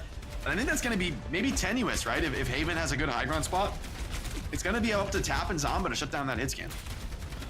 Well, Zeb's on high ground right now. Trying to defend his backline. I say his backline on the floor.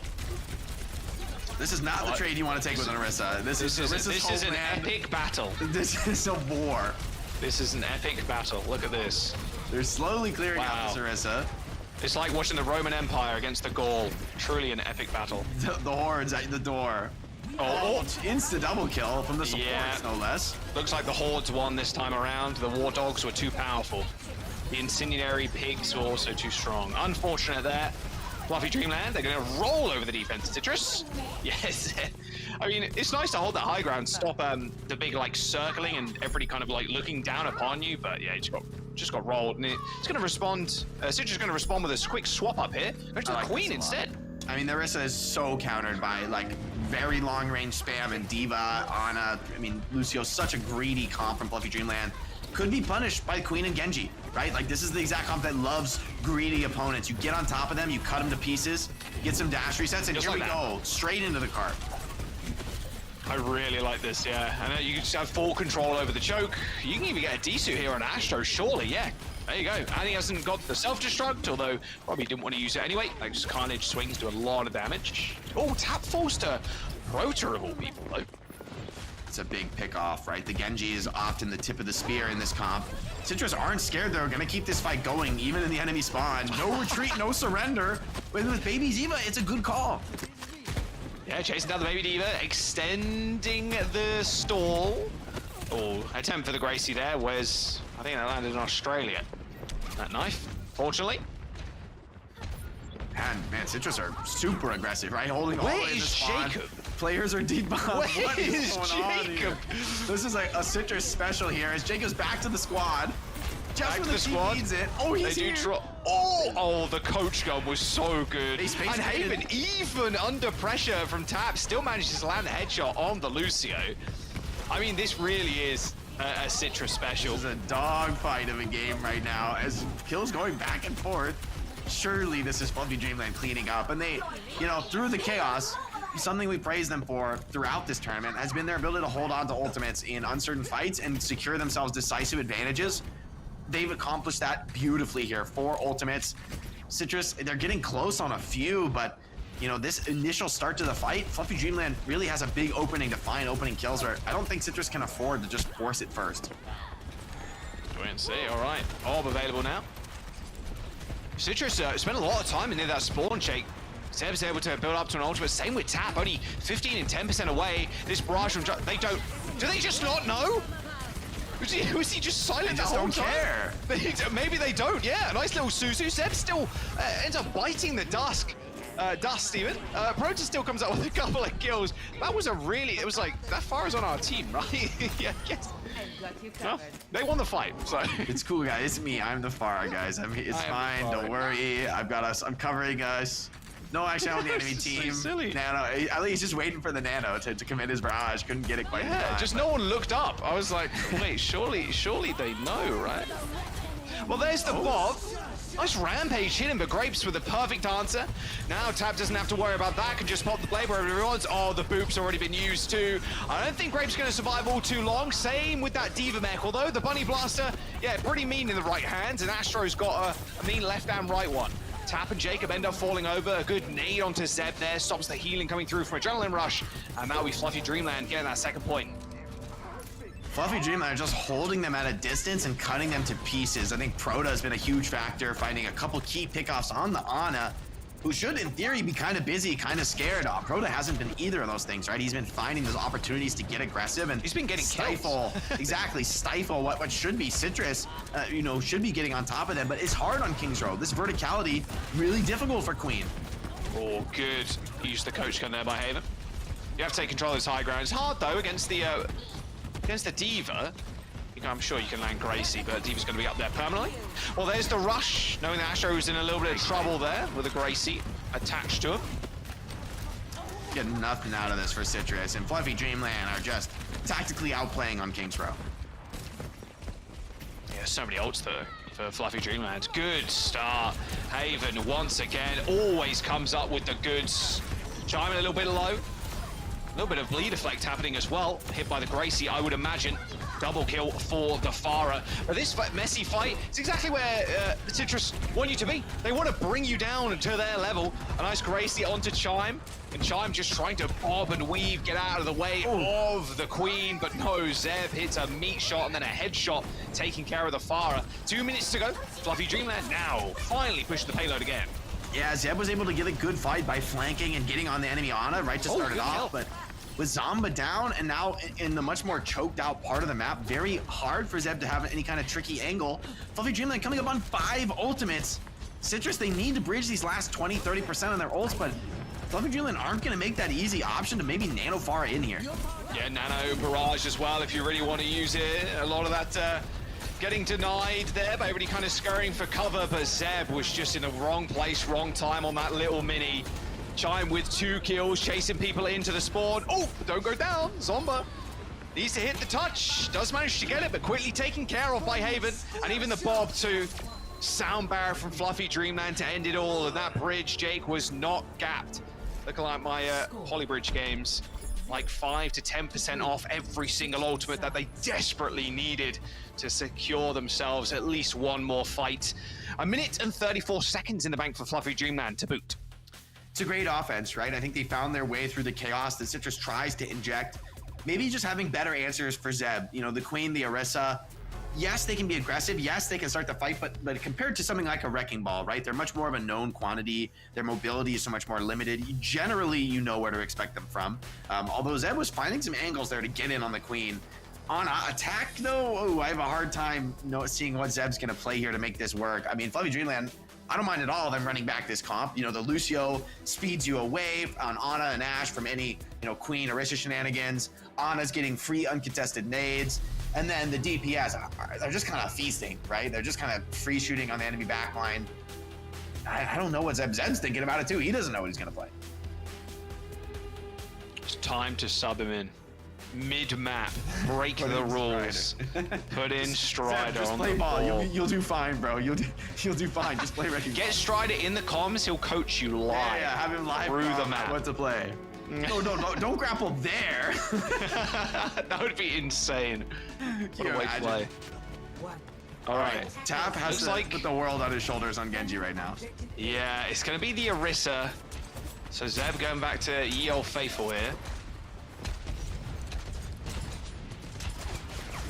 Well, there's one thing they can do extremely well, Jake, is definitely chase the D.Va out of this high ground. Zeb, it looked like Zeb was going to make it then. Did you see the Orisa sail off the he might be high able ground? To spin, to make that jump with Speed Aura and Spin. Spin and Speed Aura? Oh, yeah, maybe.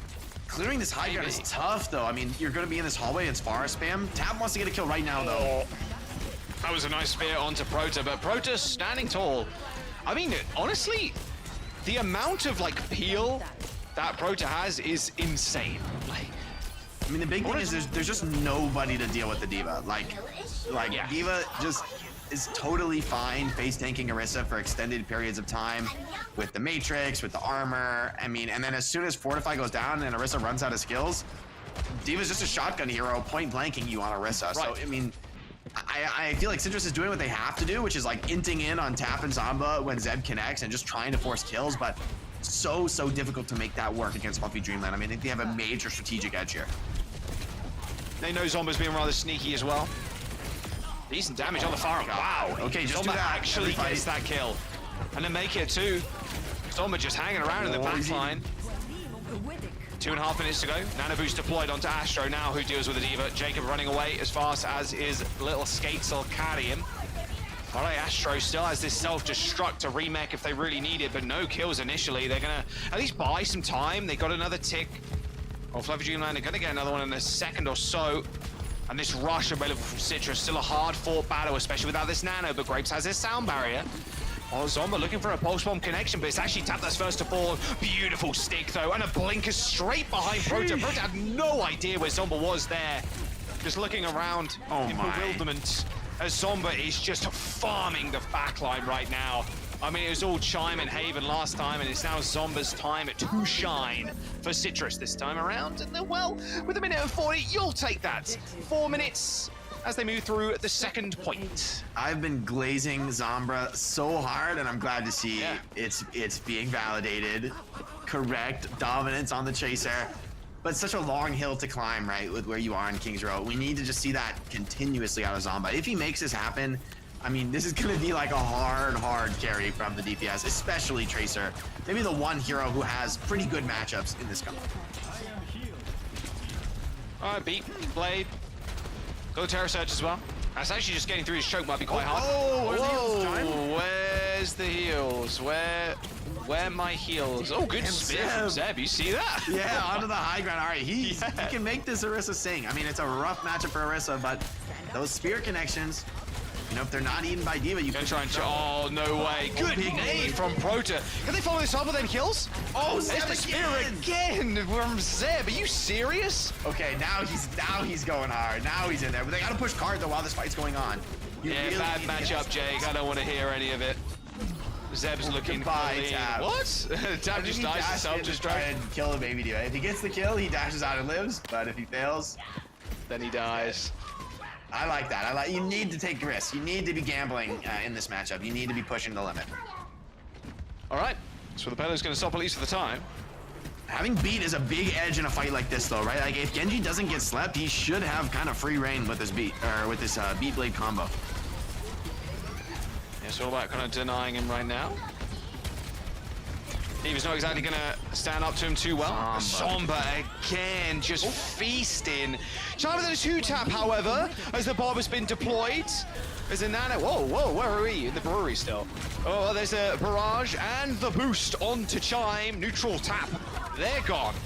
Rest is history. That was an expensive fight for Dreamland. A barrage, a bob, and a nano boost. And now it's all onto Tap's blade. No sound barrier, unfortunately, to kind of sustain the Genji through it, however. Yeah, the nano barrage just killed people way too quick for Jacob to possibly react with the sound barrier. And by the time the barrier came down, everyone was so low. I love Zeb going to the D.Va, though. I think this is necessary. Like, as good as he is on the Orisa, the D.Va is so good into basically every single hero FluffyDreamland's running. Wow, that was a lot of damage by Chime there. Almost one-bopped someone. I mean, yeah, try and take high ground right now. Please, I dare you. Well, someone's at least pressuring the payload, so yeah, FluffyDreamland are forced to rotate. And Genji should have an easier time now with D.Va able to follow him into these dives. FluffyDreamland still a bit away from that beat. Blade popped, Coach Gun used. He's looking for targets, but every time the sky, 15 HP. Oh, and Astro chased him down. Every single member of FluffyDreamland either 2 miles away or 2 miles high in the sky. Like, that was a ridiculous peel there from that blade. Tap had nowhere to go. Even after getting Coach Gunned and then using the dash, that was not a blade you really wanted to see. That was sick from Grapes. There's actually a spot in the ceiling there that you can stand. And I think the Lucio got up in there. The Genji's like waiting for him to fall down. He's like, wait, Lucio's just chilling up in the ceiling here. Buys the time to get to that beat. Back to the Junker Queen. Tried and true, old faithful. But it's a tough scenario. Need more heroics from Zomba, which is a ridiculous thing to be asking, but it's what we need. Good nade. There, Jacob, Tab, go anti there for a brief moment before the Suzu comes in. Good Gracie onto Haven.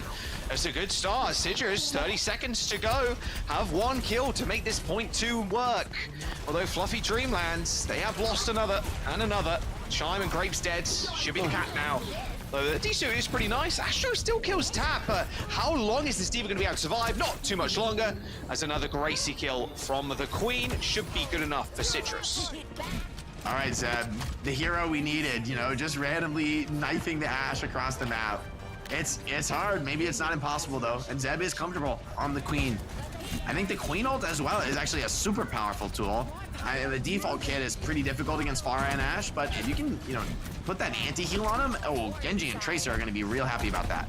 Yeah, if you can get 1, I think, in this comp, you're golden. Or you can get D.Va +1. That's your hope, is D.Va +1. Nice nade onto Zeb, though. Even better Suzu, though. Comes in just in time. Slowly but surely working ways to their ultimate. There's the rush. That'll definitely help him. Chime in a lot of trouble. Tab just focus him down with the shurikens. Only a minute to go. FluffyDreamland looking for a hard reset. Good Gracie yet again. Zeb's accuracy, not only on the spears, but on the blades. They're looking good. We'll see if FluffyDreamland can recontest. They got a lot of ults to work with here. Chime forgoing the barrage, Jake. Just swaps off entirely. Goes to Tracer, and now Zeb trying to hold people in spawn. Oh, no way. What was that? D.Va +1? How about 3 or 4 people in the spawn? Zeb ends up just holding the door, locking it shut. I mean, that is it. That is going to be the cap, but they need at least a couple of seconds here. Would be nice. There you go. 21 will do, resulting in a 1 minute versus 2:13 time rank. What an ult from Zeb. Hey, you can work with that, right? You can work with an OT round. The challenge is, though, FluffyDreamland's first defense was rock solid last time. It was difficult for Citrus to break through. And you don't really have that luxury this time. You have to break through. You have to get at least some progress. And honestly, in general, first point is probably the toughest spot in the map for Citrus. So overtime, you know, if you can get a snowball rolling, I could see them making magic happen on the streets phase, but getting through that first point is going to be their toughest test for Citrus. Now, what's Zeb going to roll out with? That's the question. Is it going to be the Queen again, do you reckon? I guess so. I mean, I think you like Zeb just is known for the Queen and the Orisa, and so wants to stay to the comfort. I think of those two, I'd prefer the Queen. You know, she has that X factor of the shout for Tracer and Genji can help them a lot. And on top of that, you know, the chance to just hit a Gracie and the ult as well is great value, but the ult value probably not going to come into sight here with a 1 minute overtime push. Well, is Citrus prepared for their 1 minute offense? We'll have to wait and we'll have to see what they've got to say about it with a quick listening. Stay playing. They're just gonna. All right, I'll go all the way behind then.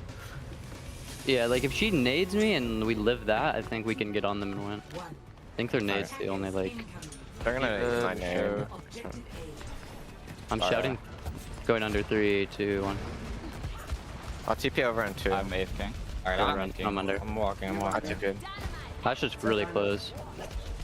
No coach. I've shouted. I'm ready, Zeb. I'm ready whenever you are. I'm ready whenever you are. 5. I have flank as well. 3, 2, 1. I'm walking. Work on me.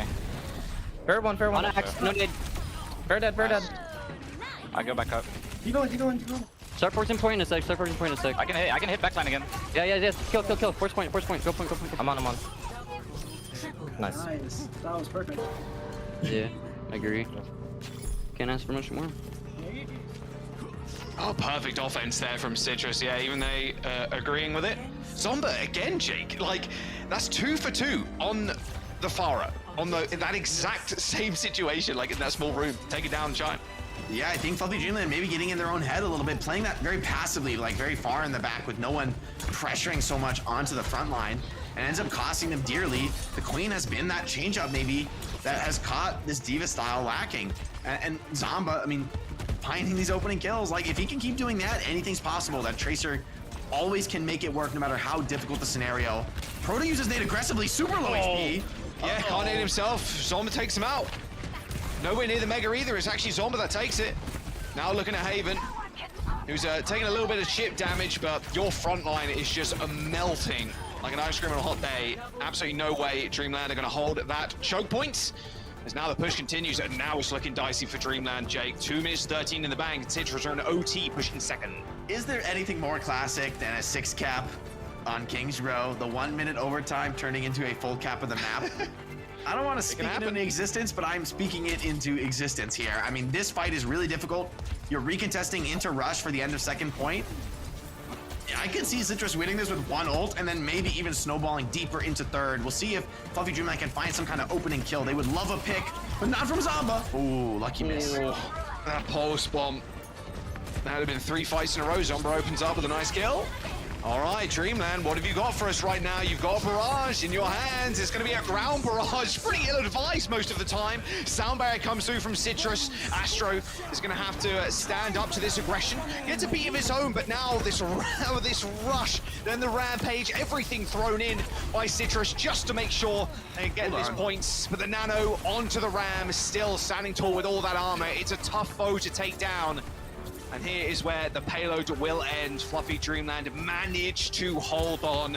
Still to kill Zomba, of course, but it should be pretty easy. Zomba? The hero? Still holding.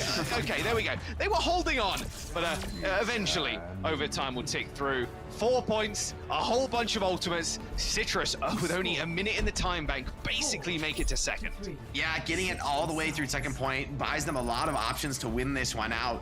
Still winnable though for FluffyDreamland, right? As that could have been a lot worse. I think they really, if that pulse bomb came in, we would have been looking at a deep push through third point. So FluffyDreamland going to be thanking their lucky stars that, you know, for once Zomba didn't hit the perfect play to start the fight. But man, you gotta be respecting him. I wonder if we need to see Chime come out on the Tracer just to alleviate some of that pressure on the flank that Zomba's putting on. He just can't get, it just can't keep getting away with it, Jake. Oh, Someone he can. stop Zomba. And he will if you don't really put the pressure on him. They really are investing in this Pharah, I think, feeling like they need to keep the pressure onto Zeb. And in fairness, Pharah also has a pretty solid matchup into the Genji. But it's just felt hard for FluffyDreamland to keep these DPS alive with Citrus pressuring on all angles, very, very aggressive with this Tracer Genji style. In theory, Pharah is good, but just, you know, like if you aren't getting the heals for a few seconds, it's easy to be left on an island and cut down. Just get a Fluffy listening, and they got 2 minutes and 13 to make it 2 second points.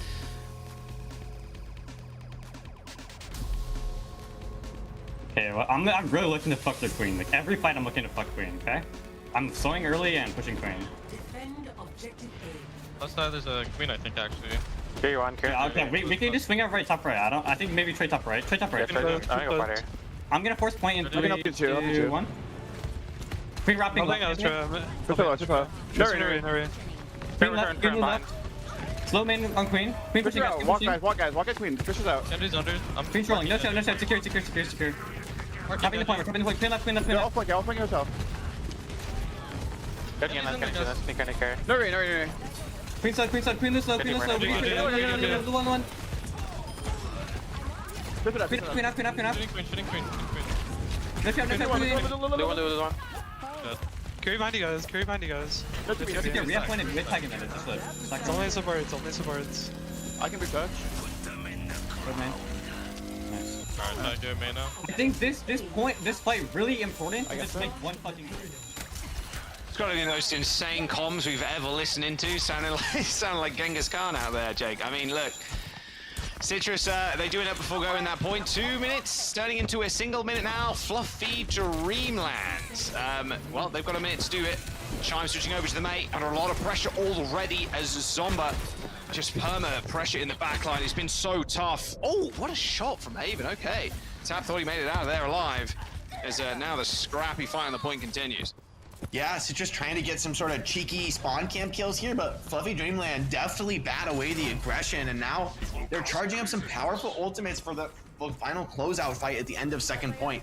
It is going to be down to one fight with how well Citrus played that offense, but they're not going to have some key ultimates, right? Jacob 50% away from the sound barrier. Feels like that might not even come through at all this round. Maybe it's got to be Zomba again, but he's up against the cleanse. I mean, it's hard. You got to find an isolated target to pulse bomb. Multiple Zomba has done it like 3 fights in a row, Jake. He can do it again. This is rough, though. This is different than picking off a Pharah. I mean, there's so many defensive tools. Yeah, there it is. All right, cleanse moment, Kiriko moment, whatever you want to call it. Sound barrier available from Grapes. Neutral's going to have to respond with a rush of their own as Fluffy Dreamland have taken over all of this space. Bob's even thrown in too. Should be an easy kill on the Bob, but it's a bit of a weird angle to actually shoot it, so using their rush isn't going to be a priority for them right now. Overtime in session here. The payload is currently being contested by the Tracer, but this annihilation from Astro, I mean, this might just be all over. Citrus, they're going to need to push at some point. Jacob does get the beats, but when's he going to use it? Blizzard does end up hitting the point as the sound barrier comes in. Zeb's going to survive at the time being, but this snowball is just absolutely dominating Citrus on the points. They do end up pulling the blade as well as Haven used a coach gun to get a good enough distance to execute the Genji. And there it is. The push was successful. 2 minutes and 16 seconds was all they needed to tie up the series. Fluffy Dreamland equalized, but certainly too close for comfort up against the Junker Queen, right? Zeb was making magic happen quite a bit, especially on that original offense. Overtime as well looked great. But finally, Fluffy Dreamland showing that composure that we've come to know them for, that they're, able to respond well, even under pressure. It's the quality you need to make it far in a tournament like this, because you're going to come up against teams like Citrus that are super aggressive, that are not scared to make plays, that are up in your face every fight. And if anyone is nervous or you're overcoming, people are getting too emotional, you fall apart in the face of that aggression. So, Fluffy Dreamland keeping it together. We'll see if they can last through the series, though, because so far I'm still a little bit worried about how they'll respond to the Wrecking Ball on a solid ball map. Is Runasapi a ball map, Jake? In the Strider's world, I'm going to say yes. Normally, I'm going to say, for me, probably not. But for Strider, I feel like it could work. Well, then again, it's also a pretty good Queen map. We've seen a few other teams even play the Queen on Runasapi and make it look pretty good. It's like a lot of these angles are Queen to, play corners and run around. But that also would be awkward. I think normally you would want to play at least some kind of hit scan with the Queen. Man, Sombra feasting on Tracer this map was like a huge reason I think this was even competitive. Look at that. Genji is just so hard against this comp, actually. It's ridiculous. That was a ridiculous amount of peel. There's like 4 boops in the comp for Genji. There's Coach Gun, Lucio, Pharah, and Diva. I mean, they can all mess you up and just get you off those melee blade swings. How many times? What point of the map was this, Jack? Without looking at the scoreboard, how many times did that kill happen in the map? I know. Zomba at least twice. Could have been more. Yeah, it's kind of nuts. Constantly playing on that strange off angle. Nice Suzu there, of course. I mean, that's really what saved them. This is a very, very close affair so far. But yeah, I do worry too, right? I do worry about the Wrecking Ball and when it's going to come out. Runasapi, though, I mean, Zeb can play Queen. We've seen it mixed with something like a Sojourn previously. So maybe that is going to be what the doctor ordered. It's really interesting because I think you could plausibly go either way as Citrus. You know, just it's a push map. Yeah. But in the past, we have seen them play ball here. I'm thinking back to the previous series. They played the ball here against teams that like to play the wedge stand. And honestly, with the way the first map went, I think the ball is your best bet. I think, you know, they've got the FluffyDreamland have a bit of a download on Zeb responding with this Pharah pick. Is like, to me, that looked really good. Like there were some moments, but it required individual heroism from Citrus to get the win. Whereas when they're playing with the ball, it feels like it's more natural for individuals like Zomba to succeed. There's more chaos for Zomba to create opportunities out of. Well, we'll see if Strider ends up coming into the roster. We're going to take a quick break. Runasapi up next.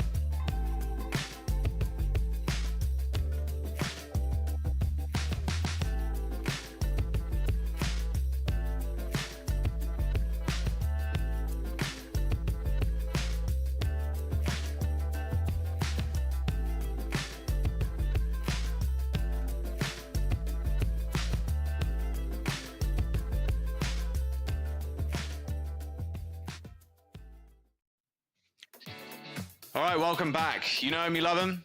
Guess who's back? Strider is back in the roster, Jake. Oh yeah, Citrus are pulling out the Wrecking Ball again as we go to Runasapi.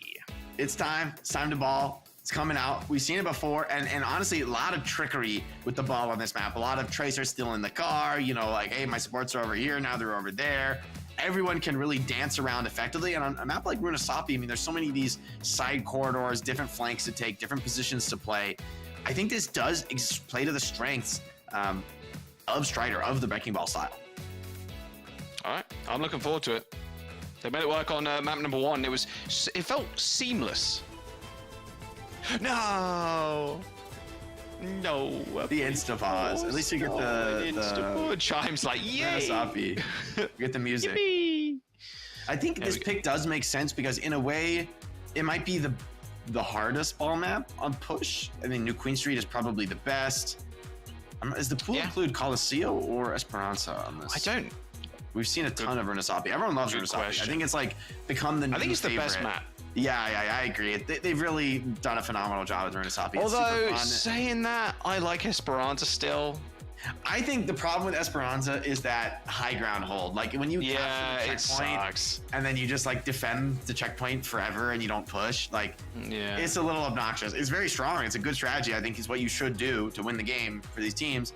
But Runasapi to me is a map where the comeback is always in play, right? Like it feels like you can bring it back. You can snowball on the enemy side of the map. The checkpoint isn't like back-breaking for your defense. Yeah, that high ground is pretty insane. It's kind of crazy, like looking at the development of the different push maps. Like we have 2 insane high ground maps, or I wouldn't say Colosseo is insane as Esperanza, but both of them like utilize that high ground around that checkpoint. And then you have New Queen Street, which is pretty flat. Obviously you have the high ground when you're pushing up to the final point, but yeah, and then Runasapi, just kind of the high grounds are the opposite in a way, like especially near the checkpoint, where if you get the midpoint, you then fight downwards, and it's a bit more punishing for the defenders in that regard. Regardless, enough yapping, I think. Time for more balling. FluffyDreamland, this is their map pick as well. Jake, so they were like, well, guess what? We're going to take you to a non-ball map. Wait, they're all ball maps. I mean, push is just a good mode for Wrecking Ball, right? The nature of that moving objective, I think, is it's hard to stabilize the game and slow things down. And FluffyDreamland's still going to be running a Lucio look, this time around the Astro's Queen. I mean, this worked for them super well on Night Market, but to me, it's going to be tougher to endure without that like strong, stable position with tons of cover. You got to move through the map on Runasapi. You've got to be dynamic and aggressive. And I mean, who better to do that than a Wrecking Ball comp? You know, for Astro, if he can weather the aggression, maybe there's an opportunity to turn, but I feel Citrus are going to get the first go at these fights. 100%. I was almost a little late to the party here, but it shouldn't be too long before he gets it. I mean, Strider too, like, you're going to know how to play against Sombra a lot of the time as well. The manual hacks only last for so long. Not too much of a worry for him. Speaking of which, I just saw one go on neutral of all people. So I'm taking a lot of damage at the front line. Yeah, forced to recall pretty early, not in the best position. The hack, denied by Strider. It's so sick. He like breaks the LOS for a second to avoid the hack.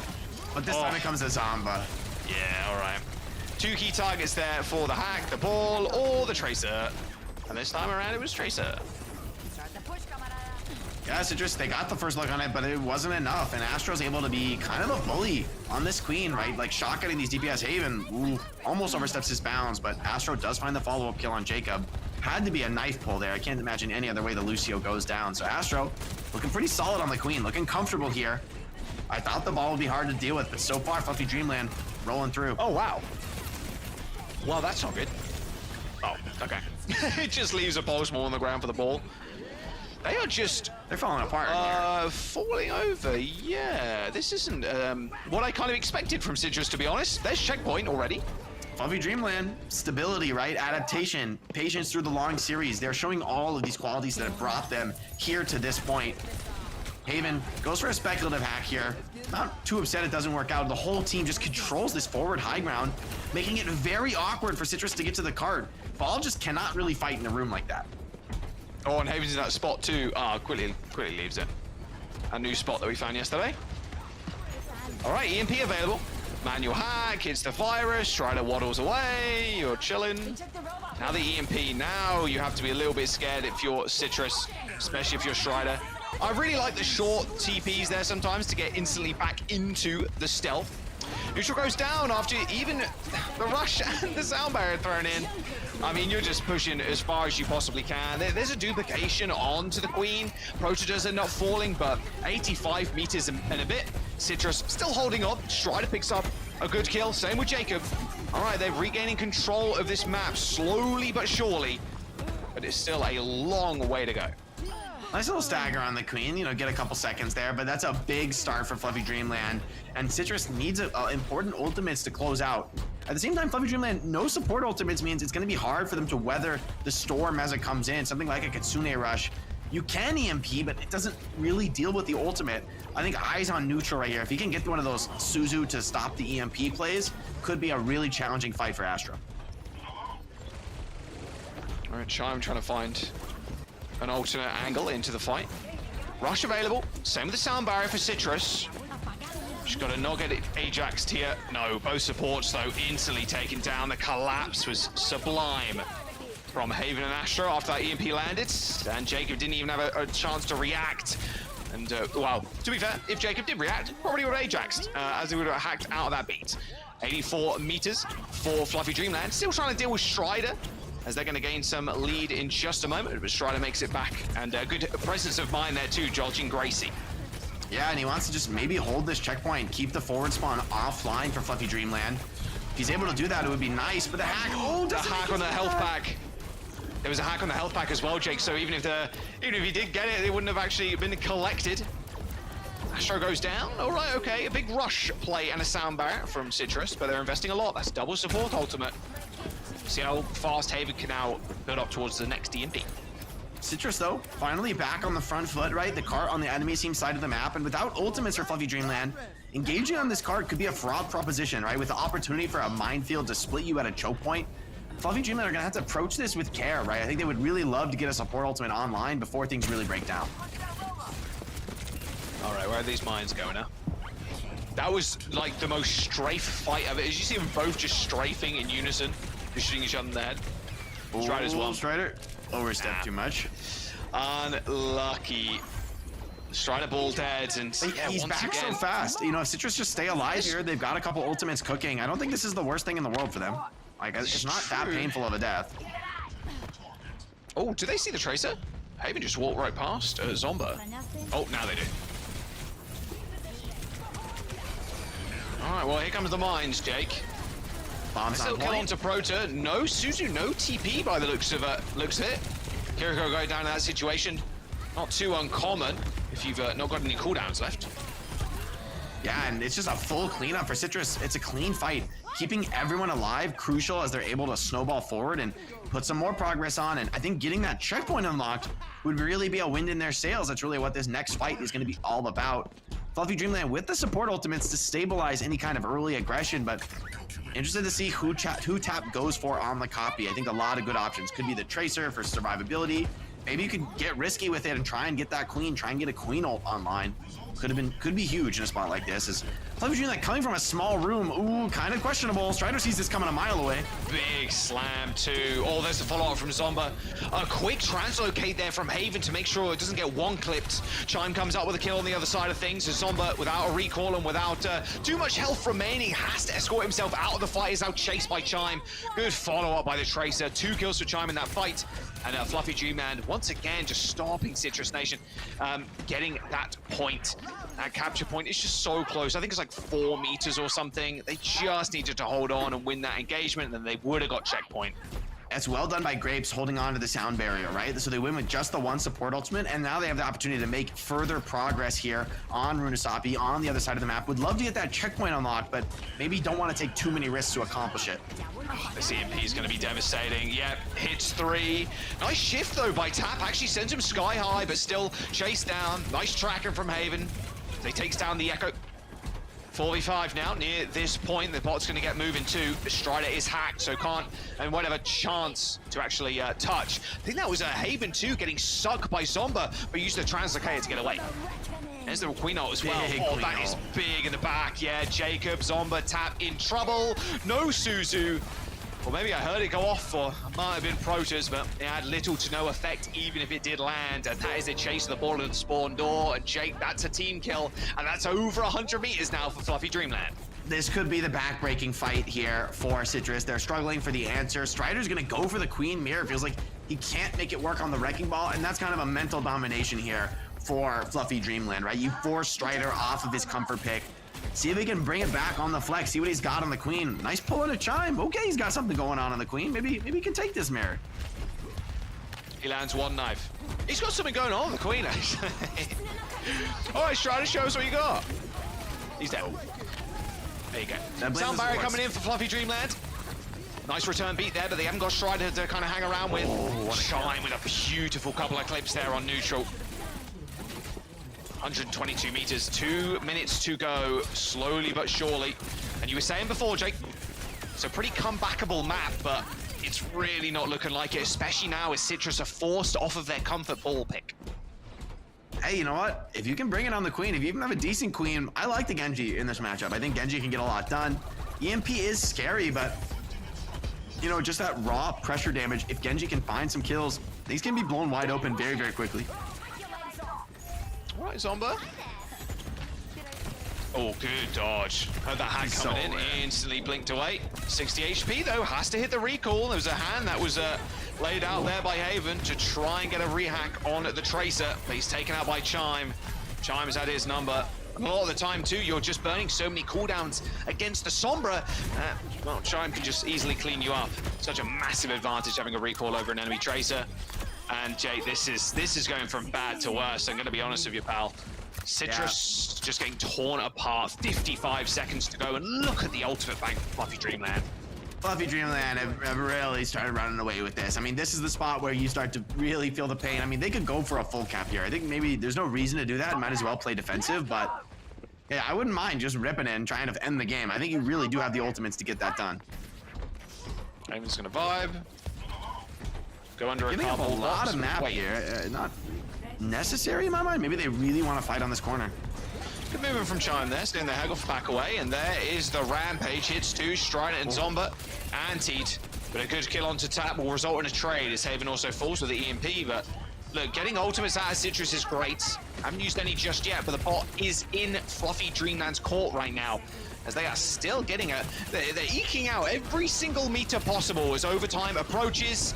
Jacob struggling to survive on the Lucio. Not taken out just yet. It's actually Astro first to fall as Zomba. Yeah, all right, coming alive now on the Tracer. It's a nice cleanup, some late kills. Zomba, tap, combining for some, but I mean, it's a long road home. FluffyDreamland have set themselves up with a very easy opportunity to close out here. We need something miraculous, frankly, to stop this EMP from Haven. If he finds even 2-3 targets, it should just be too much. You gotta remember, even losing players here is pretty devastating with those overtime spawns. And oh no, it's a massive one. Oh, the EMP.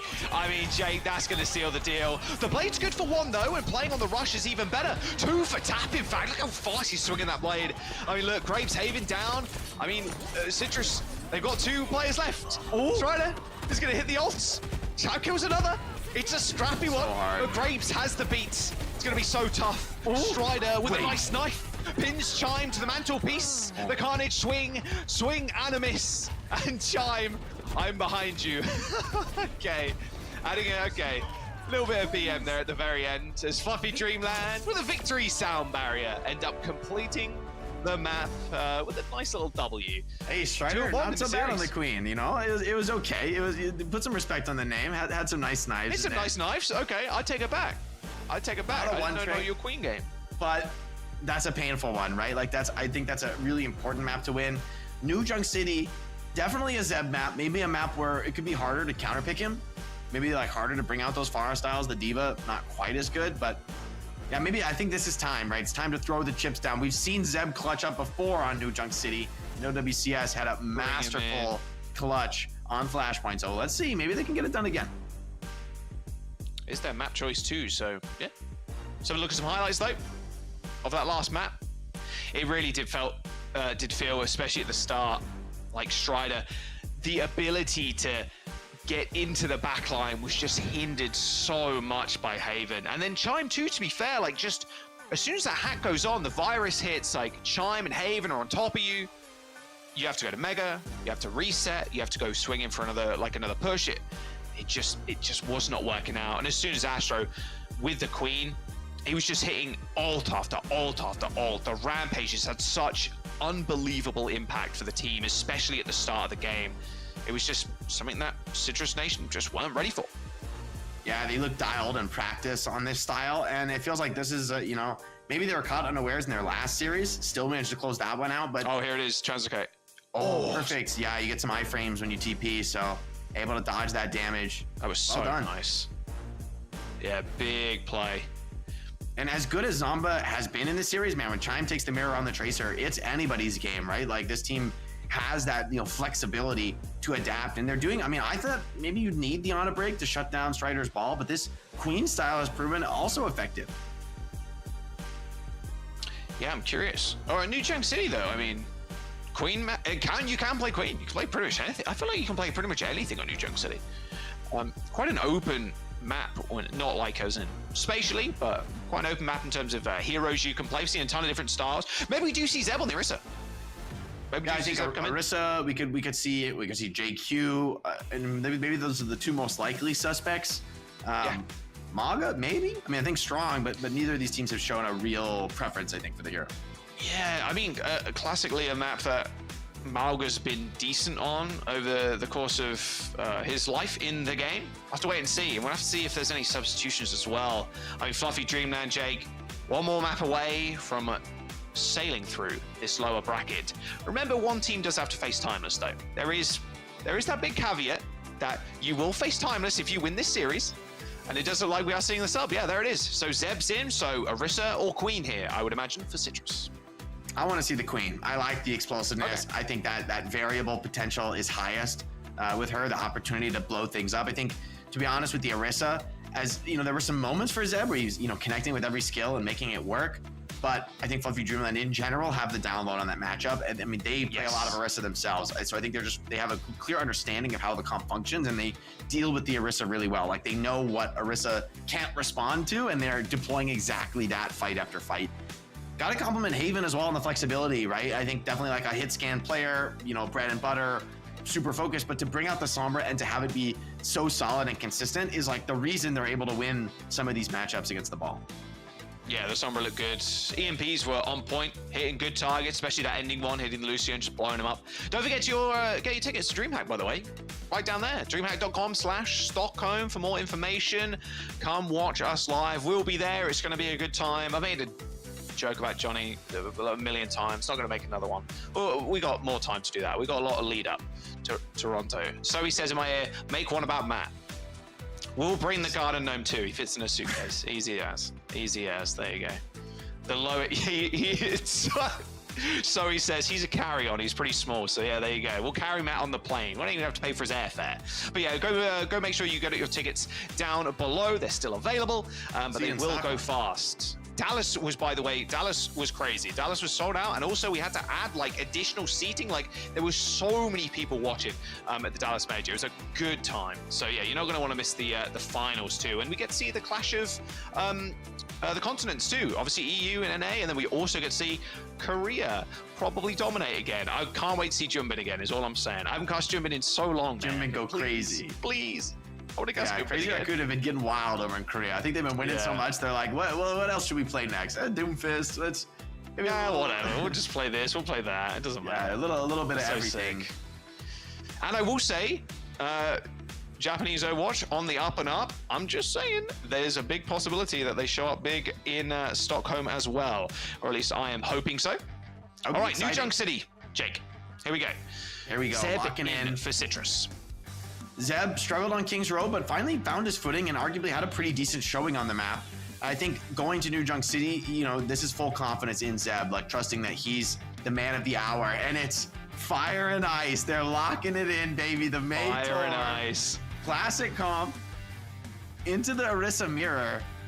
I'm not sure how this one goes. I have to believe in Zomba's Tracer, but Torb May is a pretty dastardly DPS combo to be trying to play Tracer into.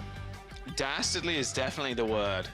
I'm gonna be real. That is a comp that I wouldn't mind seeing in my ranked games every single day. Or maybe I would. I don't know. It's pretty frustrating when you play. Wait a second. No. Wait a second. All right, Citrus. What have you got for us? Well, you're against the Fire and Ice combo, but you got Tap on the Fire, which is going to be a hard target to take down. I mean, Orisa can tolerate some of that frontline pressure pretty effectively. Pharah should put in a lot of spam. Kind of need to see Chime make something happen, I think, on this May. Torb as well, there's a lot of spam from these FluffyDreamland DPS, right? Like one Cheeto, the wrong direction, pops your head, you could be looking at a tough fight. Does a lot of damage, and Orisa has a big head. Uh-oh, good Vortex there, actually forces a little spear spin. And that turret on the point, you put it in one of those little cubby holes, Jake? Yeah, Tracers. How about some of these? Oh, it's up. Oh, something like that. Well, that sucks. It's dead now. Ow, and Haven's dead. No, my goat. I will say, it's not going to be long for the world either. A lot of players consider, for almost everyone who plays Overwatch, casual fans, as Tap gets this cleanup, they think of Torb as the Tracer counter, but at the elite level of play, it starts to go the other way. Tracer starts to eat Torb up. Haven's gonna go over to the Ashe, and we have a little bit better potential to fight back, especially against that Aura. And they also learned their lesson, I think, from previous maps, knowing like we need to mark Zomba's Tracer, we need to match that, and Chime not shying away from this duel. Well, call me disappointed, Jake. Can't believe they didn't stick with it for at least one round. One flashpoint round, please. Well, it was almost pretty low. Grapes is caught out though. Good Suzu timing from Proto, but unfortunately looking one way, he needs to look the other as Astro is just getting run down. And there's Zomba with the cleanup. The clutch factor from Zomba is real. I mean, he's coming alive in these critical moments, now hunting down Chime, who I think is running low on blinks. This could start to get dicey. Okay, no, Chime fights it off well, stays alive. Probably is gonna need to get the touch here, but Citrus coming up on the 5 ult stack, still making swaps. Now it's the Orisa.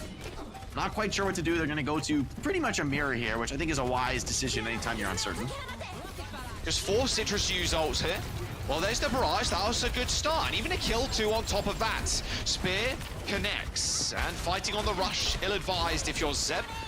Looks like he's going to have to back off. A lot of CDs used by both the Orisas now, but look at Zomba. Zomba's just crouching in the corner, shooting Astra in the back. Doing negative damage, though, against the gold Orisa, but as soon as that leaves the Orisa's body, the beat comes in. So Zomba just farming up a free pulse bomb, eventually takes down Astro.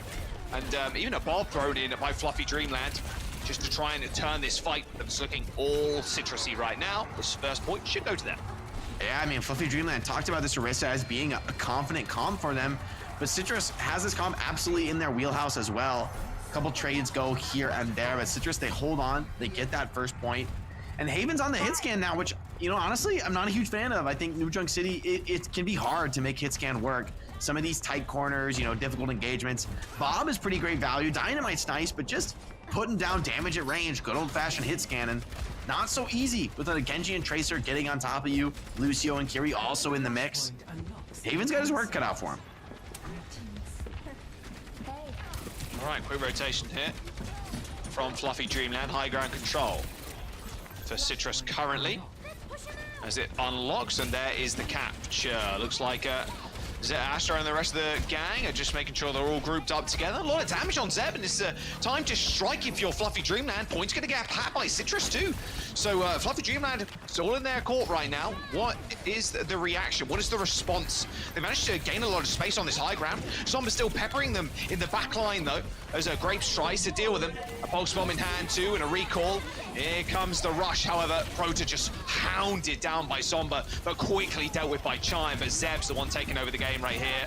A nice spear kill onto Haven, and now chasing down Astro, who's managed to at least find the flip with the help of the rest of the team. This will be Citrus winning at this fight with Zeb standing strong. So far, Citrus looking maybe like the stronger team in the Orisa mirror. But still, a lot of game to be played here on New Junk City as Citrus look to force a decisive Game 5. So far, New Junk City's been great. I mean, they've looked really good. I think Zomba's been getting a bit of the edge on the Tracer, not forcing the duel as much, but picking off enemy backliners, getting these support kills, lying in wait for Chime. Oh, forces recall early, could actually dominate. Oh, no. Behind. Kunai difference. Proto takes down Zomba. Blade comes in, as well as that sound barrier for both sides. And now Tab almost in a 1v1 there versus the Lucio, but everybody's just such an elusive target. Tab only getting a little bit of damage in as Chime just 180 blink smack behind Tab. Yeah, that's a FluffyDreamland win for sure. I mean, Citrus still though, Jake, 85% on the board, still in a good spot to finish this fight. Yeah, I can't blame Zomba for that one, right? Got such a great start to the 1v1, forced the recall at full HP. Thought he could, you know, snowball that into a kill and maybe turn it into a team fight, but Kunai to the back of the head. Oh, but Zomba, redemption, another kill. Finding an opening pick on to Haven. Grapes is just, Grapes is dead. There is no way you survive there. Warding Lucio up against that column. All right, Citrus, they've got 2 picks already. Make that a third. Only Astro and Chime on this side of the map, and they're going to make these staggers hurt too. Chime dead, Astro next to 4, and Jake, Citrus is just running away with this map. I mean, Zeb is just such a stalwart on this Orisa. Let's check out the replay, though. Maybe we get to see how Zomba got this opener. Just an easy one, man. You can't come contest this guy without your Kiriko behind you. Like, he's too big of a threat for that. So a little disrespect, and you get kind of clapped back. Haven's going to be remembering that one, maybe being a little bit more aware of his Kiriko position when Zomba has a pulse online.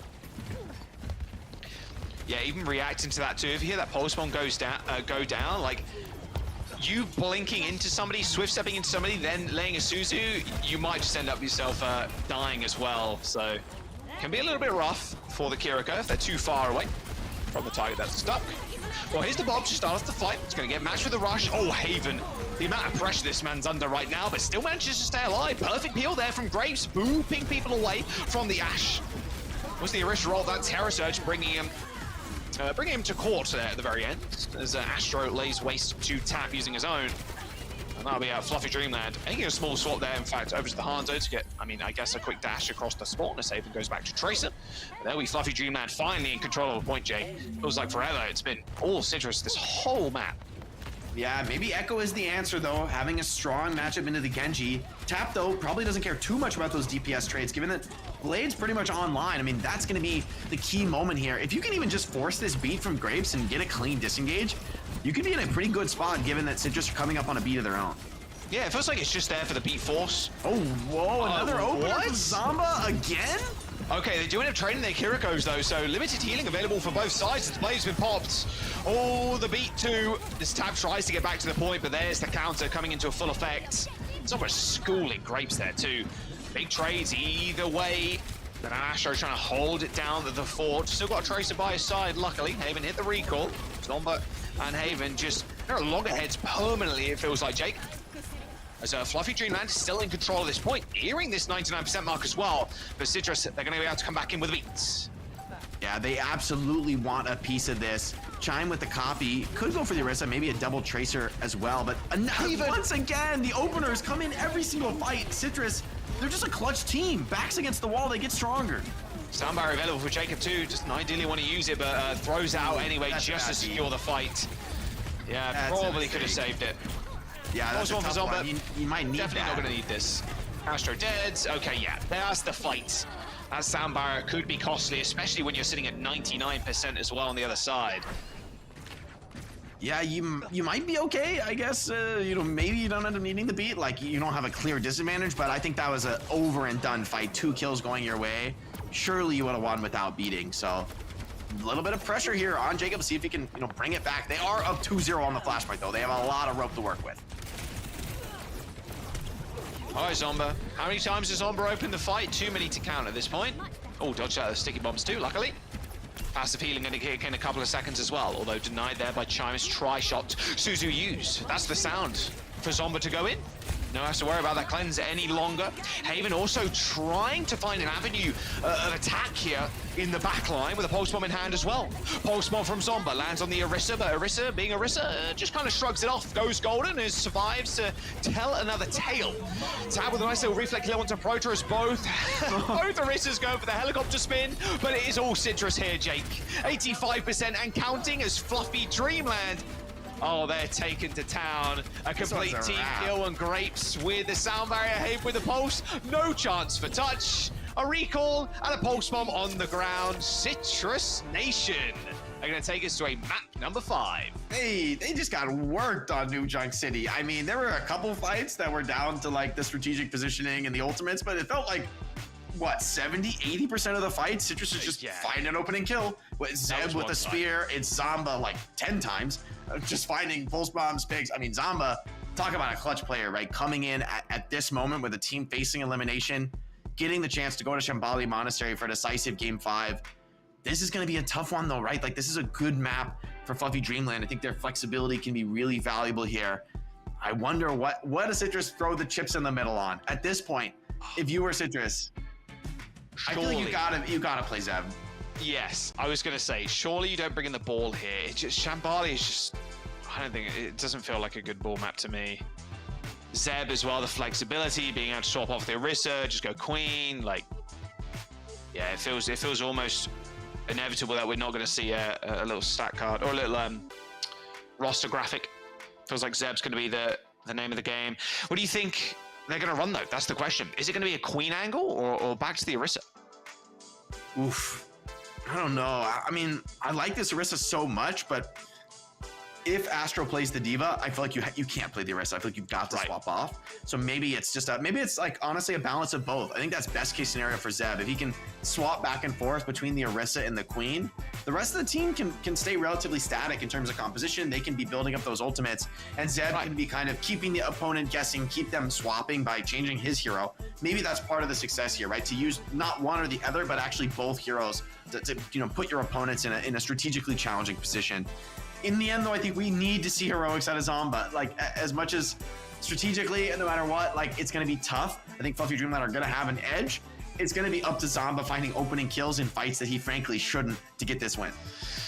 FluffyDreamland, another map number 5 today. They already had one versus Team Z. They denied the reverse sweep. It's not quite a denial of a reverse sweep here, but it's a map 5 nonetheless. We're going to go to a break, give the players a couple before we get into our 5th and final map of the day.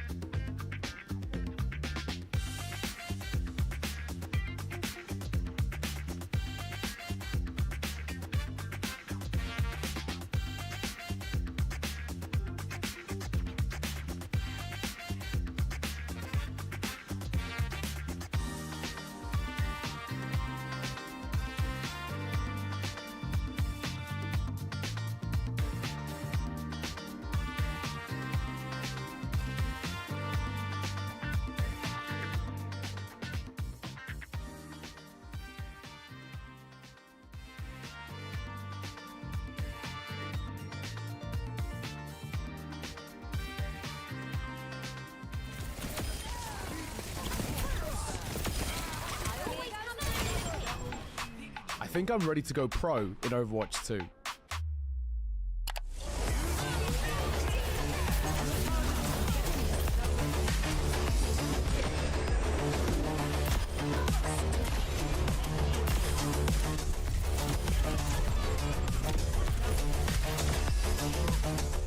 Join 250 teams in FACEIT League Season 3. Compete in weekly officials organised around your schedule.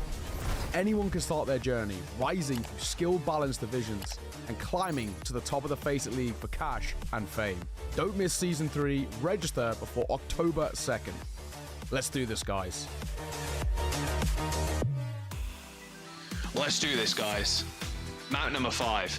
Again, for FluffyDreamland. God, it's like they like going here, Jake. It's a good thing they didn't warm up. You know, when you go 2 game 5s, you don't want to have a warm-up scrim. You got plenty of game time for the day. That's very true. Deny the reverse sweep against Team Z, and now they face Citrus Nation. And whoever wins here faces Timeless in the lower bracket finals tomorrow. So yeah, a lot to play for here. A minimum of 3rd place if you win. And Jake, going to Shambali now. This was Fluffy's pick. I can see why. I mean, it's not only a terrible ball map, but it's also a pretty solid map for like Diva and Ramatra, which have been looks that only Fluffy has pulled out, where Zeb has been pretty focused on the Queen, on the Orisa. Could work, but definitely a map I'd rather have a Ram or a Diva on. Just wise, Orisa kind of struggles. There's not so many of these like back walls to pin people against. It's not as choky as something like New Junk City, where you can really hold the opponents at the door. Some of that staying power from Ramatra and Diva, just to stand on the card for 10 years, is exactly what the doctor ordered on Shambali, but we'll see. Maybe Citrus have their own unique twist, as they typically do on these maps. Let's have a look. Citrus on the attack first. There's FluffyDreamland rolling out with more... A Winston? More of a dive here. Yeah, a Winston. Well, I guess not really too much of a dive, but Chime and Haven on the Ashe and the Fire. 2 picks that they've... Well, we've come to know and love them for. I mean, against Team Z, I mean, Chime is just a monster on the Pharah, Haven 2 on the Ashe. And then a defensive backline. So this is a comp I would not meta for this map, but like it's very good on this map, especially the defensive backline. There's so many like high ground, so many ways you can play super far away, and you can just have such a nice sight line with your Ashe. We'll see if Citrus are going to come out of the gate with anything special, or if they just kind of peek their heads around and see that there's Winston. We'll see what Zeb wants to choose. I mean, for me, both Orisa and Joker Queen are rock solid into a Winston. Like, no problem with these matchups. Compared to the Diva, who I think is a bigger issue for Orisa, eating those spears, eating a lot of that damage, Winston could struggle to hold the cart. So Chime and Haven kind of need to find some opening kills here. Need to put a lot of that pressure down. Could pull a Zomba. I'm not trying to make it a thing, but Zomba has found a million first picks. And now he's in the back line with no Tracer to mark him, right? He's pulling a lot of attention. They are dealing with him decently well, but I mean, too much attention on Zomba and your front line could crumble. Oh, nice direct. Yo! Help back. Oh my god. Oh, there's no way he goes Chime. Okay. You see the whole world and Hellcats just descended.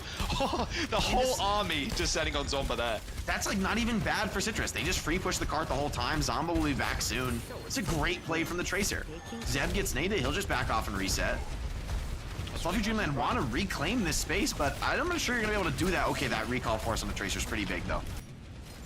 Oh, nice dive. Bit of slide in there from Astro, yeah. Suzu used on Jacob, keeping him alive. Now Astro has an avenue to escape, either over here or through the window. Good kill onto neutral. That's a nade onto Zomba as well. Okay, Citrus struggling a little bit here, Jake. Yeah, Astro's getting a lot of work done. And tap on the Pharah, pretty tough spot to play Pharah, right? You got to worry about the enemy Pharah, like just getting into duels with her. But then if you worry about that, you're dying to the Ana and the Ashe. Not to mention even the Winston can sometimes come in for the cleanup kill. Tap's gonna swap off the Pharah, bring a little bit more pace on the Genji. Zeb to the Queen. Maybe this is the answer. Zeb has made magic happen on the Queen before. A well-placed knife pull on one of these high ground backliners would be so valuable, but if you don't connect, it's kind of a tough gauntlet for Queen. Oh, what a dive again, Jake. Yeah, Jake, of course, slipping there a little bit. I mean, Proto also is so free. You feel so nice. Oh, he's dead. There's the stick onto the... oh, nice rally from Grapes. Stick onto the break, still pretty low, though. Needs to hit somebody to trigger that Inspire or wait for that passive healing to kick in. Proto dies with the nano boost. So FluffyDreamland have got this in their back pocket for this next fight. Obviously, Zeb now switching over to the Queen. It's been a bit easier for them to push it into the Winston, but Jake, we're at a minute 30. And, there's not much progress that have been made past this second corner. Yeah, and a big ultimate's banked up, right? Graves living with that rally, really valuable, and now the team has the other 4 available. I mean, so look at this. Citrus has got to be scared. I mean, there's a very explosive dive. Nano Pharah looks like could be on the cards here. Yep, there it is. Nano Pharah straight into the back line. He's got a barrage too. Nice little Gracie there. Could maybe pull it as soon as Chime gets some distance on the Queen. And he ends up pulling it after the thrusters have been used. Citrus still with 60 seconds on the clock, Jake, but they are slowly but surely losing this game. Zeb is just getting run around. Like, Zeb is going one way, Astro's diving another. Zeb then turns to try and kill Astro. Astro's already dived to another. And then Chime's firing mad rockets at him. Haven's throwing dynamites.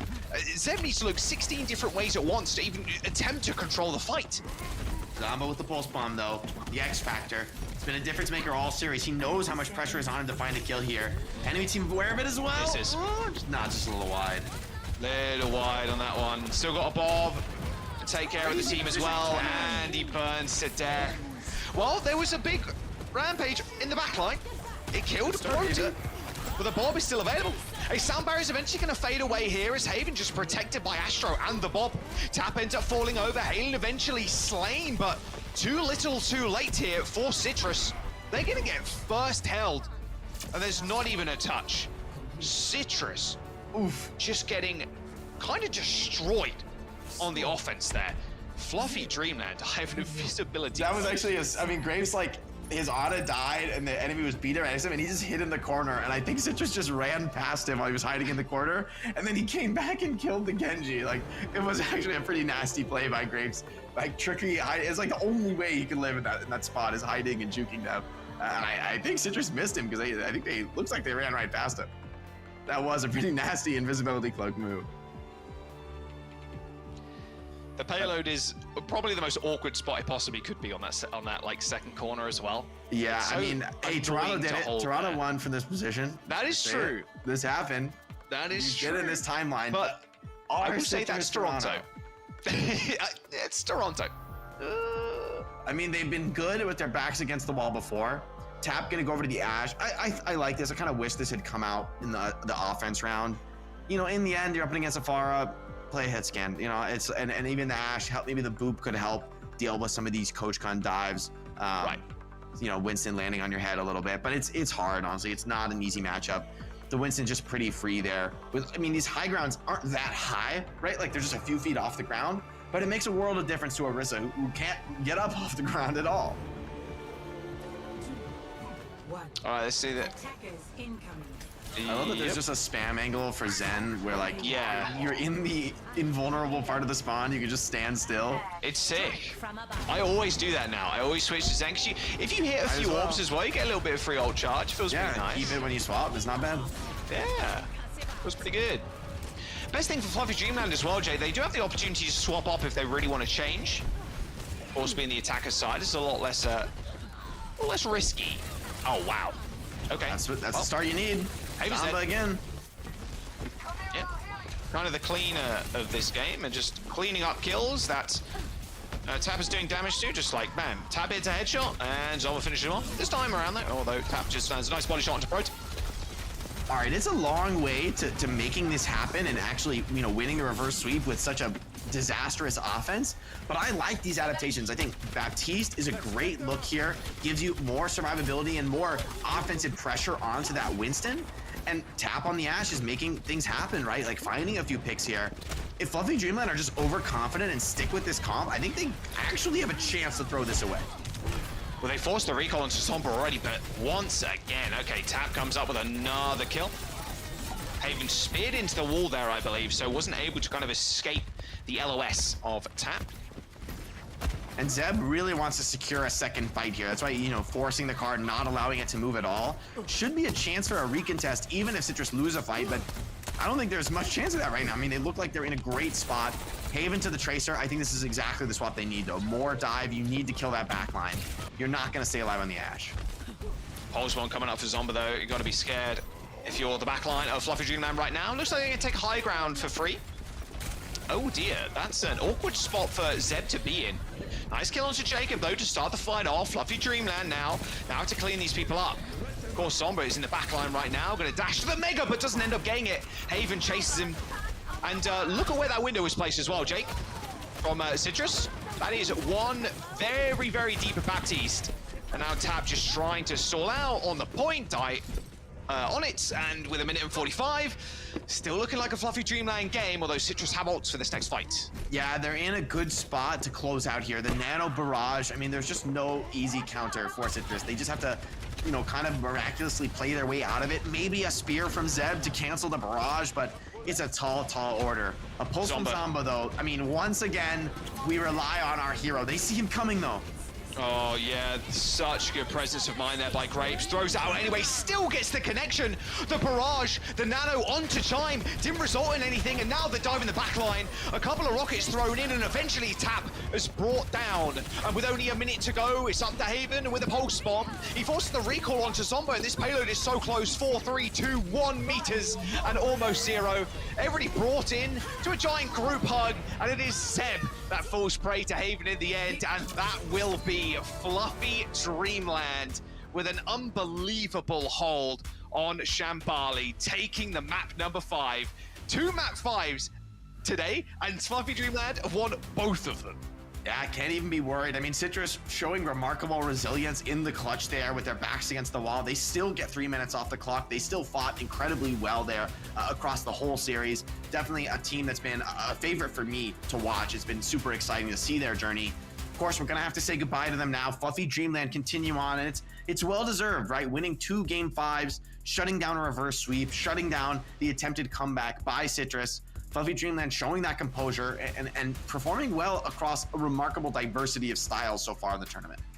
I gotta be real with you. I am deeply disappointed that this is the way it is ended on such a full hold note, because quite frankly, if we're looking at New Junk City, man, Citrus brought it, all right? Like, they played that mirror match. Citrus clearly had the upper hand in that one. It was such a dominant performance. And then individuals like Tap and Zomba were insane.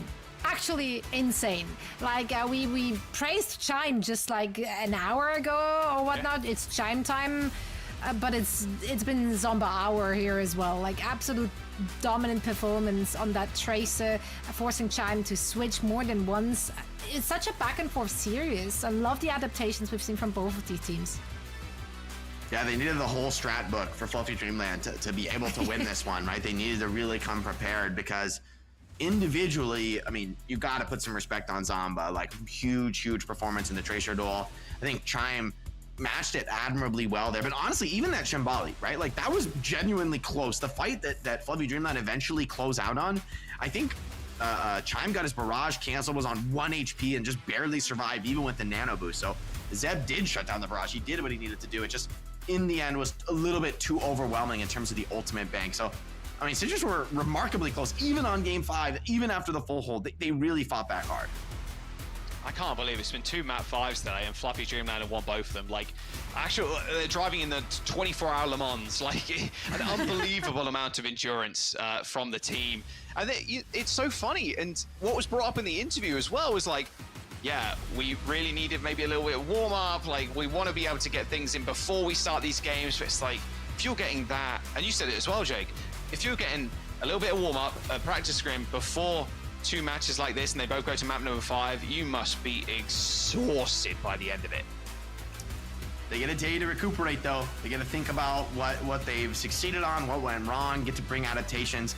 And they're going to need it all, frankly. They're going up against Timeless. They're going up against a very threatening squad that also, I mean, they've had to face 2 completely different squads today, and it's another X Factor in Timeless, another team that plays this Winston comp probably better than anyone else in the tournament. I think that's pretty fair to say that Timeless are the definitively best Winston team in this tournament, and we'll have to see if FluffyDreamland can take it to them tomorrow.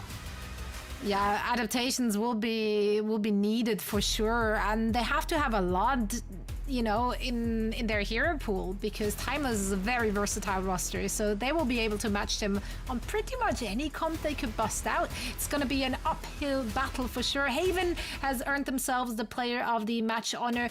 Quite frankly, this was such a long series, and I feel like every single player on every single role had their moment in the sun. Haven definitely a deserved winner of these honors, though. Absolute phenomenal performance from both DPS duos.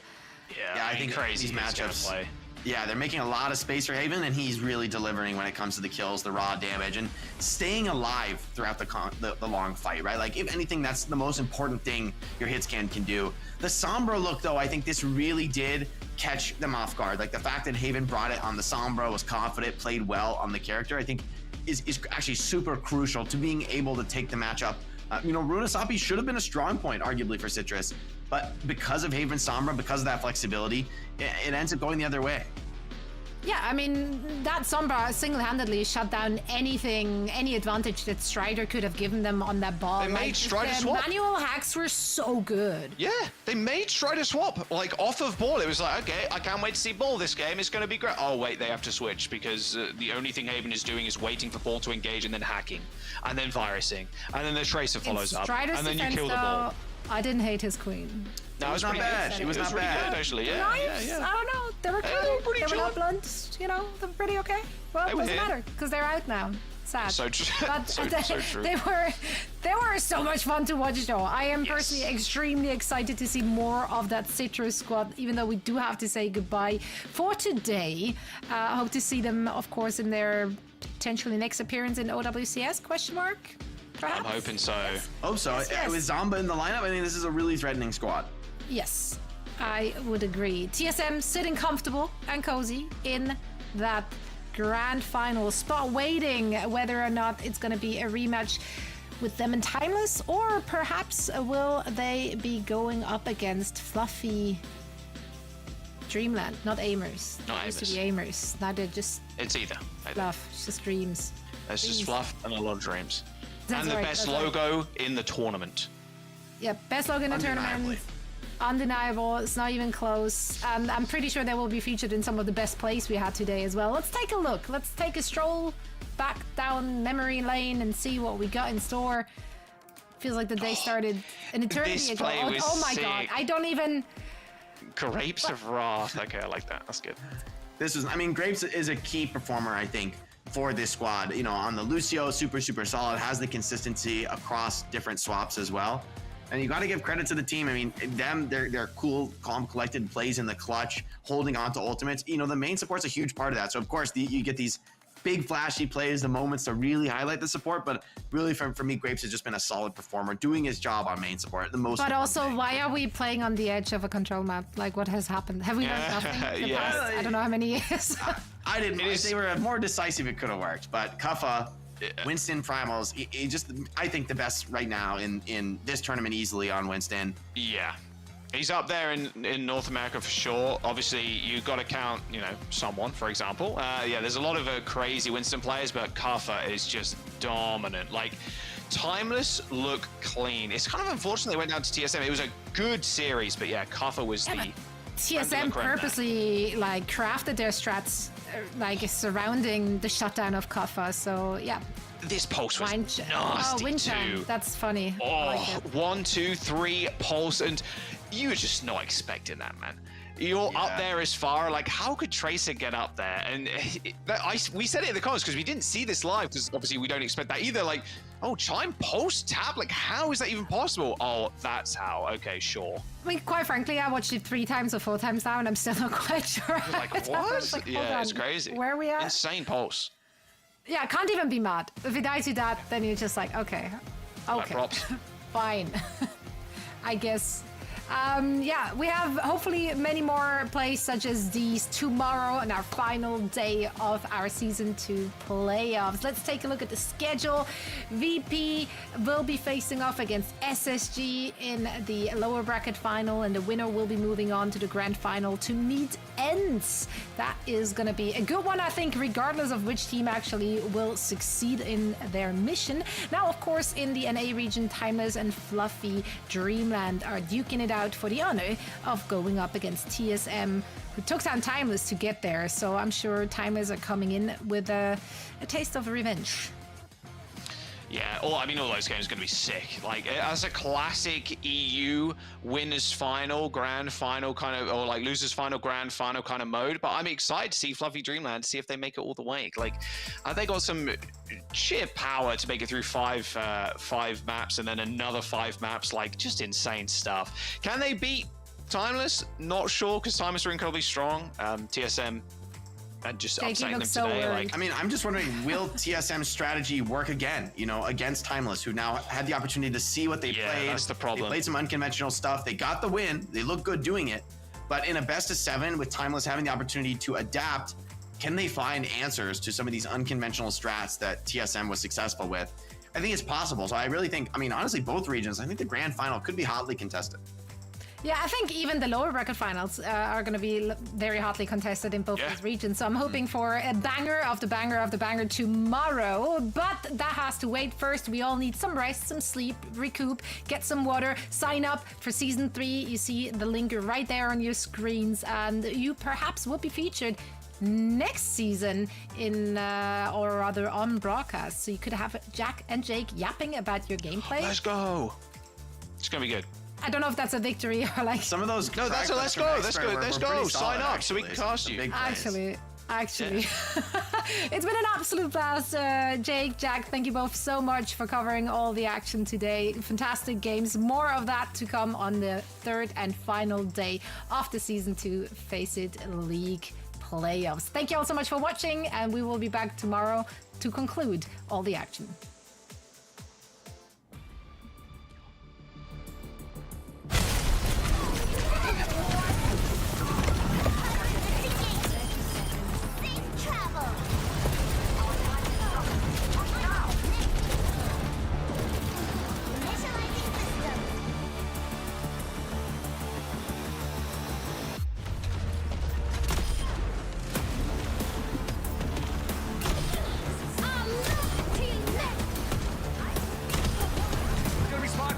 Senseless by a very angry young Swedish girl with a mace. It's going to be over to Ray. Calyx able to play in that, backing up slightly though. Sky trying to keep him topped up. Kai is looking for point-blank headshots, and by God, he's finding them. What a finish there for Ence. Whitey's back.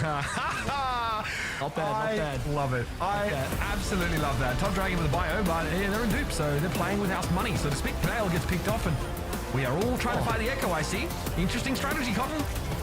Here he is again. I got him. Get him, son. Get him, son. Love that. Top Dragon with a clean 4K. Oh, they're going for it. No, they're good. Astro's going to get body blocked. Sound barrier comes in though.